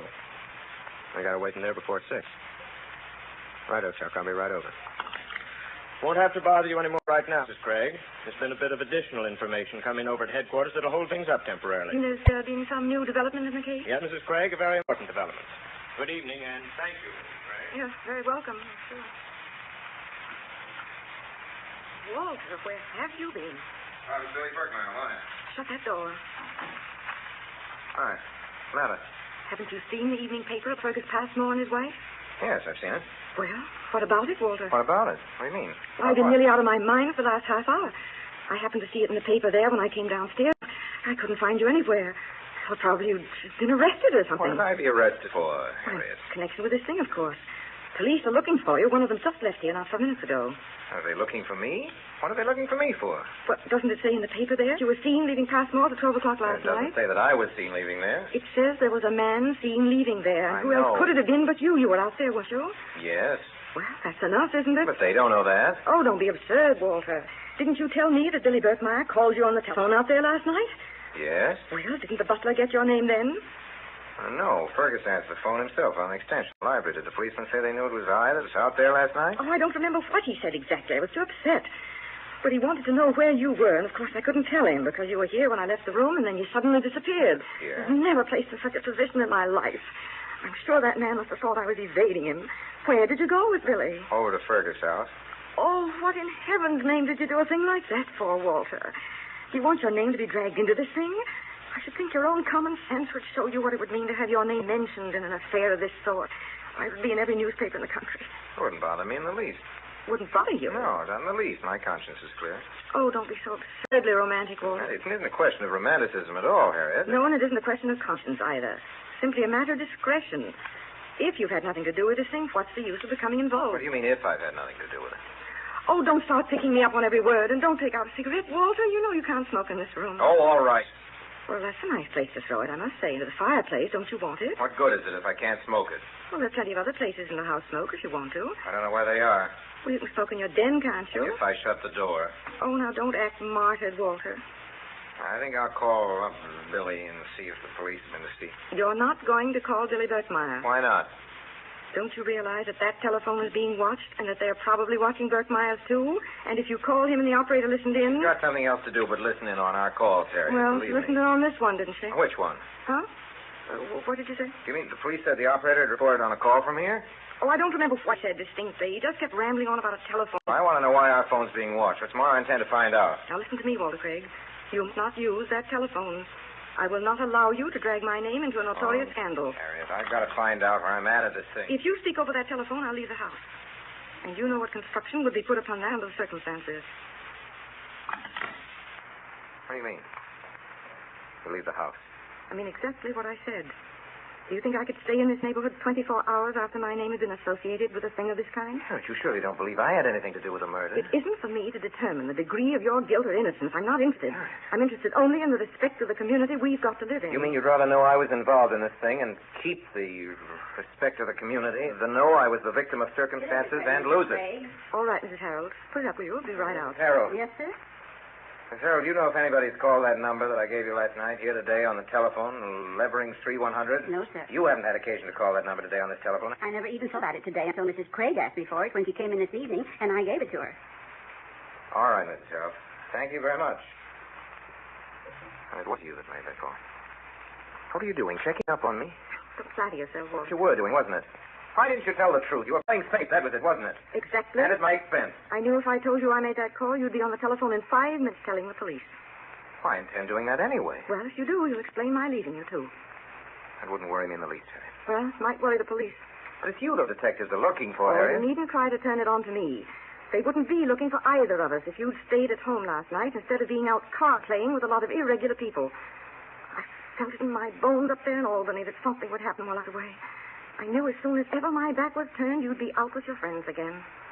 And what has your back being turned got to do with my visiting my friends? Well, you wouldn't have been visiting them if I'd been What do here. you mean? How'd you stop me? I'd have stopped you all right one way or another. What you've done, locked the door on me? Wouldn't have been necessary to lock the door on you. You haven't been visiting them in the last 18 months, have you? No, I haven't. And they haven't been visiting you either. You mean you kept them out of here? Well, if I did, the end justified the means. You at least haven't been in the shadow of the law in the last 18 months. My aunt said here a while ago she'd driven all my friends away from the house. I thought she was imagining things. Said something else, too, something I didn't believe. She said you were trying to get rid of me, too, without actually driving me away from the house. I believe that's true, too. What if I wasn't cordial to your friends? You think I wanted my house turned into a tavern? Friends never turned my mother's house into a tavern. Well, evidently your mother and I had very different ideas of a house. Very different indeed, Harriet. There was more actual home in one room of my mother's house than there'd be in all of this if we lived in it 1,000 years. Why didn't you stay in it then if you found it so attractive? Now you're talking, Harriet. Now you're talking. Why didn't I do just that? I don't make any mistakes if I say you didn't want my friends here simply because they played cards. You wouldn't have wanted them if they'd come here to hold prayer meetings. You didn't want them because, as my aunt says, there's this implied an importance to me that it was at variance with your little campaign, the campaign that was to reduce me to one of the wife-ridden sheep that's afraid to buy a necktie for fear his wife might not approve of it. Oh, don't try to make yourself out a martyr. You've had your share of this bargain. I never regarded this thing as a bargain. Did you expect me to go into a thing as important as marriage with my eyes shut? I wanted you to go into it honestly, as I would. 50-50. You've been playing safe right from the start. You've been exploiting me consistently in your shifty little business of personal safety. And you'd throw me right now to the suspicion of implication in this double murder to preserve that safety. I've been trying to preserve my home. That's all I've heard from you since the day I married you. Well, what else has a woman like me but her home? Hasn't she her husband? She could lose her husband, couldn't she, as many another one has. Couldn't she lose her home, too? She couldn't if she knew how to secure it. That's the point in a nutshell, Harriet. If she knew how to fix it for herself. Well, what if I have fixed things for myself? You haven't lost anything by it, have you? If I fix them for myself, I fix them for you, too. Your home is here. And maybe if I hadn't played the game so consistently, it wouldn't be here. And I wouldn't be the first woman that's lost her home and her husband, too, through letting the control of them get out of her hands. I saw what happened to my mother, and I made up my mind it would never happen to me. She was one of those I will follow thee, my husband, women, that believed everything my father told her, and all the time he was mortgaging her home over her head for another woman. And when she found it out, she did the only thing that women like her can do, and that was to die of a broken heart within 6 months, leaving the door wide open for the other woman to come in as stepmother over Estelle and me, and then get rid of us both as soon as Estelle was marriageable. But the house was never mortgaged over her head, I'll promise you that. For she saw to it that it was put in her name before ever she took him. And he kept it there, too, right to the finish. Why didn't you ask me to put this house in your name? Because I didn't want it in my name. Yes, you've been more honest. I haven't done anything that wasn't honest. Simply tried to be practical, but with your usual romanticism, you want to make me appear a criminal for it. I'm not reproaching you at all, Harriet. I'm merely saying that you simply married the wrong man. I married a romantic fool. That's what I married. I'm seeing it more clearly every day I live. Oh, well, we understand each other now. Do we? Huh. Walter. Now, who on earth moved those ornaments on the mantelpiece? Brat of you. Presumption. Just wondering how you get that way. Walter, did you move those ornaments? So brazenly presumptuous as to say such a thing to me. What have you ever done for a million others like you that would warrant the assumption of such superiority over the men you're married? I asked the servants a dozen times not to touch the things on the You should mantelpiece. set yourself up to control the very destiny of a man as though I were some mental incompetent. Sorry, ma'am, but I had to remind you about dinner. It's going to be spoiled. Oh, Mrs. Harold, who moved those ornaments? I only dusted them, ma'am. You know perfectly well I never allow anybody even to dust that mantelpiece but myself. I even bought a special little brush for those ornaments because I wouldn't trust them to anybody else. But you were away, Mrs. Craig. I am not interested in your excuses. I have told you over and over again never to touch those ornaments, and you deliberately disobey me. I'm sorry, Mrs. Craig. Well, don't let it happen again. You may put up the dinner. We'll begin in 2 minutes. Yes, Mrs. Craig. Walter, you better go along in and get your dinner before it's cold. I'll go up and tell Ethel and Auntie Austin.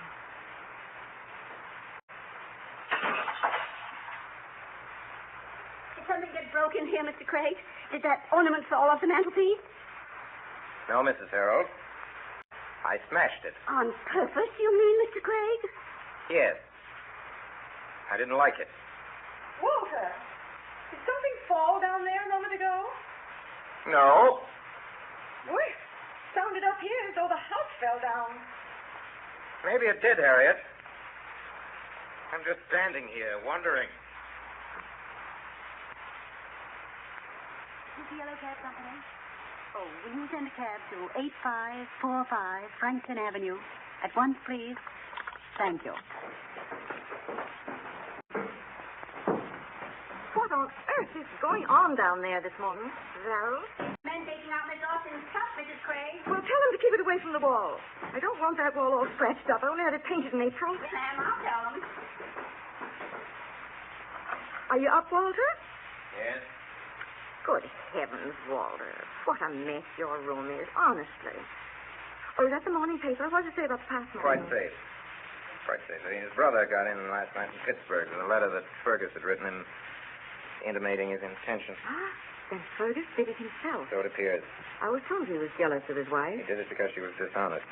Well, thank heaven I kept my head last night and didn't allow you to telephone and make a show of us all. You can thank me that your name isn't in every paper in the city this morning. Why, I can thank you for more than that, Harriet. Another thing. I want to know about that ornament there that was broken downstairs last night. I smashed it. Oh, what were you doing? Leaning against the mantelpiece again as usual? No, it wasn't an accident. I did it deliberately. What do you mean you did it deliberately? I mean that I smashed it purposely. What for? I became suddenly heroic. I smashed it into 1,000 little pieces. Then I smoked one cigarette after another till I had your sanctum sanctorum absolutely littered with ashes and cigarette butts. Oh, I was positively a whale of a fellow around here for about an hour last night. Should have seen. What did you do? Go out of your mind or something? No, it's particularly clear in my mind, strange to say. You made a remark here last night, Harriet, that completely illuminated me.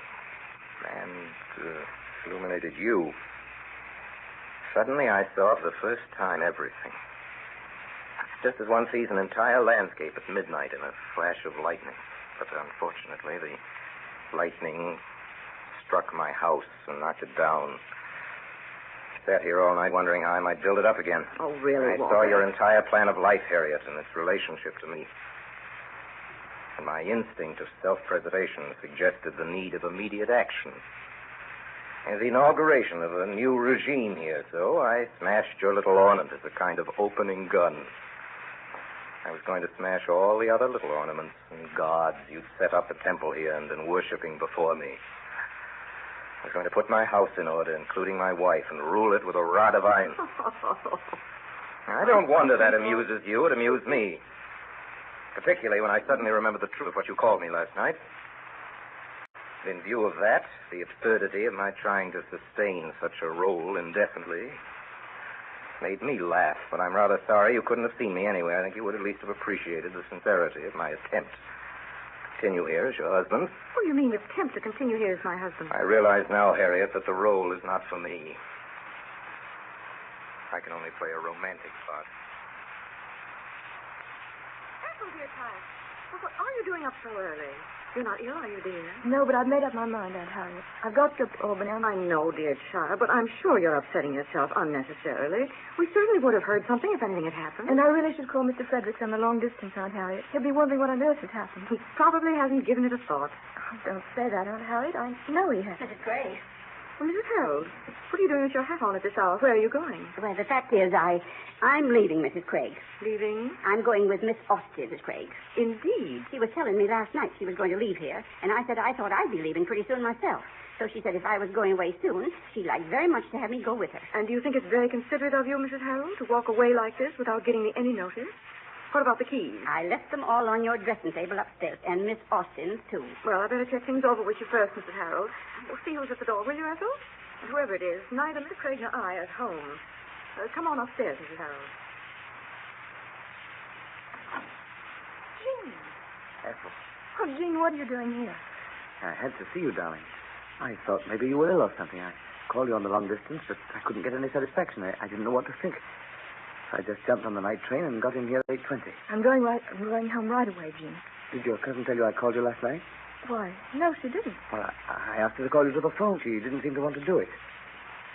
In fact, she hung up on me. That's why I came down. It seemed such a peculiar thing to do in the long distance. I know why she didn't tell me you called. She doesn't want me to marry you. Jean, do you really want to marry me very much? Why, yes. More than anything in the world, darling. Well, yesterday she almost convinced me that I was wrong about loving you. But today I know differently. If you're ready, Jean, we'll go. Uncle Walter will drive us to the station. We'll wait for him on the porch. I don't want to see Aunt Harriet again. Ethel, you and Mr. Fredericks get in the car. I'll be right out as soon as I see Harriet. All right, Uncle Walter.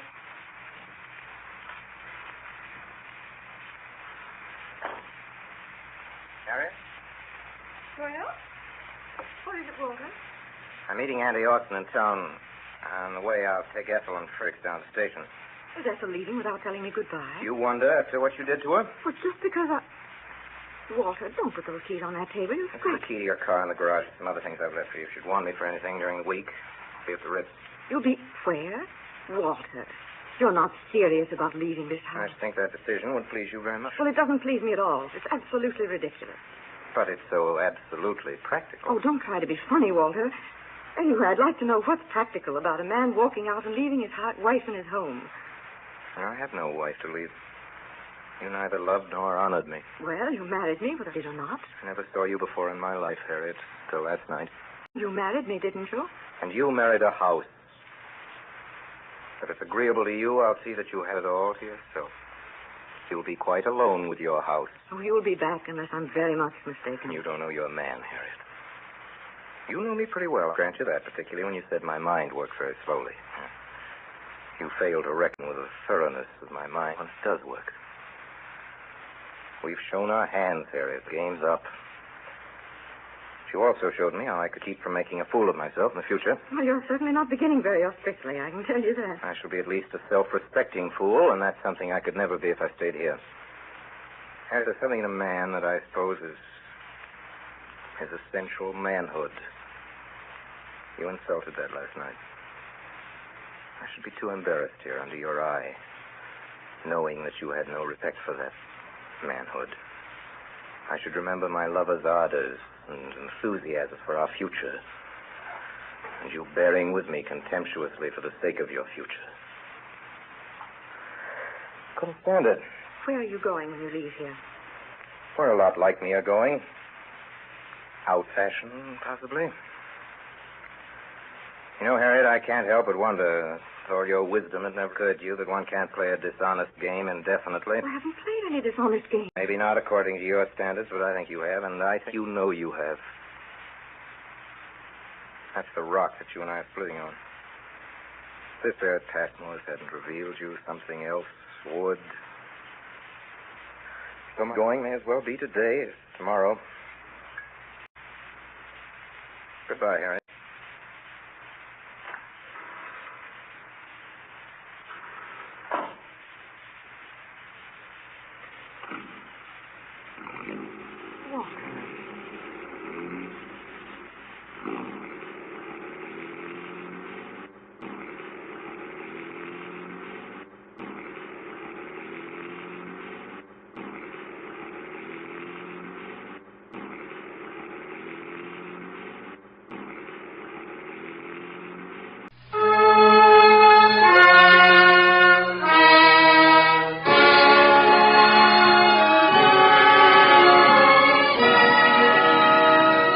Makers of Campbell Soup present the Campbell Playhouse. Orson Welles, producer.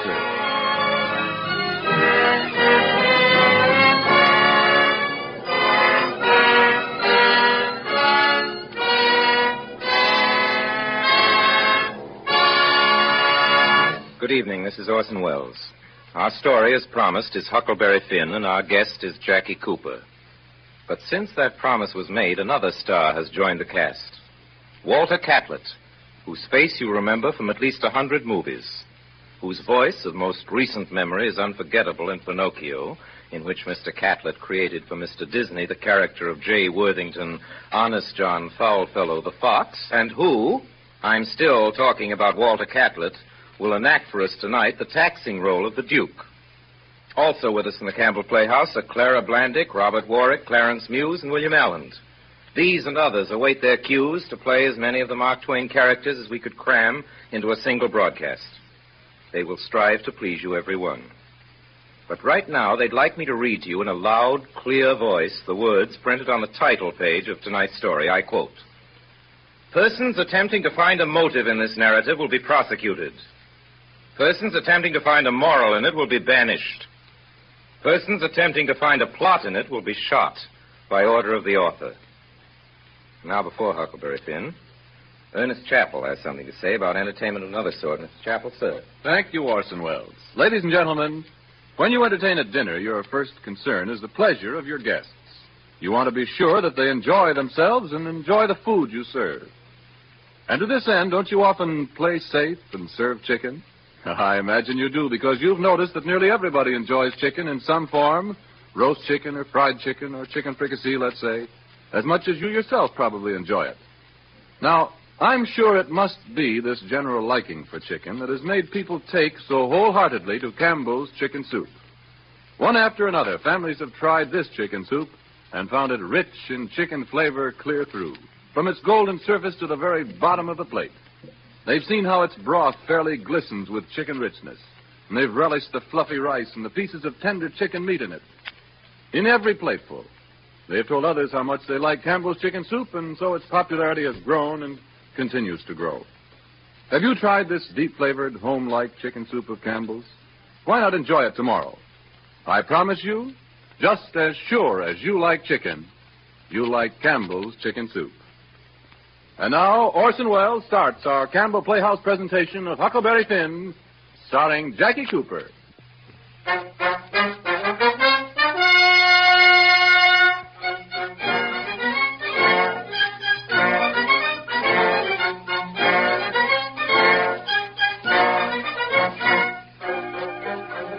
Last week we said that this week we'd broadcast Mark Twain's Huckleberry Finn. Well, you're expecting then a dramatization. Good, clear, concise. Ladies and gentlemen, you'll hear no such thing. We're sorry, but we think Huckleberry Finn is too good a book to be dramatized, exactly speaking, and so we won't. We won't even try a nicely plotted version of the story. We couldn't do it anyway. We don't even have to. For one thing, the story hasn't got what you'd call a nice plot. The principal part of it, of course, relates the deathless saga of a voyage down the Mississippi by the most celebrated raft the world has ever known. We're going to tell most of that story and as many of the others as we can and as nearly as possible in Mark Twain's own words. Now, you'll forgive me, please, but I must inject what may seem at first to be the personal note. Ladies and gentlemen, it would appear that during the course of this past week there have been circulated rumors evil, unfounded, and unfair, nasty, vile rumors whose sources I cannot place and whose origins I am at a loss to discover. It has been said that I will perform the role of Huckleberry Finn. You'll all be relieved, I'm sure, to hear from my own lips that this is not the case. It must be said, however, in all candor, that I restrain myself none too easily. To be Huckleberry Finn even for an hour, this was not likely to be put to one side. However, I'm as happy as possible and as proud as I really ought to be to welcome now to the Campbell Playhouse that gifted and very young performer who will be Huckleberry Finn and who is actually Jackie Cooper.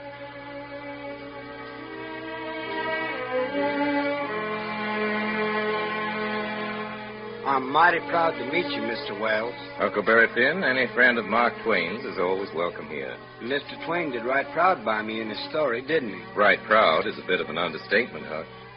Well, when I think of the very beginning of the book, you don't know about me without you've read a book by the name of The Adventures of Tom Sawyer. But that I thought you wasn't going to play Huckleberry Finn, Mr. Welles. Oh, pardon me. All right, Huck. You don't know about me without you have read a book by the name of The Adventures of Tom Sawyer. But that ain't no matter. That book was made by Mr. Mark Twain, and he told the truth mainly. There was some stretches in it, but then I never seen anybody but lied one time or another, without it was Aunt Polly or the witty Douglas. Anyways, that book winds up by Tom and me finding the money that the robbers hid in the cave, and it made us rich. And the widow Douglas, she took me for her son and allowed she would civilize me. It was rough at first, going to school every day and living in the house all the time, considering how dismal, regular, and decent the widow was in all her ways. But mostly things was going pretty smooth. That is, till the night I killed a spider. I was a-setting in my room. Can't I have just a paragraph or two, Huck? No more than a paragraph or two. Thank you. Well, Huck was a-sitting in his room, tired and lonesome, trying to think of something cheerful, but it was no use. He felt so lonesome he most wished he was dead. The stars were shining. The leaves rustled in the woods ever so mournfully. There was an owl away off hoo-hooing about somebody that was dead. A dog crying about somebody that was going to die, and the wind was trying to whisper something to him. Way out in the woods, he heard that kind of a sound that a ghost makes. He wants to tell something that's on his mind. The candle was almost burned away. That's more than a paragraph or two, Mr. Welles. All right. That's right, Mr. Welles. When this here spider went crawling up my shoulder, I flipped it off and lit in a candle. And before I could budge it, it was all shriveled up. I didn't need Miss Watson's slave, Jim, to tell me that was an awful bad sign and would fetch me some bad luck. But I thought maybe I might as well know the worst. Because then the thought of my pap came into my mind. Mighty powerful. Folks claimed, that my pap was dead. But something inside me told me better. So I put out the candle and climbed out the window and shinned down the lightning rod and started out for Jim's place. For Jim had a hair ball as big as your fist, which had been took out of the fourth stomach of an ox, and he could do magic with it. There's a spirit inside that knows everything, Huck. What you want to know now, huh? Think about your pap? Pretty considerable. Well, let me see. What this spirit done say? He say your old father don't know yet what he going to do. Sometimes he expect he'll go away, and then again he expect he'll stay. Best way is to rest easy and let the old man take his own way. But you's all right. You're going to have considerable trouble in your life and considerable joy. Sometimes you're going to get hurt. And sometimes you're going to get sick. But every time you're going to get well again. You wants to keep away from the water as much as you can and don't run no risk. This is down in the bills that you're going to get hung. Thank you, Jim. It isn't everybody can rest easy and know for sure he's going to be hung.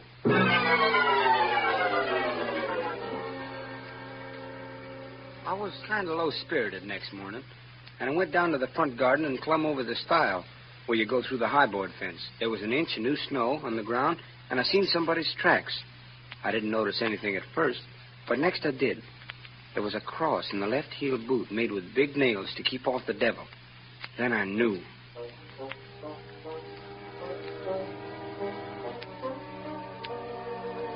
And that night, when I lit my candle and went up to my room, there sat Pap, his own self. Surprised, ain't you, eh? Just look at you. Starched clothes. Think you're a good deal of a big bug, don't you? No, I don't, Pap. Has it come in under your lip? You put on considerable many frills as I went away. I'll take you down a peg before I got done with you. You're educated, too. Can read, write. You think you're better than your old man now, don't you? Because he can't. I'll take it out of you. Who told you could meddle in such highfalutin foolishness, huh? Who told you could? The widow. She told me. The widow, huh? Who told the widow she could put in her shovel about a thing? It ain't none of her business. Nobody never told her. Well, I'll learn her how to meddle. And look here, you drop that school, you hear? I'll learn people to bring up a boy to put on airs over his own pappy. Now, what's that yonder on the wall? Well, it's a picture the widow gave me. It's just a little old picture. That'll do for that. And I'll give you something better than that. I'll give you a cowhide. Ain't you a sweet-scented dandy, huh? A bed killers, a looking glass, piece of copper on the floor. Your pappy's got to sleep with the hogs in the canyon. I never seen such a son. But I'll take some of them thrills out of you before I'm done with you. And there ain't no end to your hairs. You say you're rich, huh? Is that so? I ain't got no money. That's a lie. Your Sassy's got it. You get it. I want it. I ain't got only $1, and I want it. It don't make no difference what you want it for. You just shell out. Well, you can have the $1, but... I can have the $1. There, you can bet your bottom dollar I'm going to have more than that. I'm taking you with me. And if that Jed Thatcher and your widow Douglas wants you bad enough, they can come get you, because there's a law that says a child belongs to his parents. If they want you, they're going to pay plenty for you. Understand that? Now, you come along with your Pap. I'm not going. Oh, yes, you are. Oh, no, Pap, I can't leave.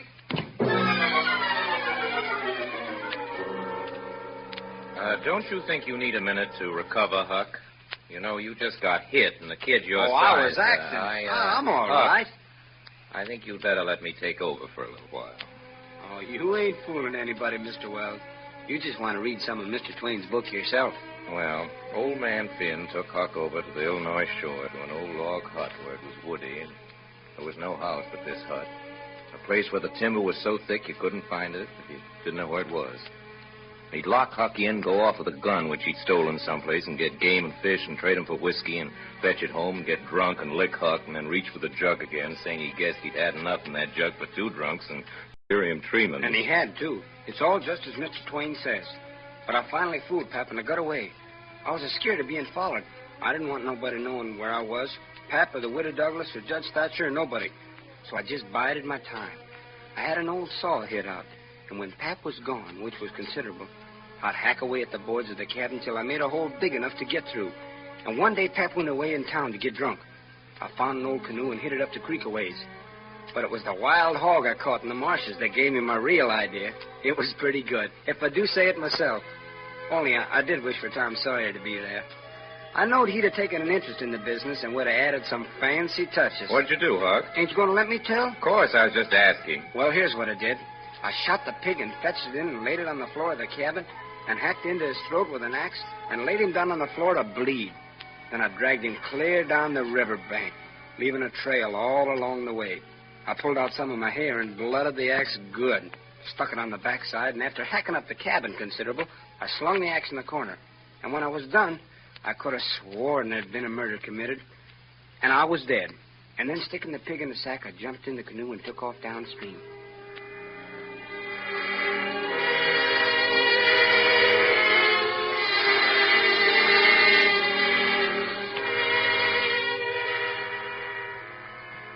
Well, Huck followed the river for a couple of miles or more, and the further he got, the longer that river seemed, stretching miles and miles and miles, it seemed.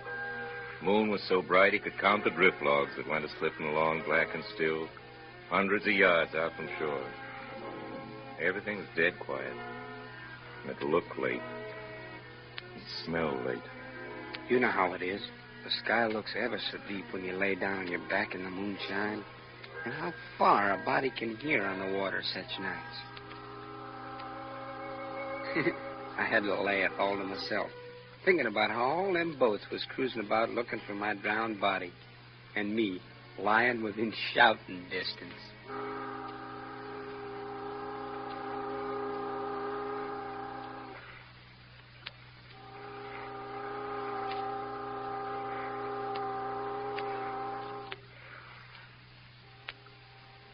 About 3 days later that I saw a fire through the trees and a man laying on the ground. It was Miss Watson's Jim. Hello, Jim, I says. Hello, Jim. Don't you hurt me. Don't hurt me, don't. I ain't ever done no harm to a ghost. Ghost? I always like dead people. And don't allow it quit for them. You can go and get on back in the river again where you belongs. And don't you do nothing to old Jim that's all as your friend. I'm not dead, Jim. That's what you say. Well, if I was dead, could I say it? I'll pretend you ain't. If I find out you is, I'll quit pretending. All right, Jim. How you come to be here? Maybe I better not tell. Why, Jim? Well, there's reasons. But you wouldn't tell on me if I was to tell you. Would you, Huck?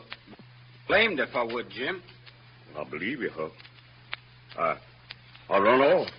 You run off? Jim. Mind you said you wouldn't tell. You know you said you wouldn't tell, Huck. Well, I did, and I said I wouldn't. And I'll stick to it. Honest, Injun. Well, I ain't going back there anyway. Thank you, Huck. Well, look at them young birds coming along.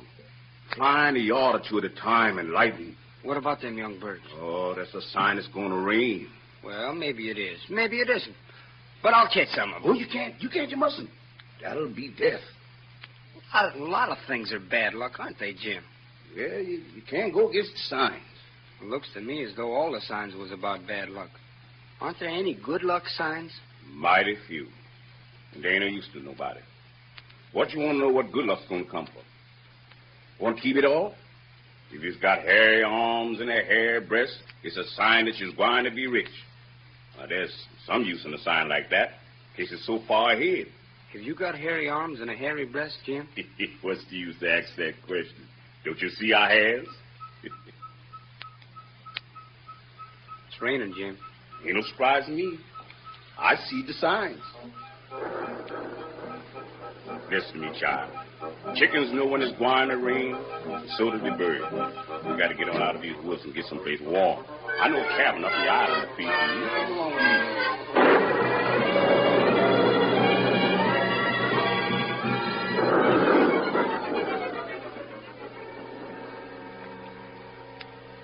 Well, it rained for 12 days.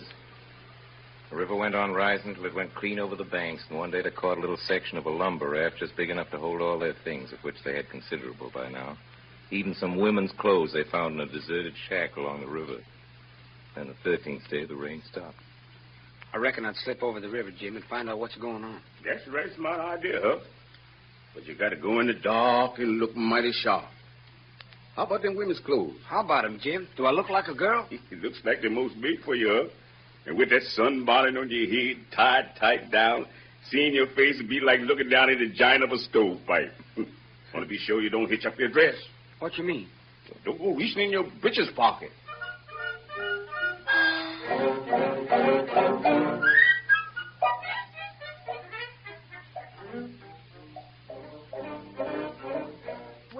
land sakes, little girl. Come in. Thank you, ma'am. And what might your name be? Sarah Williams. Whereabouts do you live? In this neighborhood? No, in Hookerville, 7 miles below. Well, it's a considerable way to the upper end of town. You better stay here all night. Take off your bonnet. Oh, no, Ma. I'll rest a while, I reckon, and then go on. I ain't afraid of the dark. Oh, we've got plenty of excitement around here. A young boy called Huck Finn was killed the other day. For a while, some people thought that his own pap did it. Most everybody thought it at first. You'll never know how nigh he come to getting lynched. But before night, they changed around and judged it was done by a runaway slave named Jim. Why, he... What was you going to say? Nothing, ma'am. Are they after him? Well, you're an innocent. Is $300 lying around every day for people to pick up? Some people think he ain't far from here. No. I'm one of them, but I ain't talked it around. What did you say your name was? Mary Williams. I thought you said it was Sarah when you first come in. Oh, yes, I did. Sarah Mary Williams. Mary. Sarah's my first name. Some calls me Sarah, some calls me Mary. I see, Sarah Mary. I wonder if you'd do a favor for me. Anything you say, ma'am. Hold this ball of yarn for me. Here, catch. Oh, shucks. I didn't mean to drop it, ma'am. Just as I thought. Now, what's your real name? Is it Bill or Tom or Bob or what? Oh, please, don't poke fun at a little girl like me, Mom. If I'm in the way here... Yeah, well, now, you can tell me your secret. And trust me, I'll keep it. And what's more, I'll help you. What's your real name now? George Jones Hoysdrat, ma'am. Well, try to remember it, George. You do a girl tolerable poor. Bless you, child. When a girl tries to catch anything in her lap, she throws her knees apart. She don't clap them together the way you did when you catch that ball of yarn. Now, trot along, Sarah Mary Williams, George Jones Hoysdrat. And if you get into trouble, you send word to Mrs. Judith Loftus, which is me. And I'll do what I can to get you out of it. Thank you, ma'am. You've been awful kind to a poor little girl, and she ain't never... What's that? I mean to a little boy, and he ain't never going to forget it. Thank you, ma'am.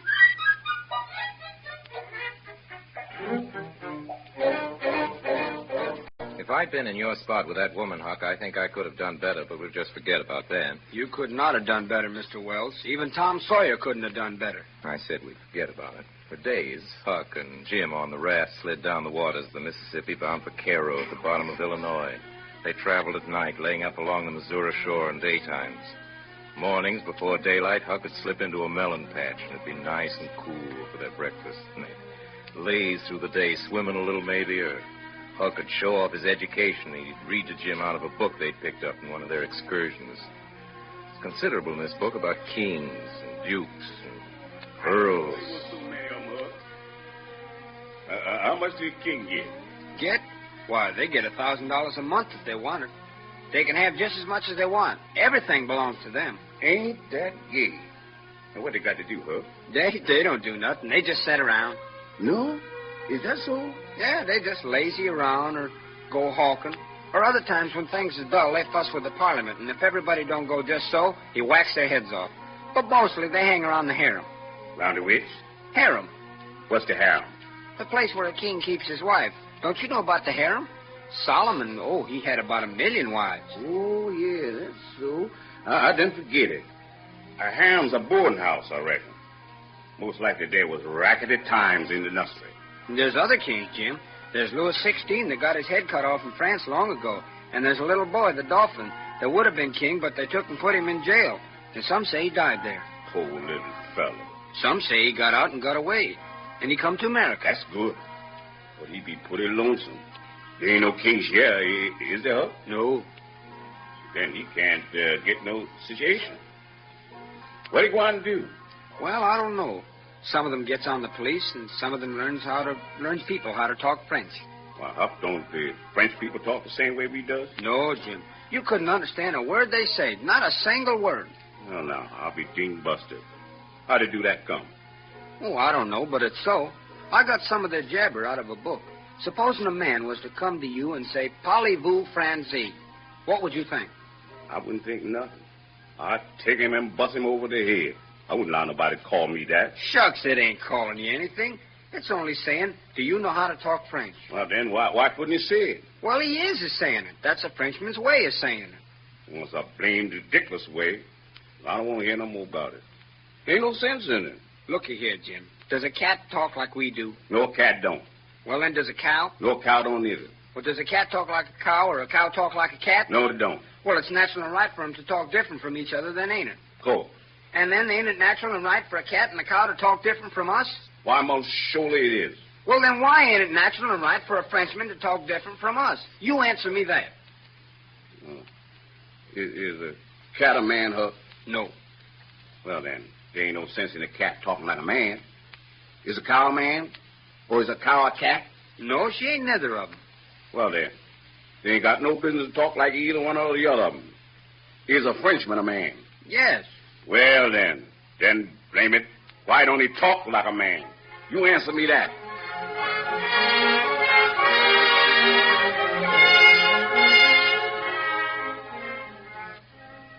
Well, Huck and Jim judged 3 nights more at bringing in sight of the lights of Cairo, where the Ohio River comes in.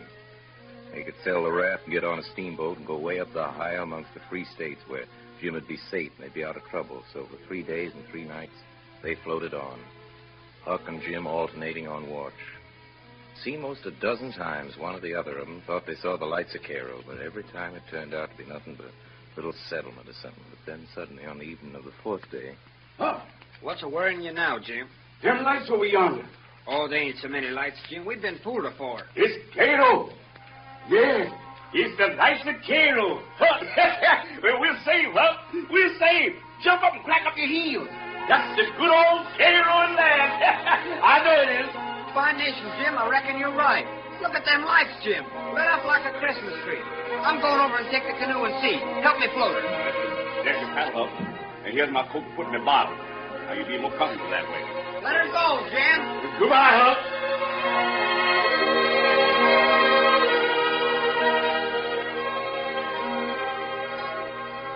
Here goes. The old true Huck. The only white gentleman that ever kept his promise to old Jim. Well, that was quite a tribute, Huck. I guess so, Mr. Wells. Only I was getting sicker and sicker. I didn't know what to do. It was my bounden duty to Miss Watson not to help a runaway slave. But Jim had always been mighty good to me. And his last words seemed kind of to take all the tuck out of me. I went along slow, not knowing what to do. Right then, along comes a skiff with 2 men in it, with guns. Hey! Boy! What's that floating yonder? Piece of raft. Any men on it? Only one, sir. Well, there's 5 slaves run off tonight up yonder, about the head of the bend. Is your man white or colored? Well, speak up, boy. He's white, mister. All right, boys. If you see any runaway slaves, you can help, nab them. You can make some money by it. Bye. Goodbye, sir. I won't let no runaway slaves get by me if I can help it. Well, they went off, Mr. Wells, and I got aboard the raft, feeling bad and low, 'cause I knowed very well I'd done wrong. And I see it weren't no use for me to try and learn to do right.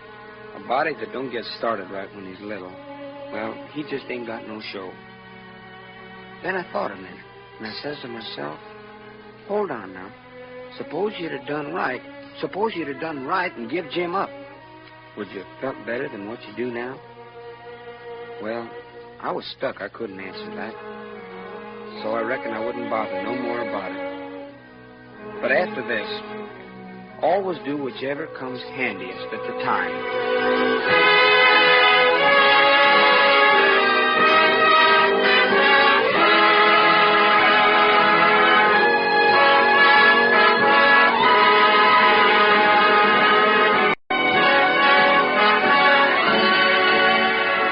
Listening to the Campbell Playhouse presentation of Huckleberry Finn, produced by Orson Welles and starring Jackie Cooper.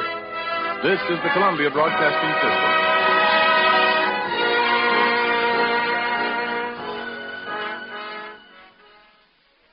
And now Orson Welles resumes our Campbell Playhouse presentation of Huckleberry Finn, starring Jackie Cooper. Well, sir, 2 or 3 days and nights went by. I reckon I might say they swum by. You'd better let me take over a while, Huck. I'm sure you're tired. Oh, I'm not tired, Mr. Wells. I'm sure you're tired, Huck. 2 or 3 days went by. I reckon I might say they swum by. They went along so quiet and smooth and lovely. It's a monstrous big river down there, sometimes 1.5 miles wide. Huck and Jim would run at night and high daytimes, nearly always in the dead water under a towhead, and cut young cottonwoods and willows and hide the raft with them. They'd slide into the river and have a swim so as to freshen up and cool off, and then they'd sit down in the water where it was about knee-deep and watch the daylight come. Not a sound anywhere. Perfectly still. Just as though the whole world was asleep, only sometimes the bullfrogs cluttering. Maybe now and then a raft sliding by. Please, Mr. Wells. Oh, all right. Then one morning, about daybreak, I took the canoe and crossed over a chute to the main shore. I wanted to get some berries for Jim's and my supper. Just as I was passing a place where a kind of a cow path crossed the creek, there comes a couple of men, tearing up the path as tight as they could foot it, and hanging on to a couple of the rattiest, fattest carpetbags you ever did see. Boy, save us, hide us. You got a canoe, boy. If you don't let us in, it'll be the same as murder. Quick, boy, quick, you can hear them after us. Let us in. Jim, grab a hold of the canoe. We got company, Jim. I'm coming, Huck. Well, my boy, you will never regret it this here good deed. No, sirree. My boy, you have saved the life. 2 lives, young man, 2 lives. Don't you two know each other? Not till we just met on the way, so to speak. What got you into trouble, brother? Well, sir, I've been selling a little article to take off the tartar from the teeth, and it does take it off, too, and generally the enamel along with it. But I stayed about 1 night longer than I ought to. What about you, Bob? Well, I've been running a little temperance revival in that town about a week, but somehow or another, a little report got around last night that I had a way of putting in my time with a jug on the sly, and a fellow routed me out in the morning, told me the people was gathering on the quiet with their dogs and horses, and they'd be along pretty soon and give me about half an hour start, and then they'd run me down if they could, and if they got me, they'd tar and feather me and ride me on a rail shore, so I didn't wait for no breakfast. I went hungry. Say, I'm reflecting we might double-team it together. What do you think? I ain't indisposed. What's your line? Printer by trade. Do a little patent medicines, theater actor, tragedy, you know. Take a turn at mesmerism and phrenology, and then there's a change occasionally. Teach singing, geography school for change, sling a lecture sometimes. Oh, I do a lot of things. Most anything that comes handy as long as it's not work. What's your lay? I've done considerable in the doctrine way in my time. Laying on of hands is my best hold. Preaching, too, and working camp meetings and missionarying around. Dear, lass. What are you laughing about? To think that I should have lived to be leading such a life and be degraded down in such company. Right down your skin, ain't the company good enough for you? Yes, 'tis good enough for me. It's as good as I deserve. Well, who fetched me so low when I was so high? I did it myself. I don't blame you, gentlemen. Far from it. I don't blame anybody. I deserve it all. Oh, let the cold world do its worst. One thing I know, that somewhere there's a grave waiting for me.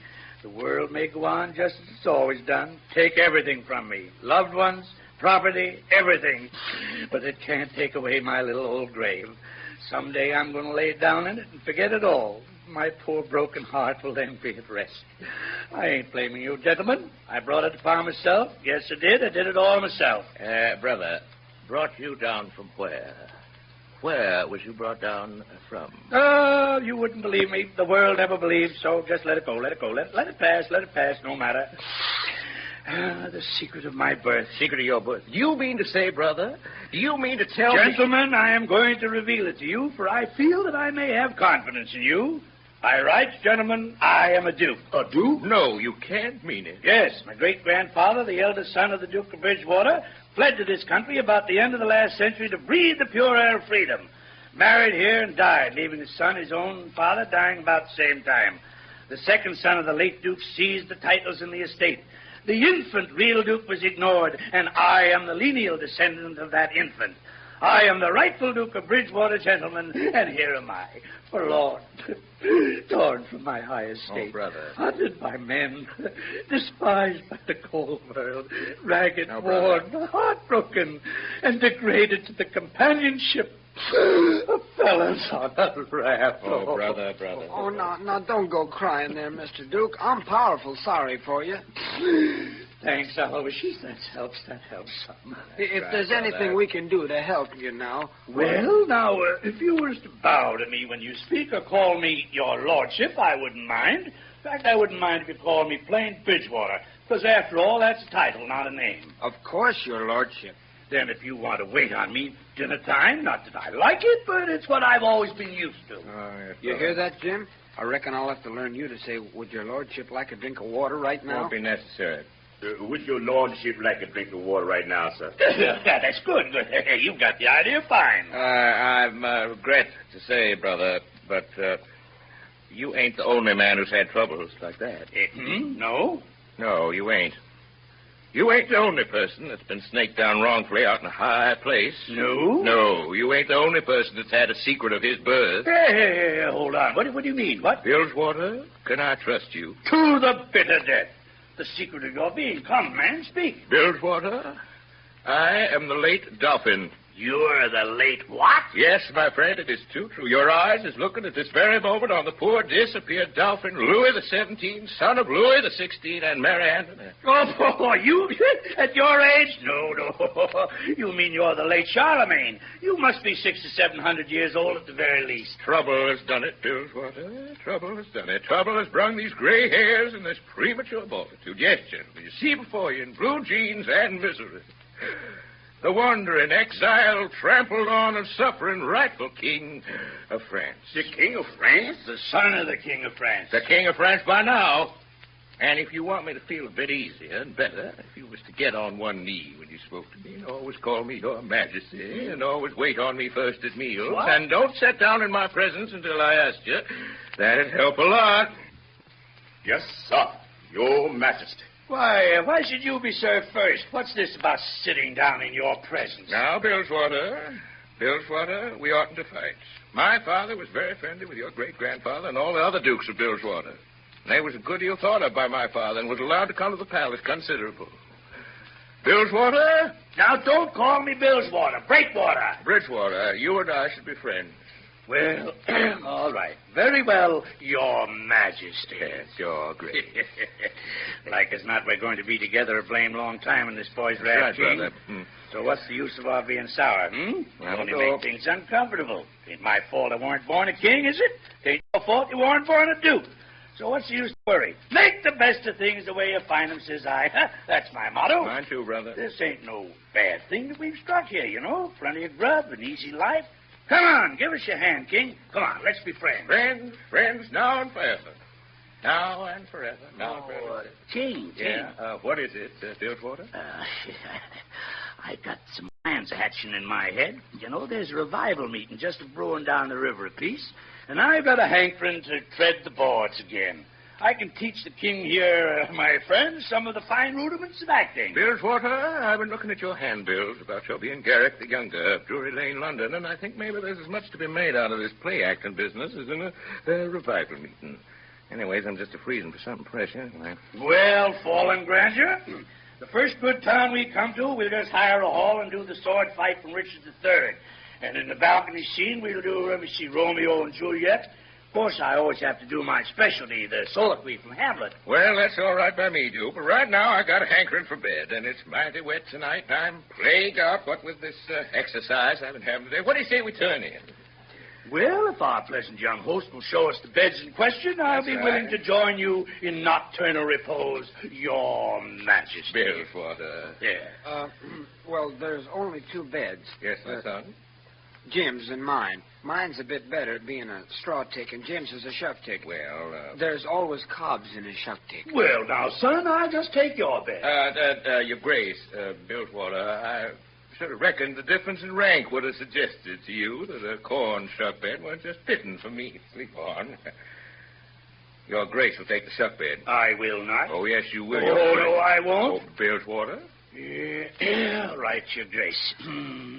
Well, it seems to be my fate always to be ground into the mire under the heel of oppression. Misfortune has broken my once haughty spirit. I yield. I submit. 'Tis my fate. I'm alone in the world. Let me enjoy my suffering. Let me alone to suffer. Go away, go away, go away, go away. Go away.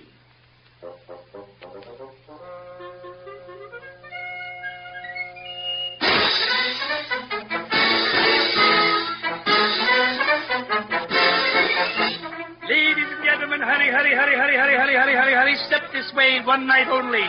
The world-renowned tragedians, David Garrick the Younger and Edmund Kean the Elder, of the Royal Haymarket Theatre, Whitechapel, Pudding Lane, Piccadilly, London. London, gentlemen, London, England. In their sublime Shakespearean revival, step right this way, ladies and gentlemen. Listen to Hamlet's immortal soliloquy by the illustrious Garrick, done by him 300, mark you, 300 consecutive nights in Paris. In Paris, France, gay Paris, boys, and gay Paris. Here for one night only on account of imperative European engagements. Step right up, hurry, hurry, hurry, hurry, hurry, hurry, hurry. Ladies and gentlemen, admission 25 cents, children 10 cents. 10 cents a thin dime, the 10th portion of an hour. Hurry, hurry, hurry, hurry, hurry, hurry. Step aside, old man. Step aside, boy.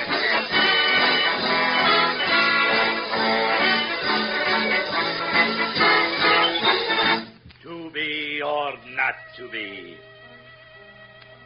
That is the bare bodkin that makes calamity of so long life. For who would fardels bear? Kill, burn of wood to contra Dunsany. There's the respect must give us pause. For who would bear the whips and scorns of time? The oppressor's wrong. When churchyards yawn in customary suits of solemn black. But that the undiscovered country from which born no traveler returns breathes forth contagion of the world. And thus the native hue of resolution, like the poor cat in the attic, is sicklied o'er with care. A consummation devoutly to be wished. But soft you, the fair Ophelia. Ope not thy ponderous and marble jaws, but get thee to a nunnery, Macduff. And damn be he who first cries, hold! Enough! I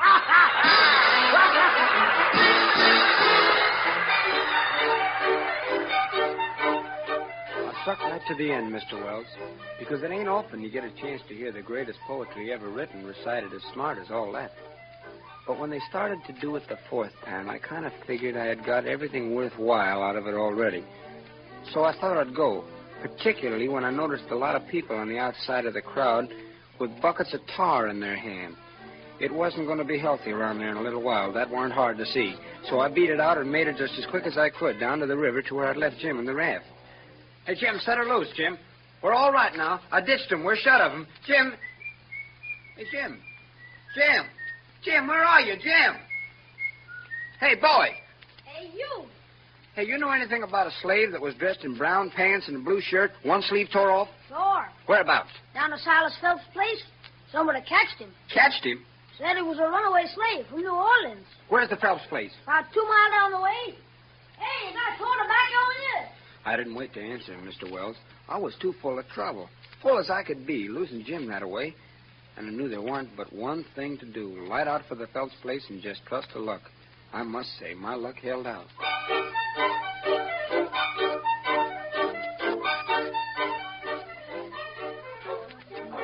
Land, since of life, can't you all keep still and make it quiet time? Good morning, ma'am. Is this the Phelps place? It is, but... Well, land alive, it's you at last, ain't it? Well, Mum. I wouldn't have known you. You don't look much like your mother's. I reckoned you would. Did you get your breakfast on the boat, Tom? Yes, I got it on the boat. We've been expecting you for days, Tom. What kept you? Boat get aground? Yes, Where's your brother Sid? Sid, Mum? Yes. Didn't he come with you? No, Mum. Sid didn't come. Well, he was supposed to. Hey, Sally. The boat ain't come in yet. Oh, there's your uncle now. What do you mean, Silas, the boat ain't come in? Well, if it did, it just come. But who's that? I'm Sid, sir. I mean Tom. Yes, sir. Tom Sawyer. And who's that? Who is who? Coming up the road there. Who's that? Excuse me, ma'am. I didn't mean what I said. I'm Sid. What? Well, then, who's that? Well, who do you reckon it is? I ain't got no idea. Who is it? Tom Sawyer. Just 1 minute, Huck. Did you say Tom Sawyer? Aunt Sally said Tom Sawyer. Tom Sawyer? Our Tom Sawyer? Well, there ain't never been but one Tom Sawyer. That's right, Huck, but still... Well, you can imagine, Mr. Wells, by this time I was so confused I most slumped through the floor. But if the old man and the old woman were joyful, it weren't nothing to what I was. For it was just like being born again. I was so glad to find out who I was. I had only one worry now. That was to get to Tom before he got to the farm and tell him the way of things. Whoa, boy. Whoa now. Hold on there, Tom Sawyer. Stop a minute. Huckleberry Finn. What do you want to come back and hurt me for? I ain't come back, Tom. I ain't been gone. Honest Injun, you ain't a ghost? No, I weren't ever murdered at all. I played it on him, just to get away from Pat. You come here and feel me if you don't believe me. I reckon you're real, all right, all right. Now, Tom, there's something going on here. Nobody don't know it but me. And that is, there's a slave here that I'm trying to steal out of slavery. And his name is Jim. Old Miss Watson's Jim. What? What, Jim? I know what you'll say. You'll say it's dirty, low-down business. But what if it is? I'm low down and I'm going to steal him, and I want you to keep mum, not let on. Will you? I'll do more than that, Huck.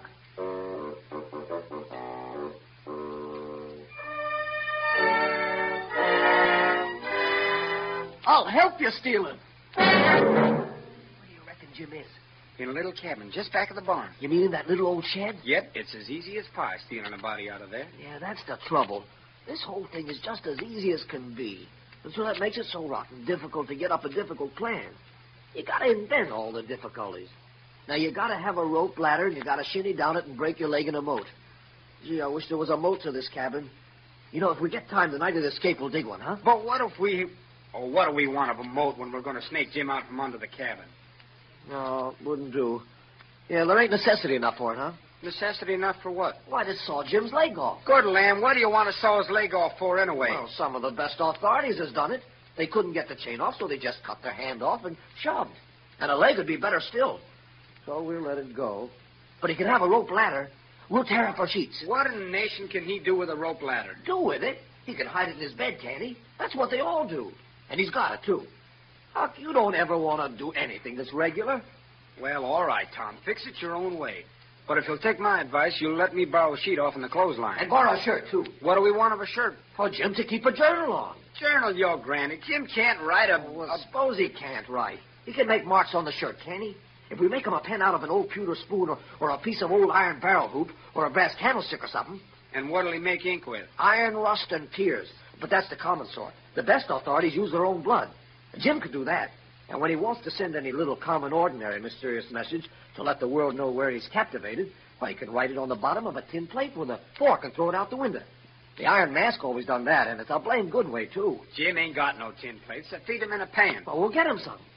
Can't nobody read his plate. That ain't got nothing to do with it, Huck Finn. All he's got to do is to write on the plate and throw it out. You don't have to be able to read it. Why, half the time you can't read anything a prisoner writes on a tin plate or anywhere else. Then what's the sense in wasting the plates? I blame it all. It ain't the prisoner's plate. Well, it's got to be somebody's plates, ain't it? I reckon we'll have to dig them out with our case knives then. Tom, there just ain't no sense in using case knives to dig Jim out in that cabin. Well, you wouldn't want us to use shovels, would you? It's too easy. But confound it, it's foolish, Tom. It don't make no difference how foolish it is. It's regular. It's just got to be done this way, Huck. Sometimes it takes weeks and weeks and weeks and forever and ever. Well, one prisoner dug himself that way out of the Castle Deep in the harbor of Marseille. How long was he at it, do you reckon? I don't know. 37 years. And he come out in China. But Jim don't know nobody in China.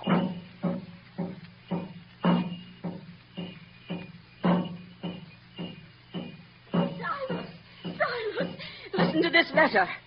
Don't betray me. I wish to be your friend. There is a desperate gang of cutthroats from over in the Indian Territory going to steal your runaway slave tonight.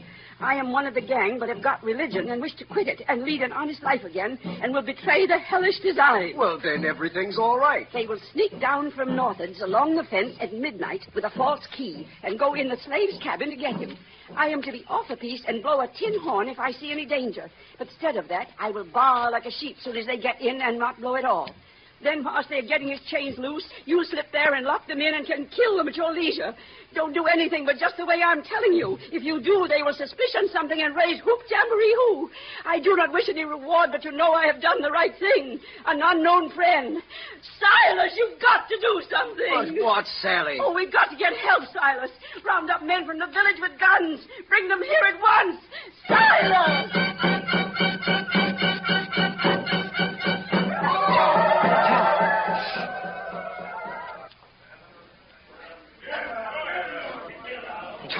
Tom. Shh. What is it? The house is full of men with guns. Yeah? Is that so? Gee, ain't that bully? How many? Most 100. Why, Huck, that ain't nothing. If it was over to do again, I'll bet you I could fetch 200. See if we could put it off. Now, where's Jim? Right here, Hook. You all set? All right. Now we'll slide out and give the sheep signal.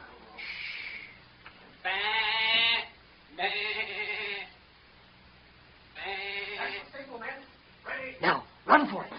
Careful, Tom. That's a fence. Hurry, Jim. Come on, Tom. Oh, wait. I got my pants on the splitters. Ow! Stay here. Stay where you are. If you run, we'll shoot. We gotta try and make it, Huck. There ain't no other way. There they are. Never have it. What's the matter, Tom? You hit...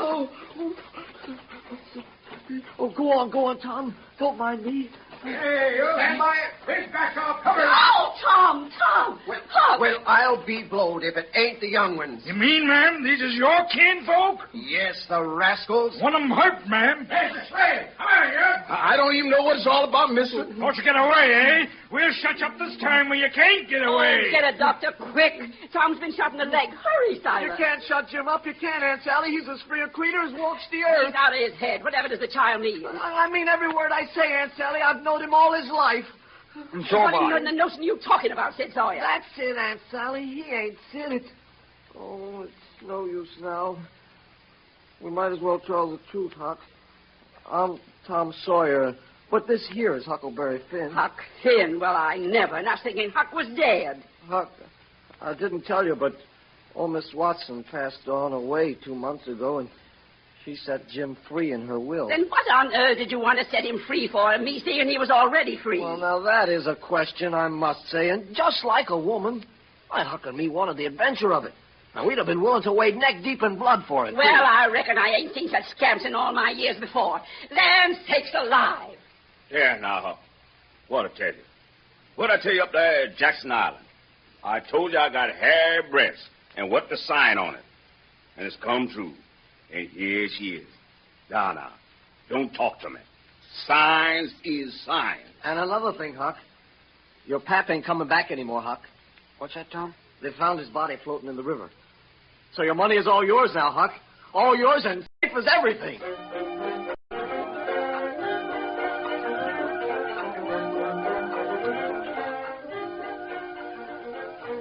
A happy ending. Eh, Huck? Well, that depends on what you call happy, Mr. Wells. Well, I should say you all ought to be happy. Well, that's just it. You should say. It just so happens that I'm Huckleberry Finn, and Mr. Twain wrote the book about me, and I'm the one to say. All right, Huck. You say. Well, Tom's most well now. He got his bullet around his neck and a watch guard for a watch, and he's always seeing what time it is. So there ain't nothing more to write about. And I'm a rotten glad of it, because if I'd have known what trouble it was to make a book, I wouldn't have tackled it. And ain't gonna no more. But I reckon I gotta light out for Indian territory pretty soon, because Aunt Sally's gonna adopt me and civilize me. And I can't stand it. I've been there before.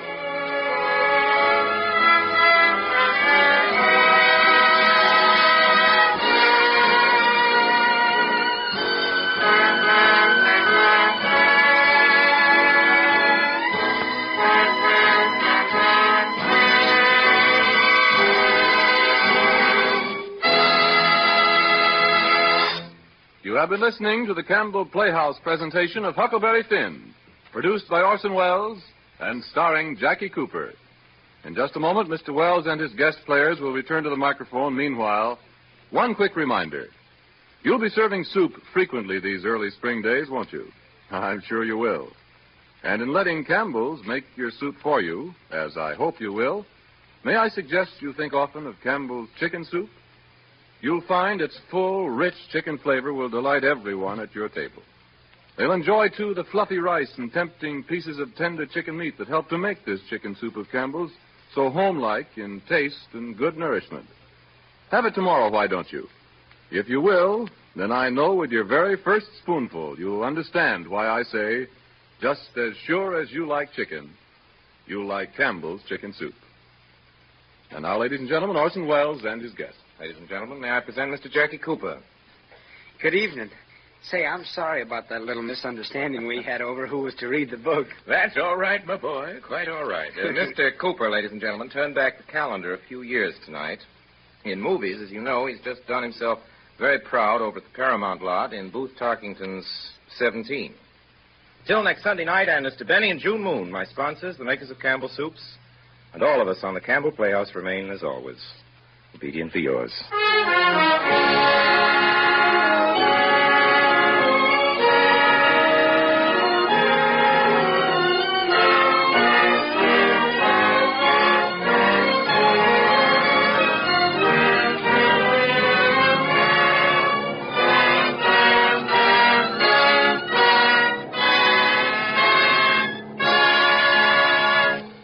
The makers of Campbell Soups join Orson Welles in inviting you to be with us in the Campbell Playhouse again next Sunday evening when we present Jack Benny in June Moon.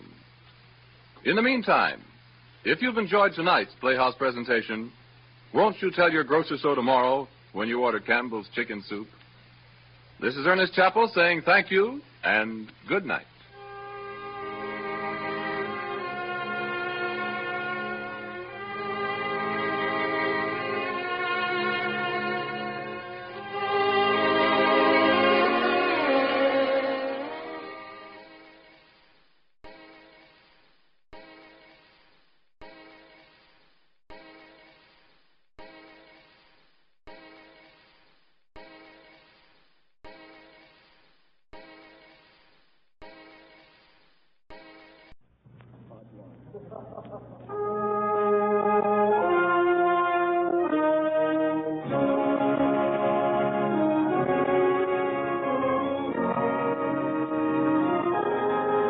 The makers of Campbell Soups present the Campbell Playhouse. Orson Welles, producer.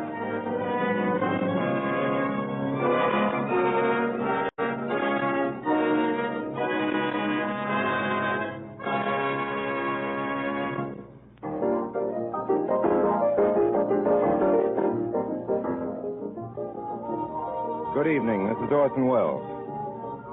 It's been my custom on opening these Sunday Campbell Playhouse shows of ours to talk about, in the order named, A, our offering for the evening, and B, our guest star. My task tonight is relatively easy. Our offering is our guest star, Mr. Jack Benny. Mr. Benny, not exactly unknown to the airwaves as a comedian and violin virtuoso, has consented tonight to make his radio debut as an actor, pure and simple. It is his art, I hasten to add, which is pure. It is the character he plays who is simple. Tonight, for the first time since I've been his producer, we've opened the doors of the Campbell Playhouse, opened them to admit as our guests a few hundred of Mr. Benny's fans, whom Mr. Benny at least numbers in millions. We bid them a sincere and hearty welcome. And if Mr. Benny behaves himself tonight, the silence of the Campbell Playhouse will remain, as always, undisturbed. Granted, of course, that tonight's specialty is no particular invitation to sobriety on the part of the giddiest guest in our careers. June Moon by Ring Lardner and George S. Kaufman is advertised as his vehicle. Until just now, at least, it's always been one of my favorite plays. Now, for just a minute or so, while Mr. Benny gets in the mood, Ernest Chappell, who is in the mood, has something to tell us about a discovery he's made. Mr. Chappell? Thank you, Orson Welles. Perhaps it's hardly to be called a discovery. The other night I was browsing through the diaries of the great and greatly human Englishman, Samuel Pepys, when I came upon this entry in the year 1665. All morning at my books, which I have had new bound. Then with Sir W. Penn in his carriage to the Lord Chancellor's. We were there regally entertained, dining upon a vast dish of chickens of most excellent sweet meat. And so we have evidence, if indeed evidence were needed, that the taste for chicken was as keen in the year 1665 as it is with most of us in 1940. Now, I'm sure it must be our continued liking for chicken that has made this country take so wholeheartedly to Campbell's Chicken Soup. One after another, families have tried this chicken soup and found it rich in chicken flavor clear through, from its golden surface to the very bottom of the plate.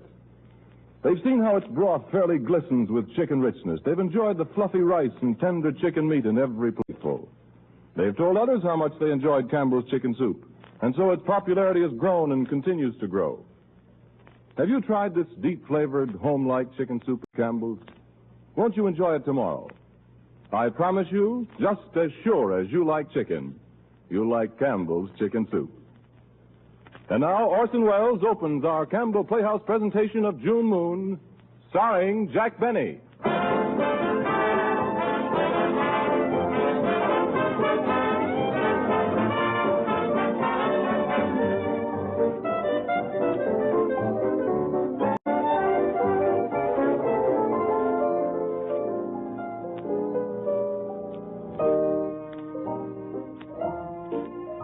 and gentlemen, tonight's story is all about the big city. To quote O. Henry, the fair but pitiless city of Manhattan. In this big city, large and sudden things happen. You round a corner and thrust the rib of your umbrella into the eye of your old friend from Kenosha, Wisconsin. You stroll out to pluck a sweet William in the park, and lo, bandits attack you. You stand in the bread line, marry an heiress, and take out your laundry, all seemingly in the wink of an eye. You travel the streets, and a finger beckons to you. A handkerchief. Oh, Orson. Orson. You travel the streets, and a finger beckons to you, and a handkerchief is dropped for you. Oh, Orson. A handkerchief is dropped for you. A brick is dropped upon you.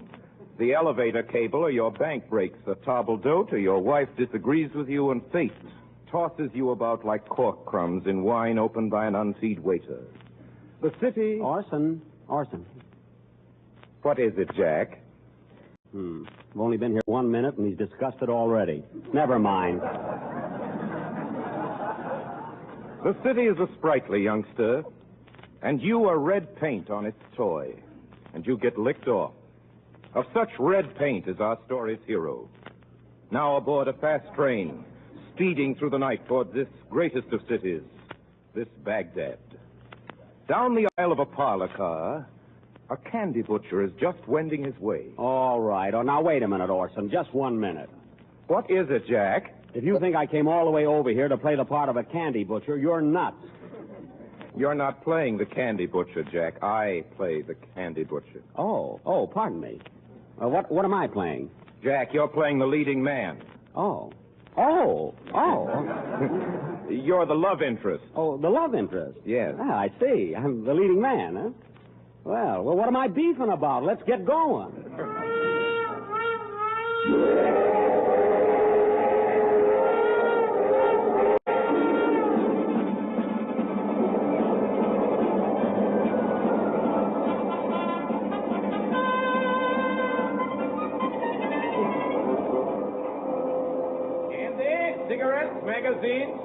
Cigarettes or magazine, miss? No, thank you. Candy? No, thank you. Candy, mister? You got any Tootsie Wootsie rolls? I sure have. How much are they? 15 cents a piece. How many? 15 cents? Tootsie Wootsie rolls? None. Excuse me, mister. Didn't you ask me did I have a Tootsie Wootsie roll? Yes. And then you asked me how much? I was just making conversation, that's all. Hey, now, wait a minute, Orson. Look, let's stop this right here. Look, Orson. No, wait. Look, Orson. I'm afraid this part doesn't fit me. It's not my character. I'm not a tightwad. Well, Jack, you're an actor. Just throw yourself into it. Oh, all right. Fine part he gave me to play. I'll try. Candy, cigarettes, magazines, newspapers, miss? No, thank you. Candy? No, thank you. Cigarettes, candy. Oh, miss. Hey, miss, would you care to look at part of my newspaper? Oh, thank you, but I don't think so. Thank you. Thank you. Thought you might want to read. No, thank you. Well, we're due in New York at 10:03. Yes, I know. You got on in Hudson, didn't you? Yes. I seen you.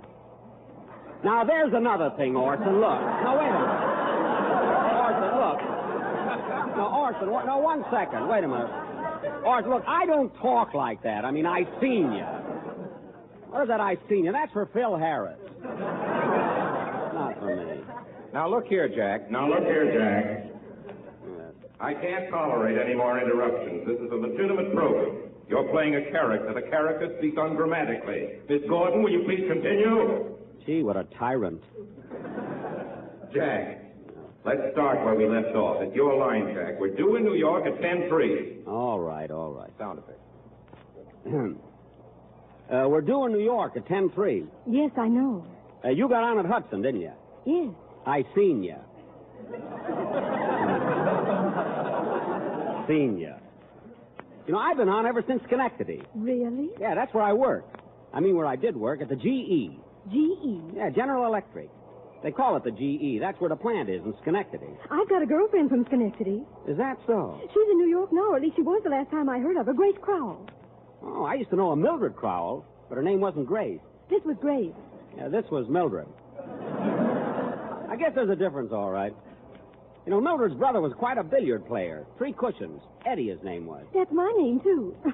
Well, of course, it isn't my real name. It's just my nickname. My real name is Edna. Oh. His is Edward. I often wonder what became of Grace.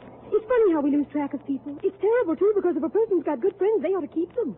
I certainly got good ones. They showed that last night at the banquet. Were you at a banquet? I was the guest of honor. How exciting. You know, it was a farewell testimonial on account of me going to New York. And then this afternoon, 10 or 11 of the boys came down to the station, and Ernie Butler, it's a friend of mine, he had a hangover and bought me the seat in a parlor car. And he said it'd be a disgrace for me to ride in a day coach with this new valise. It's a lovely valise. Yeah, they gave it to me at the banquet. It's got my initials, FDC, Frederick D. Stevens. What's the D for? Deductible. I was born March 15. 5:10 a.m. I like a man to have a middle name. Girls don't usually have them. I'm just plain Edna. I wouldn't say plain. Oh, you know how to make pretty speeches. I bet you're used to them. You know, talking about speeches, you ought to heard the speech Carl Williams made when he gave me this valise. At the banquet, I mean. I guess I blushed all right. I bet they were sorry to see you go. You look like the kind of a man men would like. And girls, too. I don't go around much with girls. I don't go much with men either. Neither do I. Yep, Carl sure made quite a speech, all right. He said the boys expected me to be the best songwriter in the country. Is that what you are, a songwriter? Not the music part, just the words. Lyrics, they're called. The words are called lyrics, I mean. Not the music, you know. It must be wonderful to have a gift like that. You know, that's what Benny Davis called it. A gift. I guess you heard of him. He's turned out 100 smash hits. I guess I must have. He wrote, Oh, How I Miss You Tonight. It was a song about how he missed his mother. He called her his old pal. That's sweet. Well, we happened to be playing in Schenectady and Vaudeville. He did, I mean, and I happened to meet him, and I happened to show him some of my lyrics. And he said a man like me with a songwriting gift like me was a sucker not to go to New York. And he gives me a letter of introduction to Paul Sears, the composer. He wrote Paprika. You remember Paprika? Paprika, paprika, the spice of my life. Paprika, paprika, the spice of my life. You remember? I think so. Now, believe me, when you write a song like Paprika, Paprika, you don't ever have to worry again. You know, he's one of the most successful composers to see is Paul Sears. I bet you he and me will turn out some hits together. Are you going to be partners with him? If he wants me to, and I guess he will when I show him Benny Davis's letter. That's the hard part, getting acquainted. I'd have broke away a long while ago, only from a sister. But she got married a week ago Saturday. She's always done everything for me. I mean, cooked my meals and sewed things for me. Oh, I love to sew. It's too bad you're not my brother. I mean, Mr. Stevens, I don't want you to misjudge me. You don't need to be scared of me, girlie. I treat all women like they were my sister. Till I find out different. I bet you're a wonderful songwriter. No wonder your friends gave you that big dinner. Yes, sir. It sure was some banquet, all right. I bet some of my pals got a headache today, all right. I feel terrible. I hardly ever touch it myself, only once in a great while at a party. Yeah, girls ought to lay off it entirely. I never touch it. You take some of those women in Schenectady, and they want to go out every night and guzzle. Married women, too. Either they get all dressed up and drag their husband to a dance or a card party every night, or either they lay around the house in a wrapper. When I marry, I'll be just as careful of my appearance as I am now. I believe a husband appreciates a wife dressing up for him. If it ain't too expensive. The man I marry won't have any complaints. I make practically all my own clothes, and I hardly ever go out evenings. No. Personally, I prefer to stay home and read, or else just sit and dream. But still, I always bathe and change my clothes, even when I'm going to cook dinner, no matter how hard I've been working. You know, I think I'll take a room with a bathroom when I get to the hotel. I only been to New York once before. That was with Carl Williams. He's the fellow that made that speech last night. That was the first time he's been away from home in the evening since he was married. He's got a wife and baby now. Oh, I'm dying to have a baby. Huh? Oh, heavens, I didn't mean to say that. It's nothing against a woman to like babies. Carl's wife sure likes hers. She's made him a nice home, too. He didn't have to buy hardly anything in the way of furniture. Her grandmother gave her a bedroom suit, and she bought the rest herself. She must be a good deal like She myself. bought it with money she saved while she was working at Burger. Things I've got. Carl fixed it I so suppose she could I'm quit 3 silly years and after they were married. I always thought a girl should be Boy, her you husband should see something him now. besides He thinks the world of her. I even wouldn't He mind thinks she going got her on working job after I back was last married, year. till my husband established himself. Definitely.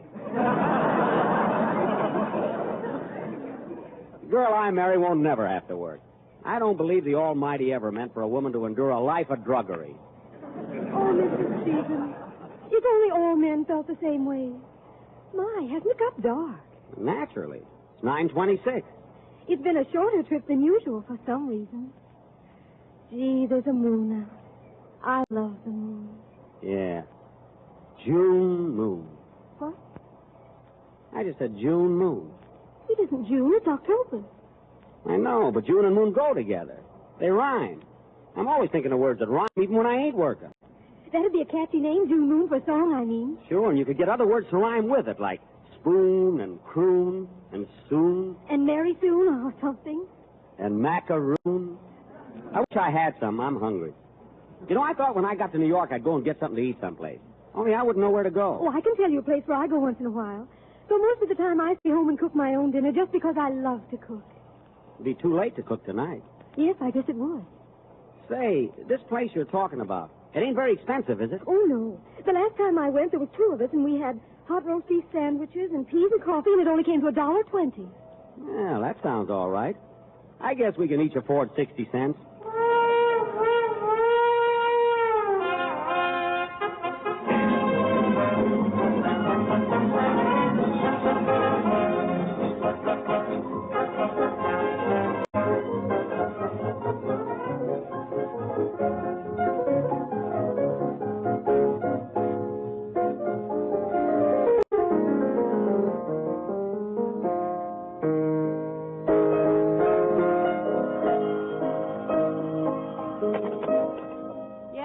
That's for me. Hello, this is Paul Sears. Who? Fred Stevens. Oh, hello, Mr. Stevens. Welcome to our city. Where are you now? Well, you better hop in a taxi. It's quite a ways yet. That's it, Mr. Stevens. That's Mr. Stevens. That's the lyric writer I was telling you about, Lucille. He's from Schenectady. Thank heavens he can't get that in a lyric. I've been thinking maybe he and I could do something together if I could get rid of Houseman. If Houseman gave me a new idea, I'd drop dead. But this fella's got a fresh slant. Houseman would drop even deader if you gave him a new tune. I gave him Paprika, didn't I? That's so long ago, I don't see how you remember it. Well, Hart made enough money out of it. Everybody makes money but you. This Stevens is a nice kid. Hope Hart likes him. Say, your sister's got a date with Hart. Why don't you keep it? It's half past 8. Don't you worry about Eileen. What about Hart and her anyway? If she's engaged to him, aren't they ever going to get married? You'll know as soon as there's anything if you ask me, she's tired of him already. Yeah, he'll wiggle off the hook some way. If you ask me, he's getting so tired of it, it's not his... Listen, what makes you think so? Oh, just because of the luck I'm running. If I ever marry again, it'll be a woman without a sister. If the sister didn't have a sister, that's who I'd like to be. Either of them. What time is it, Lucille? Oh, it's nearly 9 o'clock. Do you want me to fix your evening dress, Eileen? Say, it's not going to last much longer. I know it. Why don't you shop around Monday and see if you can find something? I'd go with you if I had anything to shop with. You wait till this new number gets over. By that time, I'll only want a shawl. Oh, it's Hart's going to phone her, isn't he? It gets me crazy, this waiting. Oh, shut up, Paul. Oh, all right. Just stand. I wouldn't mind waiting if there was something to wait for. I nearly go out of my mind just sitting. You hear women brag about the nice, cozy evenings they spend at home with their husband. They're not married to a piano tuner with 10 thumbs. Hart said he'd call me the minute he got in. Maybe the train was late. He was in Philadelphia, you know. I know, but they got phones there now, too. Wish there was something I could do tonight. Why don't you go to a picture? They charge admission. You're a fool to keep it up. You ought to break away while you still got a chance. That's easy to say. I haven't got any grounds. You wouldn't need grounds. Just get him up in court and let the judge look at him. And if I did leave him, do you know what'd happen? He'd write 10 smash hits in a week. That's my luck. Who's that? Oh, Maxie, I guess. Or maybe that lyric writer. Who? You know, that's coming to see Paul from Albany or someplace. Hello, everybody. Oh, hello, Maxie. Hello, Lucille. Hello, Maxie. Hi, kid. Well, everybody's staying at home on a Saturday night.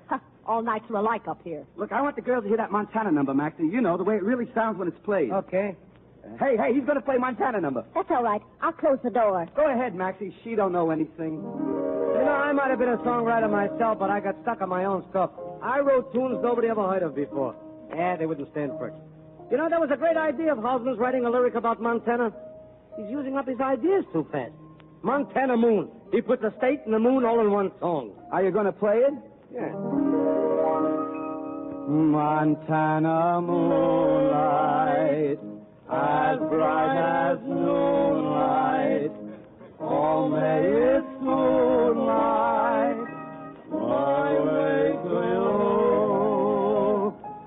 I I know you're lonely, my one and only, for I am lonely, that's lonely too. That's solid, Maxie. Boy, ain't it great the way Maxie plays it? I don't think Berlin will kill himself. You know, Paul, I wouldn't count on this number too much if I was you. They were talking about it when I left the office. Hart and Goebel. Who was talking? Oh, hello, Eileen. I said Hart and Goebel were talking about Paul's new number. You mean they were talking about it today? Yeah. What time? I don't know, 5 o'clock. Goebel and Hart both? Yeah, why? Oh. What's the matter with Eileen? Oh, that don't matter. What do they say about the song? Right now, they don't want it. If I don't deliver pretty soon, Maxie, they'll let me out.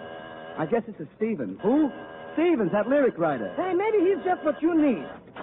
Hello, Stevens. Glad to see you. Hello, Mr. Sears. Put your hat and coat in the chair. This is Maxie. Mr. Schwartz, shake hands with Mr. Stevens. Glad to meet you, Mr. Schwartz. Hello, Stevens. And this is my wife. Dear, this is Mr. Stevens. How are you, Mr. Stevens? I'm all right. Paul tells me you're a songwriter yourself. Just the words.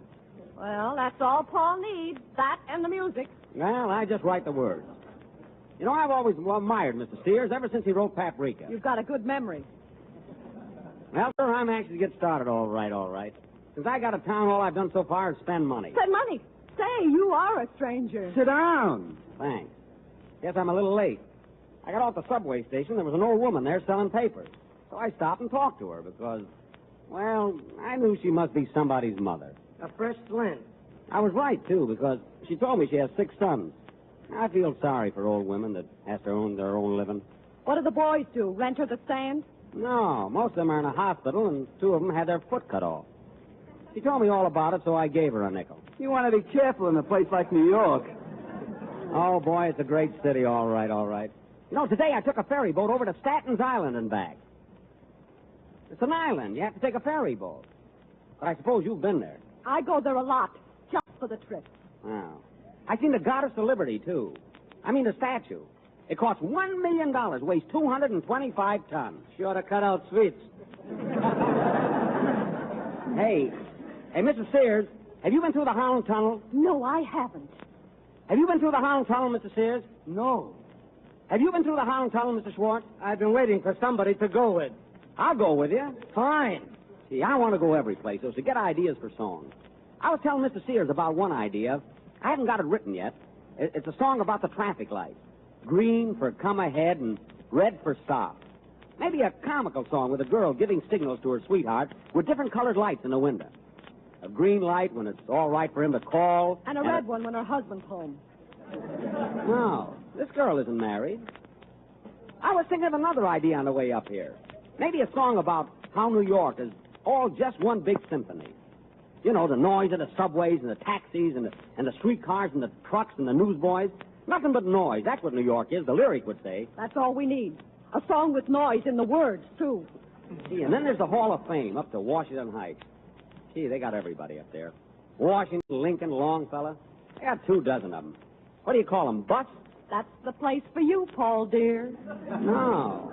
Man's got to be dead for 25 years. Well, that fits in. Well, I gotta be going along. Wait, I want Stevens to show you one of those lyrics. I gotta be downtown at 10. Oh, come on, this won't take a minute. Come on, go ahead, Stevens. Oh, I got lots of ideas, lots of them. I told this one to a certain party, and this party seemed to think it was pretty good. Let's hear it. It's just the title. What's the title? June Moon. That's the title. June Moon. See, the verse will be about a fella that meets a girl in June, when there's a moon shining. And then something happened so that she went away. Or maybe he went away. Or maybe they both go away, I don't know. And then whenever he looks up at the moon after that, he thinks of her. Then in the second verse, she'll be doing the same thing for him. That's fair enough. I don't know, another moon song. June, I got it.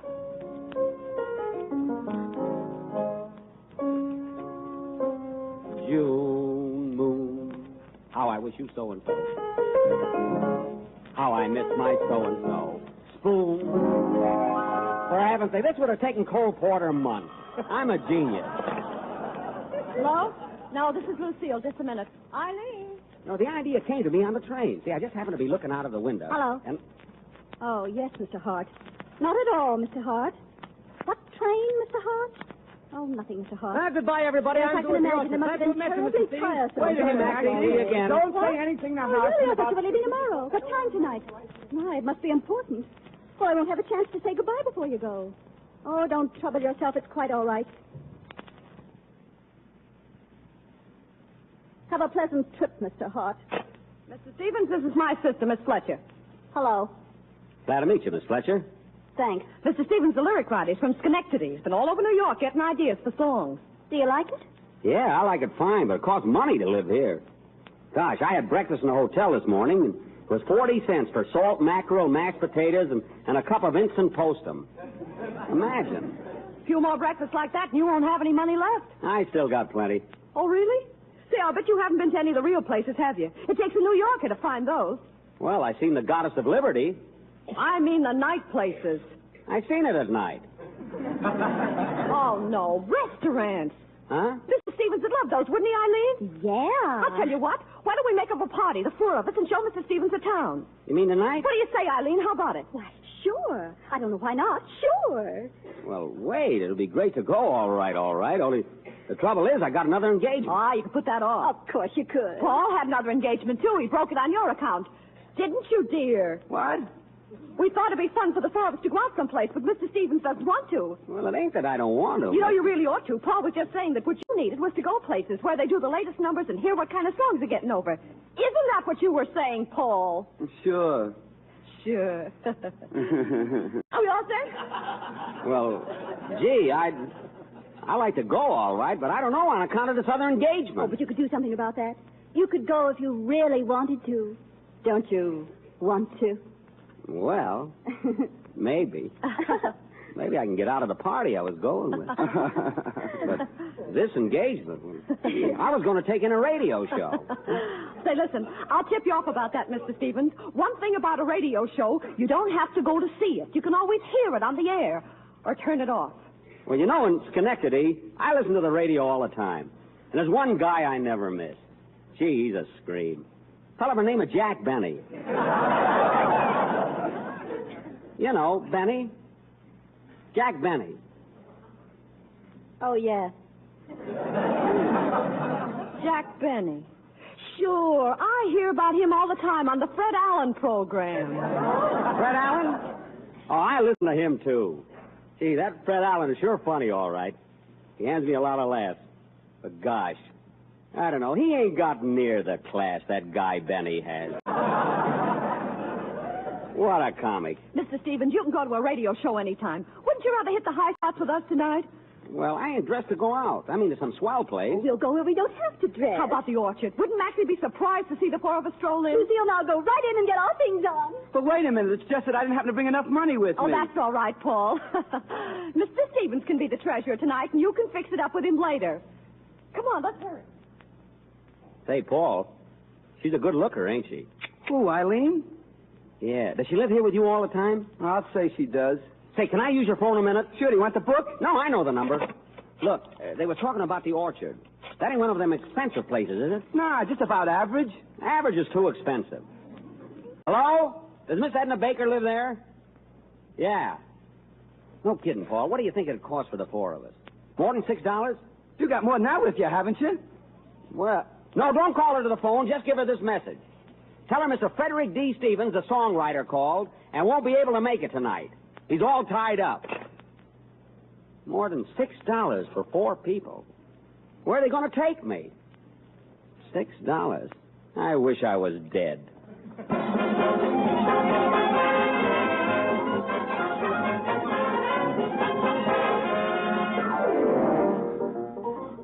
You are listening to the Campbell Playhouse presentation of June Moon, produced by Orson Welles and starring Jack Benny. This is the Columbia Broadcasting System.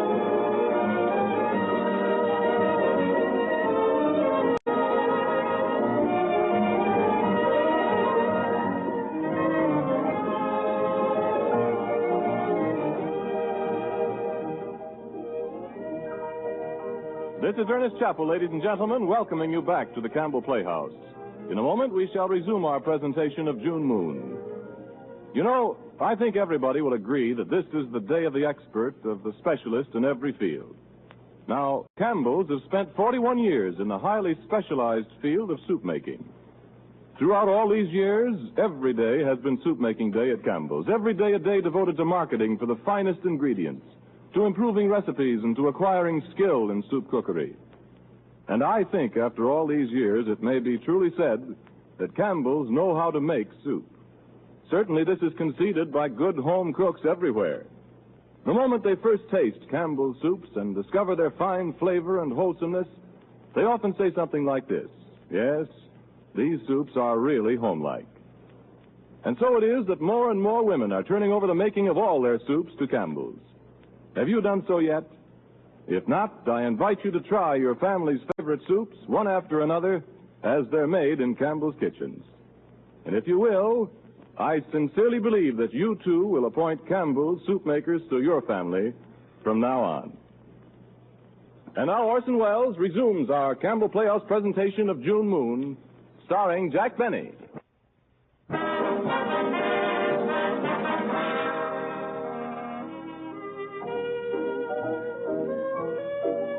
Ladies and gentlemen, the city. In the big city, there are those who go their ways making money without turning to the right or... Hey, Orson. Orson. What is it, Jack? How am I doing, Orson? I mean, in this part I'm playing, is my characterization vivid and sincere enough? Jack, what's the difference? What's the difference? He's lucky I'm not temperamental. I'd stomp right out of this studio. Hello, Maxie. Ain't Mr. Hart come in yet? Not yet, Jack. Oh. Jack, I have to set the scene. Oh, pardon me. The scene, ladies and gentlemen. In the big city, there are those who go their ways without turning to the right or left. That guy burns me up. But there is a tribe wonderfully composed, like the Martians, solely of eyes and the means of locomotion. Thinks he has such a beautiful speaking voice. Of such as these are the slaves of a great music publisher. Lifeless but undead, they woo the muse in the offices of Goebbels and Hart just off Broadway. Here in a dozen little cubicles at a dozen hopeful but patient pianos are manufactured those hymns of love, those ragtime rigadoons. Rigadoons? That great melody to which a nation dances year after year. Usually the same melody. Hello, Maxie. Ain't Mr. Hart come in yet? Not yet. Gosh, we used to meet him at 4. Here it is at 4:22. Well, this is his first day back in town. I guess he's got a lot to do. Paul's coming right away. We want to play the song once before Mr. Hart hears it. Gosh, I wish I'd have known Mr. Hart was going to be late. I could have slept some more. I had to get up at 12. It must be tough after working for the General Electric, where a man's hours is practically his own. No, I had to be on the job at 8 there every morning. Say, Maxie, how much money do you think a fellow ought to be making before he could get married? In New York, I mean. It depends on the girl. You know, Maxie, I'm getting a new suit. Miss Fletcher took me. Is that so? It's blue serge with hair-bone stripes. He took my measures all over, like I was a fighter. I'm 38 inches around my chest and 33 around my stomach, and I forget my thigh. Anyway, he's got it all wrote down. I must get a copy.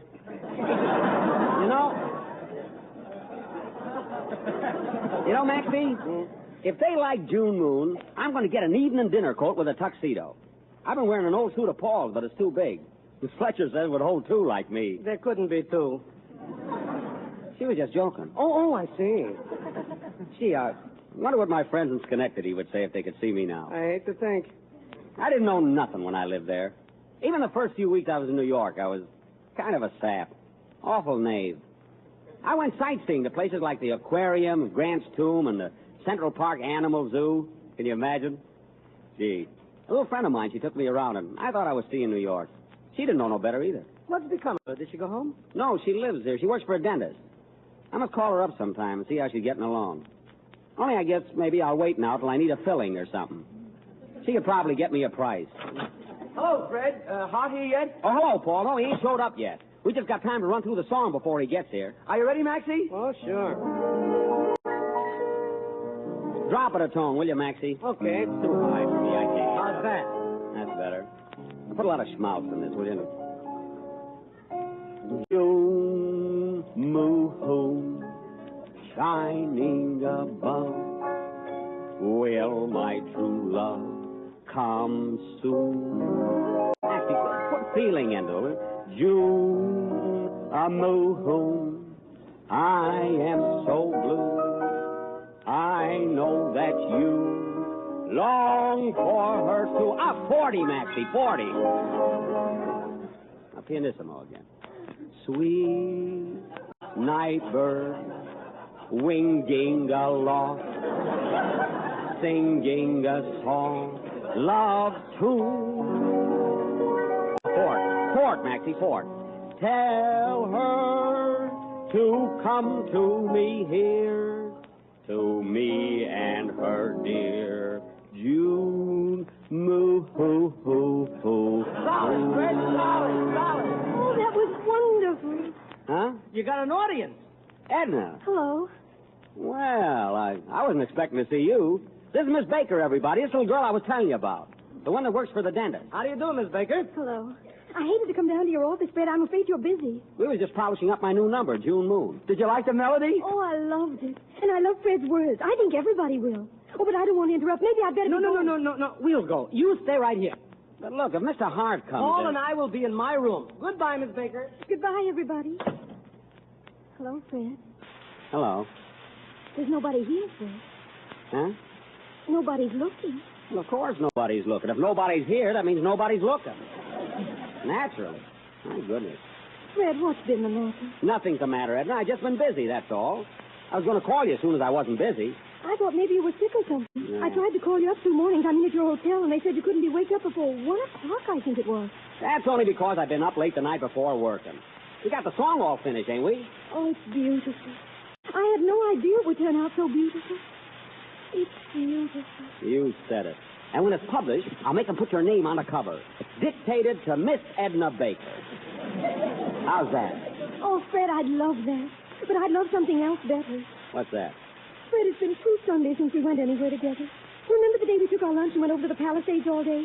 And then we were going again the next Sunday, only we didn't. I've remembered that Sunday. It's silly to remember a Sunday you didn't go someplace. Well, every Sunday you don't go someplace. I mean, someplace you don't go to. I don't know what I mean. But what have you been doing, Fred? Well, you have to go around places and keep in contact with the other boys. You mean nightclubs? Some of them. Just you and Mr. Sears? Well, Paul's wife, Mrs. Sears. Doesn't anybody else go along to sort of even up the party? Well, nobody you know. I hardly know her myself. She just comes along because she's Lucille's sister and lives there. Oh. Can't leave her alone by herself. She's timid. Didn't you ever tell her about me? Well, you see, it's only business. There hasn't nothing like that come up. She isn't nosy. A girl like she's probably got lots of beautiful clothes. She probably makes little me look like nothing. No, that part don't matter. Wouldn't make no difference to me if she had all the clothes in the world. Or if she was bare, either. Doesn't it cost an awful lot of money when you go around to all these places? Costs a lot of money. Fred, are you going to be busy tonight? Fred, after they hear the song? Sure, I got to work with Paul. Well, then before that, after Mr. Hart hears it. Oh, Fred, couldn't I stay and hear it too, Fred? Oh, no, Eddie. When Mr. Hart hearing your new number, he can't have nobody around. He's got to concentrate on what he's doing. Oh. I'll tell you what. You wait in the reception room or somewhere, and the minute he hears the song, I'll come and tell you what he says. Oh, Fred, that's grand. And then can we go somewhere for a little while, have a soda or something? I guess so. There's a place around the corner you can get nickel sodas.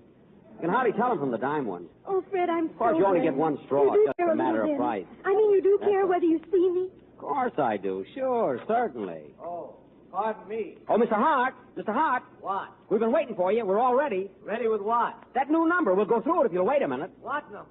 June Moon, the number I wrote with Paul Sears.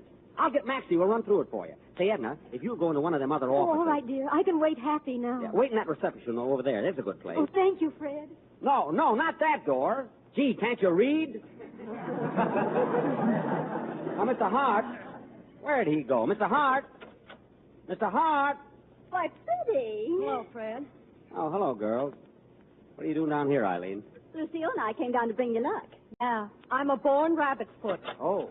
Oh, there you are, Mr. Hart. Yeah, well, I didn't know we had visitors. Hello, Lucille. Hello? This is Miss Fletcher, Mr. Hart. Miss Fletcher's Paul's sister-in-law. Yeah. I've already met Miss Fletcher. Yeah, Mr. Hart's been off on a trip, Eileen. that's very interesting. Are you ready for our song now, Mr. Hart? I mean, June Moon? I guess so. Come on, Stephen. Oh, wait till you get a load of this song. I mean the words. Eileen, what are you going to do about Stevens? He's going to be kind of a nuisance with Hart back. I can handle him. He's so far gone you can tell him anything. I wonder if that song is any good. All of Paul's stuff sounds just alike to me. Well, maybe Stephen's lyrics are just silly enough to get over. I got kind of a hunch they are. Even if they buy it, it won't mean anything to us. Paul's so far ahead of his royalties, they'll never catch up. He could write Madam Butterfly, and it wouldn't even get me a new step in. Why don't you do something, Lucille? Maybe I am. You are what? Oh, I don't know. Nothing, maybe. Only, remember Ed Knowlton? Yeah, what about him? I ran into him Friday on Madison Avenue. Well? Still likes me, and I like him. Has he got any money? He makes a lot, but he spends it. If he likes you, that's not a fatal drawback. He likes me, all right. Well, don't tell me you aren't going to do anything about it. Oh, I don't know what to do. Ed's nice. The things he says, they make me feel young again. And it's such a relief to just talk to a man that hates music. Listen, if you don't do this... Hey, girls, what do you know? They're crazy about it. They're going to take it. They've took it.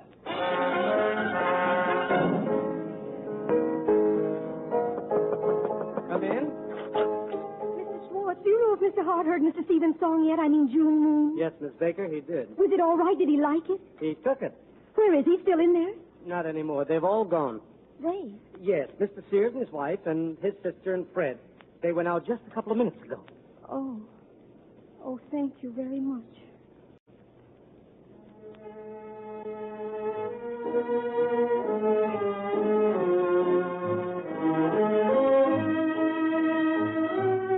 And now for the tune that's still in first place on our hit parade for the 16th consecutive week, June Moon. Oh, June Moon. If I hear that ridiculous song again, I'll scream. What's ridiculous about 16 weeks on a hit parade? Well, it doesn't mean anything to us, does it? We still haven't any money. That dress is new, ain't it? Don't you think it's about time? How much was it? It won't come due for a while. I may take care of it myself. I can take care of it if it ain't too soon. I gotta go on out. Eileen's waiting. Hold on, that's what I want to talk to you about. What? About her and Fred.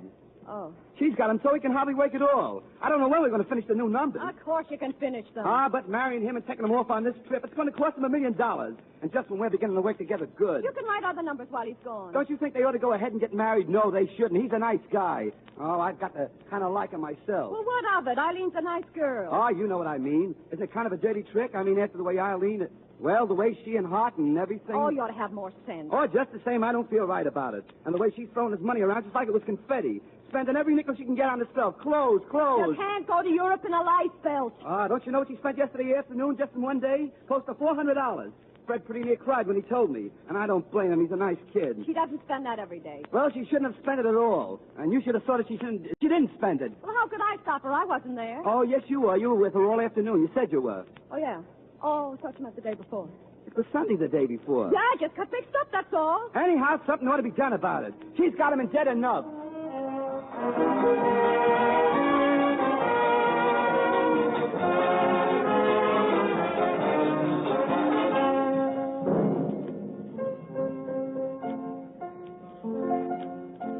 Life is a game. We are but players, playing the best we know how. Yeah, that's good. Playing the best we know how. Come in. Sometimes we shoot a 7. Sometimes 11. But oft times it's boxcars for us. Oh, Fred. Oft times, what do you want? Can't you see I'm composing? Did you ask Hart about that advance? He's advanced me so many advances already in advance. Gee. But, sweetheart, you promised. All right. But I gotta find Paul now. He's waiting for me. Oh, don't go to work yet. You never have any time for me. You don't realize I want to be loved once in a while. Loved once in a while. I held your hand in the taxi, didn't I? What do you want? Just think, only 3 more days till we belong to each other. It's 4, ain't it? 4 till we sail. Only 3 till we get married. And don't forget, you're to ask Hart for $1,000 advance. I've borrowed $3,500 on June Moon already. Maybe more than my royalties will amount to altogether. Don't be ridiculous. That number will still be selling when you're dead. I won't care so much then. Oh, Fred, your children will. Don't you want children, Freddie? I don't get along with them very good. You would with your own. No, I figure I'd get along better with other people. Because they'd go home once in a while. We needn't think of that now. Let's just think of you and me, all alone on that big boat. We won't be alone. The fellow said it'd be pretty near full. But we don't have to see anybody. A bride and groom don't generally go around much. They're supposed to be so awfully in love. I hope the dining room won't be crowded. They'll serve us in our cabin. It'd be kind of cramped. Maybe I could go in the dining room and order your meal sent up. And leave me I'd be scared to death. Look, it's just as dangerous in the dining room as the bedroom. If the ship sinks, pretty near all the rooms will be underwater. Let's not think about such things. Just think of the pleasant side. London, Paris. Oh, I'm glad we're going to Paris first, so I can get some clothes. Clothes? What have you been buying? Well, they're all right for the ship, dear, but not the Riviera. Don't you want to be proud of me? Don't you want to be proud of the way I look? Well, if you're going to stay in your cabin all the time, you won't eat nothing but a Mother Hubbard. Well, all ready for the big trip? Hello, Maxie. The boat sails Saturday. I don't know what you want to go to Europe for. Why not? Well, because he's never been there before. A songwriter never goes anywhere for the first time. They're always going back to places. Back to Indiana, back to Baltimore. Fred, are you going to talk to Mr. Hart? Yeah, I'm going to talk to Mr. Hart. Well, this would be a good time. And let me know what he says. I'll be outside. I'd like to be going back to Schenectady. But Eileen's got her heart set on Europe. I hear it's quite a place. Yeah, I guess so. I was kind of excited about it at first, but now, I don't know. Kind of tired, I guess, the way we've been going it lately. I'm kind of behind on my sleep. But you've been having a lot of fun, all those nightclubs. I did at first, dancing and everything. But now my feet's so sore, I have to take a bath every day. You might as well take a whole bath as just your feet. They ache so I can't sleep in them. If I don't get some rest soon, I'll have a nervous breakup. And everything costs so much. Ivy wants to take a taxi if she's going in the other room. You sure picked out a thrifty little girl. I kind of get thinking sometimes, maybe a man like I that's just breaking in, maybe he shouldn't get married so soon. Especially a woman's got to have so many clothes. Sometimes I think it'd be better if I hadn't got engaged. I read a case once in Michigan where a man was engaged to a girl and didn't marry her. I didn't read that. Have you got the clippings? No, but my memory's pretty good. For instance, I remember a nice little girl that was here to see you one time. I even remember her name, Miss Baker. Maxie, you haven't seen her or anything, have you? Me? No. Why? I guess I shouldn't be thinking of her at a time like this. Are you?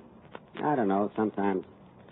Oh, I'm going to my office. I got to do some work. Ever since I broke my dime bank, everything's been so complicated. Life is a game. We are but players. Playing the best we know. Sometimes a full house greets us. Sometimes a broken flush meets us. And oft times, why don't you... Oh, hello, Eddie. Hello. Hey, maybe I'm crazy, but I'm glad to see Eddie. I'm glad to see you too, Fred. I'm glad you're well and that you're going to be happy. Eddie, I've been having the insomnias about you. I've been waking up in the morning thinking about you. Are you waking up in the morning again, Fred? Gee, we used to have a lot of fun together. Remember that day in Van Cortlandt Park when I lost my watch and that little boy found it? You gave him a nickel. I gave him a dime. And he said, keep it and buy your wife a radio set. He thought we was married. I remember. He was embarrassed, all right. Any girl would. And then coming back, we forgot to change to 72nd Street. That is, you forgot. I didn't know any better. I just wasn't thinking. We had to go all the way down to Times Square. You remember, that's when we saw the flea circus. You said one of the fleas reminded you of a man in Schenectady. Yeah, Perry Robinson. He always walked like he just picked up a nail. Eddie, have you heard anything about me? I heard you were going to be married, Fred. I should have congratulated you. Thanks. Say, Eddie, wait here a minute, will you? Where are you going, Fred? You congratulating me made me think of something. What, Fred? I gotta go see my intended-to-be fiancé.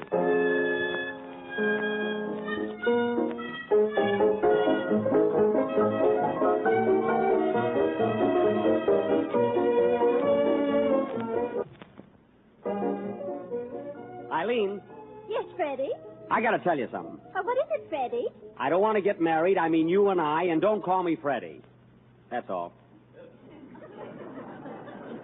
Do you know what you're saying? I shouldn't have never got engaged. I didn't realize. Well, this is a fine time to tell me. Why didn't you wait till we got to the altar? Why wait? I know it now. I see. And you think all you have to do is tell me, and that settles it. Well, it doesn't work quite that way. I'll sue that girl for alienation. You can't. She was born right here in New York State. So there. Well, what would you think of a man that made a girl love him when she was already engaged and then threw her over? Do you think that would be honorable? A man like that is a rat. I was talking to you. You didn't tell me. Well, I'm telling you now, Fred Stevens. I'm the girl you're engaged to, and I'm the girl you're going to marry. Now, look, Eileen. Hello, Fred. Am I interrupting? No, I was just going.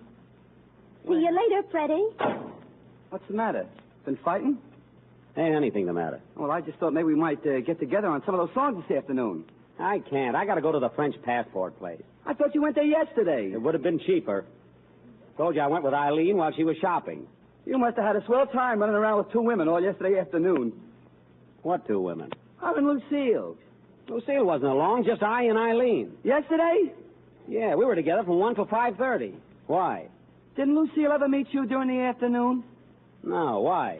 Paul, Eileen and I are going out to lunch. Want to come along? Lucille, I want to talk to you. What about? Where were you yesterday afternoon? I was out. I said, where were you?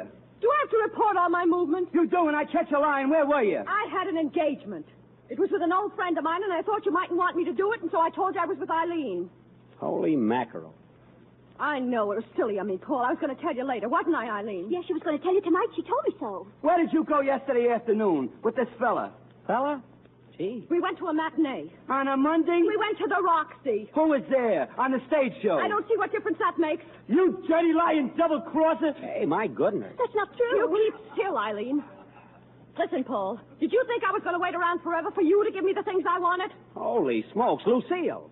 You mean to say that when you were married to Paul, you went out with a fella? Eileen, you must have known she was doing it.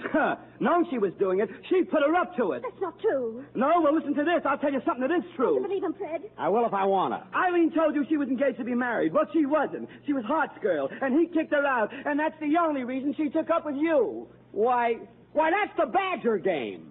Eileen, you're nothing but a badger. That's what you are. Come on, Lucia, let's get out of here. I'm sick of looking at these Tin Pan Alley hats. I'm coming, Eileen. Goodbye. And you're a Badger sister.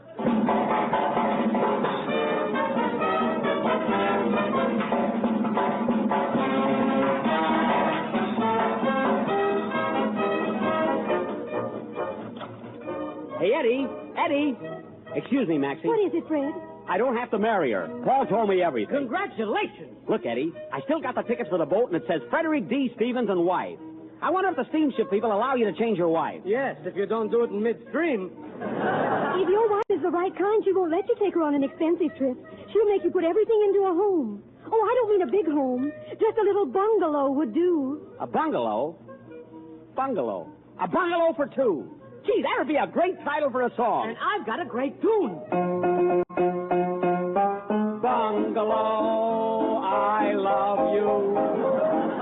Bungalow for two. See, the words are great, aren't they? But the tune's no good. It'll never go. Why can't I get somebody to write tunes for me? A bungalow, I love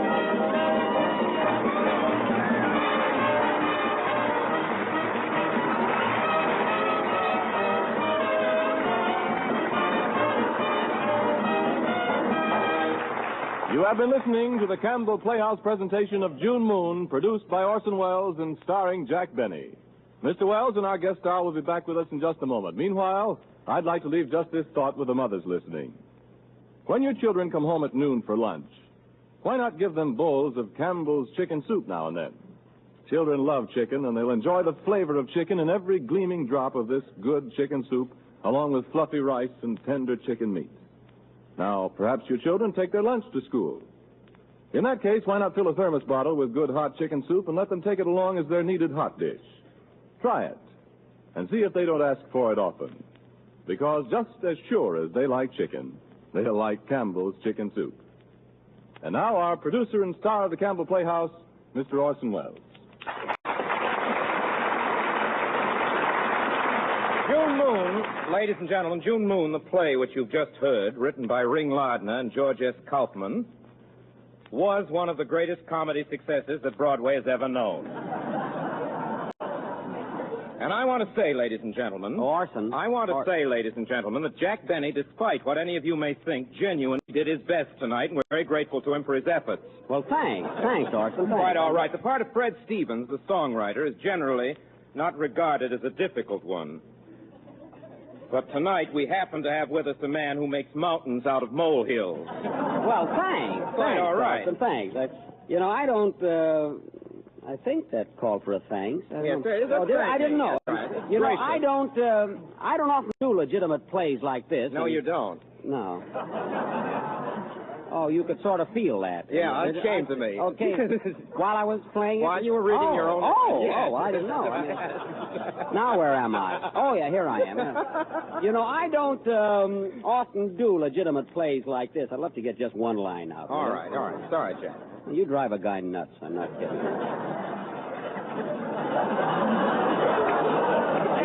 Wait a minute. You want to know something? Yeah. You look better with the beard. No, Orson, look, I don't often do legitimate plays like this, and naturally it was quite a strain for me. But do you really think I gave a good performance? Well, Jack, if you're referring to those people that left in the middle of the broadcast, they probably had to go home early anyway. Oh, I wasn't worrying about them. It was the people that stayed. They looked like they wanted to go home, but their feet hurt. You know, Orson, I enjoyed playing that part, but it still didn't have the dramatic quality that will get me an Academy Award. You see, Orson, that's what I'm after, the Academy Award. I want that statue. Well, don't get excited, Jack. There's no rush. Take your time. Take my time? Orson, I'm not a kid anymore. I've either got to win it in the next few years or go through the hereafter muttering to myself. I don't know what you're driving at, Jack. Well, look, Orson, last week I did the Hunchback of Notre Dame. This week I did June Moon. Now, what I want to know is, when can I play Hamlet? Maybe you didn't hear me, Orson. When can I play Hamlet? I heard you, and I'm thinking. Oh. Well, maybe I am a little too anxious, and I don't want you to think that I don't appreciate all these dramatic lessons you've been giving me, but, gee, Shakespeare, that's my goal. That's my ambition. Listen, Orson. I am the Count of Monte Cristo, and the world is mine. That's not Shakespeare. That's from the Count of Monte Cristo, Jack. It is? Yes. Oh, well, then let's do that. What are we waiting for? All right, Jack. If that's what you want, I'll start giving you lessons on it tomorrow. Oh, boy. Jack Benny in the Count of Monte Cristo. Come on, Larson. I want to run over to the Owl drugstore and tell the boys about this. Goodbye, everybody. Goodbye, Jack.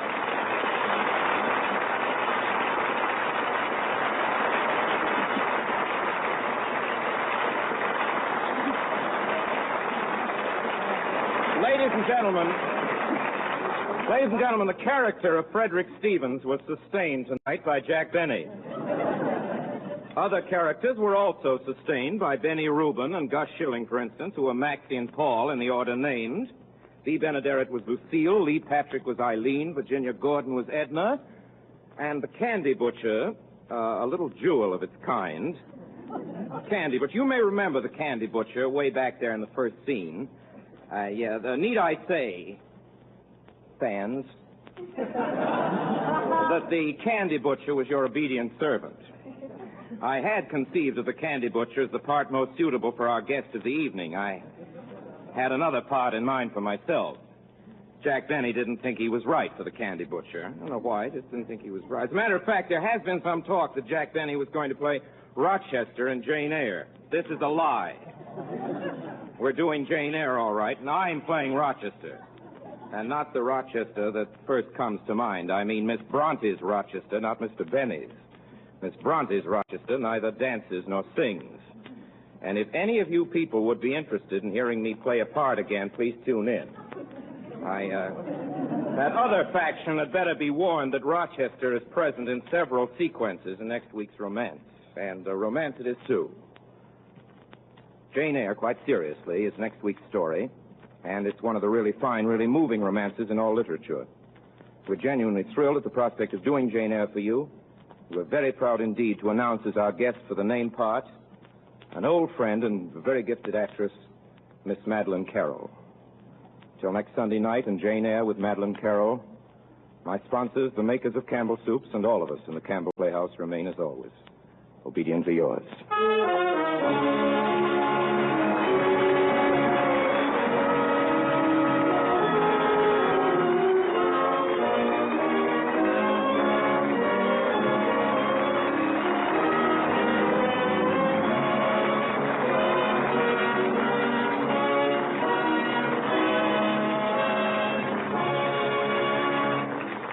The makers of Campbell Soups join Orson Welles in inviting you to be with us in the Campbell Playhouse again next Sunday evening when we present Jane Eyre with Madeleine Carroll as our guest.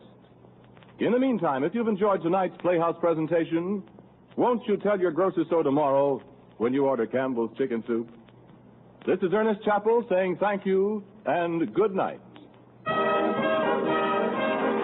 is the Columbia Broadcasting System.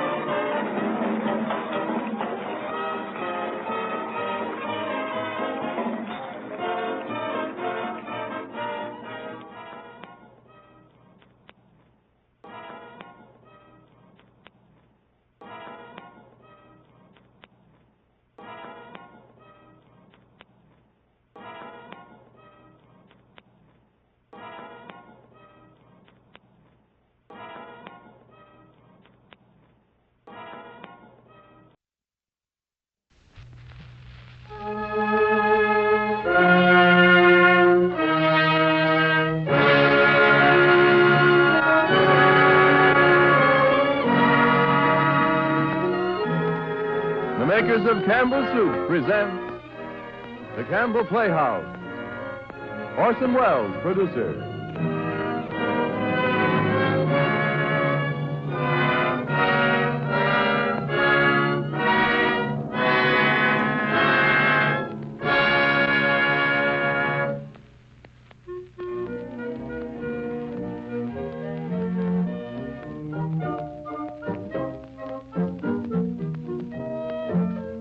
Good evening, this is Orson Welles. Tonight we bring you a revival of one of our favorite broadcasts, Charlotte Bronte's unforgettable love story, Jane Eyre.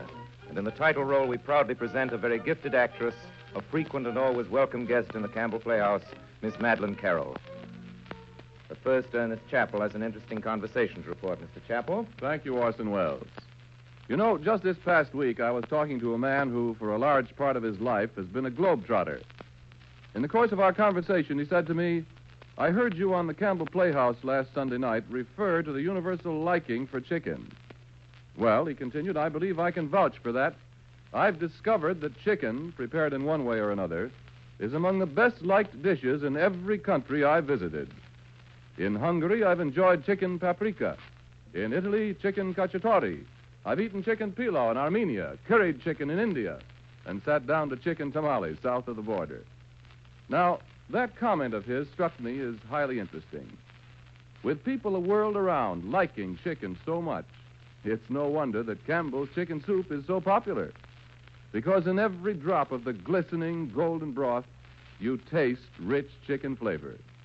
And steeped in the good flavor of the chicken, too, is the fluffy white rice, and there are pieces of tender chicken meat in every fragrant plateful. If you've already enjoyed this homey, old-fashioned chicken soup as Campbell's make it, won't you remember to have it again soon? And if you haven't yet tried it, won't you do so, say, at dinner tomorrow night? I promise you, just as sure as you like chicken, you like Campbell's chicken soup. And now, our Campbell Playhouse presentation of Jane Eyre, starring Madeline Carroll and Orson Welles.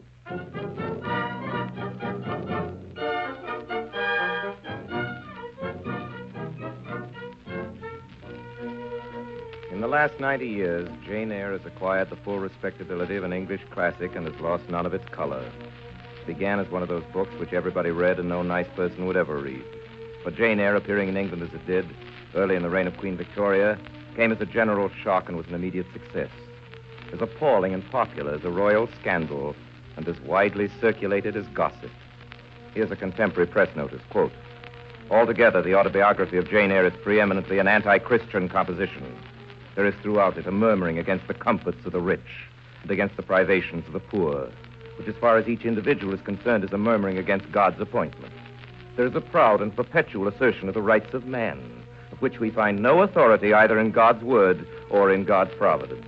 We do not hesitate to say that the tone of mind and the thought which has overthrown authority abroad and fostered rebellion at home is the same which has also written Jane Eyre, unquote.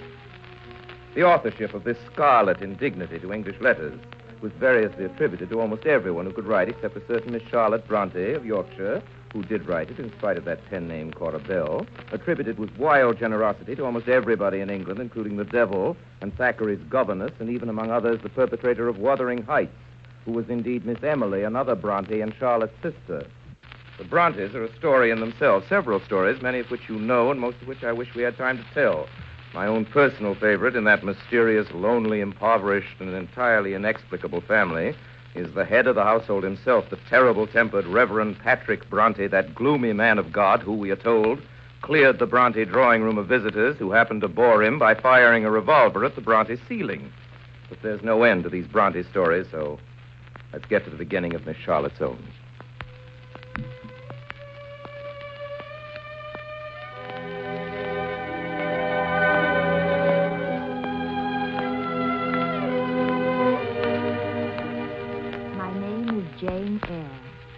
I have no father or mother, brothers or sisters. As a child, I lived with my aunt, Mrs. Reed, at Gateshead Hall. I do not remember that she ever spoke one kind word to me. When I was 10 years old, she sent me off to school. So, Mrs. Reed, this is the little girl respecting whom you applied to me. Her size is small. What is your name, little girl? Jane Eyre. Oh, say Jane Eyre, Mr. Brocklehurst, little girl. Jane Eyre, Mr. Brocklehurst. Well, Jane Eyre, are you a good child? No sight so sad as that of a naughty child, especially a naughty little girl. Do you know where the wicked go after death? They go to hell. Well, and what must you do to avoid going to hell? I must keep in good health and not die. Oh, and how can you keep in good health? Children younger than you die daily. Tell me, Jane Eyre, do you read the Bible? Sometimes. With pleasure? No, sir. No? Oh, how shocking. I have a little boy, younger than you, who knows 6 psalms by heart. And when you ask him which he'd rather have, a gingerbread nut to eat or a verse of psalm to learn, he always says, oh, a verse of psalm. Angels sing psalms, says he. I wish to be a little angel here below. He then gets 2 gingerbread nuts in return for his infant piety. Psalms are not interesting. That proves you have a wicked heart, and you must pray God to change it, and to give you a new and clean one, and to take away your heart of stone, and give you a heart of flesh.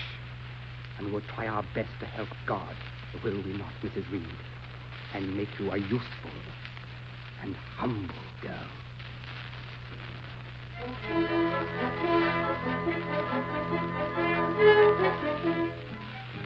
I left Gateshead Hall on a dark, cold morning for Lowood. As the coach started, I put out my head and looked back at the house and up at the window behind which my aunt was still sleeping. I'm glad you sent me away, Mrs. Reed, but I hate to live here with you. Oh, and if anyone asks me how I liked you and how you treated me, I will always say you treated me with miserable cruelty. And just the very sight of you makes me sick.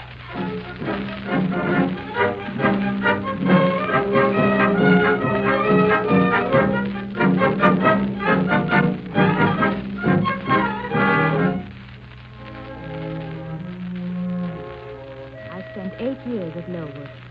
It was not so much a school as an institution for the children of the poor, supported by charitable bequests.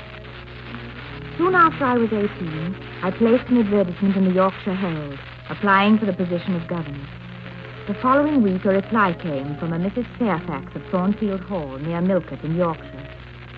If J.E., who advertised last Thursday, is qualified to teach the usual branches of a good English education, together with French, drawing, and music, and if she is in a position to give satisfactory references of character and competency, a situation can be offered her where there is but one pupil, a little girl 9 years of age.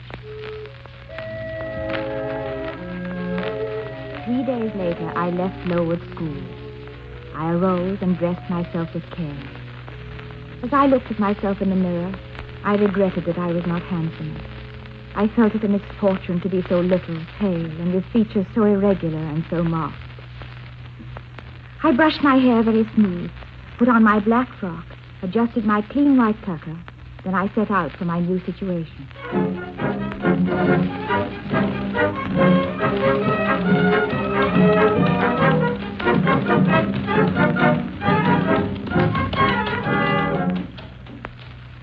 On the evening of the next day, I was at Thornfield Hall.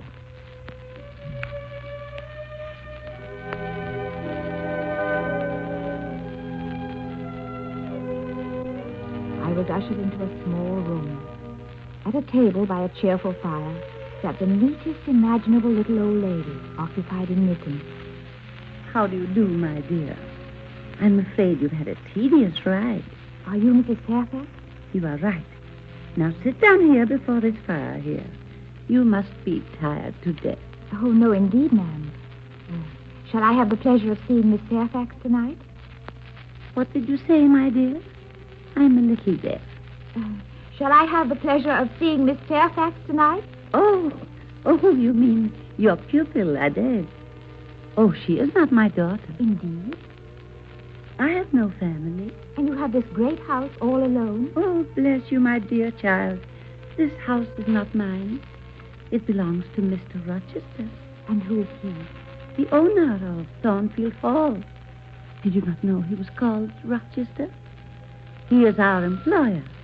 He owns the house and much of the land about. I'm merely the housekeeper. Your pupil is his ward.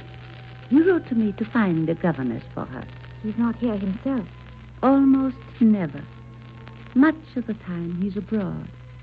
It seems strange for a gentleman to own this great house, yet never stop here and enjoy it.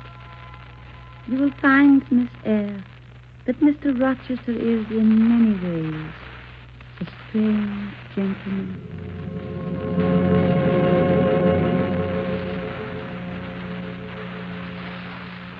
I slept smooth and soundly that night in my new home. Once I woke and heard a clock strike.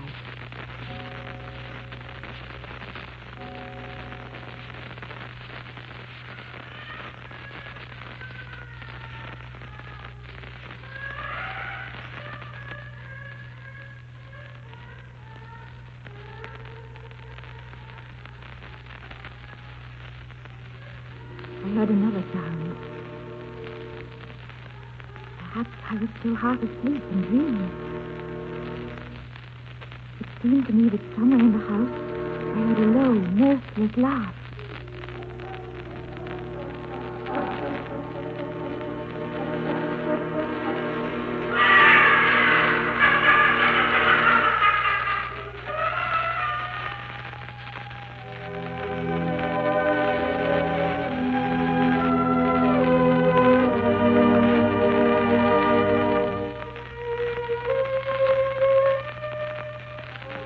When I woke, it was bright day and the sun was shining. And then, for many weeks, nothing happened to break the smooth course of our lives at Thornfield Hall. One day in January, a fine, calm day, I put on my coat and went out for a walk. As I started back, the afternoon was already dimming.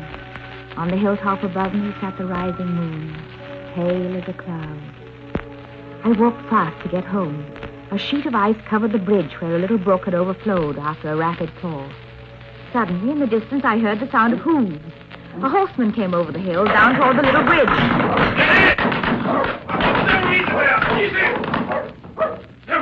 Are you injured, sir? Stand on one side, further away. Down, pilot. Easy there.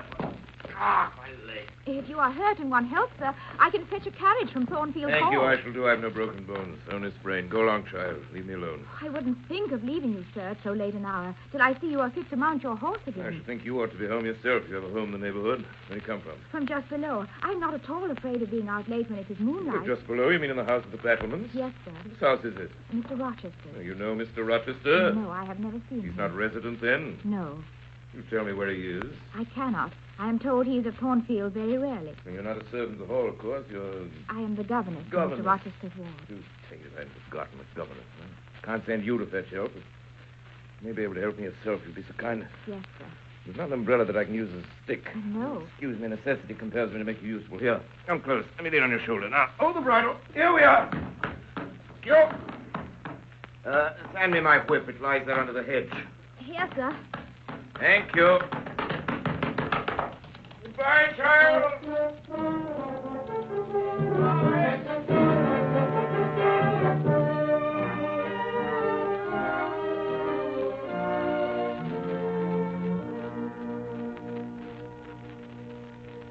As I walked back to Thornfield, I kept seeing his tall figure enveloped in a riding cloak, fur-collared and steel-clasped, remembering his stern face, his angry, thwarted eyes. It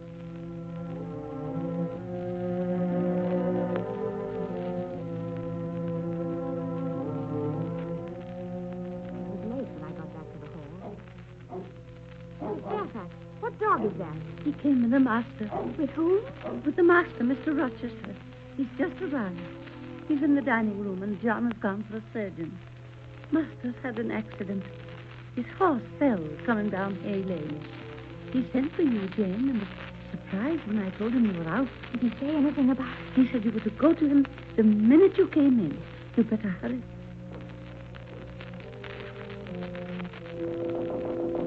Come in.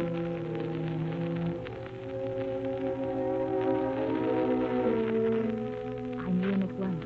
His broad, dark brows, his square forehead and grim mouth. When he looked up, I could see no trace of recognition in his eyes. Well, Miss Eyre, I have questioned your pupil, my little ward. Found you've taken great pains with her. She's not bright. She has no talent. In a short time, she's made much improvement. Sit down, Miss Eyre. Comes the fire. Adele, go amuse yourself with the dog. You've been resident in my house 3 months, Miss Eyre. Yes, sir. Come from... From Lowood School, sir. Charitable concern. How long are you there? 8 years. 8 years. Must be tenacious of life. No wonder you have the look of another world, Miss Eyre. I marvel where you got that sort of a face. I had half a mind just now in Hay Lane to demand whether you'd bewitched my horse. I'm not sure yet. Who are your parents? I have none. Never had, I suppose. Do you remember them? No, Mr. Rochester. Who recommended you to come into Thornfield? I advertised, and Mrs. Fairfax answered my advertisement. Yes, Mrs. Fairfax speaks quite well of you. Praise will not bias me. You began by throwing down my horse. Sir. I have to thank you for this sprain. What age were you, Miss Eyre, when you went to Lowood? About 10. Stayed there 8 years, and on in about 18. So that's pretty useful. Tell me, did you learn at Lowood? Can you play? A little. Of course. The established answer. Sit down at the piano, Miss Eyre. I mean, if you please. Excuse my tone of command. I cannot alter my customary habits for a new inmate. Sit down at the piano and play a tune. Very well, sir.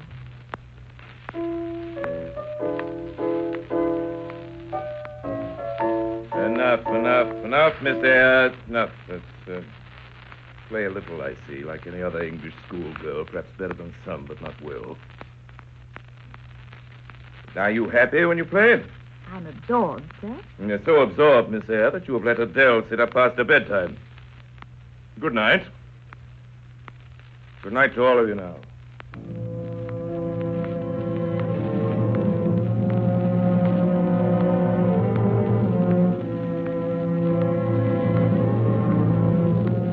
For several days, I did not see Mr. Rochester. Then one evening, he sent for me to come down. Come in, Miss Eyre. Be seated.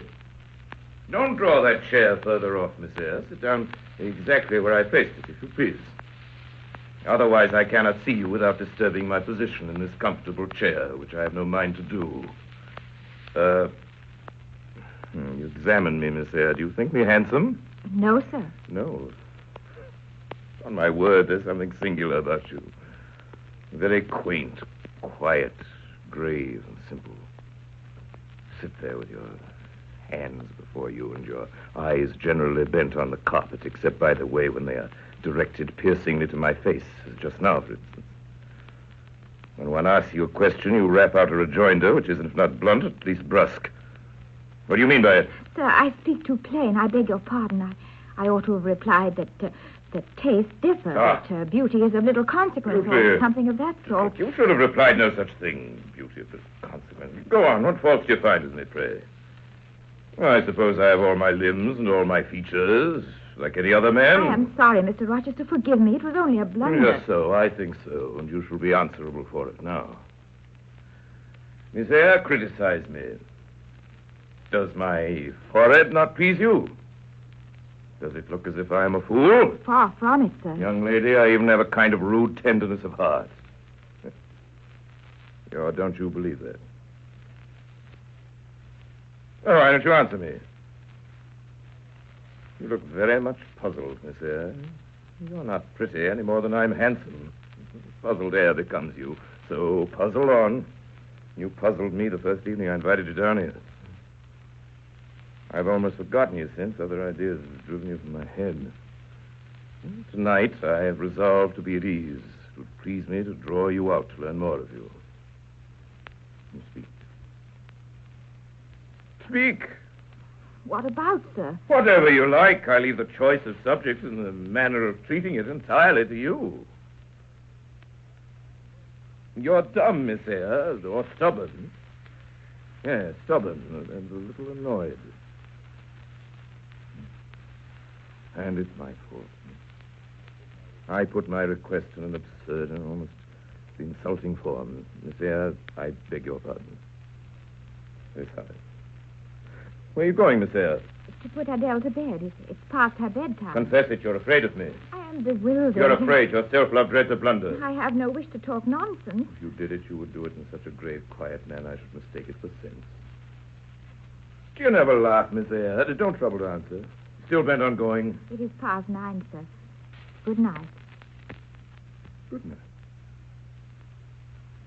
Good night, Miss Eyre.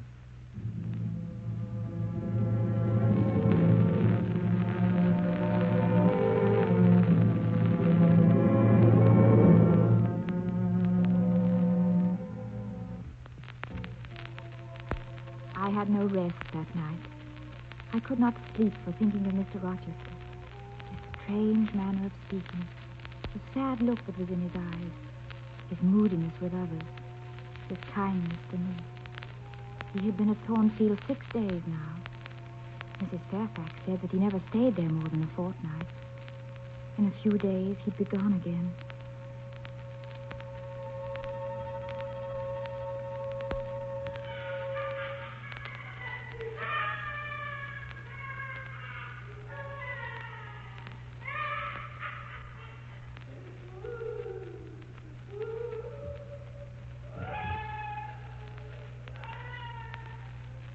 I lay there listening. Then it seemed my door was touched as his fingers were groping their way along the panels in the dark gallery outside. Who is there? Who is it?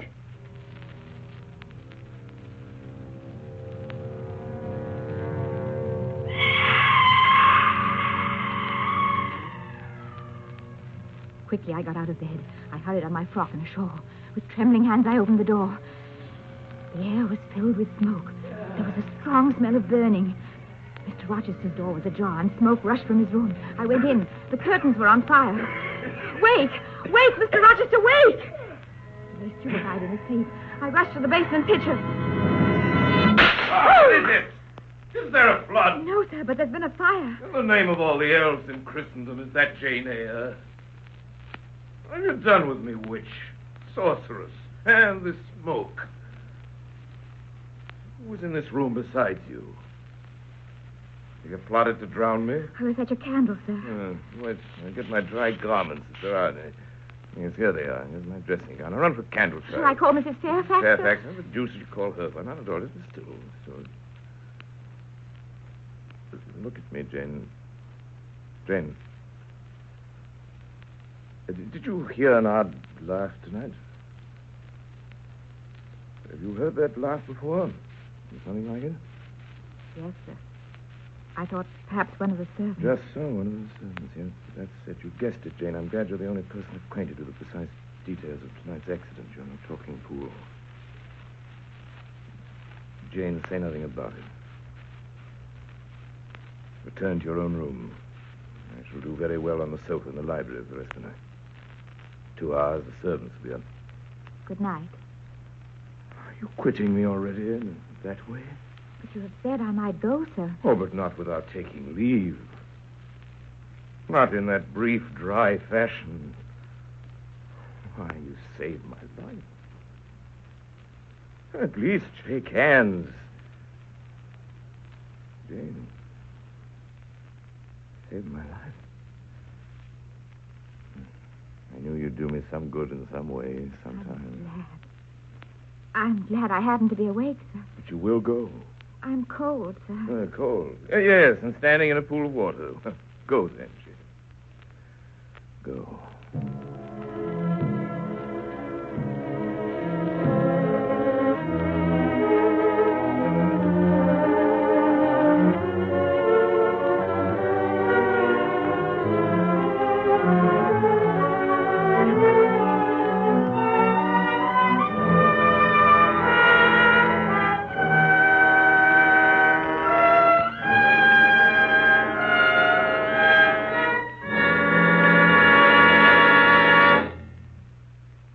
are listening to the Campbell Playhouse presentation of Jane Eyre, starring Madeline Carroll and Orson Welles. This is the Columbia Broadcasting System.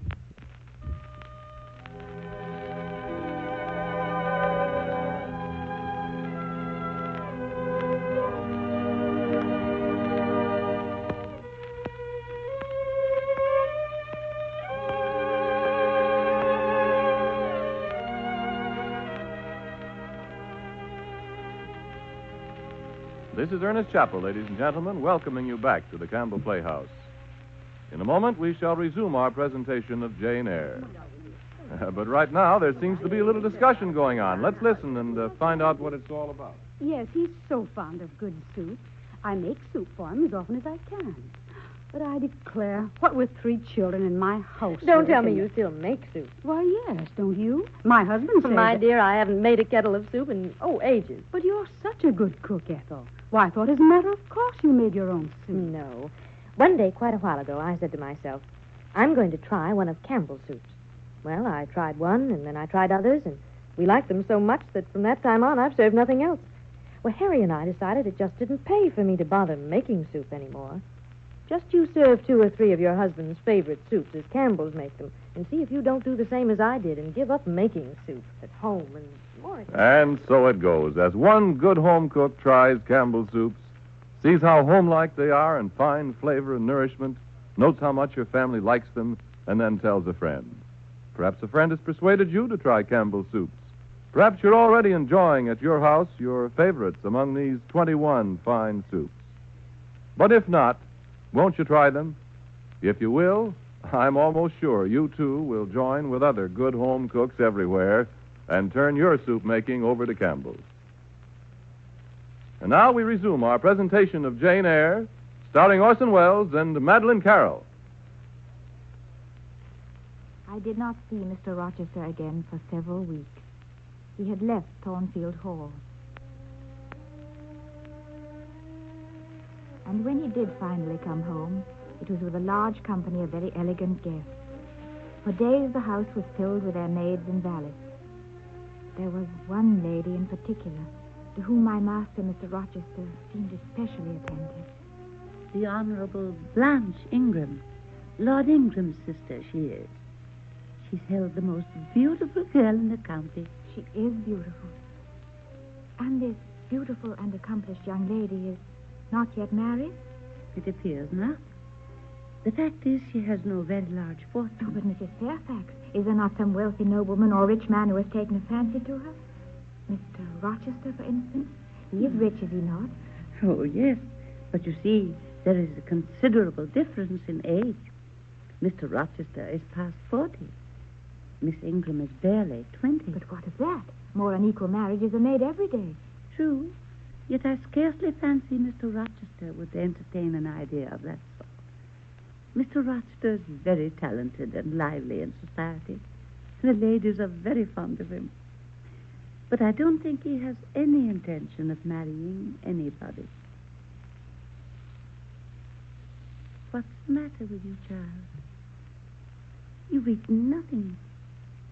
You've scarcely tasted anything since you began tea.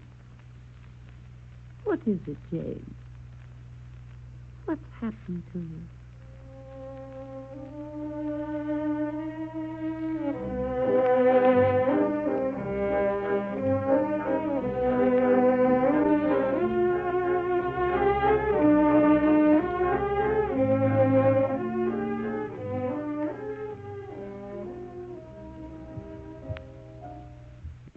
I soon had a chance to observe Miss Ingram myself.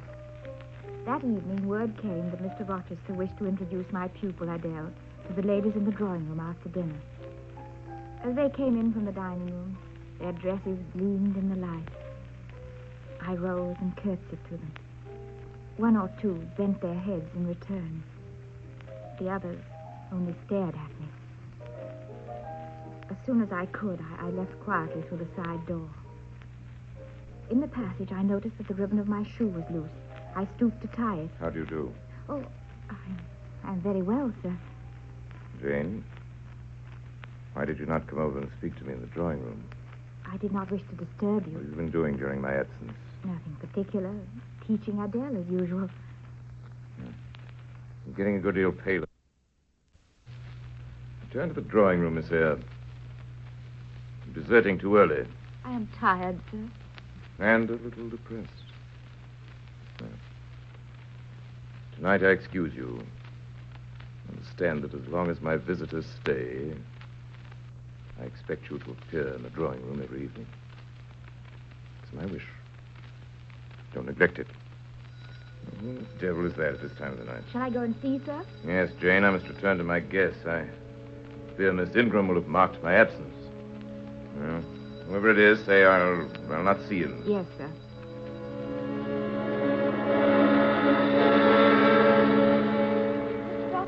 Mr. Rochester. Yes, Jane.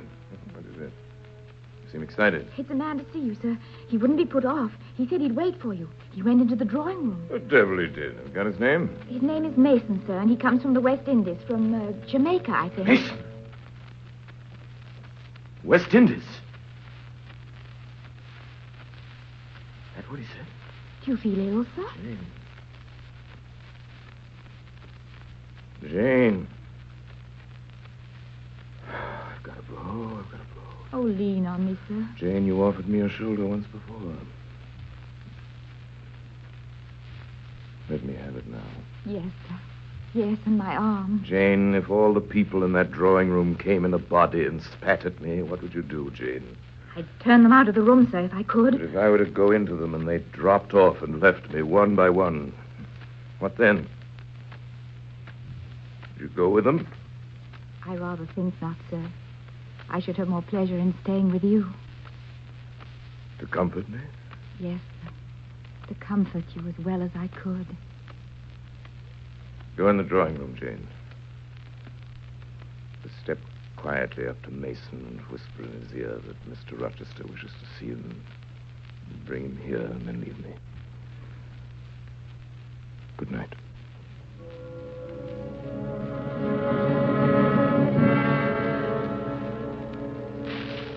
Much later that night, I wakened suddenly.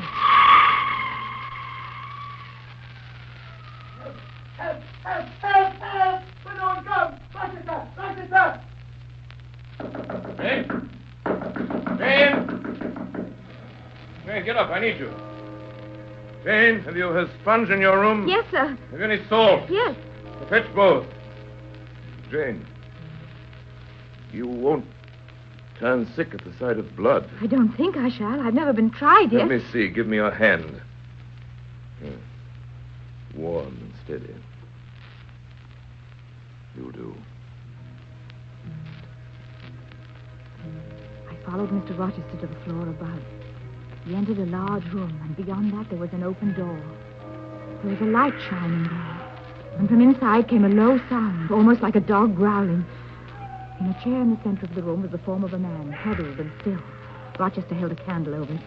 I saw that it was the stranger Mason, the man that had called earlier that evening. His sleeve and his shirt on one side was soaked with blood. She's done for me. Dropping with blood, that's all. Sorry. Jane, hold a candle. Hold this place. She went at me with her teeth. Mason, She bit me like a dog when you took the knife from her.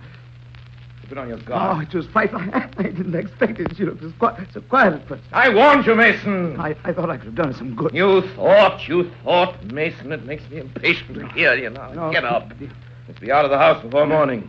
Rochester, she sucked the blood. She said she'd drain my heart. Oh, be silent. Don't mind her gibberish. Don't repeat it. I wish I could forget it. Oh, you will, Mason, when you're out of the country. Now, come on. I'll help you downstairs. There's a carriage waiting.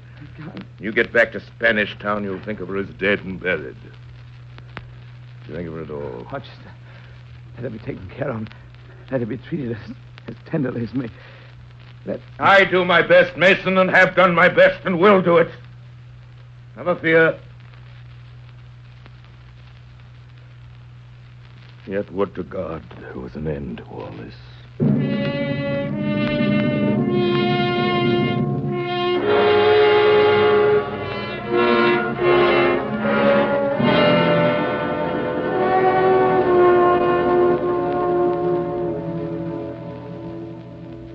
A splendid midsummer shone over England.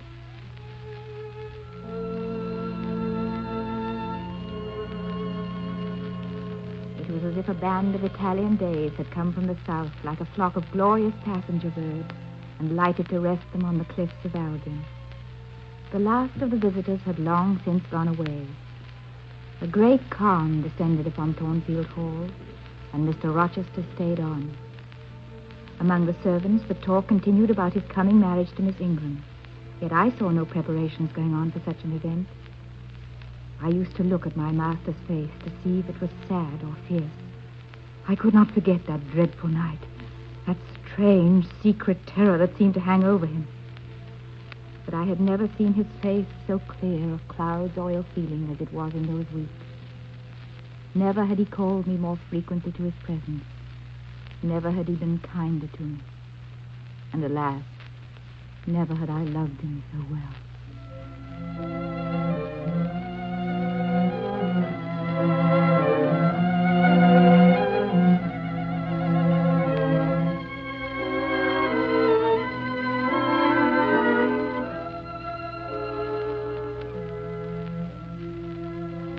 It was Midsummer Eve. I went down into the orchard, enticed there by the light of the rising moon. I heard a nightingale singing in the woods far away. The trees were laden with ripening fruit. Jane. Good evening, Jane. Thornfield's a pleasant place in the summer, is it not? Yes, sir. You must have become to some degree attached to the house. Oh, I am attached to it indeed. And would be sorry to part with it. Yes. Mm-hmm. Pity. So is the way of events, Miss Life. No sooner have you got settled in a pleasant resting place than a voice calls to you to rise and move on, for the hour of repose is expired. Must I move on, sir?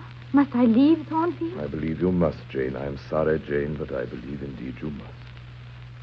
Well, sir, I shall be ready when the order to march comes. Come now.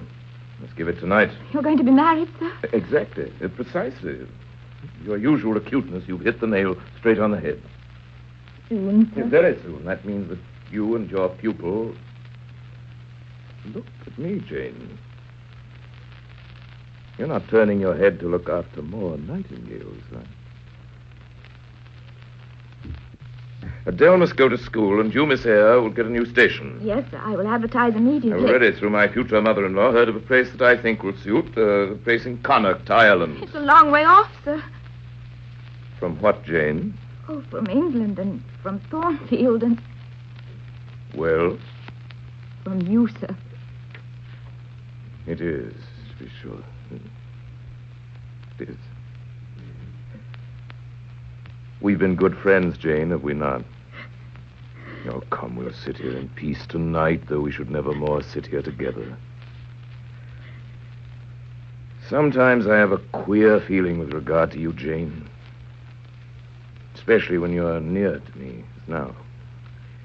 It's as if I had a string somewhere under my left ribs, tightly and inextricably knotted to a similar string situated on the corresponding corner of your little frame.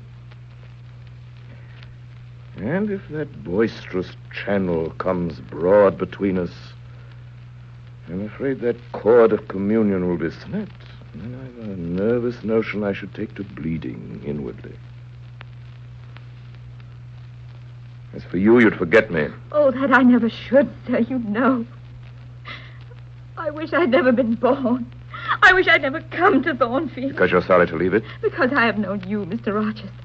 And it strikes me with terror and anguish. I absolutely must be torn from you forever. It's like looking at the necessity of death. Where do you see the necessity?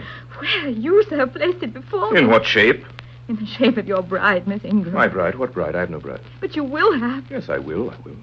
Then I must go. You have said it yourself. No, you must stay. I swear it, and the oath shall be kept. But I tell you, I must go. Do you think I can stay to become nothing to you? Do you think because I am poor, obscure, plain, and little, that I am soulless and heartless? I have as much soul as you and full as much heart. Jane, be still. Jane, I offer you my hand, my heart, and a share of all my possessions. Don't mock me. I ask you to pass through life at my side, to be my wife. It's you only I intend to marry. Come, Jane. Come here. Your bride stands between My bride is here. What love would I have for Miss Ingram? None, and that you know. I would not, I could not marry her, you strange, you almost unearthly thing. I love you as my own flesh. Do you truly love me? Do you sincerely wish me to be your wife? I do, I swear it. Then, sir, I'll marry you. Come to me, Jane. Come to me entirely now. Make my happiness. I will make yours. God pardon me. And men meddle not with me. I have her and I'll hold her. Jane. Jane.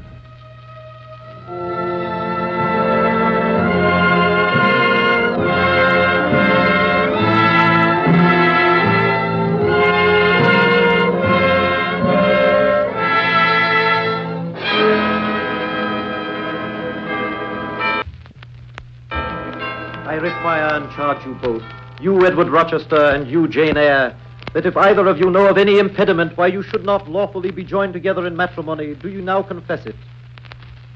Edward Rochester, wilt thou have this woman for thy wedded wife? This marriage cannot go on. Proceed to service. An insuperable impediment to this marriage exists. I can prove it.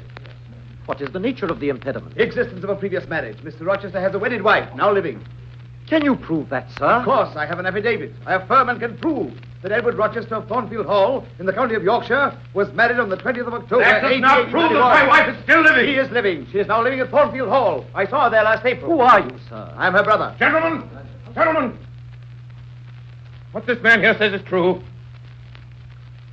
Bigamy is an ugly word, yet that is what I meant to be, a bigamist. I have been married, and the woman to whom I was married is alive. And all of you say you never heard of a Mrs. Rochester in a house up yonder. I dare say you've often heard gossip about the mysterious lunatic kept under watch and ward.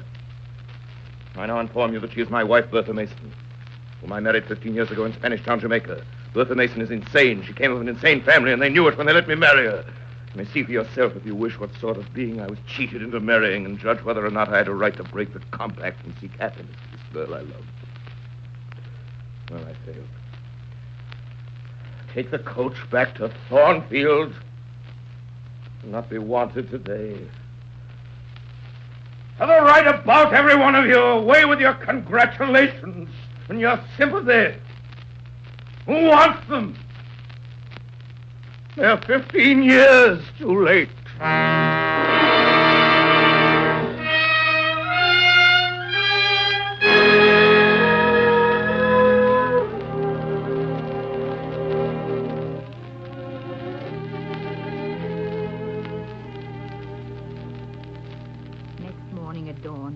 Possessions into a parcel, tied on my bonnet, pinned my shawl, took my slippers which I had not put on yet, and stole from my room. For the last time, I passed Mr. Rochester's door and started silently down the dark stairs. Jane? Jane? You're going, Jane? I am going, sir. You're leaving me? Yes. Jane? Jane, you mean to go one way in the world and let me go another? I do. You will not stay, Jane? You will not be my comforter? My rescuer? My deep love, my tragic grief, there's nothing to you? I must go. Jane, this is wicked. It'd be not... Jane, it won't be wicked to love me. It would be to obey you. And you will not yield. Jane, you will not stay. No. God bless you, my dear Martha. God keep you from harm and wrong. Reward you well for your past kindness to me. Farewell. Oh, Jane. Well, Jane, my hope. My love. My life.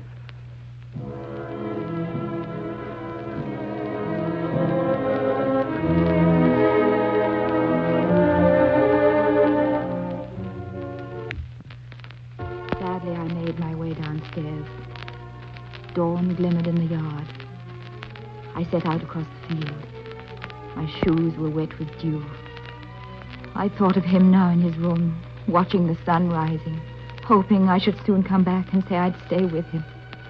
I went on through the fields, stumbling blindly, not knowing where I was going.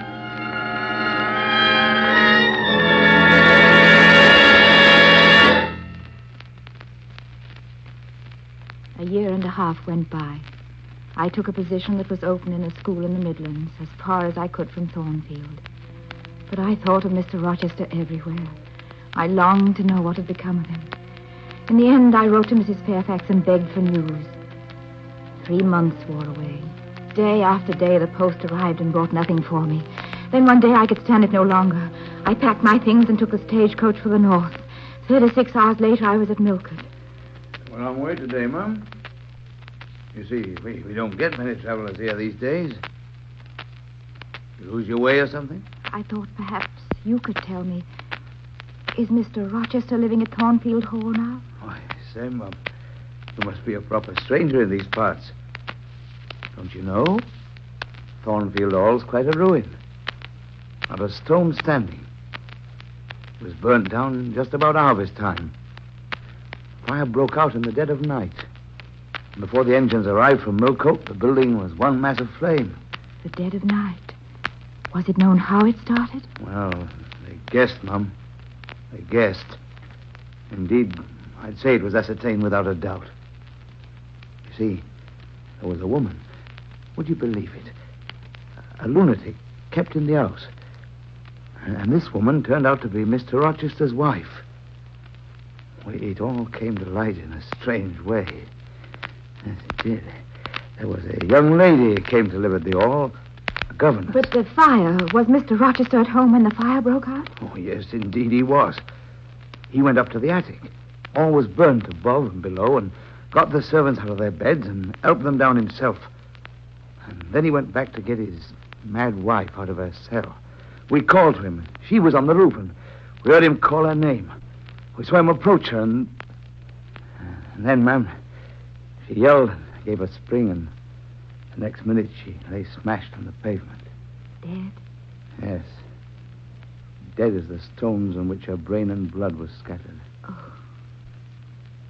But is he alive? Huh? Oh, yes. Yes, Mr. Rochester's alive. But many think he'd better be dead. Why, where is he? Is he in England? Aye. He's in England. He can't get out of England. Yes, I fancy he's a fixture now. He's stone blind. Yes, he's stone blind, Mr. Rochester.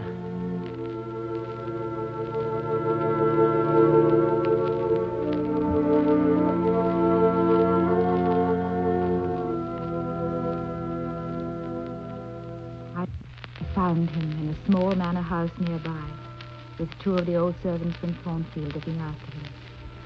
The parlor looked gloomy. A neglected handful of fire burnt low in the grate. And leaning over it, with his head supported against the high, old-fashioned mantelpiece, stood Mr. Rochester. Is that you, Mrs. Fairfax? Down, pilot. Down. Hello.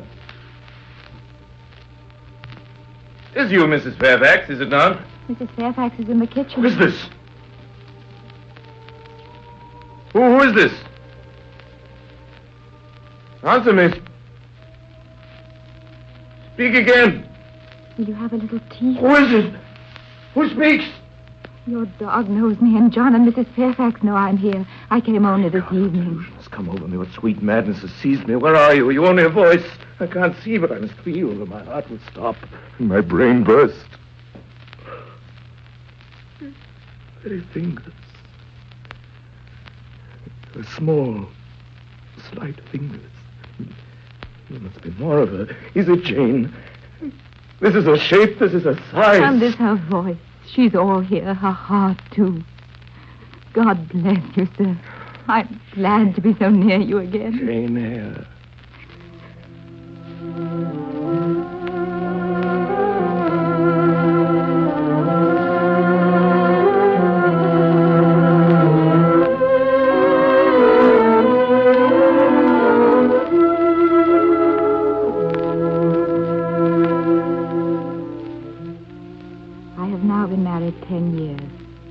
I know what it is to live entirely for and with what I love best on earth. Edward Rochester continued blind the first 2 years of our marriage. Then one morning, as I was writing a letter for him to his dictation, he came and bent over me. Jane. Jane. Have you a glittering ornament around your neck? Yes. And Jane, are you wearing a pale blue dress? Yes. Later, when our firstborn was put into his arms, he could see that the boy had inherited his own eyes as they once were. Laughing, brilliant, and black.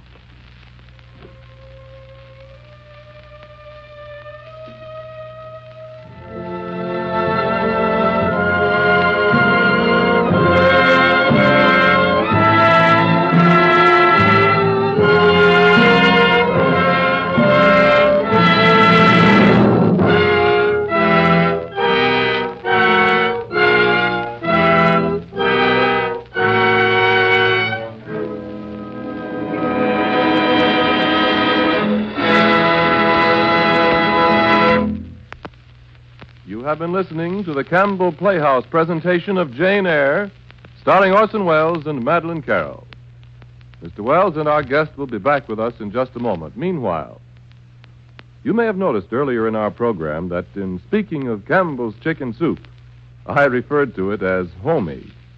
Now, that's exactly what it is, old-fashioned and homey. But while at home it's often made from leftover chicken, Campbell's use all the choice meat of selected plump chickens in making their chicken soup. With this one advantage, they follow closely the old home way of making chicken soup.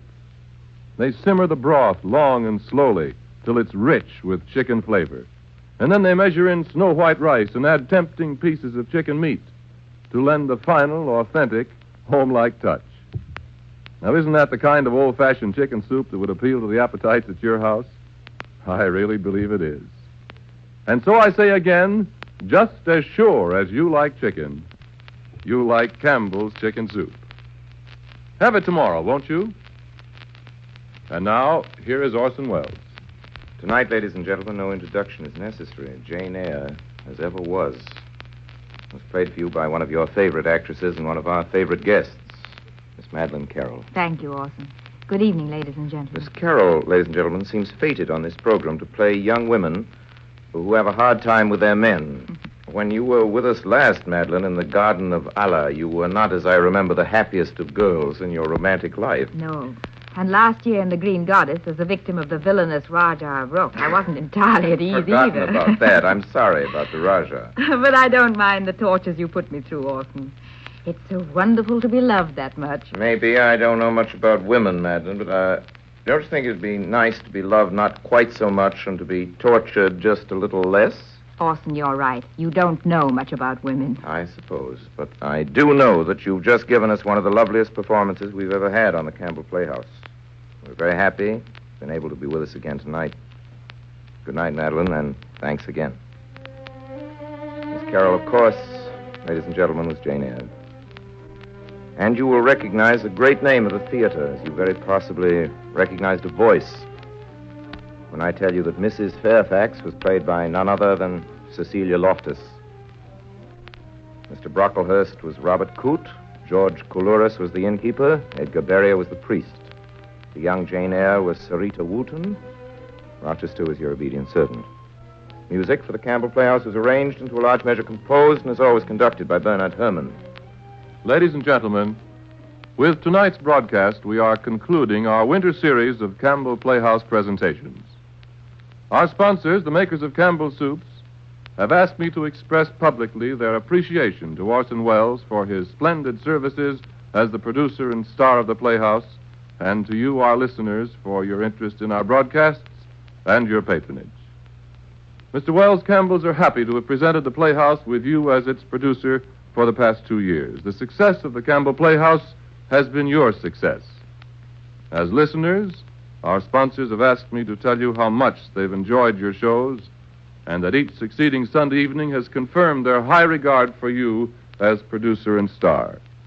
And as sponsors, they've enjoyed, too, the happy association with you. Thank you, Ernest Chappell. I'd like to tell you, ladies and gentlemen, that my sponsors are very nice sponsors indeed, which is understating the situation. I have enjoyed the opportunity afforded me on the Campbell Playhouse as producer, as dramatist, and as actor more than I can tell you. This series of broadcasts has been a genuinely happy experience for me. It's a very pleasant relationship indeed. I'd like now to thank all of those who contributed so generously of their time and talent in assisting me. Actors with whom you are familiar by this time, fine actors like George Coulouris, our own Mercury group, Ray Collins, Edgar Beria, Everett Sloan, Agnes Moorehead, Frank Riddick, a lot more I just haven't time to mention. Besides these, the people behind the scenes about whom you know little or nothing. Don McBain, our wonderful engineer, Tracy, our production man, best in the business, Harry Esman, the wizard of the sound effects department, all the assistants to all these people. These are the Campbell Playhouse. Believe me, they're all wonderful. Now, ladies and gentlemen, permit me to remind you that all of us on the Campbell Playhouse, my sponsors, the makers of Campbell Soups, everybody else on this program remain, as always, obediently yours.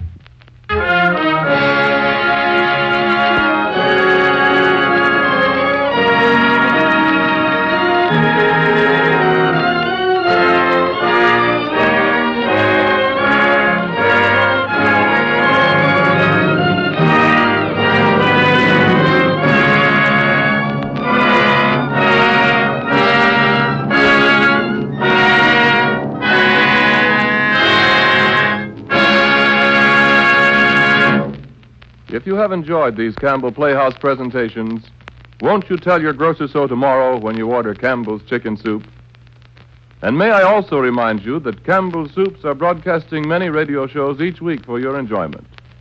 Tomorrow morning, for example, you may listen to Campbell's Short Story. And also Life Begins, the story of Martha Webster.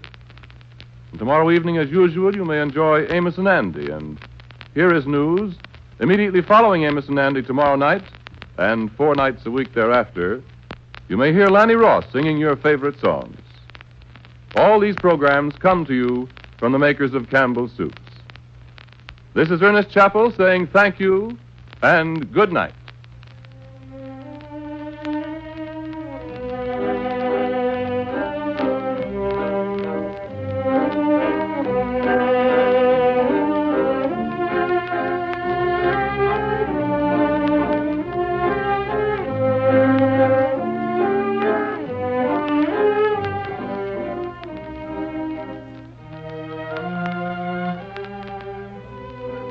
This is the Columbia Broadcasting System.